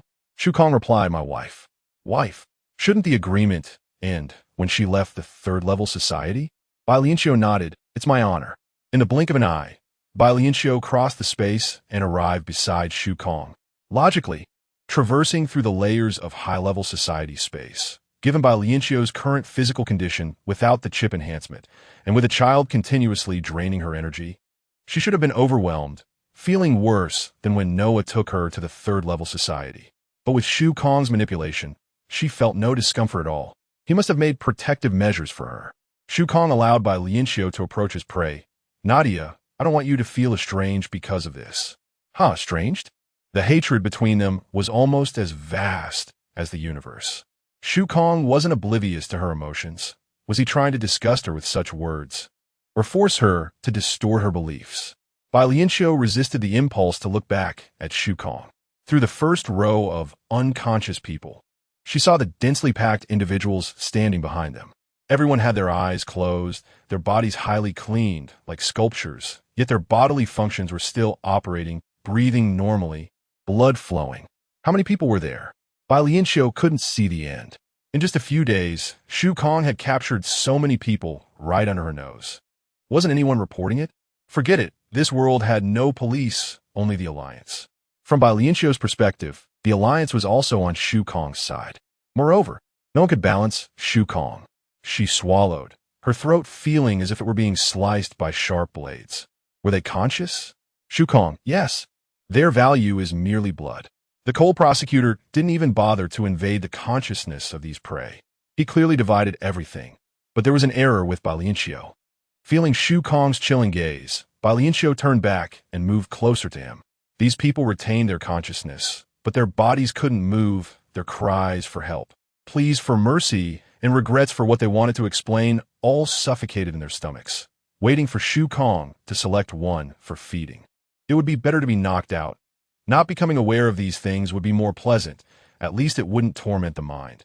But how could Shu Kong care about these people's feelings? In his eyes, they were just food, their thoughts, and were foolish and inconsequential. Just like lower-level humans wouldn't pause to think about the thoughts of rice and vegetables when consuming them. Bai Lianqiu suppressed her unwillingness and anger. Do you have to drink human blood every day? Capturing these prey isn't that hard. When you're hungry, just eat. You are killing people. Shu Kong's emotions fluctuated, not because of Bai Lianqiu's words, but due to the repulsion emanating from her. His azure eyes subtly shifted. These people were merely consuming resources while alive, destined for death, and could be turned to his use, creating some value.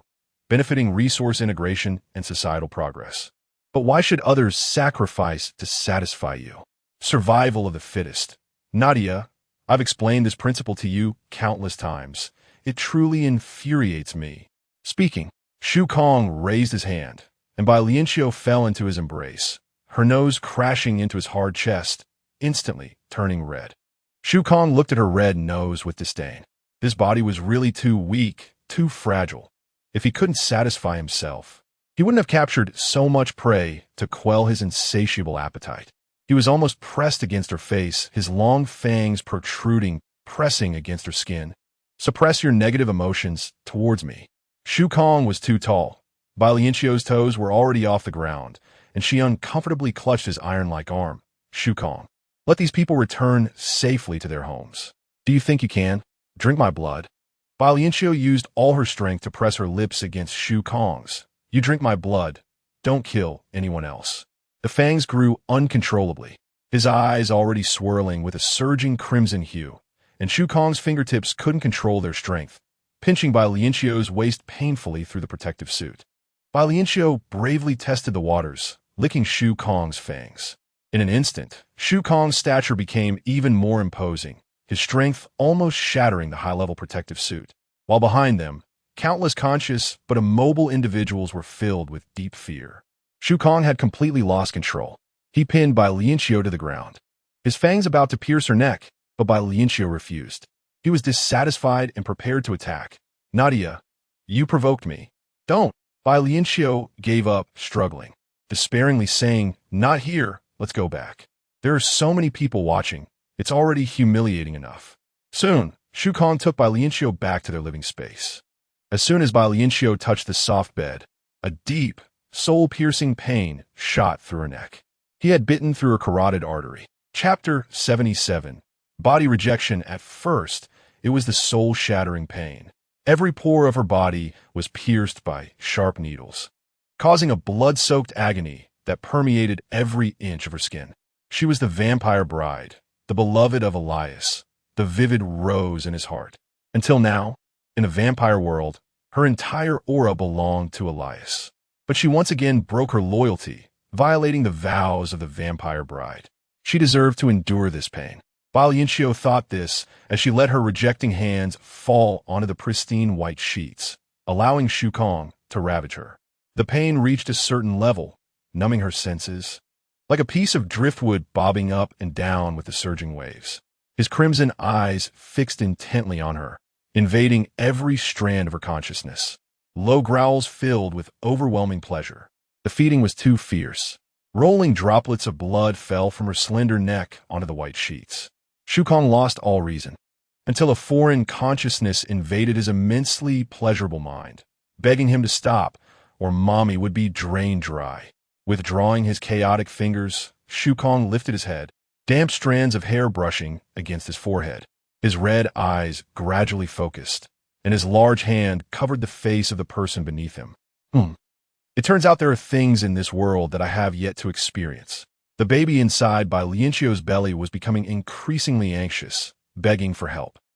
Even I can barely breathe. Noisy. Shu Kong's other hand rested on Bai Lianqiu's lower abdomen, forcibly clearing the invading consciousness from his mind. The belly beneath his palm moved slightly, expressing the baby's dissatisfaction. Hungry. He didn't want to stop at all.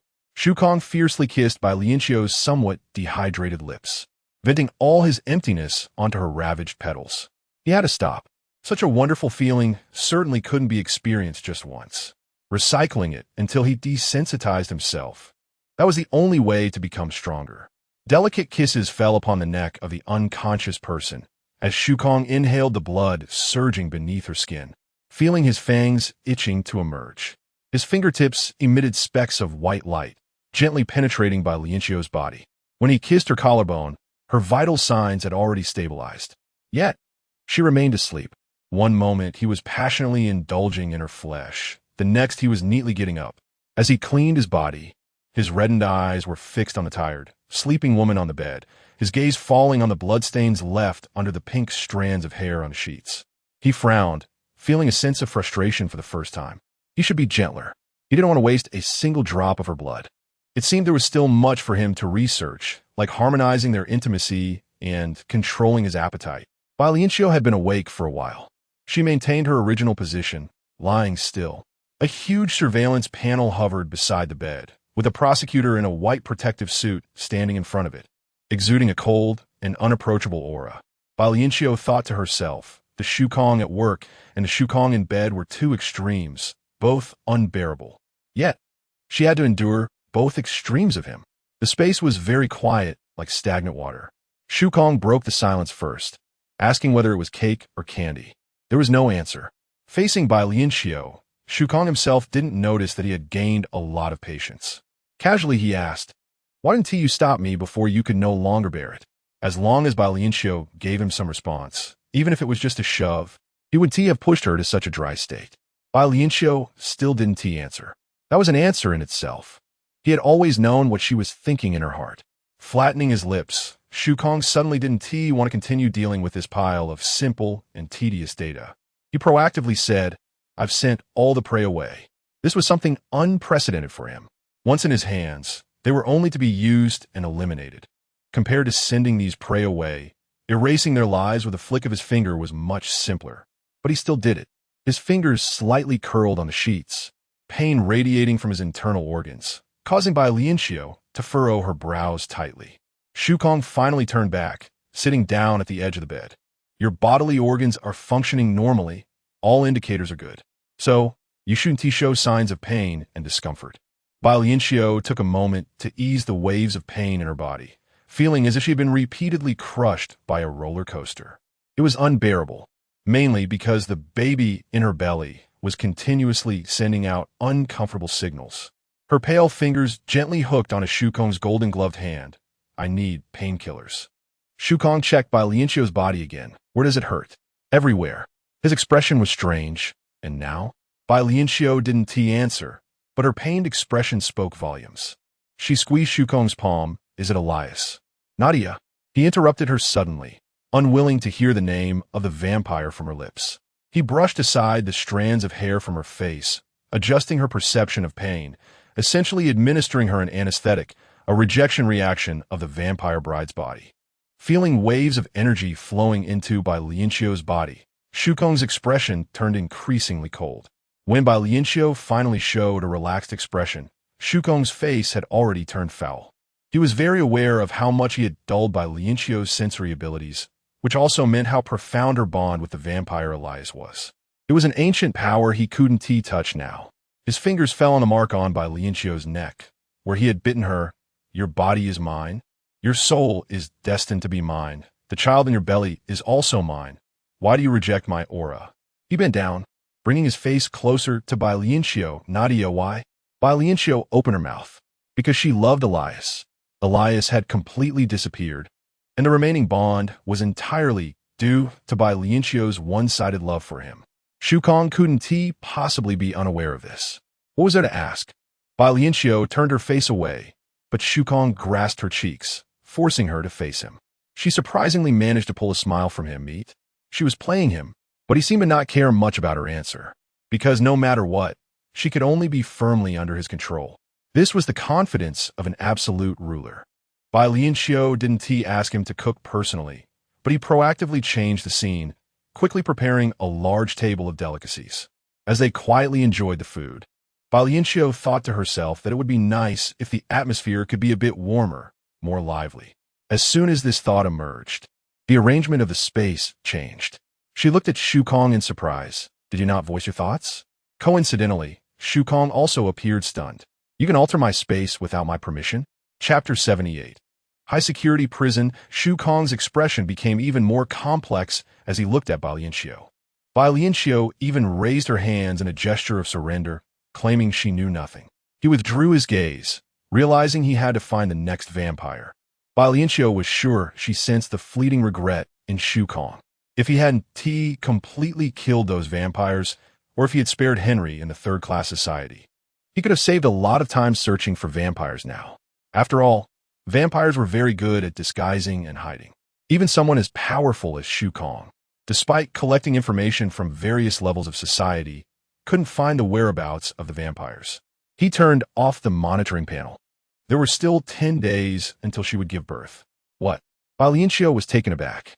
She quickly took a large sip of milk and looked down at her not very prominent pregnant belly.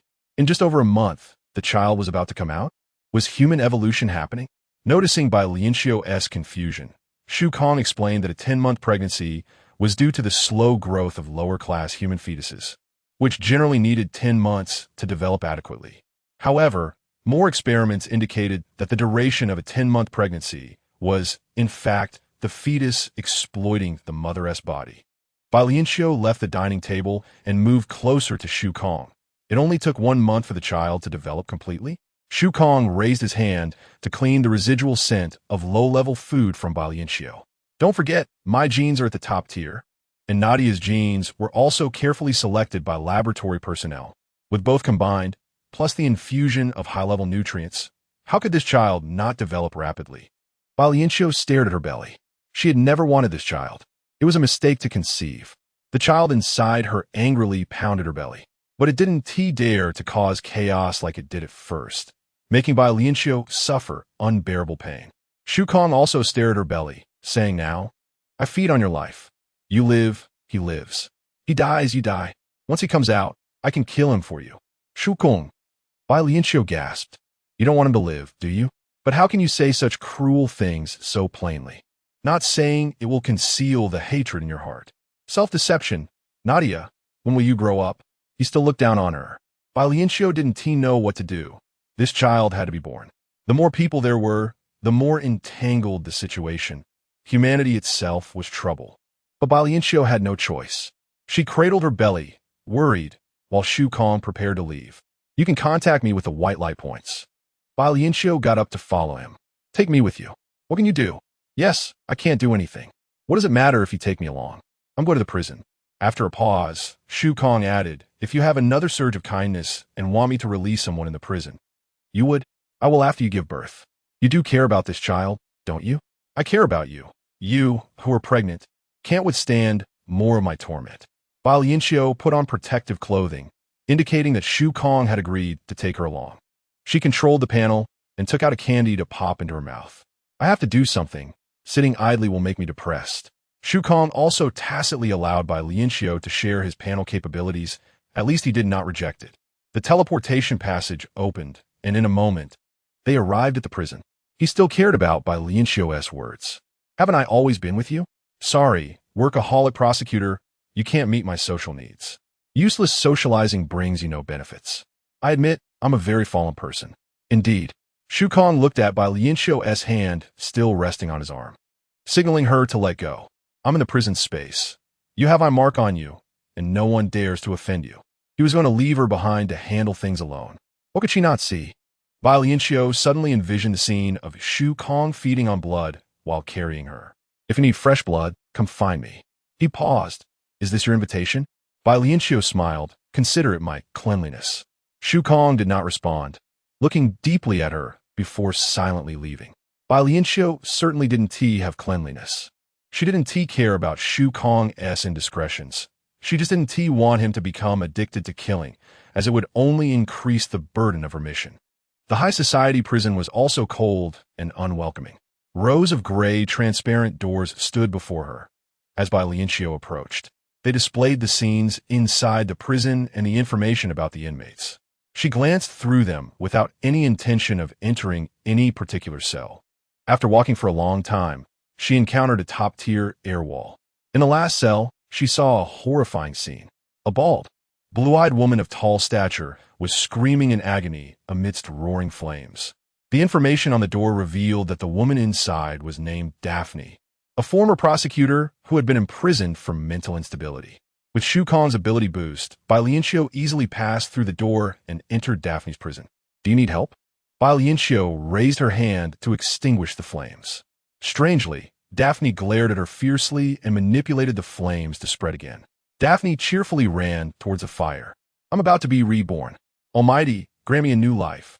She really is a madwoman. Bai Lianqiu took a step back.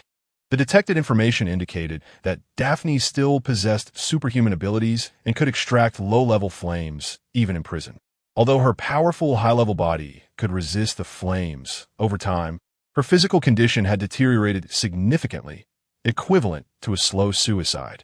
Daphne noticed Bai Lianqiu, flames burning around her, and walked towards Bai Lianqiu. Let us go meet the Almighty together. Come on, I'll take you. Bai Lianqiu shook her head and stepped back, bumping into a solid body. Turning around, she could only see Shu Kong's tense jawline. He wrapped an arm around Bai Lianqiu's shoulder, calmly watching Daphne. It was clear that Daphne feared Shu Kong and didn't dare to approach, trembling as she hid in the flames, not daring to make a sound. Bai Lianqiu didn't want to stay here any longer. Let us go. But Shu Kong didn't follow Bai Lianqiu's lead. He stood still. Nadia, killing is also a form of redemption, don't you think? Perhaps for the mad Daphne, death was indeed a form of liberation. Before Bai Lianqiu could respond, her body was pushed out by Shu Kong. She looked at Shu Kong in confusion, feeling that he had a vague hostility towards her at that moment. He coldly spoke. Go redeem her. Chapter 79. Meeting Daphne, Bai Lianqiu had rarely seen such a cold expression on Shu Kong's face. It was as if she had returned to when she was Ivira. She moved closer to Shu Kong, saying, I care more about you. But her feet couldn't move. She was being forcibly controlled by Shu Kong, preventing her from getting closer. All the intimacy of the past few days had vanished. Shu Kong looked at her indifferently, stating that eliminating her was a good deed. I don't want to, Bai Lianqiu pleaded. You have no choice. As soon as those words left his mouth, points of white light seeped from Shu Kong's fingers, controlling Bai Lianqiu to step-by-step approach Daphne, who was engulfed in flames. Bai Lianqiu finally realized how painful it was to be controlled by Shu Kong and have one's consciousness invaded in a third-class society. Her body felt out of control. Everything became strange, leaving her unsure whether it was her soul controlling her body or her body granting her soul temporary authority. Bai Lianqiu kept praying, stop, stop. The scorching waves of fire sprayed on her face, causing no pain or harm.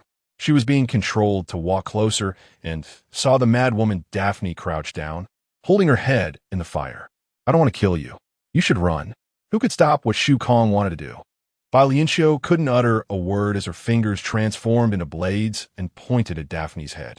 Daphne groaned and fell down, and her fingertips accidentally brushed against Bai Lianqiu's hem. The beauty collapsed in the firelight, her eyes wide open, looking at Bai Lianqiu, and she opened her mouth. Shu Kong took Bai Lianqiu back to the residential space. After returning from prison, Bai Lianqiu had become a doll, still manipulated by Shu Kong, remaining silent. He pinched her chin, saying, whoever enters your room must die. The reason for this? You have to get used to it. Staying by Shu Kong's side meant she had to adapt to this exploitation.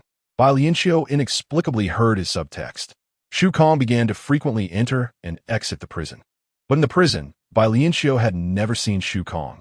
She arrived at Daphne's cell again. You didn't die? Daphne was acting crazy, but her body was clearly in worse shape than last time.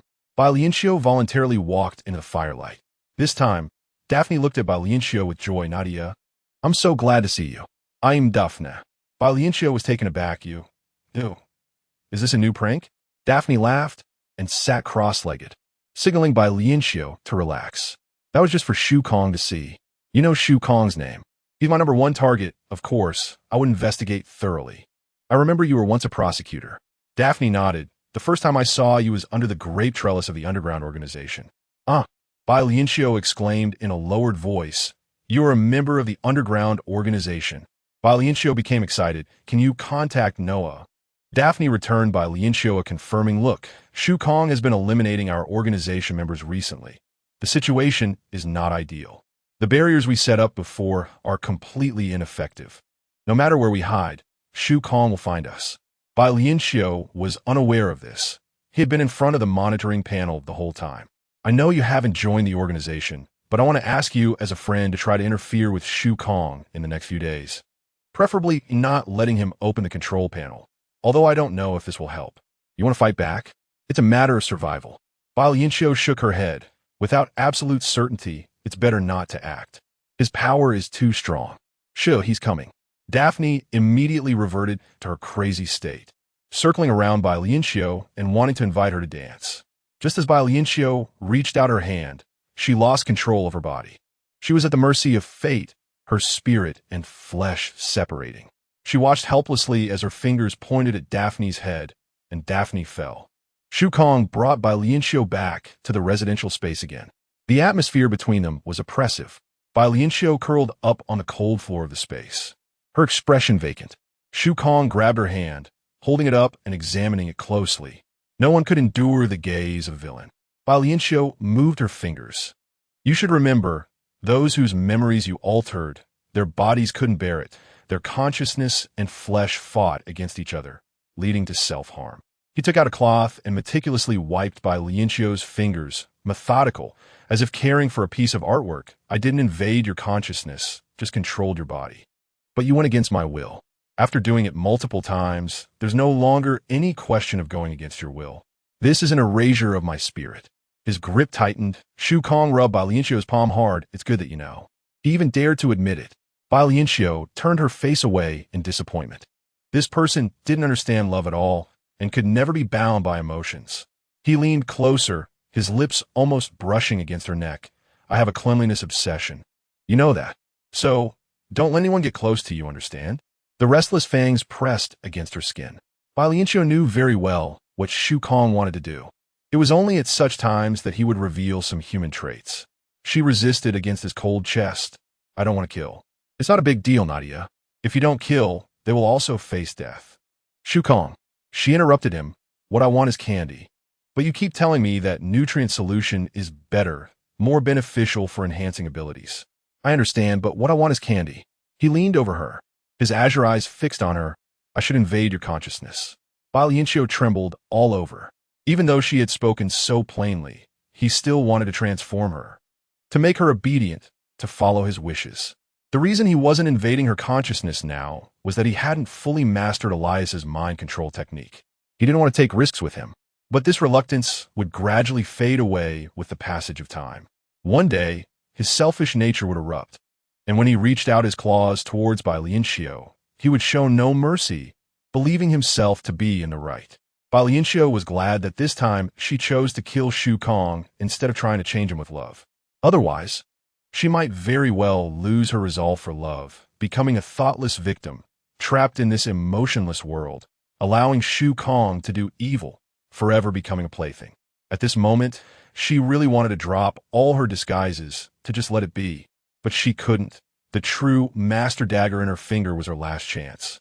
Along with Daphne in prison and Noah, who was fleeing everywhere, she reached out her hands to wrap around Shu Kong's neck, removing the chip. Don't control me with external forces.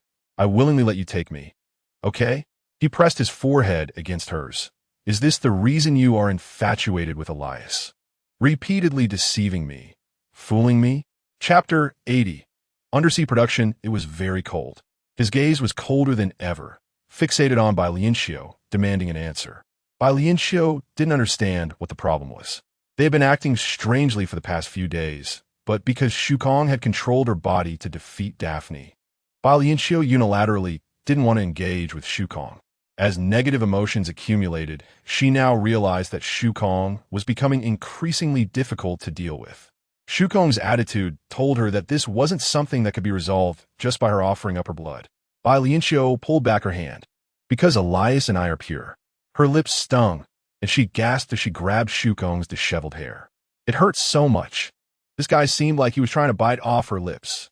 She retaliated fiercely, but couldn't even pull out a single strand of his hair. He didn't even seem to feel much pain. Sweet blood flowed into his mouth, and Shu Kong's body began to change, lingering at her lips. Don't forget, it was I who spread Ivor's blood, awakening the sleeping vampire in advance. Bai Lianqiu's lips trembled, losing sensation. Thank you for connecting me with Elias. Heavy breathing hit Bai Lianqiu's face. Shu Kong's entire body became hot, and he didn't understand what was happening to him. He had never restrained his emotions unless it involved significant interests. Pinching Bai Lianqiu's cheeks, do you want to be a disposable item? Elias would never let me be this humiliated, nor would he insult me. Bai Lianqiu couldn't say anything. What she spoke was all that he didn't want to hear. So he directly stopped her from speaking. Who was deceiving whom here? Shu Kong's fingers pressed against her chapped lips, grinding back and forth, watching Bai Lianqiu frown. And his unknown feelings surged wildly. His various discontent with Bai Lianqiu peaked. His fingers became cleaning points, cleansing every part of her body, meticulously inside and out, as if this could remove Elias's mark from her. Again and again, Bai Lianqiu became numb, awakened as a plaything, until Shukong's brows relaxed a bit. She thought everything was over, but his fangs pierced her neck, the long continuation. Well, at least he didn't have time to hunt down the underground organization or harm others. Throughout the process, seconds felt like years. Bai Lianqiu felt she had died in Shukong's hands countless times. Her consciousness was hazy, and the baby in her belly complained, "Mommy, I saved you again." Bai Lianqiu touched her belly. Be quiet, be quiet. After you are born, you must quietly escape, preferably without her noticing. Otherwise, she would kill him, kill little Shukong. She had just woken up, her guard was not too high, and she spoke directly to the baby. Shukong heard it and covered her hand with his. She looked up at Shukong, only then realizing that the place they were in was strange. It was the ocean. The shield protected her and Shukong. Moving deeper into the sea, large fish, measuring 7 or 8 meters, swam slowly past them, along with many bizarre marine creatures. Bai Lianqiu's eyes widened as she clung to Shukong's arm, her gaze fixed on a brightly colored tentacle creature too numerous for her count. Murmuring, "Where is this?" Without losing speed, Shukong took her down rapidly, into the largest ocean in the 5th-tier world. "Are you going to bury me at the bottom of the sea?" "Huh, that kind of death is worse than being swallowed by me. How disgusting. Even vampires don't eat people. What's the difference in cruelty between drinking blood and eating people? Foolish." The deeper they went, it became pitch black, and nothing was visible. Bai Lianqiu instinctively held Shukong tighter. In the darkness, Shukong's long eyelashes quickly brushed down. They continued to descend. Bai Lianqiu suspected they were about to break through the earth's crust. She couldn't see anything, and Shukong beside her had no warmth at all. Perhaps this is what the world after death is like. Thinking this, she was no longer afraid, and even had the mood to chat. Had 5th-tier humans seen these marine creatures? Even in death, it was impossible to see them. Oh, these marine creatures have evolved? But this is a 5th-tier society. A 5th-tier society is just something humans have divided themselves. In places where humans have evolved more, the evolution of other creatures is suppressed.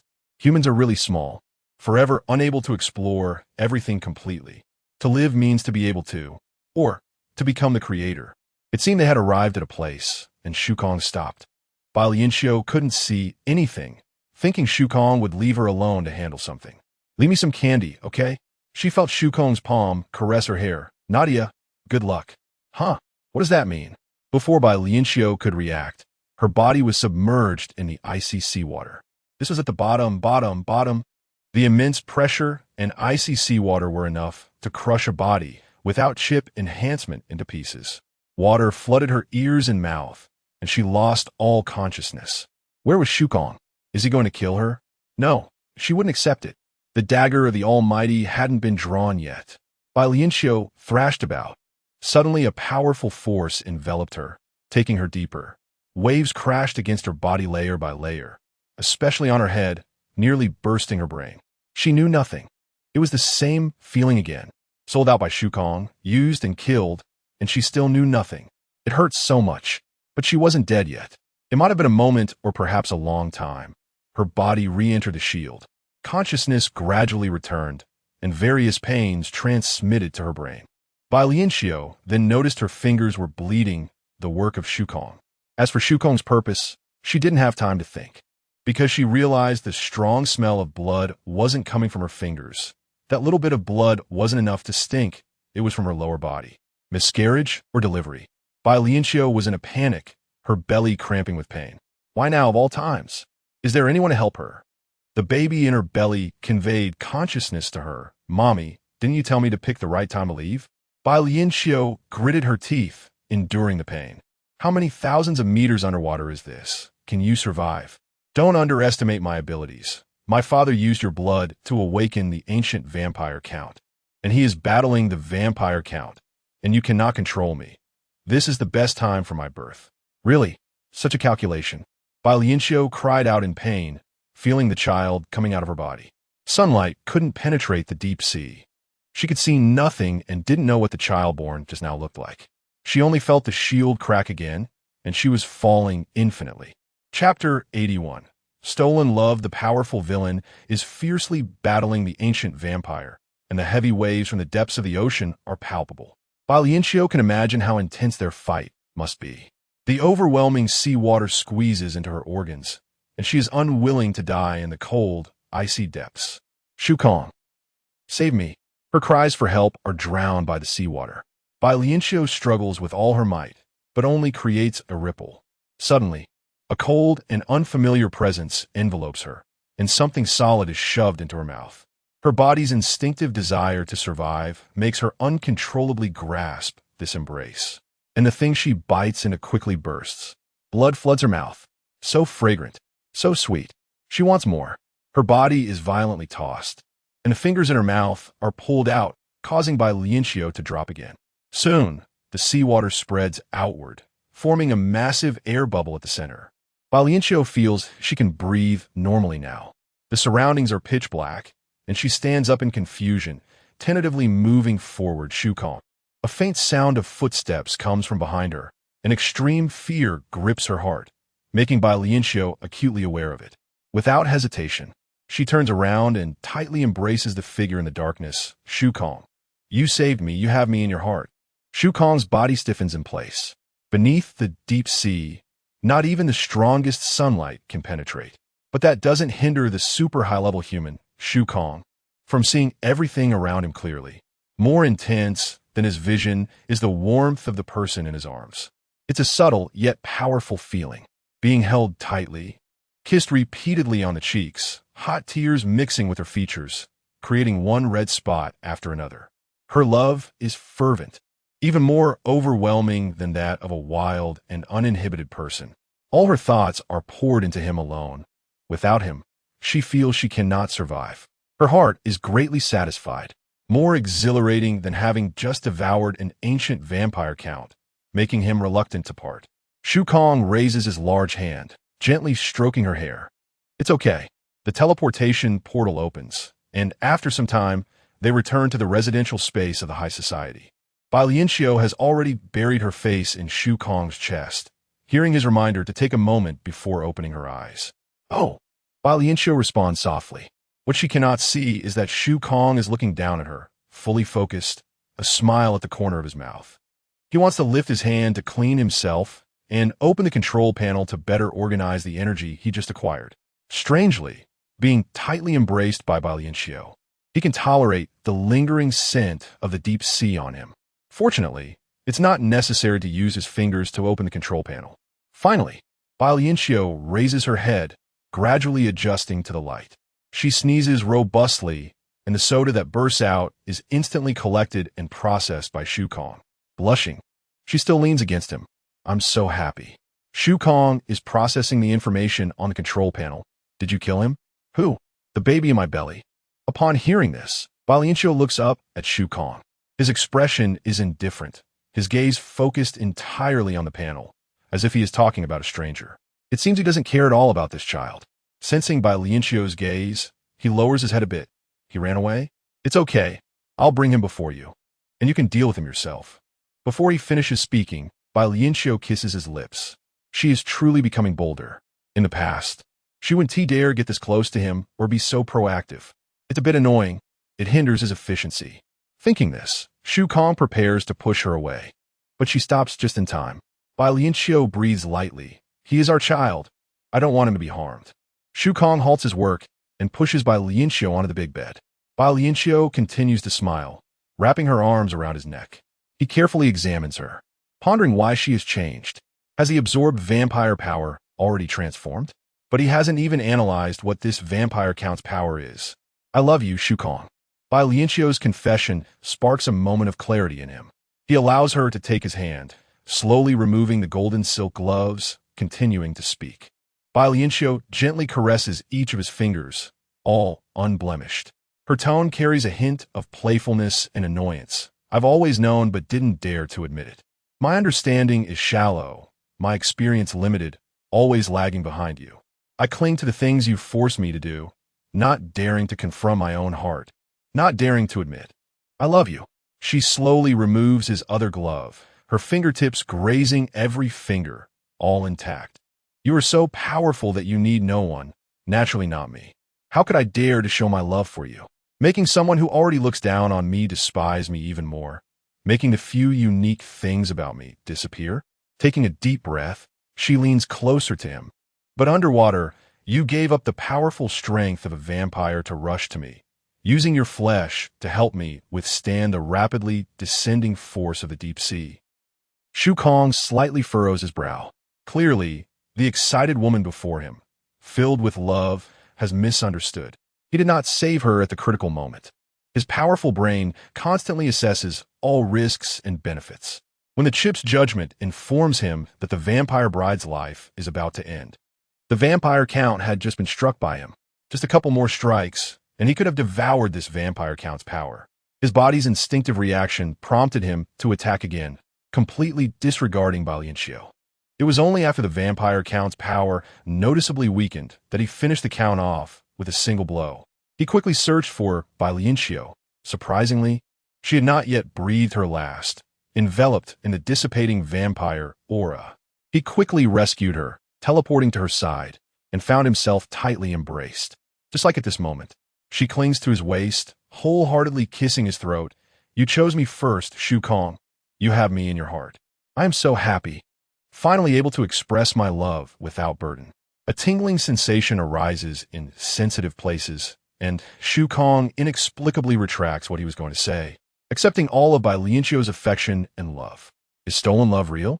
Shu Kong turns to pin Bai Lianqiu down, greed gradually taking over his eyes. In the pitch-black depths of the sea, everything that happens is unknown to anyone. Let his first choice be her. This fact will make him feel better. Why not? He leans down and gently kisses the corner of her lips. You are my wife. Of course, I will protect you. His fangs elongate, unable to wait another moment, and deeply pierce into her skin. Chapter 82.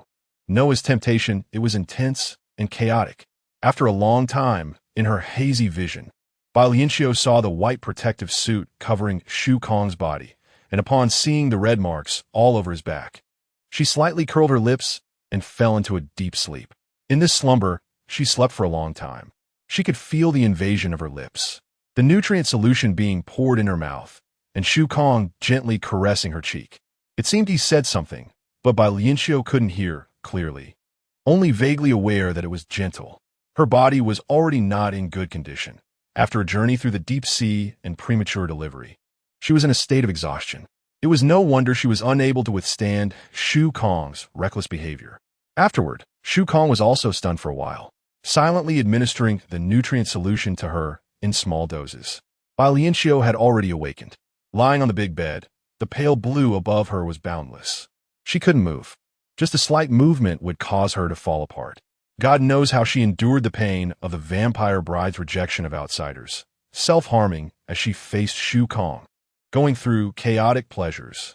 Shu Kong looked over, saying he was going to the prison. He was now actively reporting his whereabouts, or perhaps asking if she wanted to go with him. Those pains were still worth it. Bai Lianqiu pretended to be relaxed, reminding herself with Shu Kong's past words. Isn't it just pain? Endure it, get used to it, love the pain like one loves pleasure. As long as she achieved this, nothing would be impossible. She lazily stretched, her arms and toes extending, sighing, if only you, dear prosecutor, weren't so powerful. Shu Kong leaned closer, seriously checking her physical condition. Not bad. You're not my match. I want to help you, give you surprises, become your support. Feeling absurd, Shu Kong scoffed softly. Being passive was not a good thing. Bai Lianqiu silently took his hand. I would rather place myself in your hands. Shu Kong curled his lips, wanting to say this was not about her willingness. She had no choice. However, this version of Bai Lianqiu made him feel comfortable inside. He heard Bai Lianqiu sigh, powerful enough that any request made to him would be instantly fulfilled, lacking surprises. He was about to leave, but she still held his hand, looking reluctant to part. He somewhat believed in her love. After investigations, lowly humans easily secrete hormones in extreme fear, falling in love with the one who saves them. That should be the reason. And since he was so powerful, no one wouldn't want his protection. Thinking this way, Shu Kong felt even better. Well, Let us see how far his tolerance for her could go. And since the vampire's power had already been absorbed by him, it was just a matter of learning how to use it. Shu Kong pulled his hand away. You can contact me with the white light dots. Bai Lianqiu clung to him again, holding his hand, not letting him go.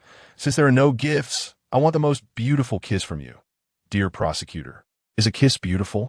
Bai Lianqiu planted a kiss on his cheek, sweet. Her heart raced inexplicably, and Shu Kong's eyes deepened. Not even a fraction of your blood. Oh, you should hurry and go. Bai Lianqiu feigned shyness, flopping back onto the bed. After Shu Kong left, Bai Lianqiu lay sprawled out. She was no longer the joyful self she was in front of Shu Kong. Her eyes stared blankly at the ceiling. Days passed like this, and Bai Lianqiu noticed that Shu Kong was starting to become restless again. She was behind him, resting her chin on his shoulder. Aren't you happy? He continued to look at the control panel. I still can't use the powers of the deep-sea vampire. It's okay. You're already very powerful. Not enough. He turned back, gloomily staring at Bai Lianqiu, and I haven't fully mastered Elias's power either. Bai Lianqiu stroked his eyelashes. Don't look at me like that, Shu Kong. I'll be very sad. Come on. She lifted his hand and placed it on her chest. Invade my body. Control my consciousness. I am willing to be your test subject. Shu Kong withdrew his hand. Those test subjects all died. Bai Lianqiu then cupped his face. I am willing, for you. I am willing to give my life. Is this love? Yes, I love you. Shu Kong did not feel touched. Instead, he felt somewhat bored. Yet Bai Lianqiu's blood held a deadly allure for him, making it hard for him to resist indulgence. The two were again indulging recklessly. Bai Lianqiu silently checked her emotional value panel. Desire, 86. Favorability, 19. Trust, 43. Cherished value, 9. Still unsatisfactory. Gradually able to withstand Shu Kong's demands, Bai Lianqiu would also go out for some fresh air to alleviate her inner anxiety. The place she went to relax was the prison, because Shu Kong would only go to the prison. Following Shu Kong, she saw the person he met every time he went to the prison, one of the 3 alliance leaders. The pressure inside was too overwhelming. Bai Lianqiu had to hide behind Shu Kong each time to steady her breath. The alliance leader had never looked at Bai Lianqiu once, nor had he ever mentioned her, treating her completely as air. After several encounters, Bai Lianqiu understood the alliance leader's attitude towards her. She was dispensable, a plaything that the indifferent prosecutor kept on a whim. After a few days, or perhaps years, she would disappear. When Shu Kong went to the prison to conspire with the alliance leader, Bai Lianqiu no longer clung to him. But after one long pleasure, Shu Kong held Bai Lianqiu in one arm and brought her to the prison. Bai Lianqiu felt lazy all over. Let me go back to catch up on sleep. Shu Kong took her into his cell. Someone wants to see you for the last time. Bai Lianqiu yawned and looked over. Nailed to the cross was Noah. Hearing the noise, Noah looked up, and in his weakened state, he became agitated. Nadia. You must leave him. He is a demon. Bai Lianqiu was taken aback. It was Noah. It had been so long that she had almost forgotten this person. What had he done? Bai Lianqiu watched Shu Kong the entire time, speaking to him. But Shu Kong held his resolute chin high and remained silent. Noah struggled and shouted loudly. Have you also been controlled by him? Nadia, wake up. We have all been deceived by the prosecutor. Ragnar is the prosecutor's man. Everyone in the organization has been harmed by him. Ragnar the Elder. Bai Lianqiu's mind flashed with the continuous sound of thuds and one fallen figure after another. At that time, Noah was sent onto the warship, and he had no idea that Ragnar had already perished in the flames of war. Bai Lianqiu rubbed Shu Kong's cool cheek, so noisy. Shu Kong tilted his head. You said he is a friend. Dear, I only love you, and only want you. It seems I have acted unnecessarily, wanting you to send him off for the last time. I don't want to kill. Shu Kong felt somewhat disappointed, and then heard Bai Lianqiu say, if it's for you, I am willing to betray my own soul. Chapter 83. A long torment the person in his arms has really changed too much. For the sake of so-called love, can one really give up their principles? Shu Kong placed Bai Lianqiu on the ground and watched her leisurely, waiting for her to take action. However, Bai Lianqiu stubbornly held onto his hand, wanting him to move forward with her. Noah, nailed to the cross, looked extremely disheveled, with no aggression at all. Seeing Bai Lianqiu approach, he opened his mouth in panic. Nadia, why? Why is it you? He would rather die at the hands of prosecutor Shu Kong than be killed by someone he considered a friend. Suddenly, a piercing sound of a blade piercing flesh rang out. Noah endured the pain and spoke, "I should," as blood gushed forth. Bai Lianqiu felt it was all so dirty. She turned back and shrank into Shu Kong's chest, gripping his hand tightly. Afraid, but she still did it. It must be said that Shu Kong's heart was filled with a certain perverse feeling. He raised his hand, and all the filth was cleared away, while Noah's sole consciousness was absorbed by him. Gently stroking Bai Lianqiu's hair, he whispered, "The last thing I want to say is that I should firmly believe in Talesa." Bai Lianqiu froze, biting down on Shu Kong's chest. After all, he couldn't escape death. Maximizing benefits wasn't a bad thing. So obedient, Shu Kong said with a faint smile. Once the trust value reached 50, Shu Kong played with Bai Lianqiu's hair and took out a milk-white chip the size of a grain of sand. After all, it was a chip that had been implanted in the body since childhood. Nadia's body immediately felt familiar, conveying this recognition to Bai Lianqiu. Shu Kong placed the chip in Bai Lianqiu's palm, saying, "You can become stronger." He didn't mention how he obtained the chip or how many memories he had invaded from Noah and others. But Bai Lianqiu knew it was all of them. With such an ability in hand, and given Shu Kong's strong desire for control, how could he not invade everyone's consciousness? Just like that, he reached into her brain. Even though she had disguised her love for him, she still couldn't escape. She remembered clearly that when she took off this chip that had always accompanied Nadia on Noah's starry lawn, it was colorless. Now, however, it was a faint milk white. How could Shu Kong miss the opportunity to control her? He was inherently extremely arrogant, seeing through human hearts, despising human nature, only believing in what he could firmly control. Therefore, the willingness and love was worthless in his eyes. Looking at the milk-white chip in her palm, Bai Lianqiu gritted her teeth. She couldn't let her previous efforts go to waste. She wrapped her arms around his neck, saying, "I'm not as strong as you, but I greedily want to occupy a place by your side. Whatever you want, I'm willing. But dear, please don't make me hurt too much." She handed the chip back to Shu Kong, signaling him to do it himself. Shu Kong planted a kiss on her forehead and, without any hesitation, implanted the chip into Bai Lianqiu's brain. His choice already indicated his attitude towards Bai Lianqiu, but there was no turning back for her now. The whole process was not painful. Bai Lianqiu maintained her usual expression, leaning against Shu Kong's embrace, seeking comfort. To be honest, Shu Kong's daily life was quite dull. He spent large amounts of time working in front of a panel, occasionally visiting a prison, and the rest of his time was fully consumed by Bai Lianqiu. She held her slightly uncomfortable abdomen, wondering if she would no longer get pregnant. Shu Kong had already entered work mode, saying, "I have control." Oh, she thought. That was good. She didn't have to worry. She didn't dare to use her own chip, fearing that her consciousness would be stolen by Shu Kong. Fortunately, she often had Shu Kong help her with things, creating an illusion that she loved him very much and needed him. Clinging to his arm, she lay on his back, clamoring for a feast. Shu Kong raised his hand, and a meal enriched with nutrients appeared beside Bai Lianqiu. "I want to eat what you made, dear," she insisted. "Nadia, the food made by you is no different. You haven't put any thought into me. That wasn't enough. Didn't you push me, saying it wouldn't do?" Bai Lianqiu angrily punched him and got up to replenish her energy. It was truly difficult to make the lofty villain fall into a woman's love. The thrilling process of this strategy was not external. It was more about self-regulation within. Bai Lianqiu had to constantly persuade herself, exercising a strong counter-awareness, spending time little by little amidst dullness and hopelessness. Yet she felt her body getting weaker and weaker. It definitely had something to do with Shu Kong. She had lost too much blood to him and had frequent intimate encounters. No wonder he would. Bai Lianqiu waited and waited, not knowing how much time had passed. There were also some minor setbacks, but Shu Kong solved them remotely with just a flick of his fingers.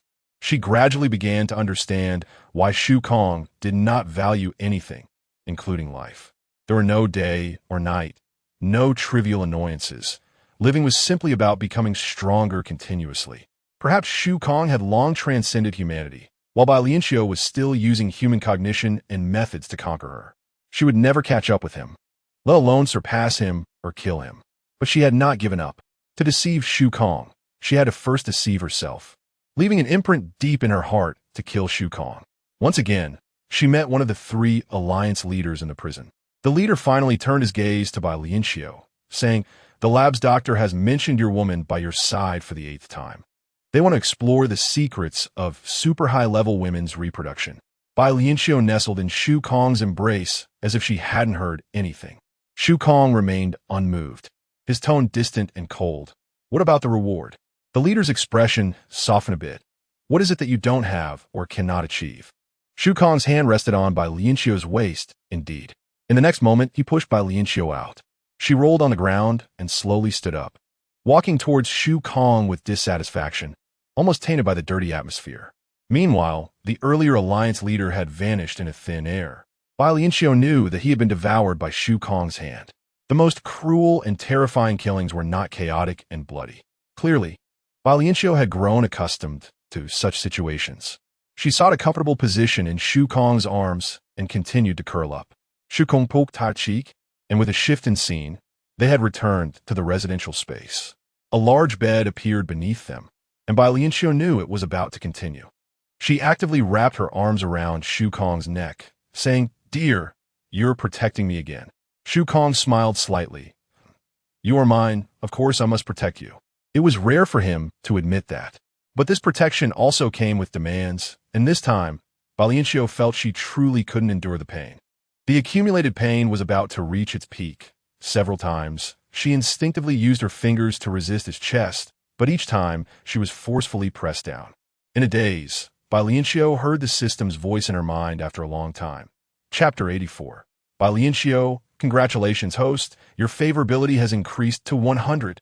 For the first time in a long while, she opened the emotional value panel. Desire value. 95 favorability. 96 trust value. 61 cherish value. 27 what? Am I hearing things? Favorability at 96? But it's south getting close. After a series of ups and downs, she was particularly invested in her persona. She heard the system prompt sound again. Congratulations, host. Your favorability has risen to 100. At this moment, Shu Kong had already lowered his guard and let Bai Lianqiu go. She suddenly realized that emotional values are variable and cannot be fixed at a single value. Just like now, after the passionate absurdity, favorability dropped back to 80. A nutritional liquid that replenishes energy was stuffed into her mouth, and Bai Lianqiu propped herself up again. Shu Kong frowned. There was no place left on his neck to bite. Bai Lianqiu didn't care. She didn't want to wait any longer. Enduring the pain, she pressed Shu Kong down. Dying in the hands of her lover was also quite beautiful. Without further ado, she kissed him, and Shu Kong gradually got lost in it. When the system's prompt sounded for the 3rd time, Bai Lianqiu seized the moment, her index finger landing on Shu Kong's heart. Her ears were filled with Shu Kong's heavy breathing. His traditionally cold eyes were now blood red, and his pure, strong body appeared pink. He didn't care at all about Bai Lianqiu's actions. The moment the true Master's dagger was drawn, Shu Kong sensed danger. His consciousness was sharp, but his body's instinct was a step slower, or rather, he was already accustomed to Bai Lianqiu's touch, thinking she wouldn't harm him. It was a fiery pain. He used destructive strength against Bai Lianqiu, but the dagger piercing his heart was not simple, rendering him unable to exert any strength. Bai Lianqiu was also in a panic, tightly hugging him, gasping for air as the true Master's dagger went deeper, directly piercing through. But she didn't hear a single cry or moan of pain from Shu Kong. Bai Lianqiu opened her mouth wide. Shu Kong, you should die. 1,000 cuts would not be enough to regret this, but it's hateful to make it so easy for you. Pain surged. He used all his strength to bite down on Bai Lianqiu's neck. The entire space exploded. Her consciousness was once again in a state of drifting, but it seemed she could still feel an inescapable fatigue. Would there be sensations even in death? Bai Lianqiu was unsure. She just wanted to empty herself, not wanting to think about anything. After a while, the system's voice rang in her mind. Sorry, host, you failed to complete the task. Bai Lianqiu was taken aback. Hadn't she already killed Shu Kong? And the favorability had also risen to 100. How could it be said that this strategy task was not completed? Could it be that this system has been tricking her all along? The system sighed and explained. The destructive emotions of the top villain boss were not completely eliminated, and there is still a possibility of annihilation in this world at any time. Bai Lianqiu exclaimed, Shu Kong isn't dead? A great panic surged in her heart as she flashed through too many thoughts. The only thing she cared about was the disappointment of not being able to take revenge. She asked sharply, "Answer me, did Shu Kong die or not?" There was a strong sense that if she received a negative answer, she would do anything to kill Shu Kong. The system spoke with some reassurance. The villain boss is indeed gone. At least the system cannot detect his presence. What does it mean that his presence cannot be detected? Dead is dead. How can there be ambiguous words? Host, please calm down. Although the villain has disappeared, the negative emotions of this world have not been balanced. So, he dead, right? This is simply becoming a heart demon. The system was silent for a moment and said helplessly, "Yes, he has disappeared." Bai Lianqiu's consciousness fell into a long silence. After a while, the system gently asked her, "Don't you care about your future?" Bai Lianqiu truly didn't care. Once she received a definitive answer, everything settled down. But what remained was only desolation. The system asked her about her future. Knowing it was impossible, she still asked, "Can you send me to a world with Elias?" Sure enough, the system refused her, with a tone that carried some frustration. "My abilities are not yet powerful enough to reverse time. Such phenomena occasionally occur due to experiments by the Temporal Bureau. You managed to conquer the villain boss with great difficulty, lowering the destructive emotions of this world. How could I let you go back to change history?" "Oh, then whatever." "Whatever." The system was somewhat surprised and continued. "Then if I tell you that I cannot send you back to your original world, you want to get angry and complain about me, right? It doesn't matter anymore. I prefer to go accompany Elias." "Host, how can you have such thoughts? You should have a little fighting spirit." "Fighting spirit? What? Do you want to PUA me again?" Fortunately, the system does not have a physical form, so the host cannot see through its thoughts. The system explained, "You can only stay in this world, but to compensate you, you can choose any identity and social level." After a pause, the system added, "Of course, you cannot replace the core characters of this world, or everything will fall into chaos, such as the doctor in the laboratory, the Alliance leader. If you intend to eliminate them, no one can predict the future." Bai Lianqiu curled her lips disinterestedly. "That place is rotten to the core. I just want to go to a place where I can recuperate. A third-class society. No, let me go to a fifth-class society. I want to go to the Eastern world. This might be a bit difficult." Bai Lianqiu sighed. "You're really unreliable, this system." The previous emotional value panel was also, Stop. Host, please don't bring up old accounts." "Fine, you see to it, remember? I want to live a life of enjoyment after retirement, with all kinds of security attributes maxed out." Got it. This is the promise letter. Please check it." Bai Lianqiu glanced at it and confirmed. Her various information appeared on it. As the white light illuminated, the familiar feeling of crossing came over her. Bai Lianqiu was no longer surprised. "I hope this is the last time I see you." The system did not respond to her. Because the system had long since dared not make a sound, its control center was under the control of a powerful force. Once Bai Lianqiu left the consciousness transit station, a deep and cold voice echoed in the vast space. "Bai Lianqiu." The system trembled in response. Yes. The host's name is Bai Lianqiu. She is from Huagua. Sensing the impatience of the villain boss, the system hurriedly stopped its explanation. After all, that promise letter had already reached the villain's hands, with Bai Lianqiu's detailed information on it. Shu Kong sneered. "Bai Lianqiu, it's time for me to have a good time with you." He threatened the system again. "You still have many things you Haven T reported proactively, like the emotional value panel." Chapter 85. Vampire. Although controlled by the villainous boss, the system still retained its last bit of professional integrity. The system wished to brush it off. It's just a simple little program, not of much use. A crackling sound echoed. Shu Kong completely swallowed the system. His expression grew even colder. From the system's information database, Shu Kong learned about the core power of this world. After a moment, he scoffed. "Indeed, boring. But thankfully there's Chiao." When Bai Lianqiu woke up, her eyes were met with an endless, brilliant orange sun, breathtakingly beautiful. Not in a hurry to explore her surroundings, she quietly enjoyed the sunset. Behind her was a wild expanse of greenery, and the sound of jingling bells rang out as two bicycles sped past her. The boys discussing plans for a picnic the next day. Suddenly, thunder cracked. The face-sized sun disappeared, and dark clouds seemed to crash down from the sky, revealing a large hole. Bai Lianqiu frowned, wondering why the weather was so terrible, changing so quickly. Retracting her gaze, she ran in the strong wind, the pattering raindrops hitting her painfully. Here, come here, to avoid the rain. Hearing the voice, Bai Lianqiu rushed towards the tree hole beneath an ancient banyan tree. The hole wasn't too big, and the boys' bicycles were left outside. Bai Lianqiu rushed in, wringing out the rainwater from her clothes. As the rain had come down too suddenly, the two boys were quite excited, one with brown hair and the other with blonde hair. The blonde boy whistled, "Look, our bikes are washed so clean." The brown-haired boy cheered along, saying he wanted to rush out to play. Bai Lianqiu lightly coughed, signaling that there was another female here.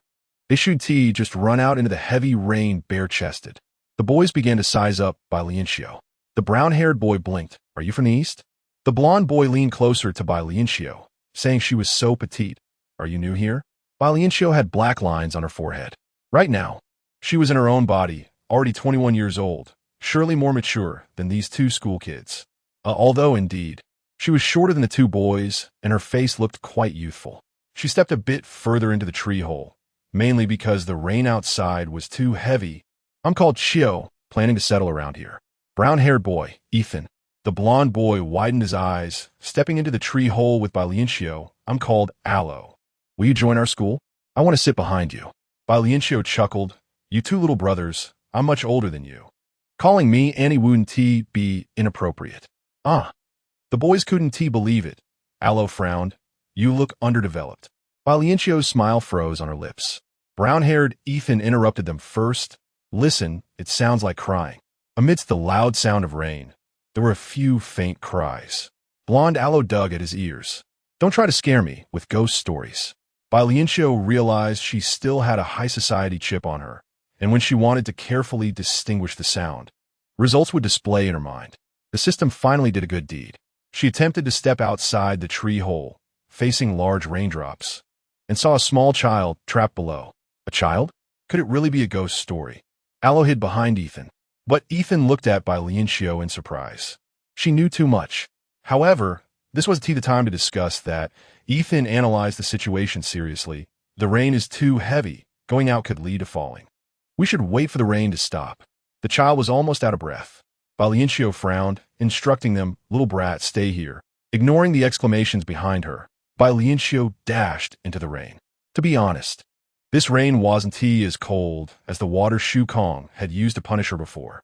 It was bearable, just blocking her vision. Thinking no one would notice, Bai Lianqiu set up a shielding dome, isolating the rain outside.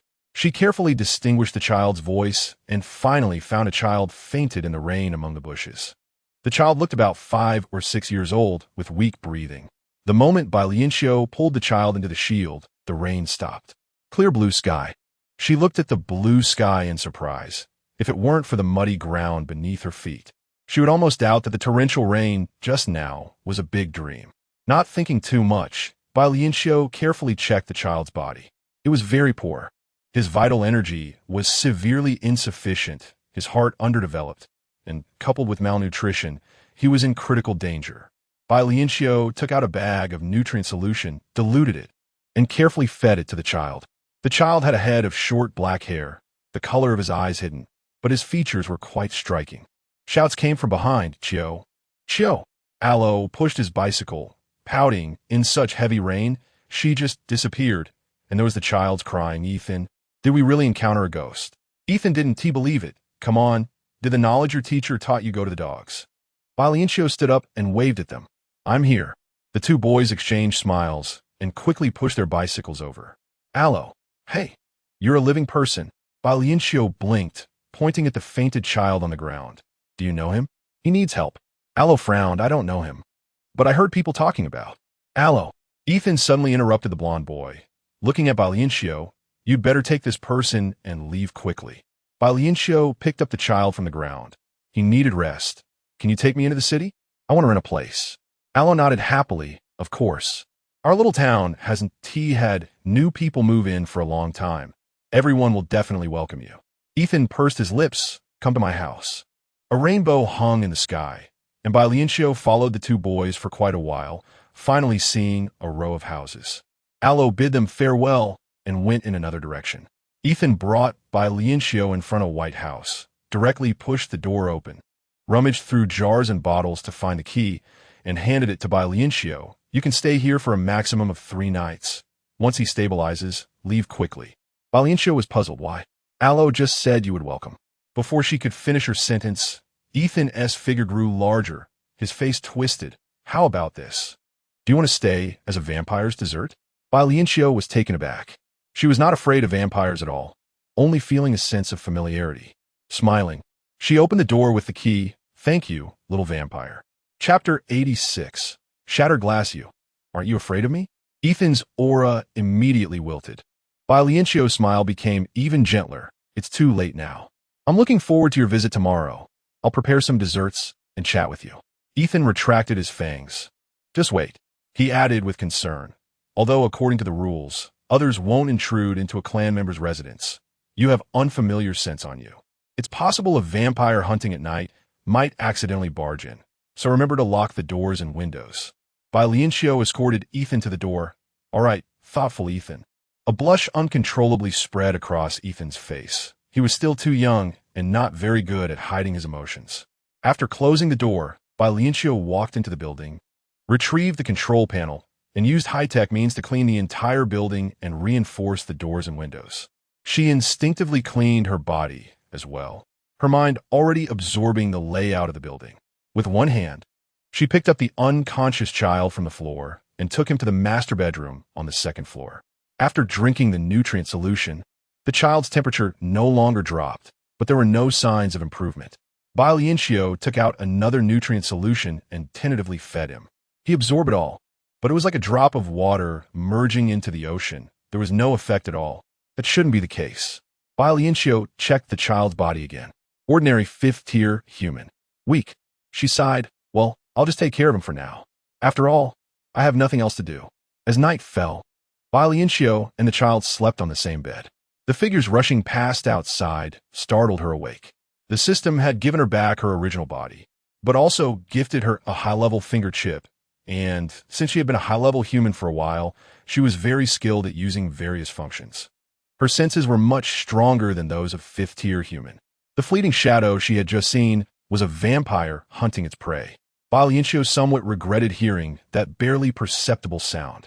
Just as she was about to turn over and continue sleeping, she heard the sound of a window being broken downstairs. Her drowsiness vanished instantly. She slowly sat up, holding the sleeping child beside her. It was an agile and greedy vampire, unwilling to give up and wanting to come upstairs. Bai Lianqiu dared not switch the screen, trembling as she operated the panel to strengthen the protective shield. Sizzle. The protective shield was breached. Bai Lianqiu's heart raced as she held the child tightly, preparing to escape. But she knew that everyone in this small town was a vampire.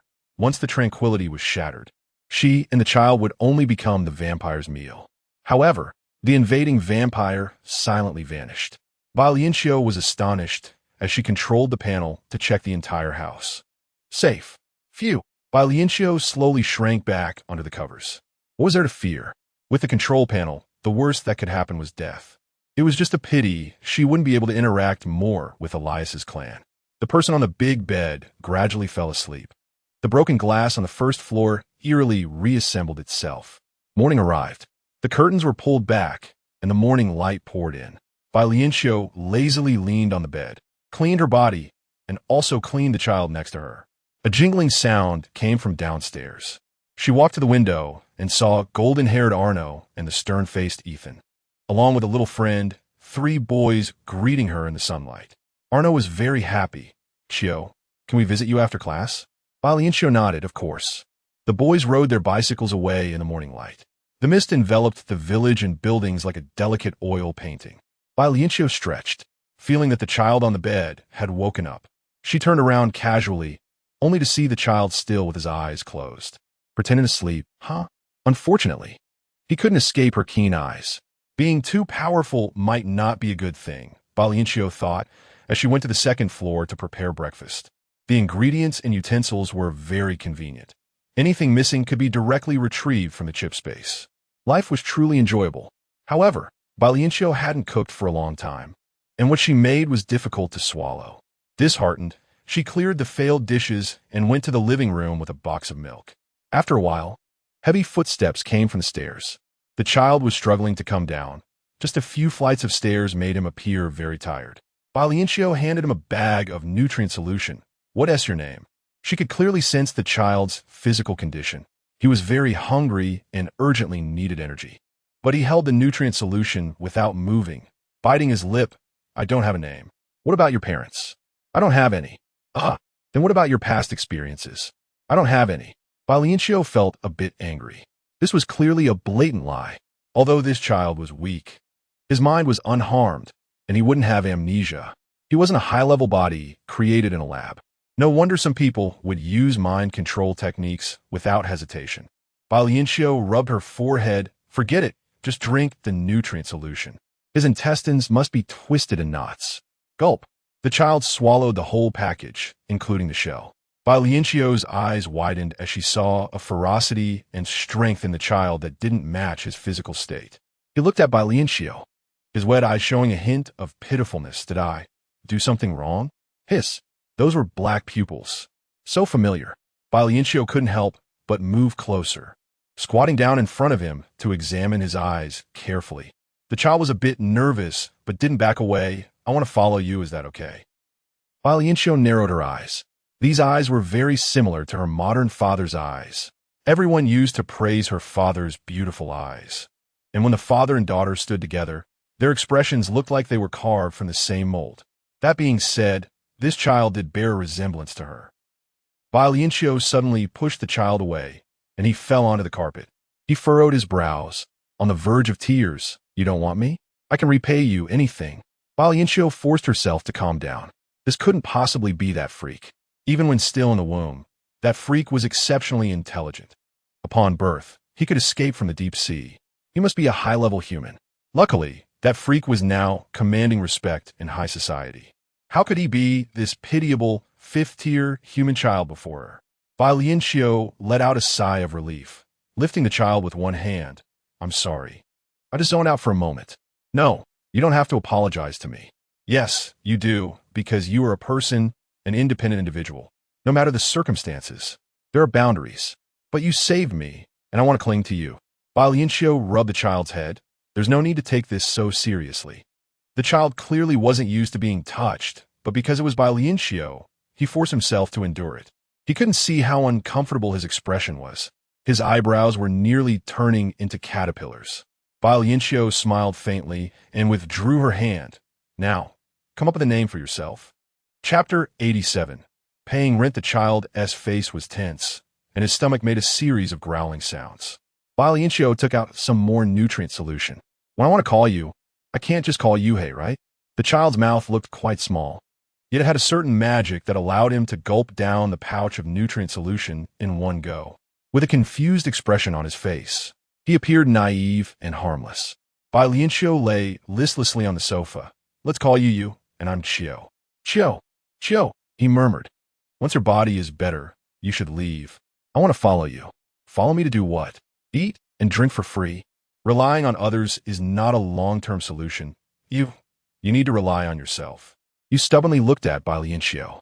"I will be very strong in the future. I won't be a burden. I don't want to make any deals. But you saved me voluntarily." "Yes, saving you is my choice. And it has nothing to do with you. Whether to continue or not is also my decision." You lowered his head, hiding his expression. Why? Why does anyone like me? Why won't they accept me?" "Don't blame yourself. Being rejected is not your problem.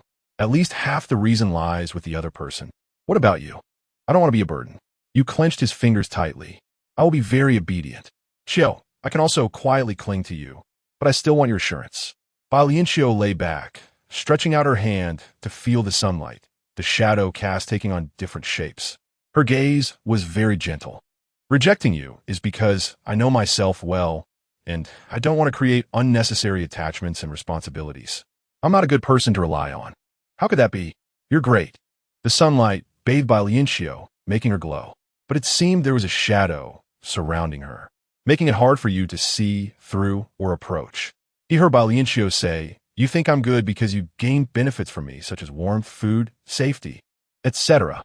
Bai Lianqiu raised her head, stretched her arms, and got up. "The landlord is here. I will take care of you until you recover." She ruffled the child's fluffy short hair. So, you need to become strong quickly, mentally strong, and self-sufficient. A knock sounded at the door, and Bai Lianqiu went to open it while wearing slippers. Ethan, Arno, this doesn't seem like after-school time. Arno waved his hand, not wanting to say much, and quickly pushed past Bai Lianqiu into the house. In comparison, Ethan was much more composed, pushing 2 bicycles into the yard.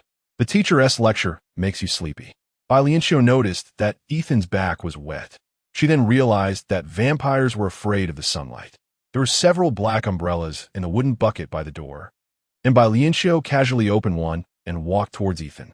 The shadow cast overhead significantly reduced the burning pain on her body. Ethan showed Bai Lianqiu his white teeth, saying, "Maybe you shouldn't have opened the door for us." Bai Lianqiu walked into the building with the umbrella. "I remember the owner of this building is Ethan." When they reached the corridor below, Bai Lianqiu put away the black umbrella and sensed that Ethan's aura had recovered quite a bit. Impressive. She still remembered Elias under the blazing sun. The sound from inside the house attracted the attention of both of them. Bai Lianqiu reacted quicker than Ethan. Rushing ahead into the building, she saw Arno drenched, seemingly stuck in place, mouth agape, and unable to speak. Bai Lianqiu quickly pulled you over, subconsciously standing on the side of this ordinary 5th-tier human child. After all, Arno and Ethan were both fierce little vampires. She checked Yu's body, finding no injuries. "How are you?" Yu, however, stared intently at Bai Lianqiu, holding his hand, and when he heard the question, he forced a smile as a water-filled vase suddenly fell from the ceiling. Bai Lianqiu's attention was entirely on Yu, so she didn't realize that the moment she entered. The air in the room came alive, and Arno could move again. Arno darted around like a frenzied cat, thinking this woman was definitely strange. "Ethan, we should have acted sooner." Ethan shook his head at Arno, pointing toward the bathroom. "You need to clean yourself up." Arno mumbled as he headed to the bathroom, and Ethan sat down on the sofa. "Chill, do you have any blood plasma?" Bai Lianqiu rolled her eyes. If rent were blood plasma, I probably still couldn't afford it. To be honest, she heard Arno and Ethan's conversation clearly. They had no intention of hiding it. Is it really okay to reveal this much? Bai Lianqiu sighed. After a long period of mental tension, she didn't want to think at all. Lazily curling up in the single sofa, Bai Lianqiu left Ethan and Yu to themselves. It was Arno coming out of the bathroom that broke the silence. "Chill. Hungry vampires are dangerous. You can pawn this child to us." You didn't even lift his eyelids. Bai Lianqiu bluntly refused. "No, you can have something else." Arno blinked. "How about this? You help us with our homework." Bai Lianqiu sat up with a yawn. "Vampire children have homework too?" A thick, heavy book fell into Bai Lianqiu's lap. Ethan coldly said, "The red fingerprints indicate what has been learned. You just need to read it aloud." Bai Lianqiu flipped through the book. "So lazy. You don't even want to read." Arno eagerly took out a lot of blood plasma and sat with Ethan to eat. Just looking at it made her head ache. These things were useless to learn. They are useful. At least they dare to move around in the sunlight. Bai Lianqiu took some nutrient solution for you. If other children had it, he should have it too. Then Bai Lianqiu began to read the content from the book. This anomaly lasted for 10 days. With no alternation between day and night, time stagnating at a certain moment, yet all living beings were still alive. The highest level alliance appeared in the public eye, seeking the help of talented individuals, and Prosecutor Daphne led ultra-high-level humans to surround the chief prosecutor. "Wait, is this fictional or real?" Bai Lianqiu frowned. Arno drank the blood plasma, looking lazy, his voice somewhat dull, continued. Bai Lianqiu rubbed her fingertips together. "What kind of course is this storytelling?" Ethan replied, "History class. This chapter talks about the world's mutation 3 years ago and the disappearance of Prosecutor Shu Kong." History, she thought. Coincidentally about something related to Shu Kong. Bai Lianqiu closed the book. "I'm a bit tired. You can come back tomorrow." Arno pouted in dissatisfaction, while Ethan stood up neatly. "See you tomorrow." The 2 vampires left easily. Bai Lianqiu withdrew her gaze, staring intently at the expressionless Yu. "Shu Kong, I know it's you." Chapter 88. Into the dream she didn't want to think, but she still had the most basic judgment ability. Although Ethan and Arno retained some of their nature, they would never truly empathize with Bai Lianqiu want to take a nap and would just leave when told. The content in the history textbook happened to be related to Shu Kong. It was too coincidental, almost premeditated. Most importantly, it was the glass. Before Arno and Ethan arrived, when she was lying on the sofa, she had seen the glass intact. She even specifically checked the control panel records to confirm she had not repaired the glass.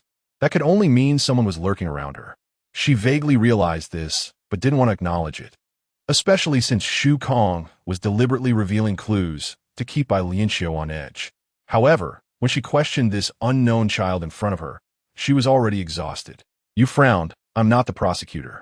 After a pause, he added, if it could make you happier, I would like to be the prosecutor. Bai Lianqiu stared hard at you. Large bags of nutrient solution fell and piled up on the carpet. Bai Lianqiu walked towards the stairs, thinking she should leave quickly after feeling a bit better. Not looking back at you, Bai Lianqiu returned to the master bedroom. The window was wide open, and gentle breezes flowed in. In the distance, large expanses of green were very pleasing to the eye, resembling some town in a third-class society. Don't think about it. Bai Lianqiu closed her eyes and fell onto the soft bed. Let us sleep. If she fell asleep, she wouldn't think about these things. In the white, misty space, Shu Kong, wearing a white protective suit, nudged Bai Lianqiu. Bai Lianqiu opened her eyes, adopting an attitude of resignation, ready to continue sleeping. Shu Kong reached out to hold her closing eyelids. Are you very tired? In reality, she was drowsy, and in dreams, she was still asleep. It wasn't a physical illness. It was a mental illness. Because of this, many of Shu Kong's plans have been stalled. Bai Lianqiu brushed off Shu Kong's hand, telling herself that only in sleep could she avoid seeing those she didn't want to see. Me, Ragnar, Talesa, Noah, Henry. One death after another fell from Bai Lianqiu's lips. Shu Kong could clearly feel her mood sinking even more. He silently pressed down on his heart, feeling stuffy. No wonder Elias never let the vampire bride remember the beauty of dreams. He was so pure that he didn't want Bai Lianqiu to love him because of beautiful dreams. Then, could what he was doing now also win Bai Lianqiu's favor, making her see him in a new light? Filled with hope, he asked, what about me? Prosecutor Shu Kong? Bai Lianqiu closed her eyes again. I don't want to be trapped forever in the shadow of despicable people. Only able to persuade myself to forget the pain, let go of hatred, and love Elias and all beautiful things. How can you? Shu Kong suddenly grabbed Bai Lianqiu's shoulders. Look at me. Look at me. The person in front of him had no spirit at all. Shu Kong had to manipulate Bai Lianqiu's body, forcing her to open her dull eyes. See, there's nothing he can't do. But why did he feel so uncomfortable inside? Could she not open her eyes herself? All those who embraced him actively, kissed him joyfully, and repeatedly said they couldn't live without him, that they loved him to death, were all lies. It was all fake. He was very clear. The data analysis was very clear, and his own judgment had not been wrong. But why did he keep making actions that he couldn't fully understand? In anger, he gripped the back of Bai Lianqiu's neck, glaring at her. Bai Lianqiu opened her mouth, feeling that this scene was so familiar. Of course, when she was still Nadia, she would cling to him all day, speaking of love, and he could already enter the bride's dreams. Her usefulness to him had long since diminished, but he still kept her by his side. But what did he gain? Damn it, it was betrayal. The force in his hand grew stronger, and Shu Kong controlled Bai Lianqiu's consciousness to enter a simulation. If I were to tame you to be a pet that only pleases me. Bai Lianqiu also entered this setting. Of course, it was possible. The powerful prosecutor could do anything. No, I am the creator. I can make this world false. Lord. Of course, you could do as you please. But you are not willing. That doesn't matter. What matters? Shu Kong roared, pressing down. Why does Elias get your unconditional love, and I don't?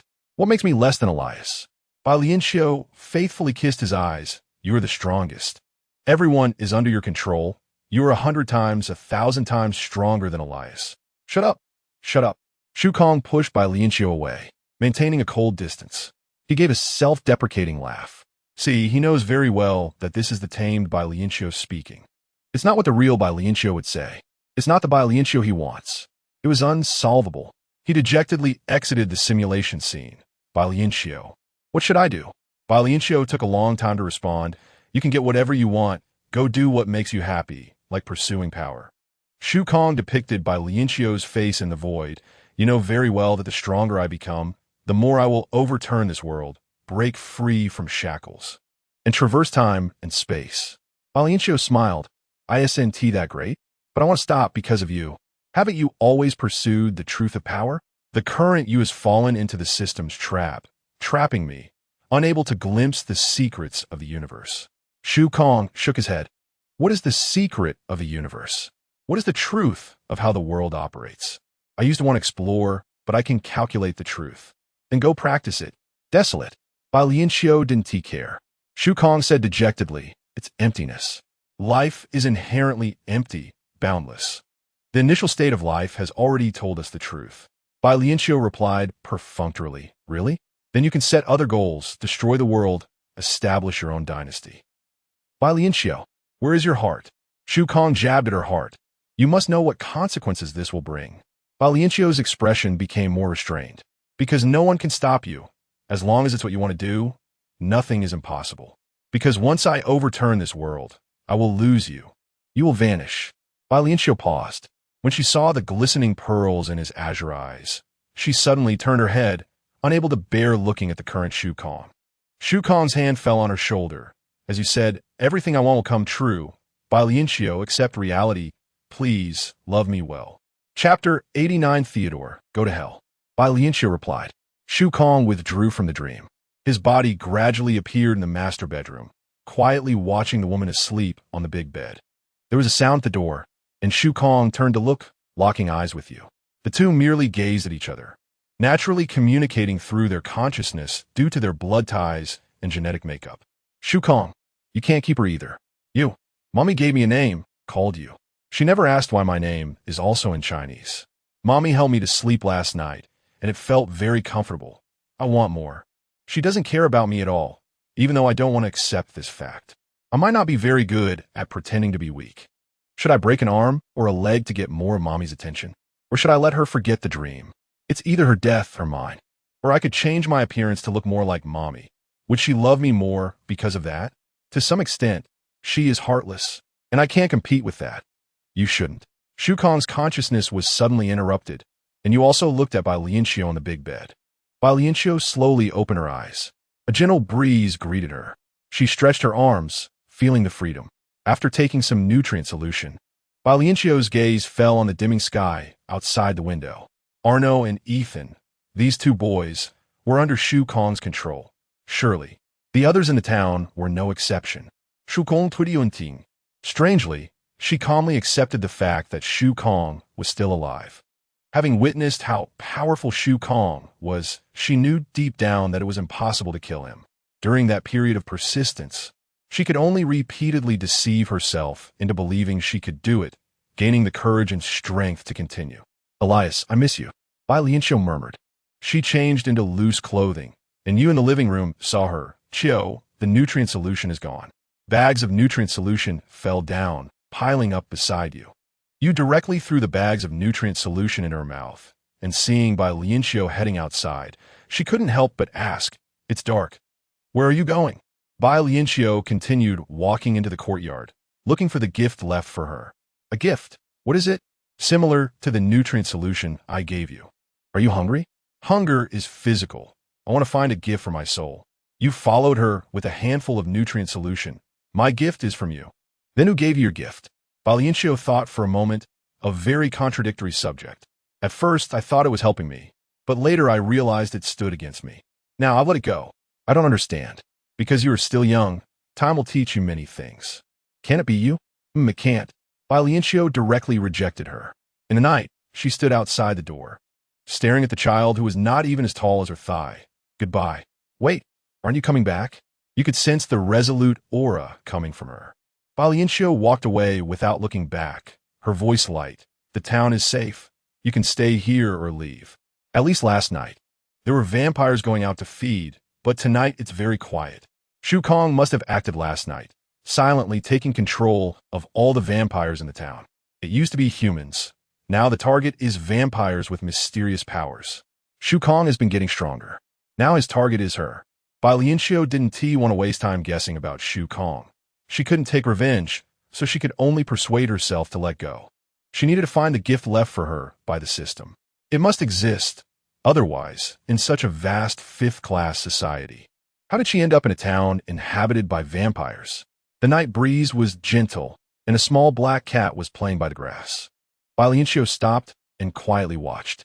The black cat rolled around while holding its tail, the shadows of the trees dancing in the moonlight. And suddenly the black cat dashed forward. Bai Lianqiu threw some cat food into the grass and continued walking. There were many cages in the forest, imprisoning prey, humans.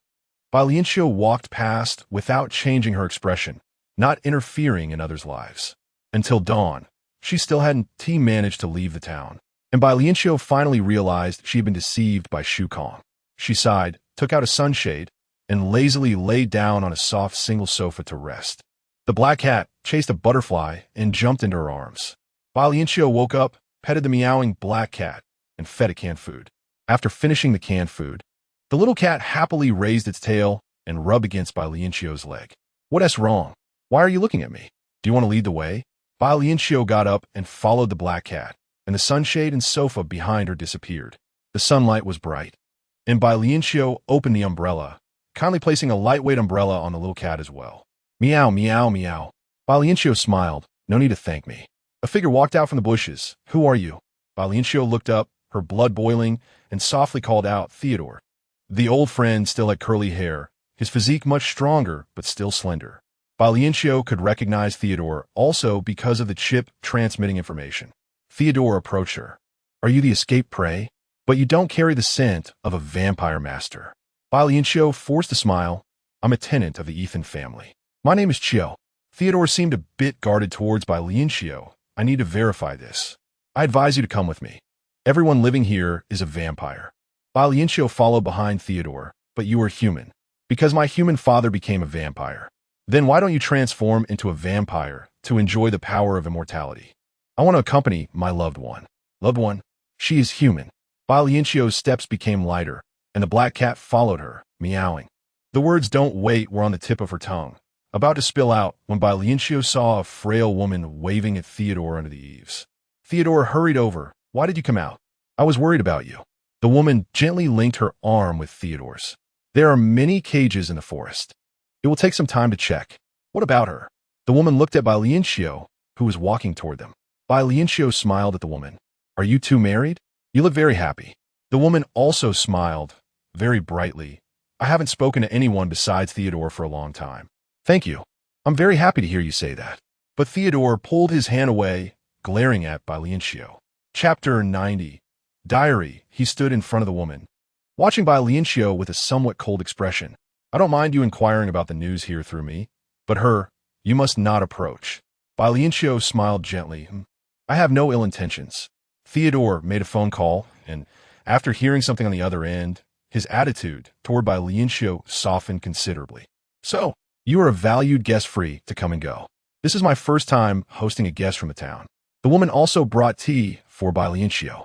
Bai Lianqiu nodded, surveying the house. It was small, but there was a palpable sense of life in every corner, indicating that the owner took great care of it. The fragrance of flowers from the courtyard lingered in the air. Bai Lianqiu heard Theodore ask, what do you need? Please let me know. Bai Lianqiu wasn't sure if this Theodore was also under the control of Shu Kong, but she could sense Theodore's subjective awareness.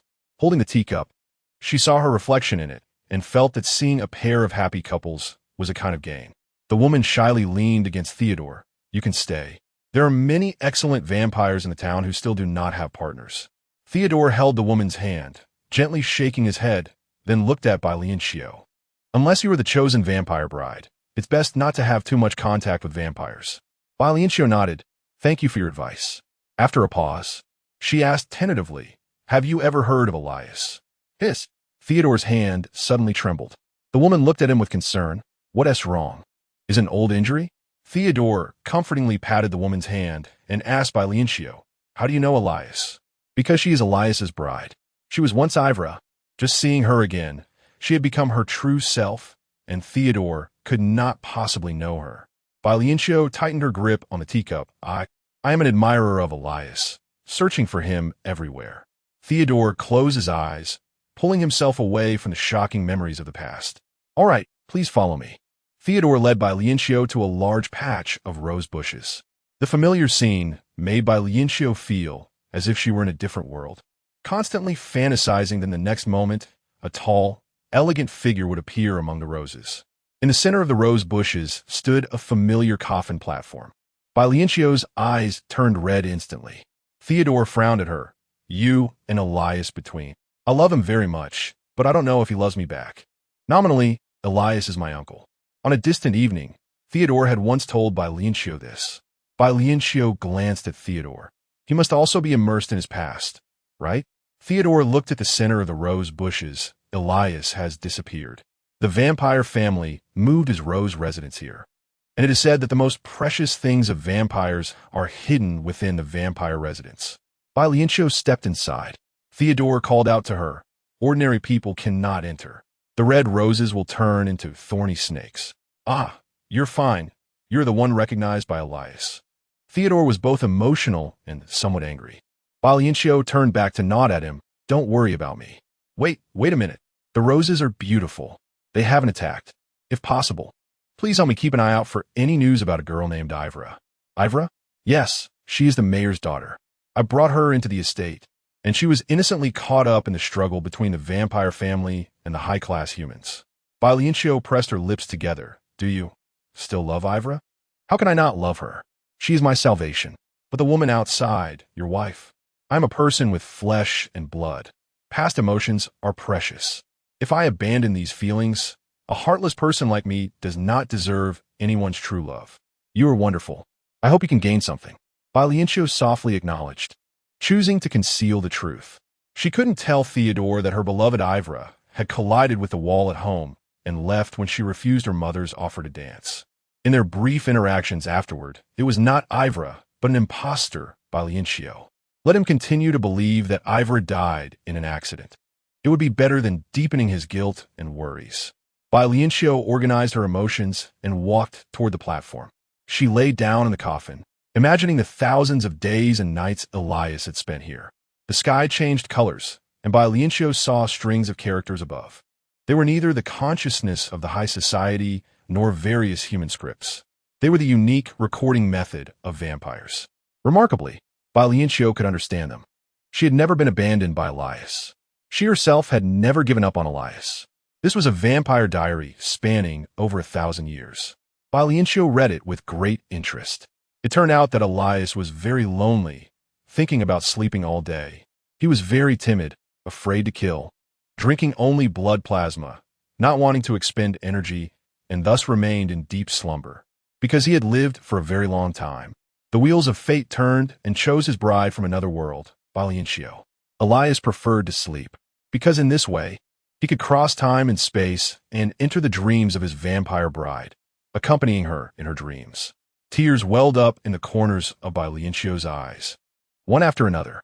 In modern society, she never dreamed.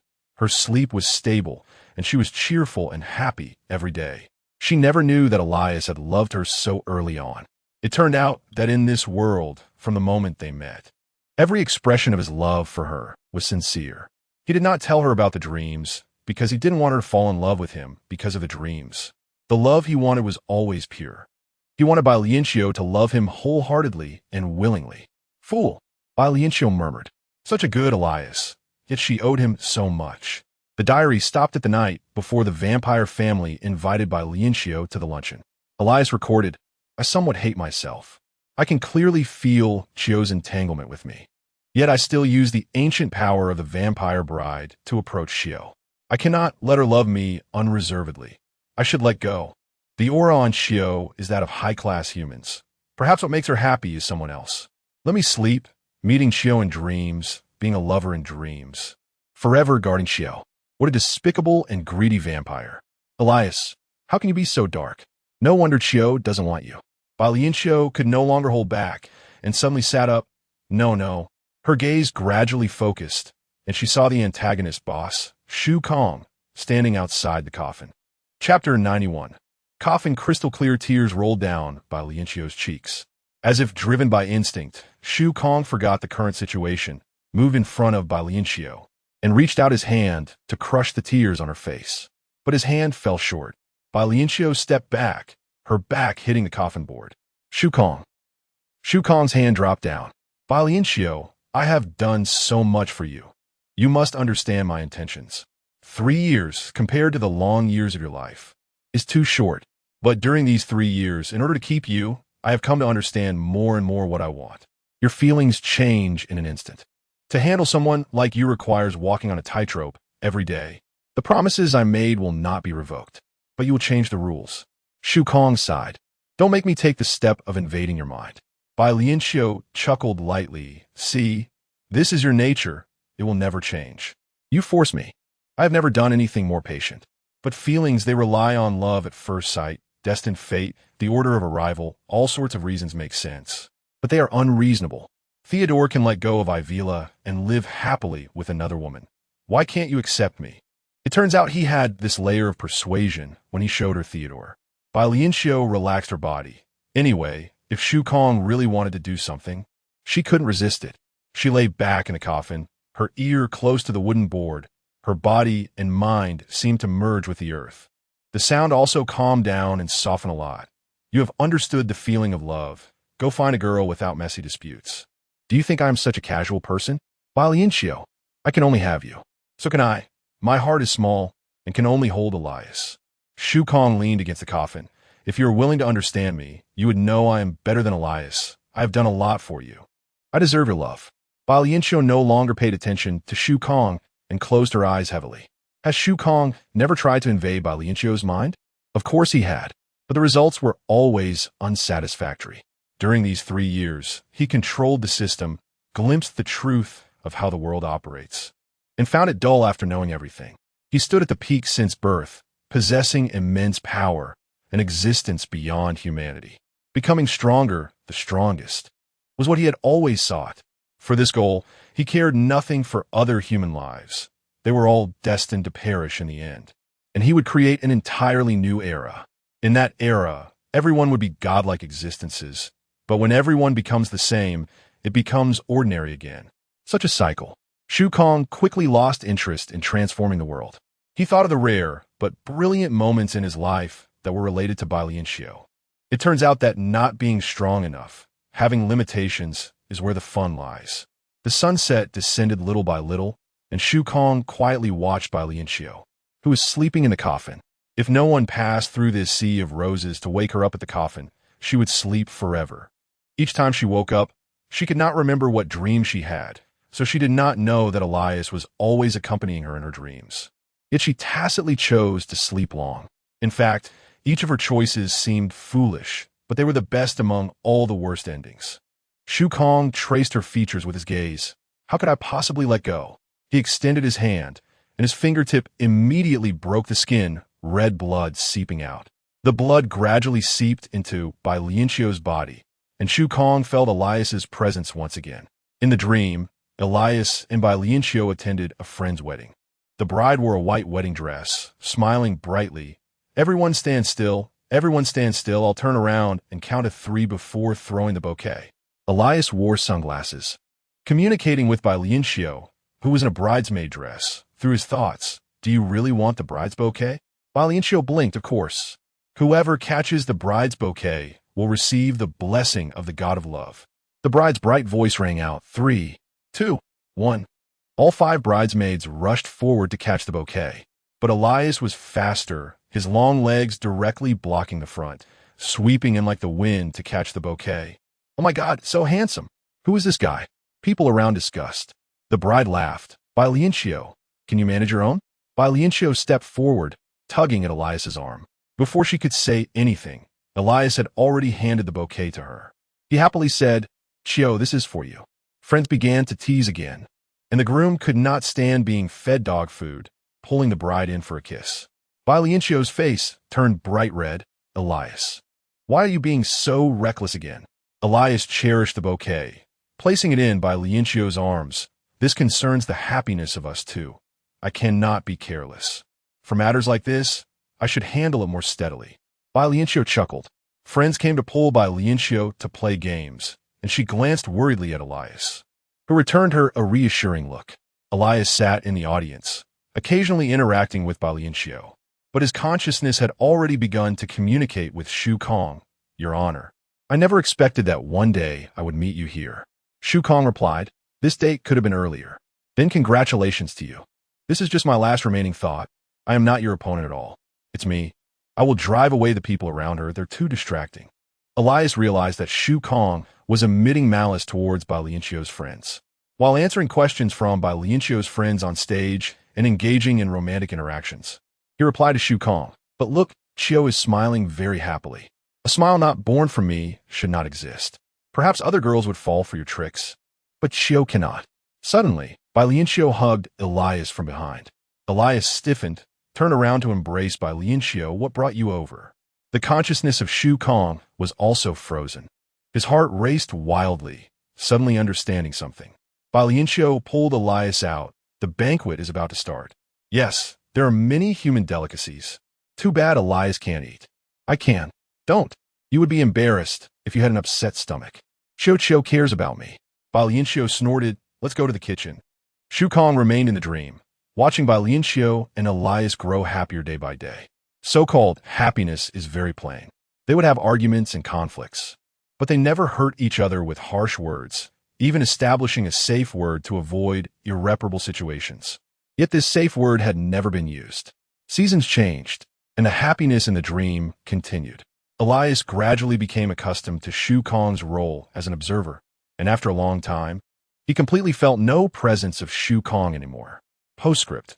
In a small town on the edge of a fifth-class society, red roses bloomed and black cats roamed in groups. All the residents here are vampires. They are not afraid of the sun, do not hunt the surrounding humans, evolving towards humanity over the course of time. Strangely, it is the fifth-class humans who guard the Sea of Roses, a family that has inherited the duty for generations. The gravekeeper entertains a distinguished guest every so often, a super high-level human. The guest, dressed in a white protective suit, stood at the edge of the Rose Sea, lost in thought. The gravekeeper knew that someone was conversing with this distinguished guest. The gentle breeze blows, and the roses nod frequently, as longing and love transcend time and space. Someone angrily conveys their feelings. "Father, I have completed the task you set for me. You have no reason to refuse my visit to Mom and sister." White light points drift out from the coffin in the center of the Sea of Roses.